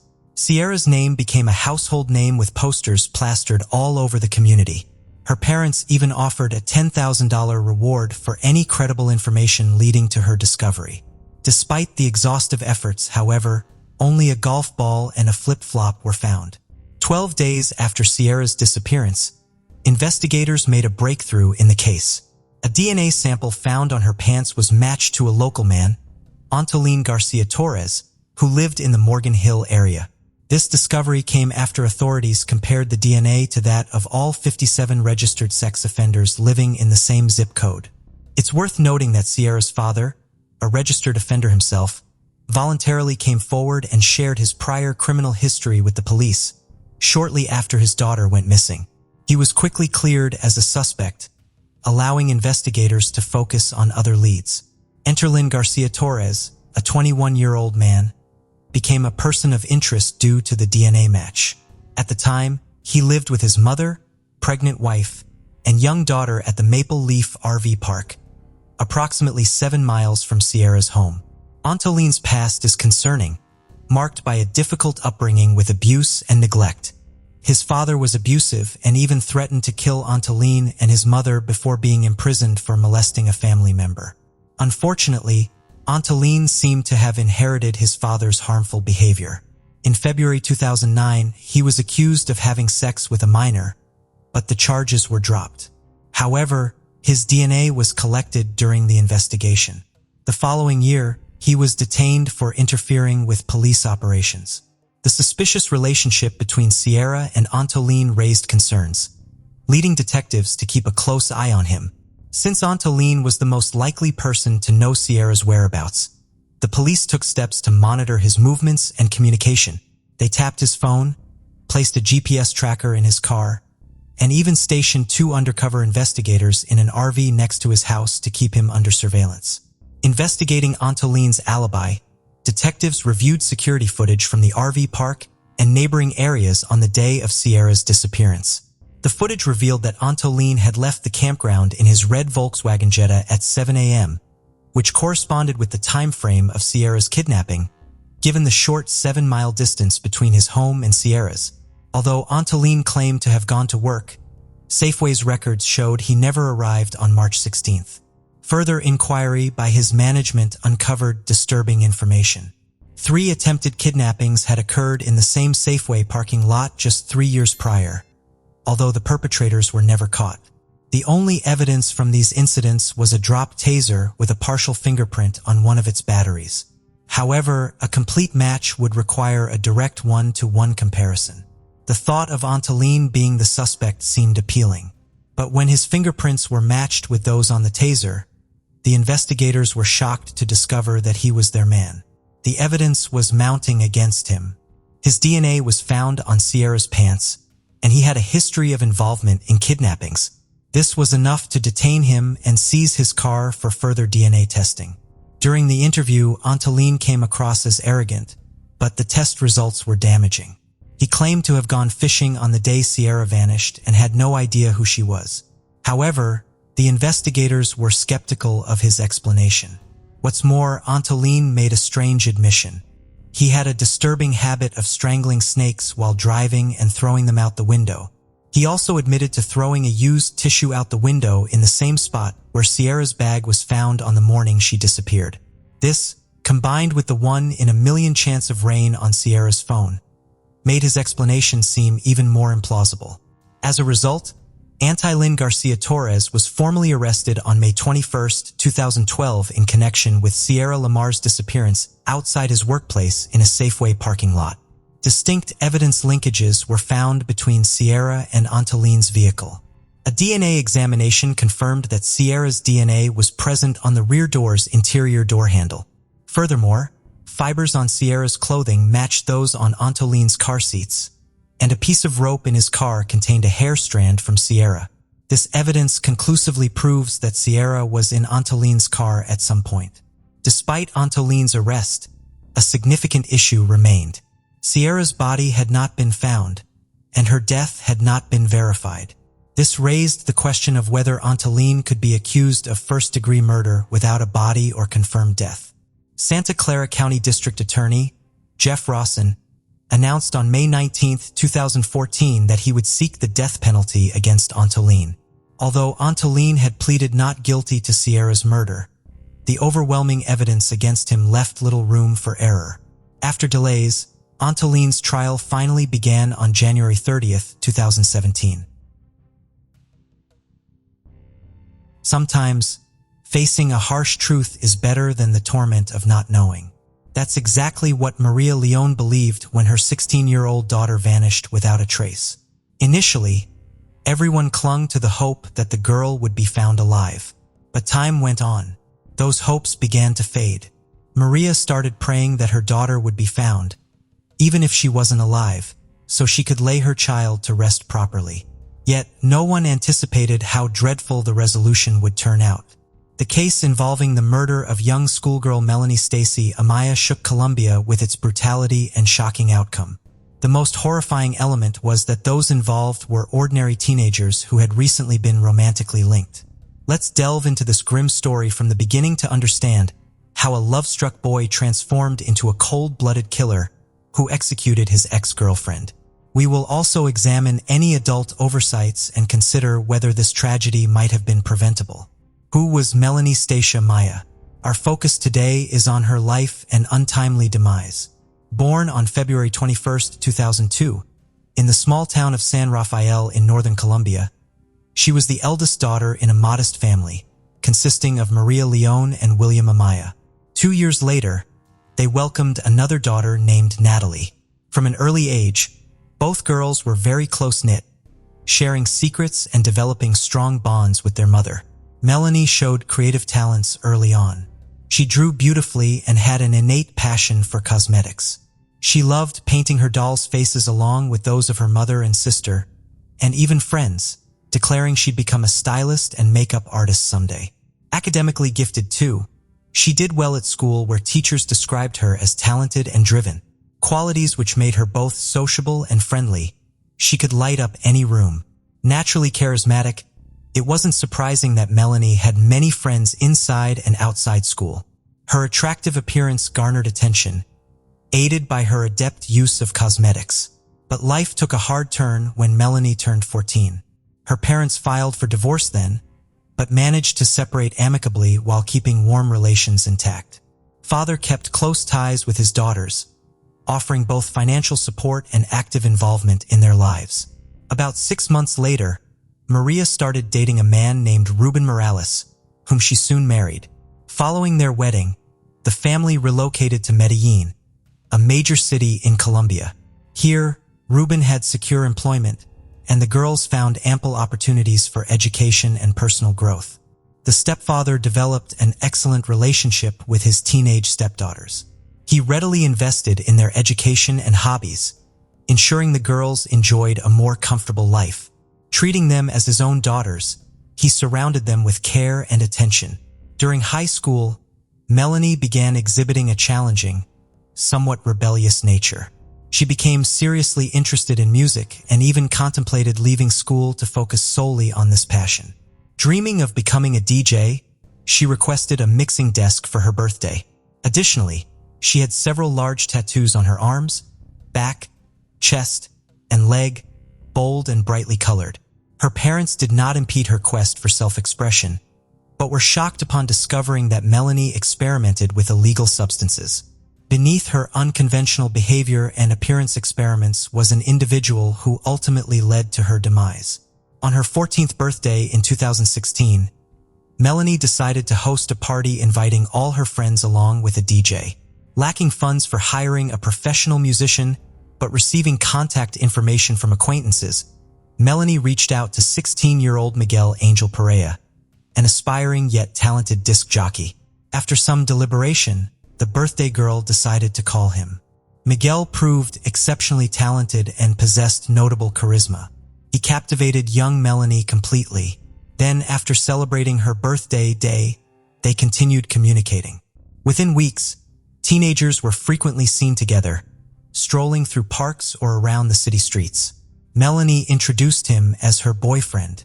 They quickly became inseparable while displaying mutual affection, holding hands tenderly, demonstrating their feelings openly wherever they went. Miguel came from quite modest or rather poor means, but treated his young girlfriend respectfully and admirably, captivated by both respect, genuinely almost instantly charming when meeting, introducing himself warmly towards parents, earning acceptance, fostering no interference, supporting relatio. Over time, he increasingly spent more time at the residence tied to his passport, integrating into the family dynamic. Miguel once confided in the girl's parents about difficulties at home. His mother disapproved of his involvement in music lessons, leading to a conflict that ended with him being physically harmed and subsequently evicted from his home. Maria offered him shelter temporarily until things could stabilize, not realizing the potential implications of introducing a disruptive influence into their family environment. Consequently, Melanie and Miguel began cohabitating. Initially, they experienced a harmonious period lasting 6 months, during which both teenagers appeared elated by their newfound togetherness.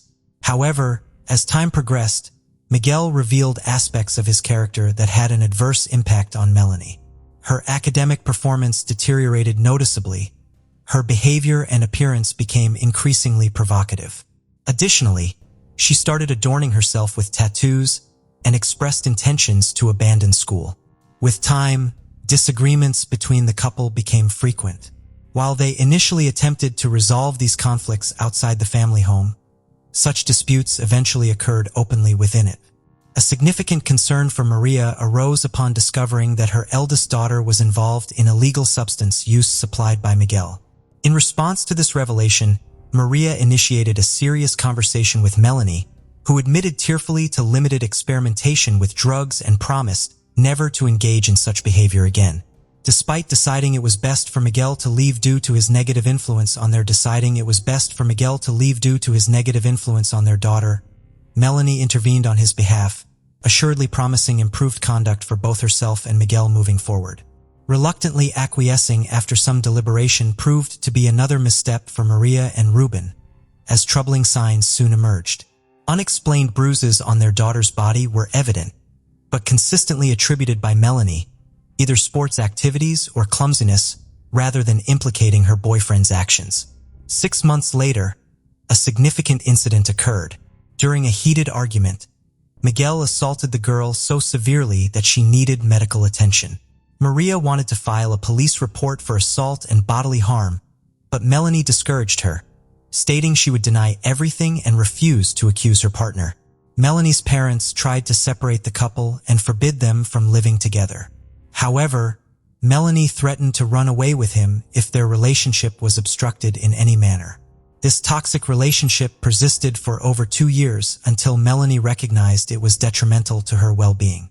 In early May 2018, another intense quarrel erupted between the teenagers, escalating into physical violence. This time, Melanie took initiative and told Miguel their relationship was over.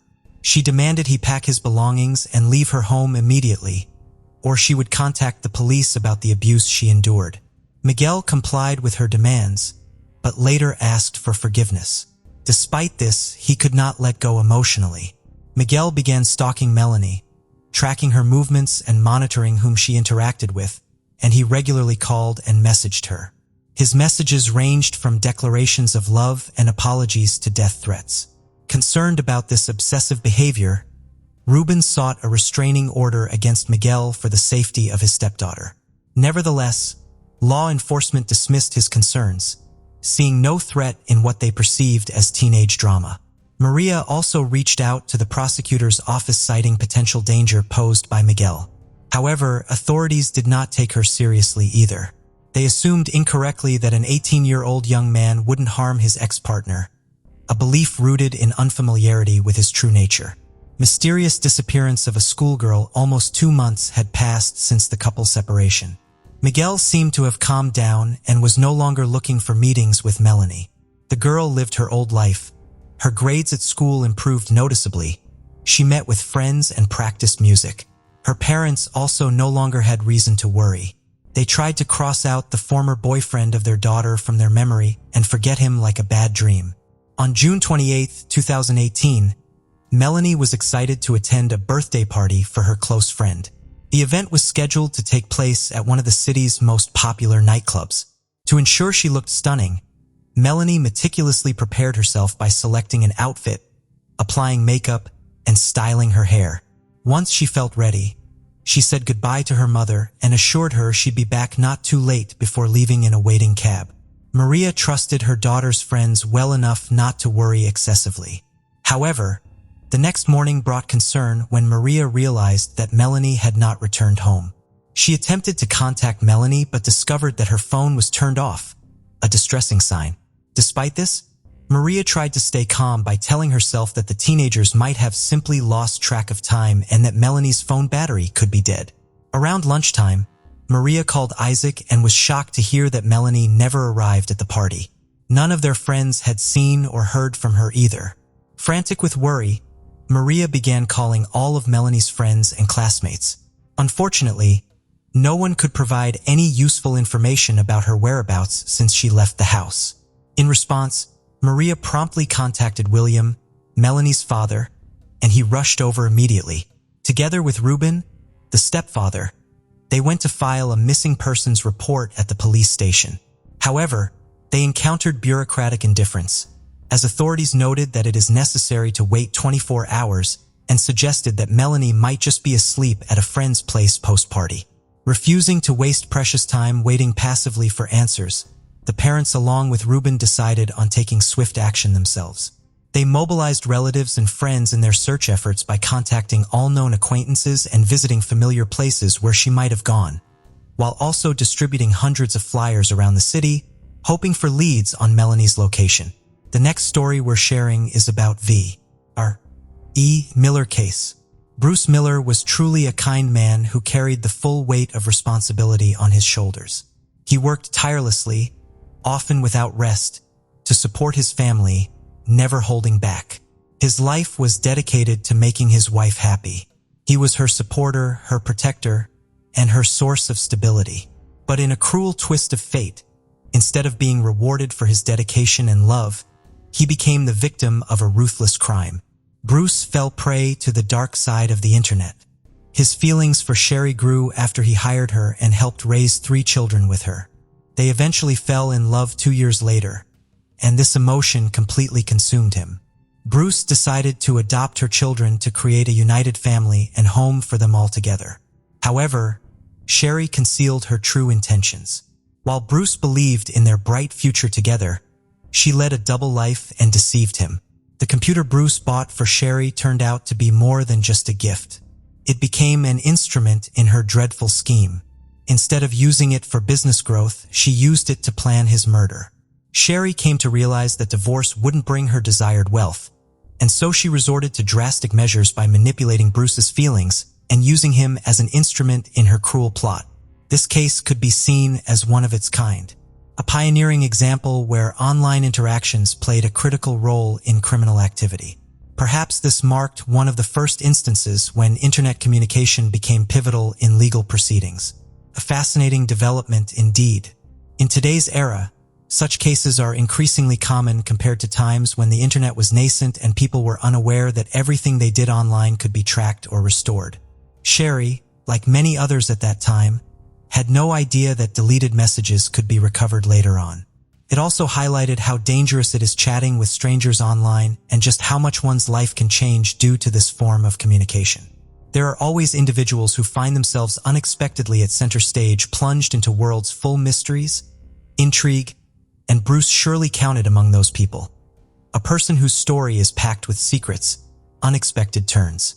Born on July 26, 1951 in Flint, Michigan, during younger years, Bruce worked as mechanic General Motors factory, but later changed course opening own business salvage yard, deal-told cars reselling spare parts despite handling large cash sums, dealing different social groups, still known generous kind-hearted individuals, sometimes even bent law falsifying license plates.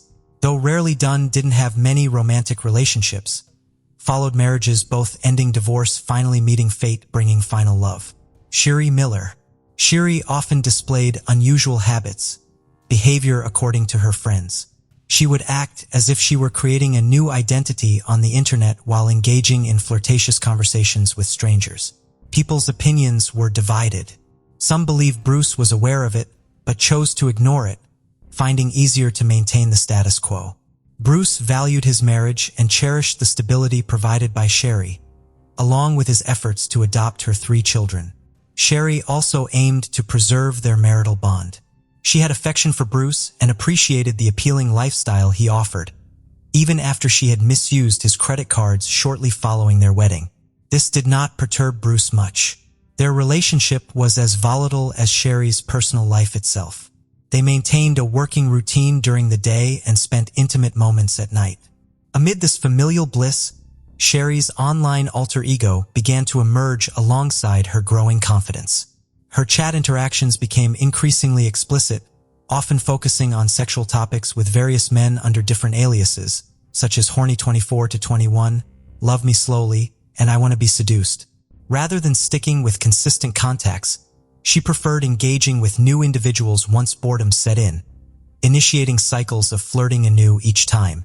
As per her own explanation, these interactions were mere playful engagements, a game wherein each new man represented another level of progress that boosted her sense of invincibility. This detached mentality eventually led Sherry down a detrimental path. Amidst her frequent online activities, Sherry encountered Jerry Cassidy, a former police officer residing in Reno, Nevada, and they quickly developed romantic feelings for each other. It seemed Jerry held a special place for Sherry in contrast to previous online acquaintances. Eventually, they even renamed their accounts, Sherry adopting Jerry's fool, while Jerry took on Sherry's fool. Their digital exchanges encompassed everything from casual texting and flirting to sharing nude photographs and exchanging sexually suggestive messages and videos featuring explicit content involving Sherry herself. One must remember that all these exchanges took place back in 1999 when executing such actions involved significantly more complexity compared to today's technological advancements. Jerry was born on October 6, 1960, in Kansas City, Missouri. From a young age, he was passionate about hunting and harbored of joining the FBI. He planned to achieve this by starting with the Montana Police. Jerry served as a detective in the homicide department for 9 years, eventually rising to the rank of lieutenant. However, by the end of his tenure, things took a troubling turn. While investigating one case, Jerry uncovered several fraudulent documents within the department. It was clearly an inside job. Acting responsibly, he reported these findings to his superior. Unfortunately, word got out among his colleagues. They branded him a snitch and ostracized him, jeopardizing his career.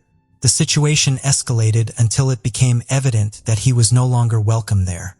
After being demoted, Jerry chose to resign from his position in 1994. This had a profoundly negative impact on him. Consequently, he began struggling with alcohol and substance addiction while also battling depression. Not long after these events unfolded, Jerry's wife divorced him. This divorce further affected him as it resulted in losing visitation rights with their son.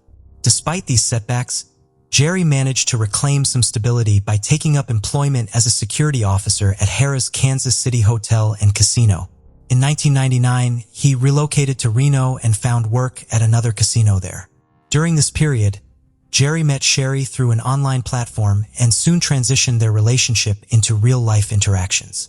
Rather than viewing the relationship as a passionate affair, Sherry started to exploit Jerry. Her influence over him became evident to those who knew him well. His observed that Jerry seemed to exhibit symptoms akin to bipolar disorder. He was highly enthusiastic when Sherry was around, and deeply despondent in her absence. It wasn't long before Sherry began her deceitful manipulations. In September, she falsely declared that she was pregnant with Jerry's child. Shortly after, she claimed that she had miscarried due to Bruce allegedly beating her, though this was entirely untrue. Bruce, in reality, was a diligent family man and not the dangerous individual Sherry depicted him as. Jerry, unaware of the truth, became exceedingly angry. Losing his supposed unborn child and believing Sherry was subjected to violence were unbearable for him, a lot for anyone. Concurrently, Sherry dissuaded Jerry from confronting Bruce by claiming Bruce had significant influential connections and substantial wealth that would ensure they faced retribution if they acted against him. Just 1 month later, Sharif fabricated another story about being pregnant with twins. One crucial detail is that in 1995, Sherry underwent a tubal ligation procedure, which rendered her unable to conceive, but she never disclosed this information to Jerry. This shocking disclosure underscores the extent of deception involved in their relationship. On November 5, 1999, Jerry received a disturbing email that was purportedly from Bruce. The message stated that Sherry was gaining weight due to the 2 unborn children she was carrying and expressed her desire for an abortion to lose the extra pounds. Jerry, filled with anxiety, attempted to reach out to Sherry, but could only manage a brief text conversation in which she mentioned needing to leave for a few days. The following day brought another message, supposedly from Bruce. This time it informed Jerry that Sherry would be returning home soon and implied that the abortion had been completed successfully. However, it also indicated that Sherry would no longer be able to conceive. Enclosed in this communication was a staged photograph showing Sherry covered in bruises. Jerry experienced overwhelming rage. He contacted Sherry the next day, and they concluded that the only solution was to eliminate Bruce. They meticulously planned their approach. Routes, a parking spot, and the best location and time for executing their plan at the yard. Driven by his mounting anger, Jerry departed from his home towards Michigan that same evening. As Bruce prepared to leave work later, he received a call from Sherry, asking him if he could pick up pizza on his way back, a distraction integral to their plot. Engaged in this phone conversation, Bruce did not notice when Jerry approached him from behind and pointed a .20 caliber gun at him before pulling the trigger. Having committed the crime, Jerry returned home while Sherry set into motion their next phase of cover-up activities. She contacted Bruce's brother, Chuck, expressing concern about Bruce's failure to return home yet. Subsequently, alarmed by her worry, which she feigned, Chuck and his wife rushed over to investigate at the yard where they discovered Bruce's body with horror before dialing authorities. The authorities first suspected a robbery. Bruce's old friend, John Hutchinson, was their primary suspect right away. John owed his employer over $5,000 and had previously been involved with Shaw. His alibi was weak and he failed the polygraph test. No surprise the police had their doubts about him. Consequently, John was detained for questioning, but due to insufficient evidence, he was eventually released. Subsequently, the case went cold. Officers initially deemed Sherry's behavior after her husband's death appropriate. They were unaware of what she concealed at the time. Shortly thereafter, she was seen enjoying parties frequently. Moreover, and then, she swiftly secured an insurance payout, sold off the business, and withdrew funds from family accounts, thus becoming wealthy overnight. Amidst her festivities and expenditures, she invited her new partner to reside in the house formerly shared with Bruce. Jerry and Sherry's relationship fell apart abruptly after Bruce's death. That was when Jerry discovered Sherry had fallen for another man. He started to feel immense guilt and reflected on the dreadful crime he had committed alongside her. Having worked for the police for many years, Jerry quickly discerned that he was merely a pawn in Sherry's scheme. She manipulated his emotions to eliminate her husband. It dawned on him that Bruce was truly an innocent man. None of the accusations Sherry had fabricated involved abuse, affiliations, beatings, or children. Even the pictures presented as evidence were dated 1994. 3 months later, on February 11th, Jerry Cassidy chose to end his life. He was found alone in the apartment he rented from his cousin with a .22 caliber rifle beside him. Among his belongings were letters to his family and a note and briefcase addressed to his lawyer, John O'Connor. When John opened the briefcase, he discovered clear evidence of a crime that sealed Sherry's fate. In addition to various pieces of evidence unearthed after Jerry's death, there was also a note where Jerry confessed to killing Bruce and placed all blame squarely on Sherry. The note outlined how all available evidence would be handed over to the police. Jerry expressed deep regret and acknowledged his foolishness in being manipulated by Sherry into committing such an act. He revealed that everyone would now understand why he descended into depression. He had been unable to reveal the truth until now. Jerry also claimed that Sherry aimed solely at securing money and eliminating her husband. She succeeded in her goal, but disregarded the harm caused along the way. Following this startling revelation, authorities swiftly apprehended Sherry and charged her with second-degree murder and conspiracy to commit murder. The trial commenced 10 months later, on December 12th. Given the nature of her internet-related crime, public curiosity was exceptionally high. Sherry pleaded not guilty during the proceedings, and her defense attorney suggested that Jerry had fabricated his evidence against her out of guilt. They also attempted to shift the blame back onto JN. During the trial, disturbing messages between Sherry and JN were presented, wherein they discussed using a firearm. It was highlighted that a day after her husband's death, she altered her first name, last name, and address. After Jerry's demise, she repeated this action. The case concluded successfully in court, and after only 2 days of deliberation, the jury delivered its verdict. Sherry Miller was found guilty of second-degree murder, and on January 9, 2001, she received a life sentence in prison. However, several complaints arose from the defense regarding the trial. One notable issue questioned the admissibility of Jerry's letter as evidence. This concern led to such significant implications that 7 years later, in February 2008, a judge ordered a retrial for the case. Consequently, as per federal court decisions, Sherry was released from prison in July 2009 until further trials could be conducted. For over 3 years, she walked free without restrictions, even accessing internet and dating sites. However, many individuals, especially Bruce's and Jerry's families, opposed this release, deeming it due to an absurd technicality. Back in August 2012, the district court reversed its decision, and Sherry returned to prison, where she has remained since. While she was at large, Sherry successfully reconnected with her children. This reconnection had a notably positive impact on her.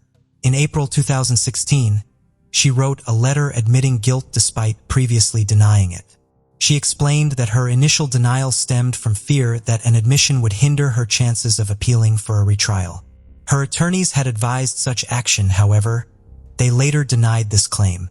They asserted that if they had known about her guilt earlier, they would have recommended pursuing a plea deal.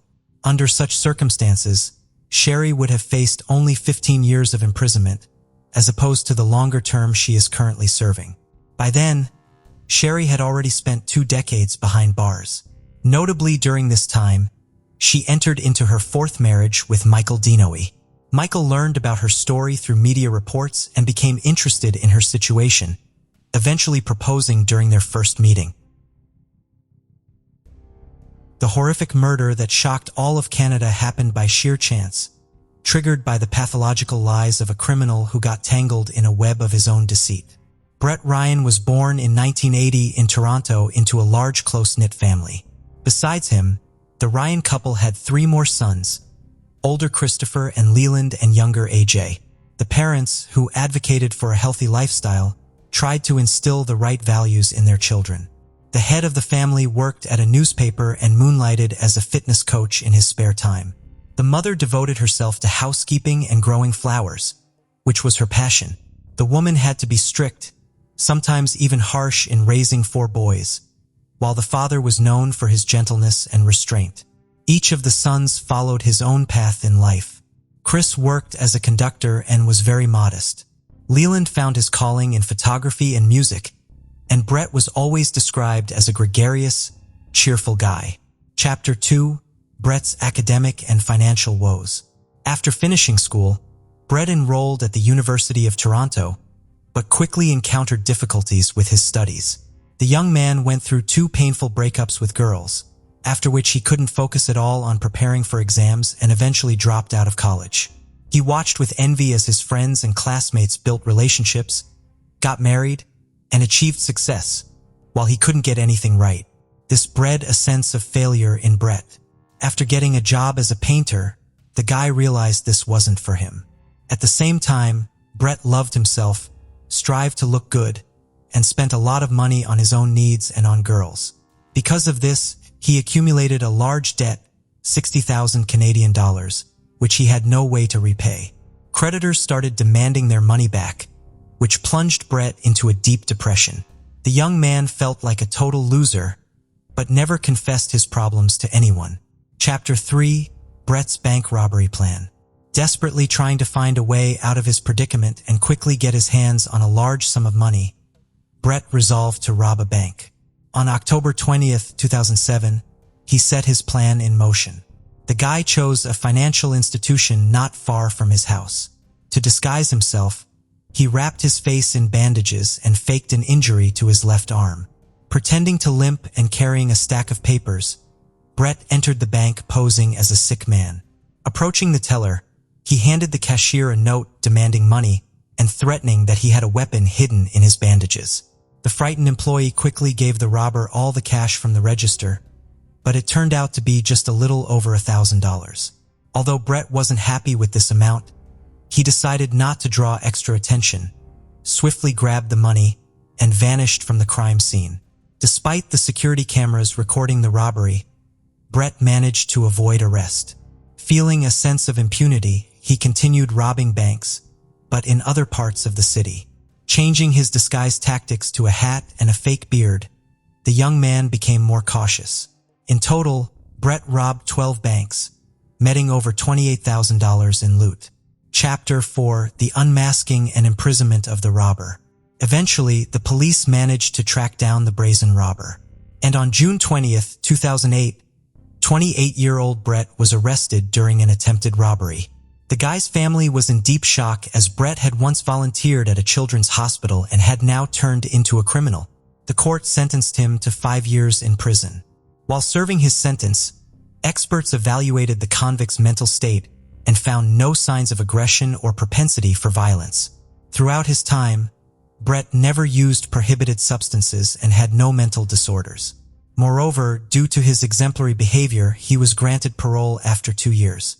The prison staff were simply charmed by this pleasant, charismatic, and hardworking young man. In their opinion, he had just made a fatal mistake due to the burden of debt and deserved a second chance. Brett's profile stated that he was a model prisoner with minimal risk of reoffending. Chapter 5: Brett's Attempts to Start a New Life.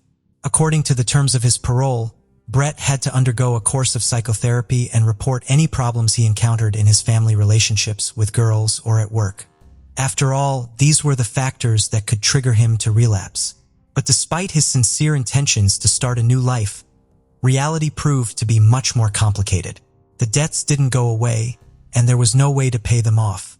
Finding a job with a criminal record turned out to be extremely difficult. No one wanted to hire an ex-convict even as a painter. In desperation, Brett declared bankruptcy. His parents came to the rescue, supporting their son financially. This allowed him to resume his studies at the university, but this time in the information technology department. Brett also continued to visit a psychotherapist by court order and diligently tried to put his life back together. It was during therapy that he was advised to be more honest and open with those around him. Chapter 6: Brett and Kristen's Fateful Meeting. One day in September 2011, Brett's friend set him up on a blind date with a pretty girl named Kristen Baxter. She worked as a physiotherapist, lived in her own apartment with her little dog, and loved to travel. A spark instantly ignited between Brett and Kristen. They immediately hit it off and felt a mutual attraction. The young people were united by common interests. Brett, like Kristen, adored animals and travel. Soon they started dating. The couple spent a lot of time together, attended sports events, and went on hikes. Brett even accompanied Kristen and her family on a vacation to the Bahamas. Plus, the girl's dog immediately took a liking to him. It seemed that Brett's life was finally getting back on track, and he was no longer drawn to dubious ventures. He longed for a quiet and cozy life next to his beloved girlfriend. In January 2013, Brett moved into Kristen's apartment, marking a new stage in their relationship. The couple began to think about getting married. Chapter 7: Hiding the Truth from His Beloved. A new life began for Brett. The young man who had grown up in a quiet suburb was now immersed in the bustle of vibrant city life with its numerous restaurants, shops, and interesting places. The young couple enjoyed visiting cozy eateries together and taking evening swims in the pool. However, as it turned out, all this time, while Brett's brothers were building their careers and becoming independent, he was only studying, living on his parents' money. The couple often traveled to warm countries together. Brett's father suddenly passed away. The young man temporarily moved in with his mother to help with the funeral arrangements and support her during this difficult time. That's when he confessed to Susan that he was madly in love with Kristen and dreamed of marrying her. However, he didn't have the money for a decent engagement ring, so he hesitated with the proposal. Touched by her son's words, his mother handed him money for an expensive ring. Brett bought a luxurious diamond ring and proposed to Kristen. Beaming with happiness, the girl said yes. The couple immersed themselves in pleasant wedding preparations. Brett even looked for side jobs to be able to surprise his beloved and shower her with gifts, but these were insignificant sums. The guy had no idea how he would provide for a family in the future. He carefully concealed from his fiancée his problems with the law, bankruptcy, and debts. Abandoning his futile studies, Brett focused on finding a decent job. Chapter 8: A Failed Attempt to Get a Job. At the beginning of 2016, fortune finally smiled upon Brett. He got a good job in the field of information technology. The guy joyfully shared this news with Kristen, and the couple decided to celebrate the occasion with family. However, as soon as his new employer learned about his criminal past, they immediately refused to hire him. This was a crushing blow to Brett's ego. Not wanting to upset his beloved, he decided not to tell her about yet another failure. Instead, Brett pretended that he would be working remotely from home. While Kristen was getting ready for work, he pretended to be working at the computer. The girl was happy that they would finally get on their feet and Brett would start earning good money. She enthusiastically prepared for the wedding scheduled for September 16, 2016, choosing the most beautiful and expensive options as they could now supposedly afford it. A luxurious banquet hall was booked for the ceremony. The pre-wedding bachelor party was planned to be celebrated at a posh ski resort. The couple even started looking at a spacious and cozy house where they dreamed of settling after the wedding, as they were tired of being cramped in a small apartment. Susan was overjoyed, believing that her son had finally gotten on his feet, graduated from university, and found a high-paying job. The woman eagerly anticipated the wedding and Brett's move into his own home. Chapter 9: Brett's Lies Exposed. But in reality, this was all a blatant lie. Brett had nothing to his name but deceit. He got so tangled up in a web of his own fabrications that he couldn't extricate himself from it. In desperate attempts to get money, the guy took any side job he could find and even helped his mother around the house for pay.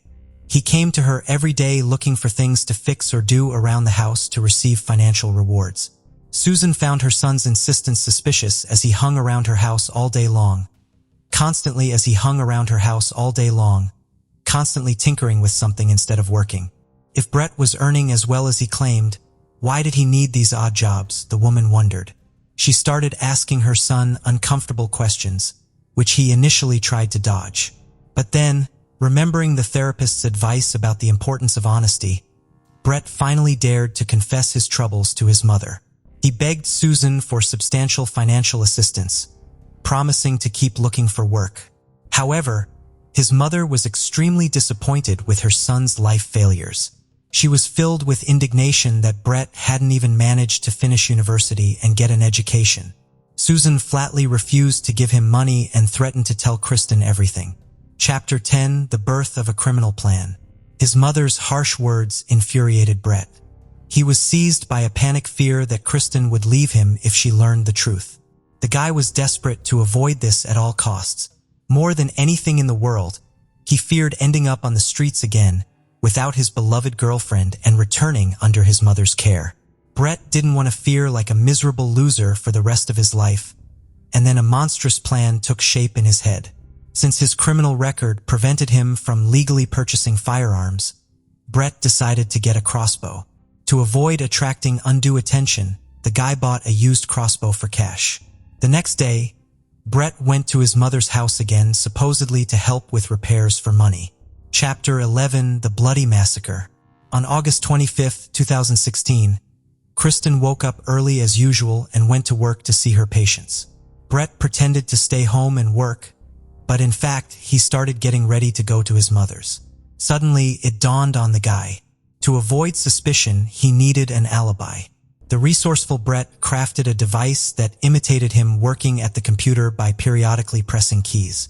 In addition, he set up automatic email sending at a specific time. Next, Brett packed all the necessary items for his disguise into a sports bag, including clothes and a wig.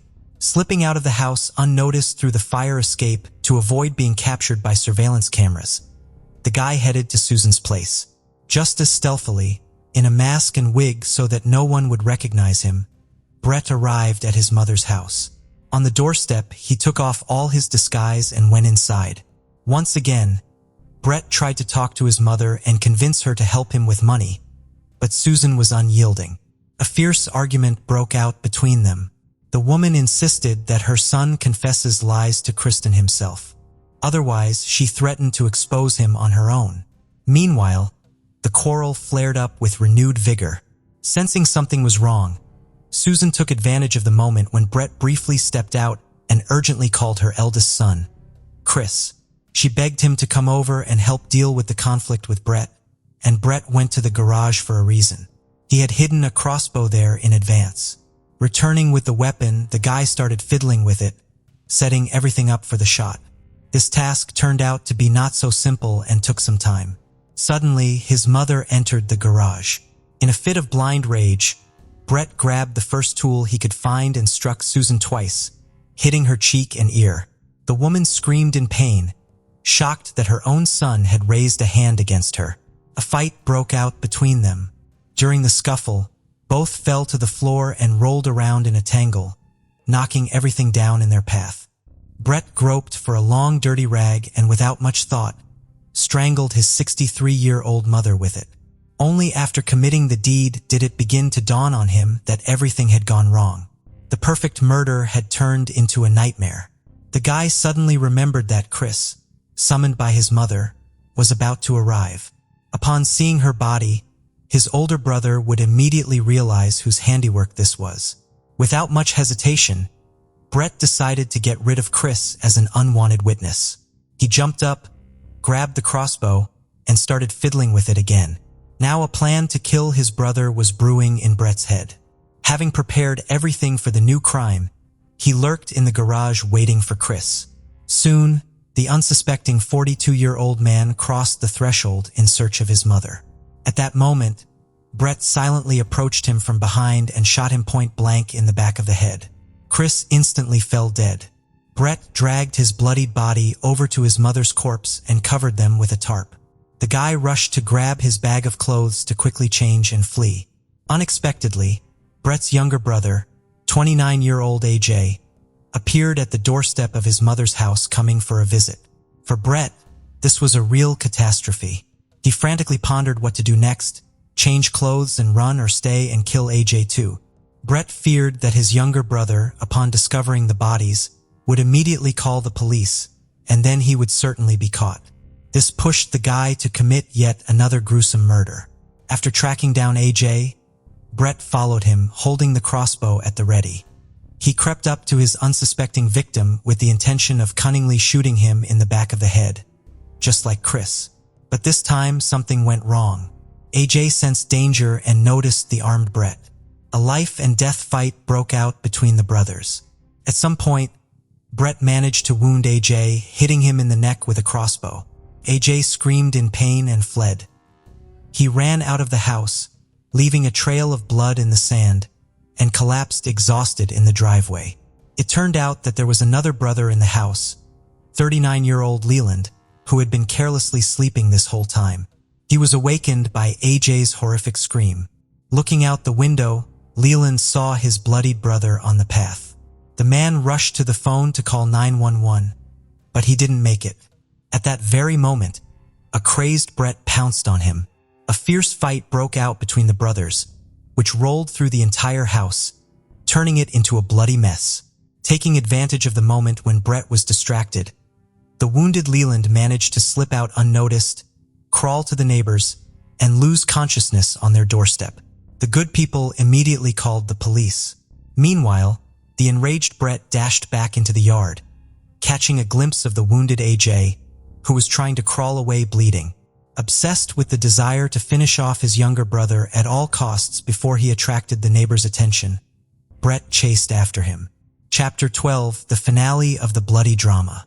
As he pursued AJ, Brett suddenly saw that Leland had managed to fully rat him out to the neighbors. From that point on, the guy no longer had any chance of salvation. The police were about to arrive at the crime scene and put an end to his bloody odyssey. The brilliant plan for the perfect murder had crumbled to pieces. In despair, Brett decided to surrender. Unhurriedly, he returned to his mother's house, grabbed a bottle of water, and settled on the porch, patiently waiting for the arrival of law enforcement.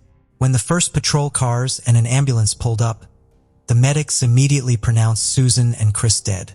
AJ was still showing signs of life, but was in extremely critical condition. On the way to the hospital, he died from his injuries. As for Leland, although he was hurt, he survived. He was urgently hospitalized and provided with the necessary medical care. Over time, the man Chapter 13. The shocking truth for Kristen Brett was arrested at the crime scene and faced terrible charges of triple first-degree murder and attempted murder of his brother. The news stunned Kristen as there were only 3 weeks left until the wedding. The unfortunate bride learned the horrifying truth about her beloved for the first time. His criminal past, conviction for robbery, financial problems, lack of a job, and the gruesome murder of his own family. How could she have lived under the same roof with this monster for so long? The shocked girl immediately canceled the wedding. Returning to the apartment, Kristen discovered the contraption Brett had crafted himself for his alibi. Not understanding what this strange gadget was, she mistook it for an explosive device and frantically called the police. Law enforcement officers arrived at the scene, promptly evacuated the building's residents, and began cautiously examining the mysterious device. It soon became clear that it posed no danger, but the cops were amazed by Brett's extraordinary ingenuity and scrupulousness. One couldn't deny his intelligence and inner strength, which unfortunately, he had channeled in the wrong direction. If only Brett had chosen the right path in life from a young age, his potential could have brought much good to society. Chapter 14, Admission of Guilt and Sentencing. At the court hearing, Brett decided to plead guilty. He made a deal with the prosecution, agreeing to have his actions qualified as a triple second-degree murder. Trying to mitigate the sentence, the guy claimed that he had only planned to scare his mother with the crossbow and have a serious conversation with her. Allegedly, he wanted Susan to finally understand and support him. But unfortunately, everything got out of control. Brett swore that he had not intended to do anything to his brothers. They had simply ended up in the wrong place at the wrong time. However, the prosecution insisted otherwise. In their firm belief, the defendant had planned from the very beginning to brutally deal with his mother, not just talk to her. The prosecutors argued that Brett had taken the crossbow with him specifically to kill Susan and therefore must crossbow with him specifically to kill Susan and, therefore, must face severe responsibility. As a result, Adai was found guilty of first-degree murder of his mother and second-degree murder of his brothers. The court handed down a harsh sentence. 3 life terms. The court handed down a harsh sentence. 3 life terms with the right to parole no earlier than 25 years. In addition, Brett was sentenced to 10 years for the attempted murder of his brother Leland. All punishments are to be served simultaneously. This means that the guy will only be able to seek early release in a quarter of a century. The sole surviving brother Leland greeted the verdict with relief. Despite all the pain and bitterness of loss, he sincerely respected Brett for his expressed remorse. In Leland's deep conviction, his younger brother was not a bad person at heart, but had unfortunately become hopelessly lost in life. Brett had stepped onto the slippery path of deceit and eventually got completely mired in the quagmire of his own lies. He could no longer extricate himself from it, which led to a terrible tragedy. Brett Ryan's horrific story serves as a warning to us all. It vividly demonstrates how seemingly small lies and concealing the truth can lead to dire consequences. At some point, the lies grow, accumulating new details and become uncontrollable, ruining not only the deceiver's life, but also the lives of their loved ones. Brett had every chance to get on the right track after his first prison term. He had the support of his beloved girlfriend and family. He could have gotten an education and found a job. However, the guy chose a different path, the path of untruth, which ultimately led to a terrible tragedy and destroyed more than one life. It doesn't matter whether Brett acknowledged his mistake sincerely or if his remorse was merely a way to soften the sentence. What's much more important is what conclusions he will draw himself while serving his life sentence. Will he be able to rethink his life and at least try to become a better version of himself? Only Brett himself knows the answer. However, his story definitely makes us reflect on our own actions. In conclusion, I would like to emphasize once again, honesty and responsibility are not just pretty words, but a vital necessity. It's important to value our loved ones, trust them, and share our problems with them. After all, it's much easier to overcome difficulties together and find a way out even from seemingly hopeless situations. Only on a solid foundation of truth, trust, and mutual support can we build a happy future. And perhaps had Brett Ryan known this, he would have never set foot on the wrong path that led him behind bars. This story should serve as a lesson and reminder to all of us that our most precious treasure in life is our family and loved ones. So let's cherish them, respect them, and above all, be honest with ourselves, because self-deception is the first step towards a real-life tragedy. The case of Christy Wilson. Christy Wilson was born on January 10, 1978 in San Jose, California. She attended Gunderson High School and later earned a business degree from California State University, Chico. Her parents, Debbie Boyd and Patrick Boyd, described her as an exceptional student and athlete. After college, Christy landed a job at a tech company near Sacramento, where she worked until the high-tech crisis led to her job loss. In her free time, she enjoyed playing blackjack at a local casino, where she met her boyfriend, Danny Berlando. Initially, Christy's relationship with Danny was quite harmonious, and her family and friends thought they made a great couple. However, things took a turn for the worse after they moved to Sacramento together. Christy started showing up with bruises, but she wouldn't talk about how she got them. Following her job loss, Christy returned to her parents' home in San Jose. She eventually received a job offer in San Francisco and decided to start fresh. On October 4, 2005, Christy Wilson went to Sacramento to collect her remaining belongings. However, just 2 days later, her boyfriend Danny Berlando contacted her parents to report that she had vanished. He claimed to have searched for her by contacting local jails, hospitals, and friends before reaching out to them. The police were also informed about Christy's disappearance. According to Danny, Christy visited his apartment on October 4th. He then went to dinner with his family while Christy went to the Thunder Valley Casino. This was the last time he saw her. It's worth noting that Danny's family didn't get along with Christy, which is why he attended the family dinner without her. The tension between their families was due to concerns about Christy's safety. Christy's family had noticed bruises on her body, suggesting that Danny had been physically abusing her. Christy's stepfather, Patrick Boyd, was particularly upset when he found out about the abuse. He wanted to confront Danny, but Christy's mother, Debbie Boyd, intervened to prevent a confrontation. Danny Berlando was 31 years old when Christy disappeared.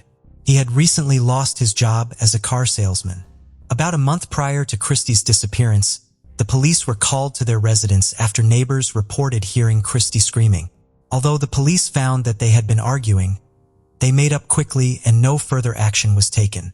When Christy went missing, Danny was the primary suspect due to their previous altercation. His decision to wait nearly 48 hours before reporting her missing to the police raised suspicions that he might have used this time to destroy evidence. However, Danny cooperated fully with the investigation, allowing police to examine his phone records, credit card activity, computer, apartment, and car. Despite being a suspect, no evidence of foul play was found.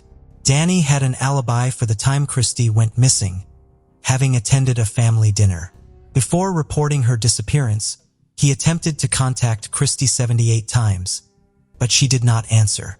The police interviewed Christy's friends and family and reviewed her phone and credit card activities, but found no activity on her bank account since October 4th. Christy's family and the police worked together to find her. They searched the area with dogs, volunteers, and a police helicopter. Her family asked people to share any information they had about Christy's whereabouts. Danny searched for Christy on his own and visited the Thunder Valley Casino. The casino staff couldn't give him any useful information.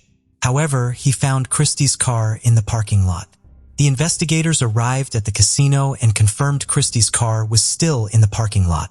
This finding caused confusion rather than answers. There were no signs of a fight or other suspicious activities around her car. The big questions were whether Christy left the casino on her own and why her car remained there. Detectives reviewed security footage inside and outside the casino, hoping to understand what had happened. At the same time, the police conducted another search of Christy and Danny's apartment, but it yielded no results. Meanwhile, Christy's stepfather, Patrick, a police officer, organized a search of a nearby river, but nothing was found. The investigation shifted its focus to Thunder Valley Casino, where Christy was last seen. Using her player's card, investigators tracked her movements and discovered that she played blackjack around 11 p.m. The casino's recordings showed Christy sitting at a table with a man, but Danny was nowhere to be seen. The man and Christy appeared to be communicating, congratulating each other on wins and offering comfort when they lost. They spent about 6 hours together at the casino, during which the man was seen putting his hand on Christy's shoulder. Christy had a night of mixed results. She began well, winning and keeping a good count of the cards. However, as the evening progressed, her luck turned, and she started to lose. As she consumed more drinks, Christy became increasingly agitated and lost control. The casino staff eventually asked her to leave, but the man intervened, saying, "Don't worry, I'll take care of this beauty." Shortly after, the man and Christy left the casino together, as captured on camera. During a visit to Thunder Valley, detectives made a significant discovery when casino employees found a mobile phone under a blackjack table. The phone belonged to Christy, and it's possible she had unknowingly dropped it. This development hindered the police's plan to track Christy's location through her phone. Further investigation of the CCTV footage revealed that Christy and a man she had met at the casino left the blackjack table and went to the parking lot 4 minutes later. A white car, later identified as belonging to the man, left the parking lot, while Christy's vehicle remained in place. The detective suspected that Christy might have left with the man in his car. The police needed to determine whether Christy had willingly accompanied the man or if he had forced her into the car. After analyzing players' card data, detectives identified the man as Mario Flavio Garcia, a 53-year-old family man from Auburn with a successful IT career. As the investigation progressed, the detectives discovered that the white car seen in the CCTV footage belonged to Mario Garcia, making him the primary suspect in Christy's disappearance. However, the footage showed that Mario Garcia appeared to be alone in the car when he left the parking lot, and Christy never returned to her vehicle. Mario Garcia had stayed in the parking lot for 3 minutes and 41 seconds, raising questions about what might have occurred between him and Christy during that time. Detectives investigating Mario Garcia's life discovered a stark contrast between his public and private persona. While he was a respected community member and football coach, he also had a dark history. 25 prior, Mario had been arrested for kidnapping his ex-girlfriend, taking her to a secluded location, and forcing her into a sexual act at gunpoint. Despite the severity of the crime, the case was plea bargained down to assault with a deadly weapon, resulting in a lenient sentence of 18 months probation. This was not the only instance where Mario's caught the attention of police. In another incident, Mario was involved in a tumultuous relationship with Lynette Smith. In 1979, Mario, Lynette, and her mother, Violet Davis, spent Christmas together. After dinner, the three of them got into Lynette's car, which subsequently crashed into a river near Oakland Airport. Mario, the sole survivor, claimed Lynette was driving, but investigators could not confirm this. Violet Davis's body was found in a car, while Lynette's body was not recovered until a week later.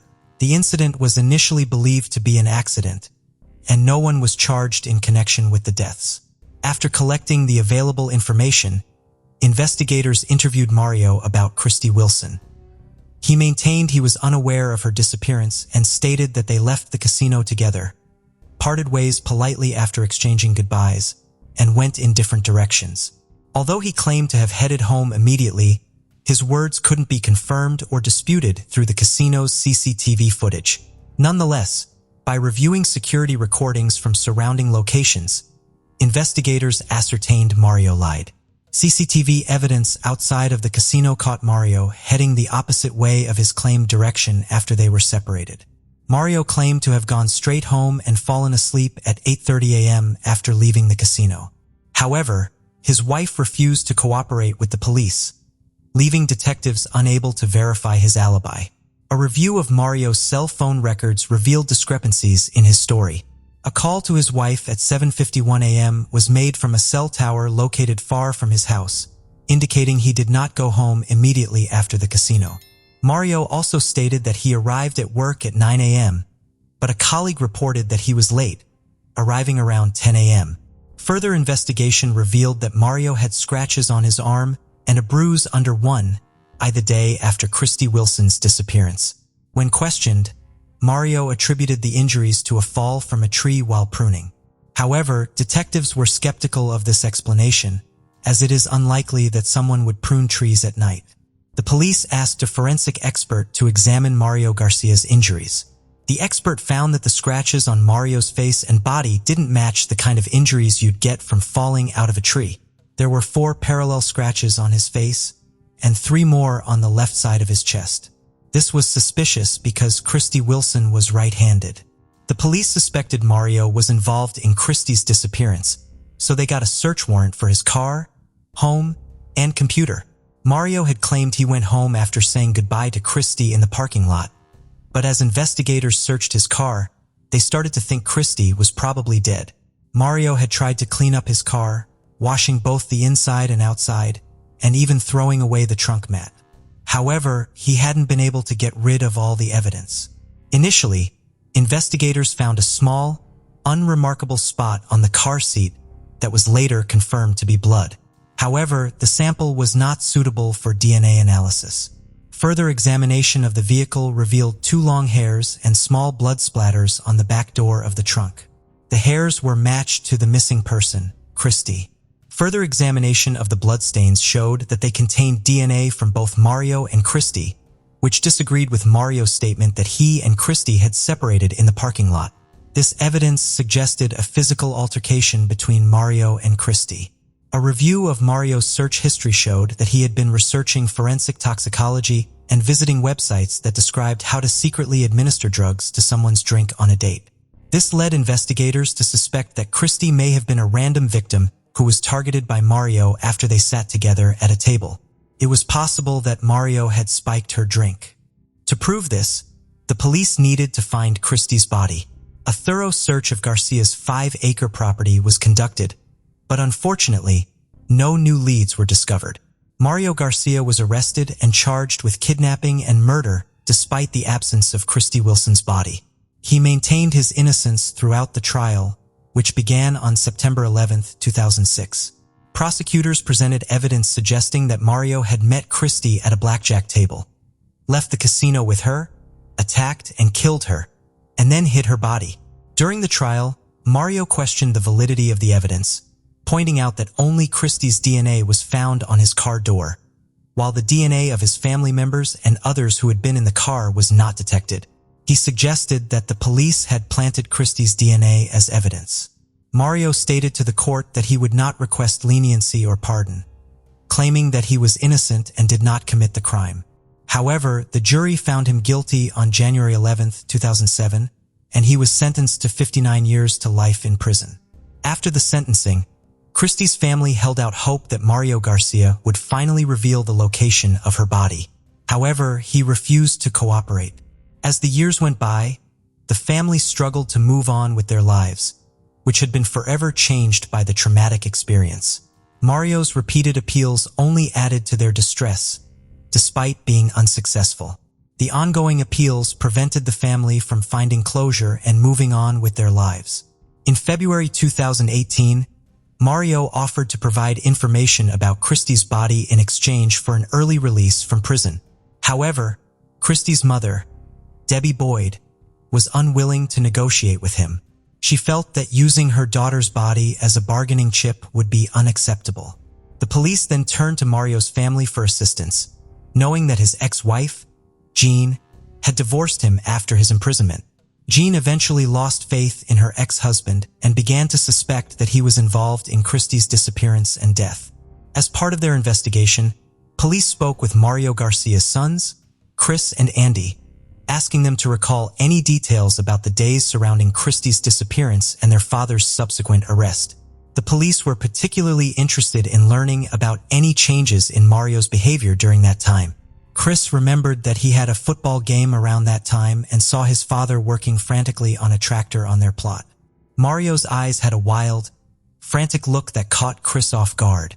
When Chris asked his father to attend his game, Mario firmly refused, saying he's not going. This response struck Chris as out of character for his father. At the request of investigators, Chris accompanied them to his childhood home. Chris showed them the exact location where he had seen his father working on the tractor, which was next to a detached garage near the road, approximately 100 yards from the Mario residence. It became clear that Mario had made a significant effort to conceal any evidence, taking advantage of the 4 or 5 days he had to cover his tracks. Notably, police had previously searched the Mario property with police dogs in February 2005, but had found nothing at the time. In a new development, investigators took a different approach in August 2020. They hired a company that specializes in ground radar technology to scan the 5-acre property owned by Mario Garcia. The technicians identified 8 potential locations with voids or pockets beneath the surface. After digging at the first 2 sites, they found nothing. However, at the 3rd location, which was the same spot where Mario Garcia had been digging with a tractor, the police discovered a skeleton. Further examination confirmed that the remains belonged to Christy Wilson, 15 years after she went missing. Although the exact cause of Christy's death remains unknown, experts determined that she had suffered a broken arm and nose. The investigators, who had been working on the case for 15 years, traveled to Arizona to personally inform Christy's mother, Debbie Boyd, about the discovery. The news brought a mix of sadness and relief to Christy's family, who could finally find closure and say goodbye to their daughter. Placer County Sheriff Devin Bell announced that Christy Wilson's case has been solved, thanks to efforts by his team. This was achieved without the cooperation of Mario Garcia, a convicted murderer who is currently in prison. Mario, 67, had refused to provide any information to help the family find closure. According to Christy's mother, Debbie Boyd, this news brings her family peace and marks the end of a painful chapter. She praised the perseverance of the police and thanked them for their tireless efforts. Notably, Mario had died of pneumonia in 2020, but even his death had brought some peace to the family. Mario had never pleaded guilty to any involvement in Christy's disappearance, despite her remains being found on Mario's plot in February 2005. The case of Ashley Wadsworth. Ashley Wadsworth was born on July 25, 2002, in Vernon Township, British Columbia, Canada. She was the daughter of Kenneth Wadsworth and Christy Jenden and had an older sister named Haley. The Wadsworth family was large and close-knit, consisting of over 50 people, including cousins, uncles, and aunts of varying degrees of kinship, all living in the same community. Ashley was a cheerful, outgoing, and energetic girl who was popular and had many friends. She enjoyed outdoor activities such as swimming, horseback riding, and skiing. She was also passionate about tennis and played the clarinet. Ashley was very active on social media, frequently sharing memes, jokes, and photos. It was through social media that Ashley met Jack Seppel in 2015, when she was 12 years old and he was 15. Jack Seppel was born on January 9, 1999. His mother, Tracy Dalton, was married to a man named Ricky. Jack's relationship with his father, who passed away in February 2019, was reportedly strained. Jack did not communicate with his brother, Jordan, but he did stay in touch with his sister, Nadia. Apart from his mother and sister, Jack did not have many close relationships, preferring to interact with people primarily through the internet and video games. According to Jack's acquaintances, he had a mixed reputation in school. On the one hand, he was remembered as a charming, fun, and lively kid. On the other hand, they recalled his dark side, which emerged when he became angry and displayed aggressive behavior towards himself and others. A mutual friend introduced Jack to Ashley through social media, a common way for teenagers to meet and form virtual friendships. As their online relationship grew, Ashley and Jack became close virtual friends. At the time, Ashley didn't have a smartphone and used her family's computer to access social media, so her family was aware of her friendship with Jack. During their long-distance friendship, Jack had relationships with other girls, and Ashley also had typical teenage experiences. Although they occasionally stopped communicating, their connection never completely faded, and they continued to stay in touch over the years.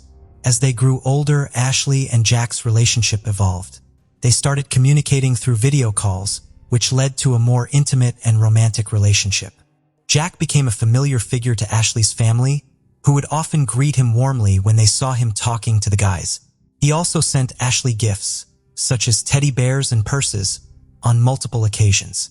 Ashley's family and friends noticed that she had a tendency to compare every boy she met to Jack.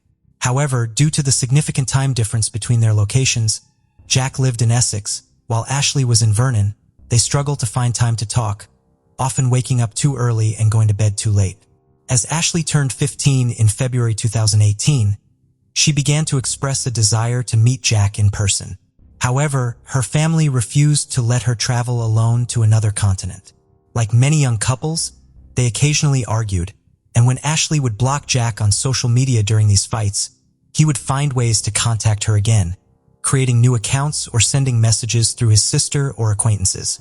This behavior was seen as disturbing and intrusive by Ashley's loved ones, but she continued to insist that Jack was a kind and compassionate person. In October 2018, Jack, who was 19 at the time, got a tattoo of Ashley's name on his arm when she was just 16. Her parents thought this display of affection was excessive and warned her to be cautious. However, Jack soon began exhibiting jealous and violent behavior. He would become angry if he suspected Ashley was talking to other guys, despite continuing to date other girls himself. He claimed Ashley was his favorite and swore his loyalty to her alone. This incident marked the beginning of a disturbing pattern of behavior. Ashley's friends and family grew increasingly concerned as Jack's behavior escalated. One day, Ashley called a friend who was at Jack's house, and he wouldn't let her leave. According to the friend who overheard the conversation, Ashley surprisingly remained calm as if she was used to such situations. She simply asked Jack to stop being crazy. Ashley confided in her friends about the incident but didn't tell her parents. However, her friends strongly advised her to cut off all contact with Jack. Despite his history of fights and problematic behavior, Ashley and Jack continued to reconcile. At just 18 years old, Ashley had known Jack since her early teens, but she seemed unaware of the extent to which he had manipulated her from a young age. Ashley started working at fast food restaurants and department stores to save money for leisure activities. Her first purchase was a tablet, which allowed her to use social media more privately. She then began saving for a trip. During her senior year of high school, Ashley, a spiritual and inquisitive person, had a profound moment of insight after reading the Book of Mormon. This led her to start following the Church of Jesus Christ of Latter-day Saints. Ashley graduated from Sighton High School in 2020. She wanted to experience university life fully, so she decided to take a year-long break before continuing her studies. In the first half of 2021, Ashley continued working and saving money. In April of that year, she was baptized into Mormonism. With her newfound independence and financial stability, Ashley decided to travel to the UK to meet Jack in person and celebrate his birthday with him. Despite her parents' and friends' concerns, Ashley was determined to make the trip, as she was of legal age and had her own savings. Ashley left Canada for the UK on November 12, 2021, on a 6-month tourist visa. This was her first time leaving her homeland, and she was thrilled. The next day, November 13, 2021, Ashley met Jack in person for the first time. On the same day, Ashley updated her profile picture to a photo of them together. At 22 years old, Jack looked significantly older than Ashley, who was 19. His numerous tattoos, including those on his face, created a striking contrast with Ashley's youthful appearance. During her stay in London, Ashley lived with Jack in his house, located in a public housing estate in northwest Chelmsford. The neighborhood had a questionable reputation, but they spent time exploring the nicer areas of the city in Essex. Jack seemed like the same charming and caring person Ashley had met online, often showering her with compliments and taking romantic selfies. However, Jack's behavior was inconsistent, and he could be cruel at times. Despite being together daily, Ashley's tourist visa prevented her from working, and Jack was unemployed, relying on benefits. Occasionally, his mother Tracy, who lived nearby, provided support. Throughout her trip, Ashley regularly posted photos and updates on social media, showcasing their happy moments and romantic experiences. The pictures often featured they embracing, highlighting their seemingly joyful relationship. Ashley kept in regular touch with her family through video calls, and everything seemed fine at first. They even adopted a new kitten, Winston, which was a positive addition to their lives. Nevertheless, over time, Jack started to become more withdrawn and isolated. Ashley's trip to England was supposed to be an exciting adventure, but it quickly turned into a restrictive and isolating experience. Her boyfriend, Jack, had lost interest in exploring the country and instead preferred to stay indoors, smoke, and play video games. As a result, Ashley's options for activities were severely limited, and she was forced to do only what Jack wanted. Before arriving in England, one of Ashley's friends from church had arranged for her to meet some American missionaries who would be in Chelmsford at the same time. Ashley was eager to connect with them, but Jack refused to let her attend church on Sundays. Despite this, she continued to secretly communicate with the missionaries through text messages, deleting the conversations to avoid Jack's suspicion. Ashley's new friends soon realized that Jack was controlling and possibly abusive. When she confided in them about her problems, Ashley admitted that she knew she deserved better, but she was trying to keep Jack happy. However, the abuse went beyond controlling her communication. About 6 weeks into their trip, Jack became violent when he discovered that Ashley had blocked 2 UK phone numbers. He mistakenly believed that the numbers belonged to other men, triggering a jealous outburst. In a disturbing text message to his mother, Jack revealed that he had physically abused Ashley. Ashley created a secret profile where she documented the bruises she had sustained. She confided in her sister Haley about the abuse, but warned her not to tell their mother, fearing that their family would turn against Jack. After Jack overdosed on anti-anxiety medication in late December 2021, Ashley was tasked with overseeing his medication as his caregiver. She kept this responsibility a secret from her mother and friends, but Haley inadvertently revealed the truth.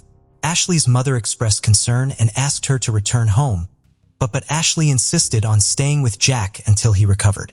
In early January 2022, another disturbing incident occurred.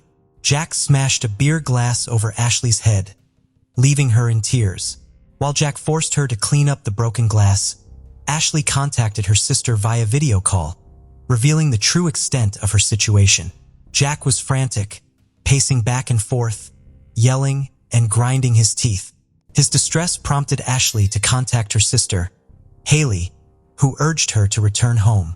However, Haley's concerns fell on deaf ears. A brief period of calm followed, marked by Jack's 23rd birthday celebration with his family, where everyone put on a united front and pretended everything was fine. In an attempt to diffuse the tension, Jack's mother and stepfather organized a family vacation to a seaside town shortly after. The photos from the trip appeared perfect, showcasing a happy and tranquil Ashley, which brought relief to her parents, who remained unaware of the seriousness of the situation.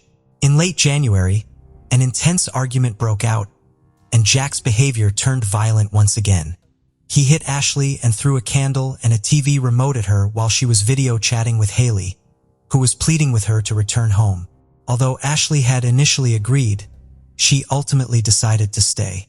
Despite witnessing Jack's cruel nature, she clung to the hope that the charming person she once knew was still buried deep within him. Ashley was convinced that time, her love, or perhaps medical treatment could help Jack overcome his destructive tendencies, a sentiment that was echoed by her mother during subsequent conversations with Jack. Jack accused Ashley of cheating on him, physically abused her, and later apologized. Despite feeling guilty about his actions, Jack's behavior continued. The situation escalated on the morning of February 1st, 2022, when Jack became angry with Ashley again. He accused her of abandoning him and seeing other people in secret. He demanded to see her phone and check her social media accounts to prove his allegations. Around 8 a.m., their neighbor Haley Borton Shaw heard Ashley's screams through the shared wall. Ashley soon showed up at Jack's doorstep, drawing attention to the distressing situation unfolding between them. Haley was shocked and Ashley appeared at her door, barefoot and crying, with a cut on her palm that was bleeding.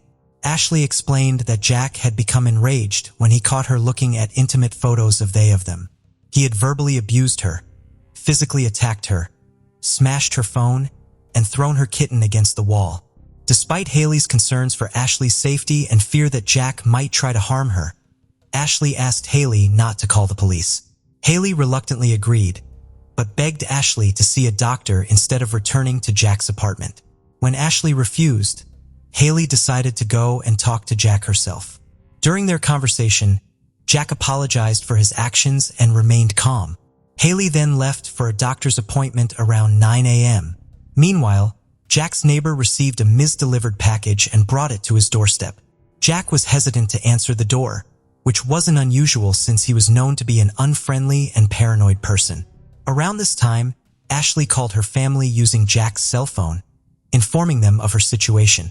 Ashley's mother was already aware of what was going on because Haley had previously confided in her about Jack's abusive behavior towards Ashley. Ashley's parents immediately bought her a return ticket for February 3rd to escape the abusive relationship. When she informed Jack, he offered to drive her to the airport.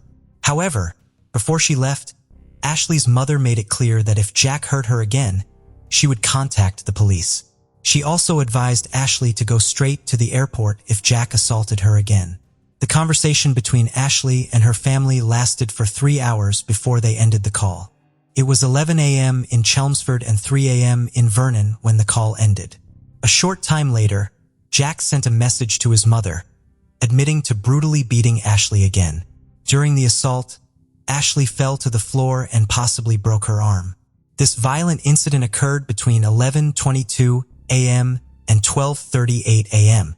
Ashley managed to send several messages to her family and friends using Jack's phone, but since it was nighttime, no one responded immediately. She also reached out to her friends at the church in Chelmsford, asking for help in describing the emergency. Unfortunately, these messages were not received until hours later, when it was too late to intervene. Between 12:38 and 12:45, Jack violently attacked Ashley, choking her until she lost consciousness. He then proceeded to the kitchen, retrieved an 11-centimeter knife, and repeatedly stabbed Ashley's chest and stomach around 100 times, ultimately ending her life. Following the attack, Jack updated his social media profile picture with a photo of himself and Ashley, accompanied by the caption, "Always mine."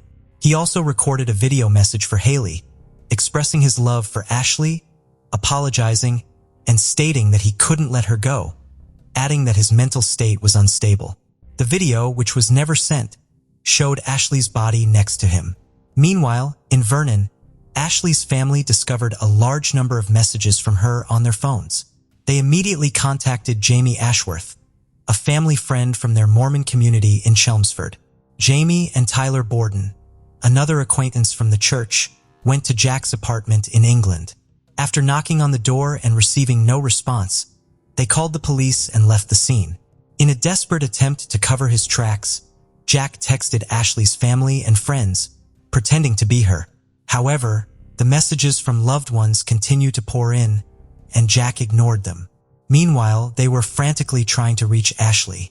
Eventually, Jack called his sister Nadia and confessed to killing Ashley, even going so far as to show her the body.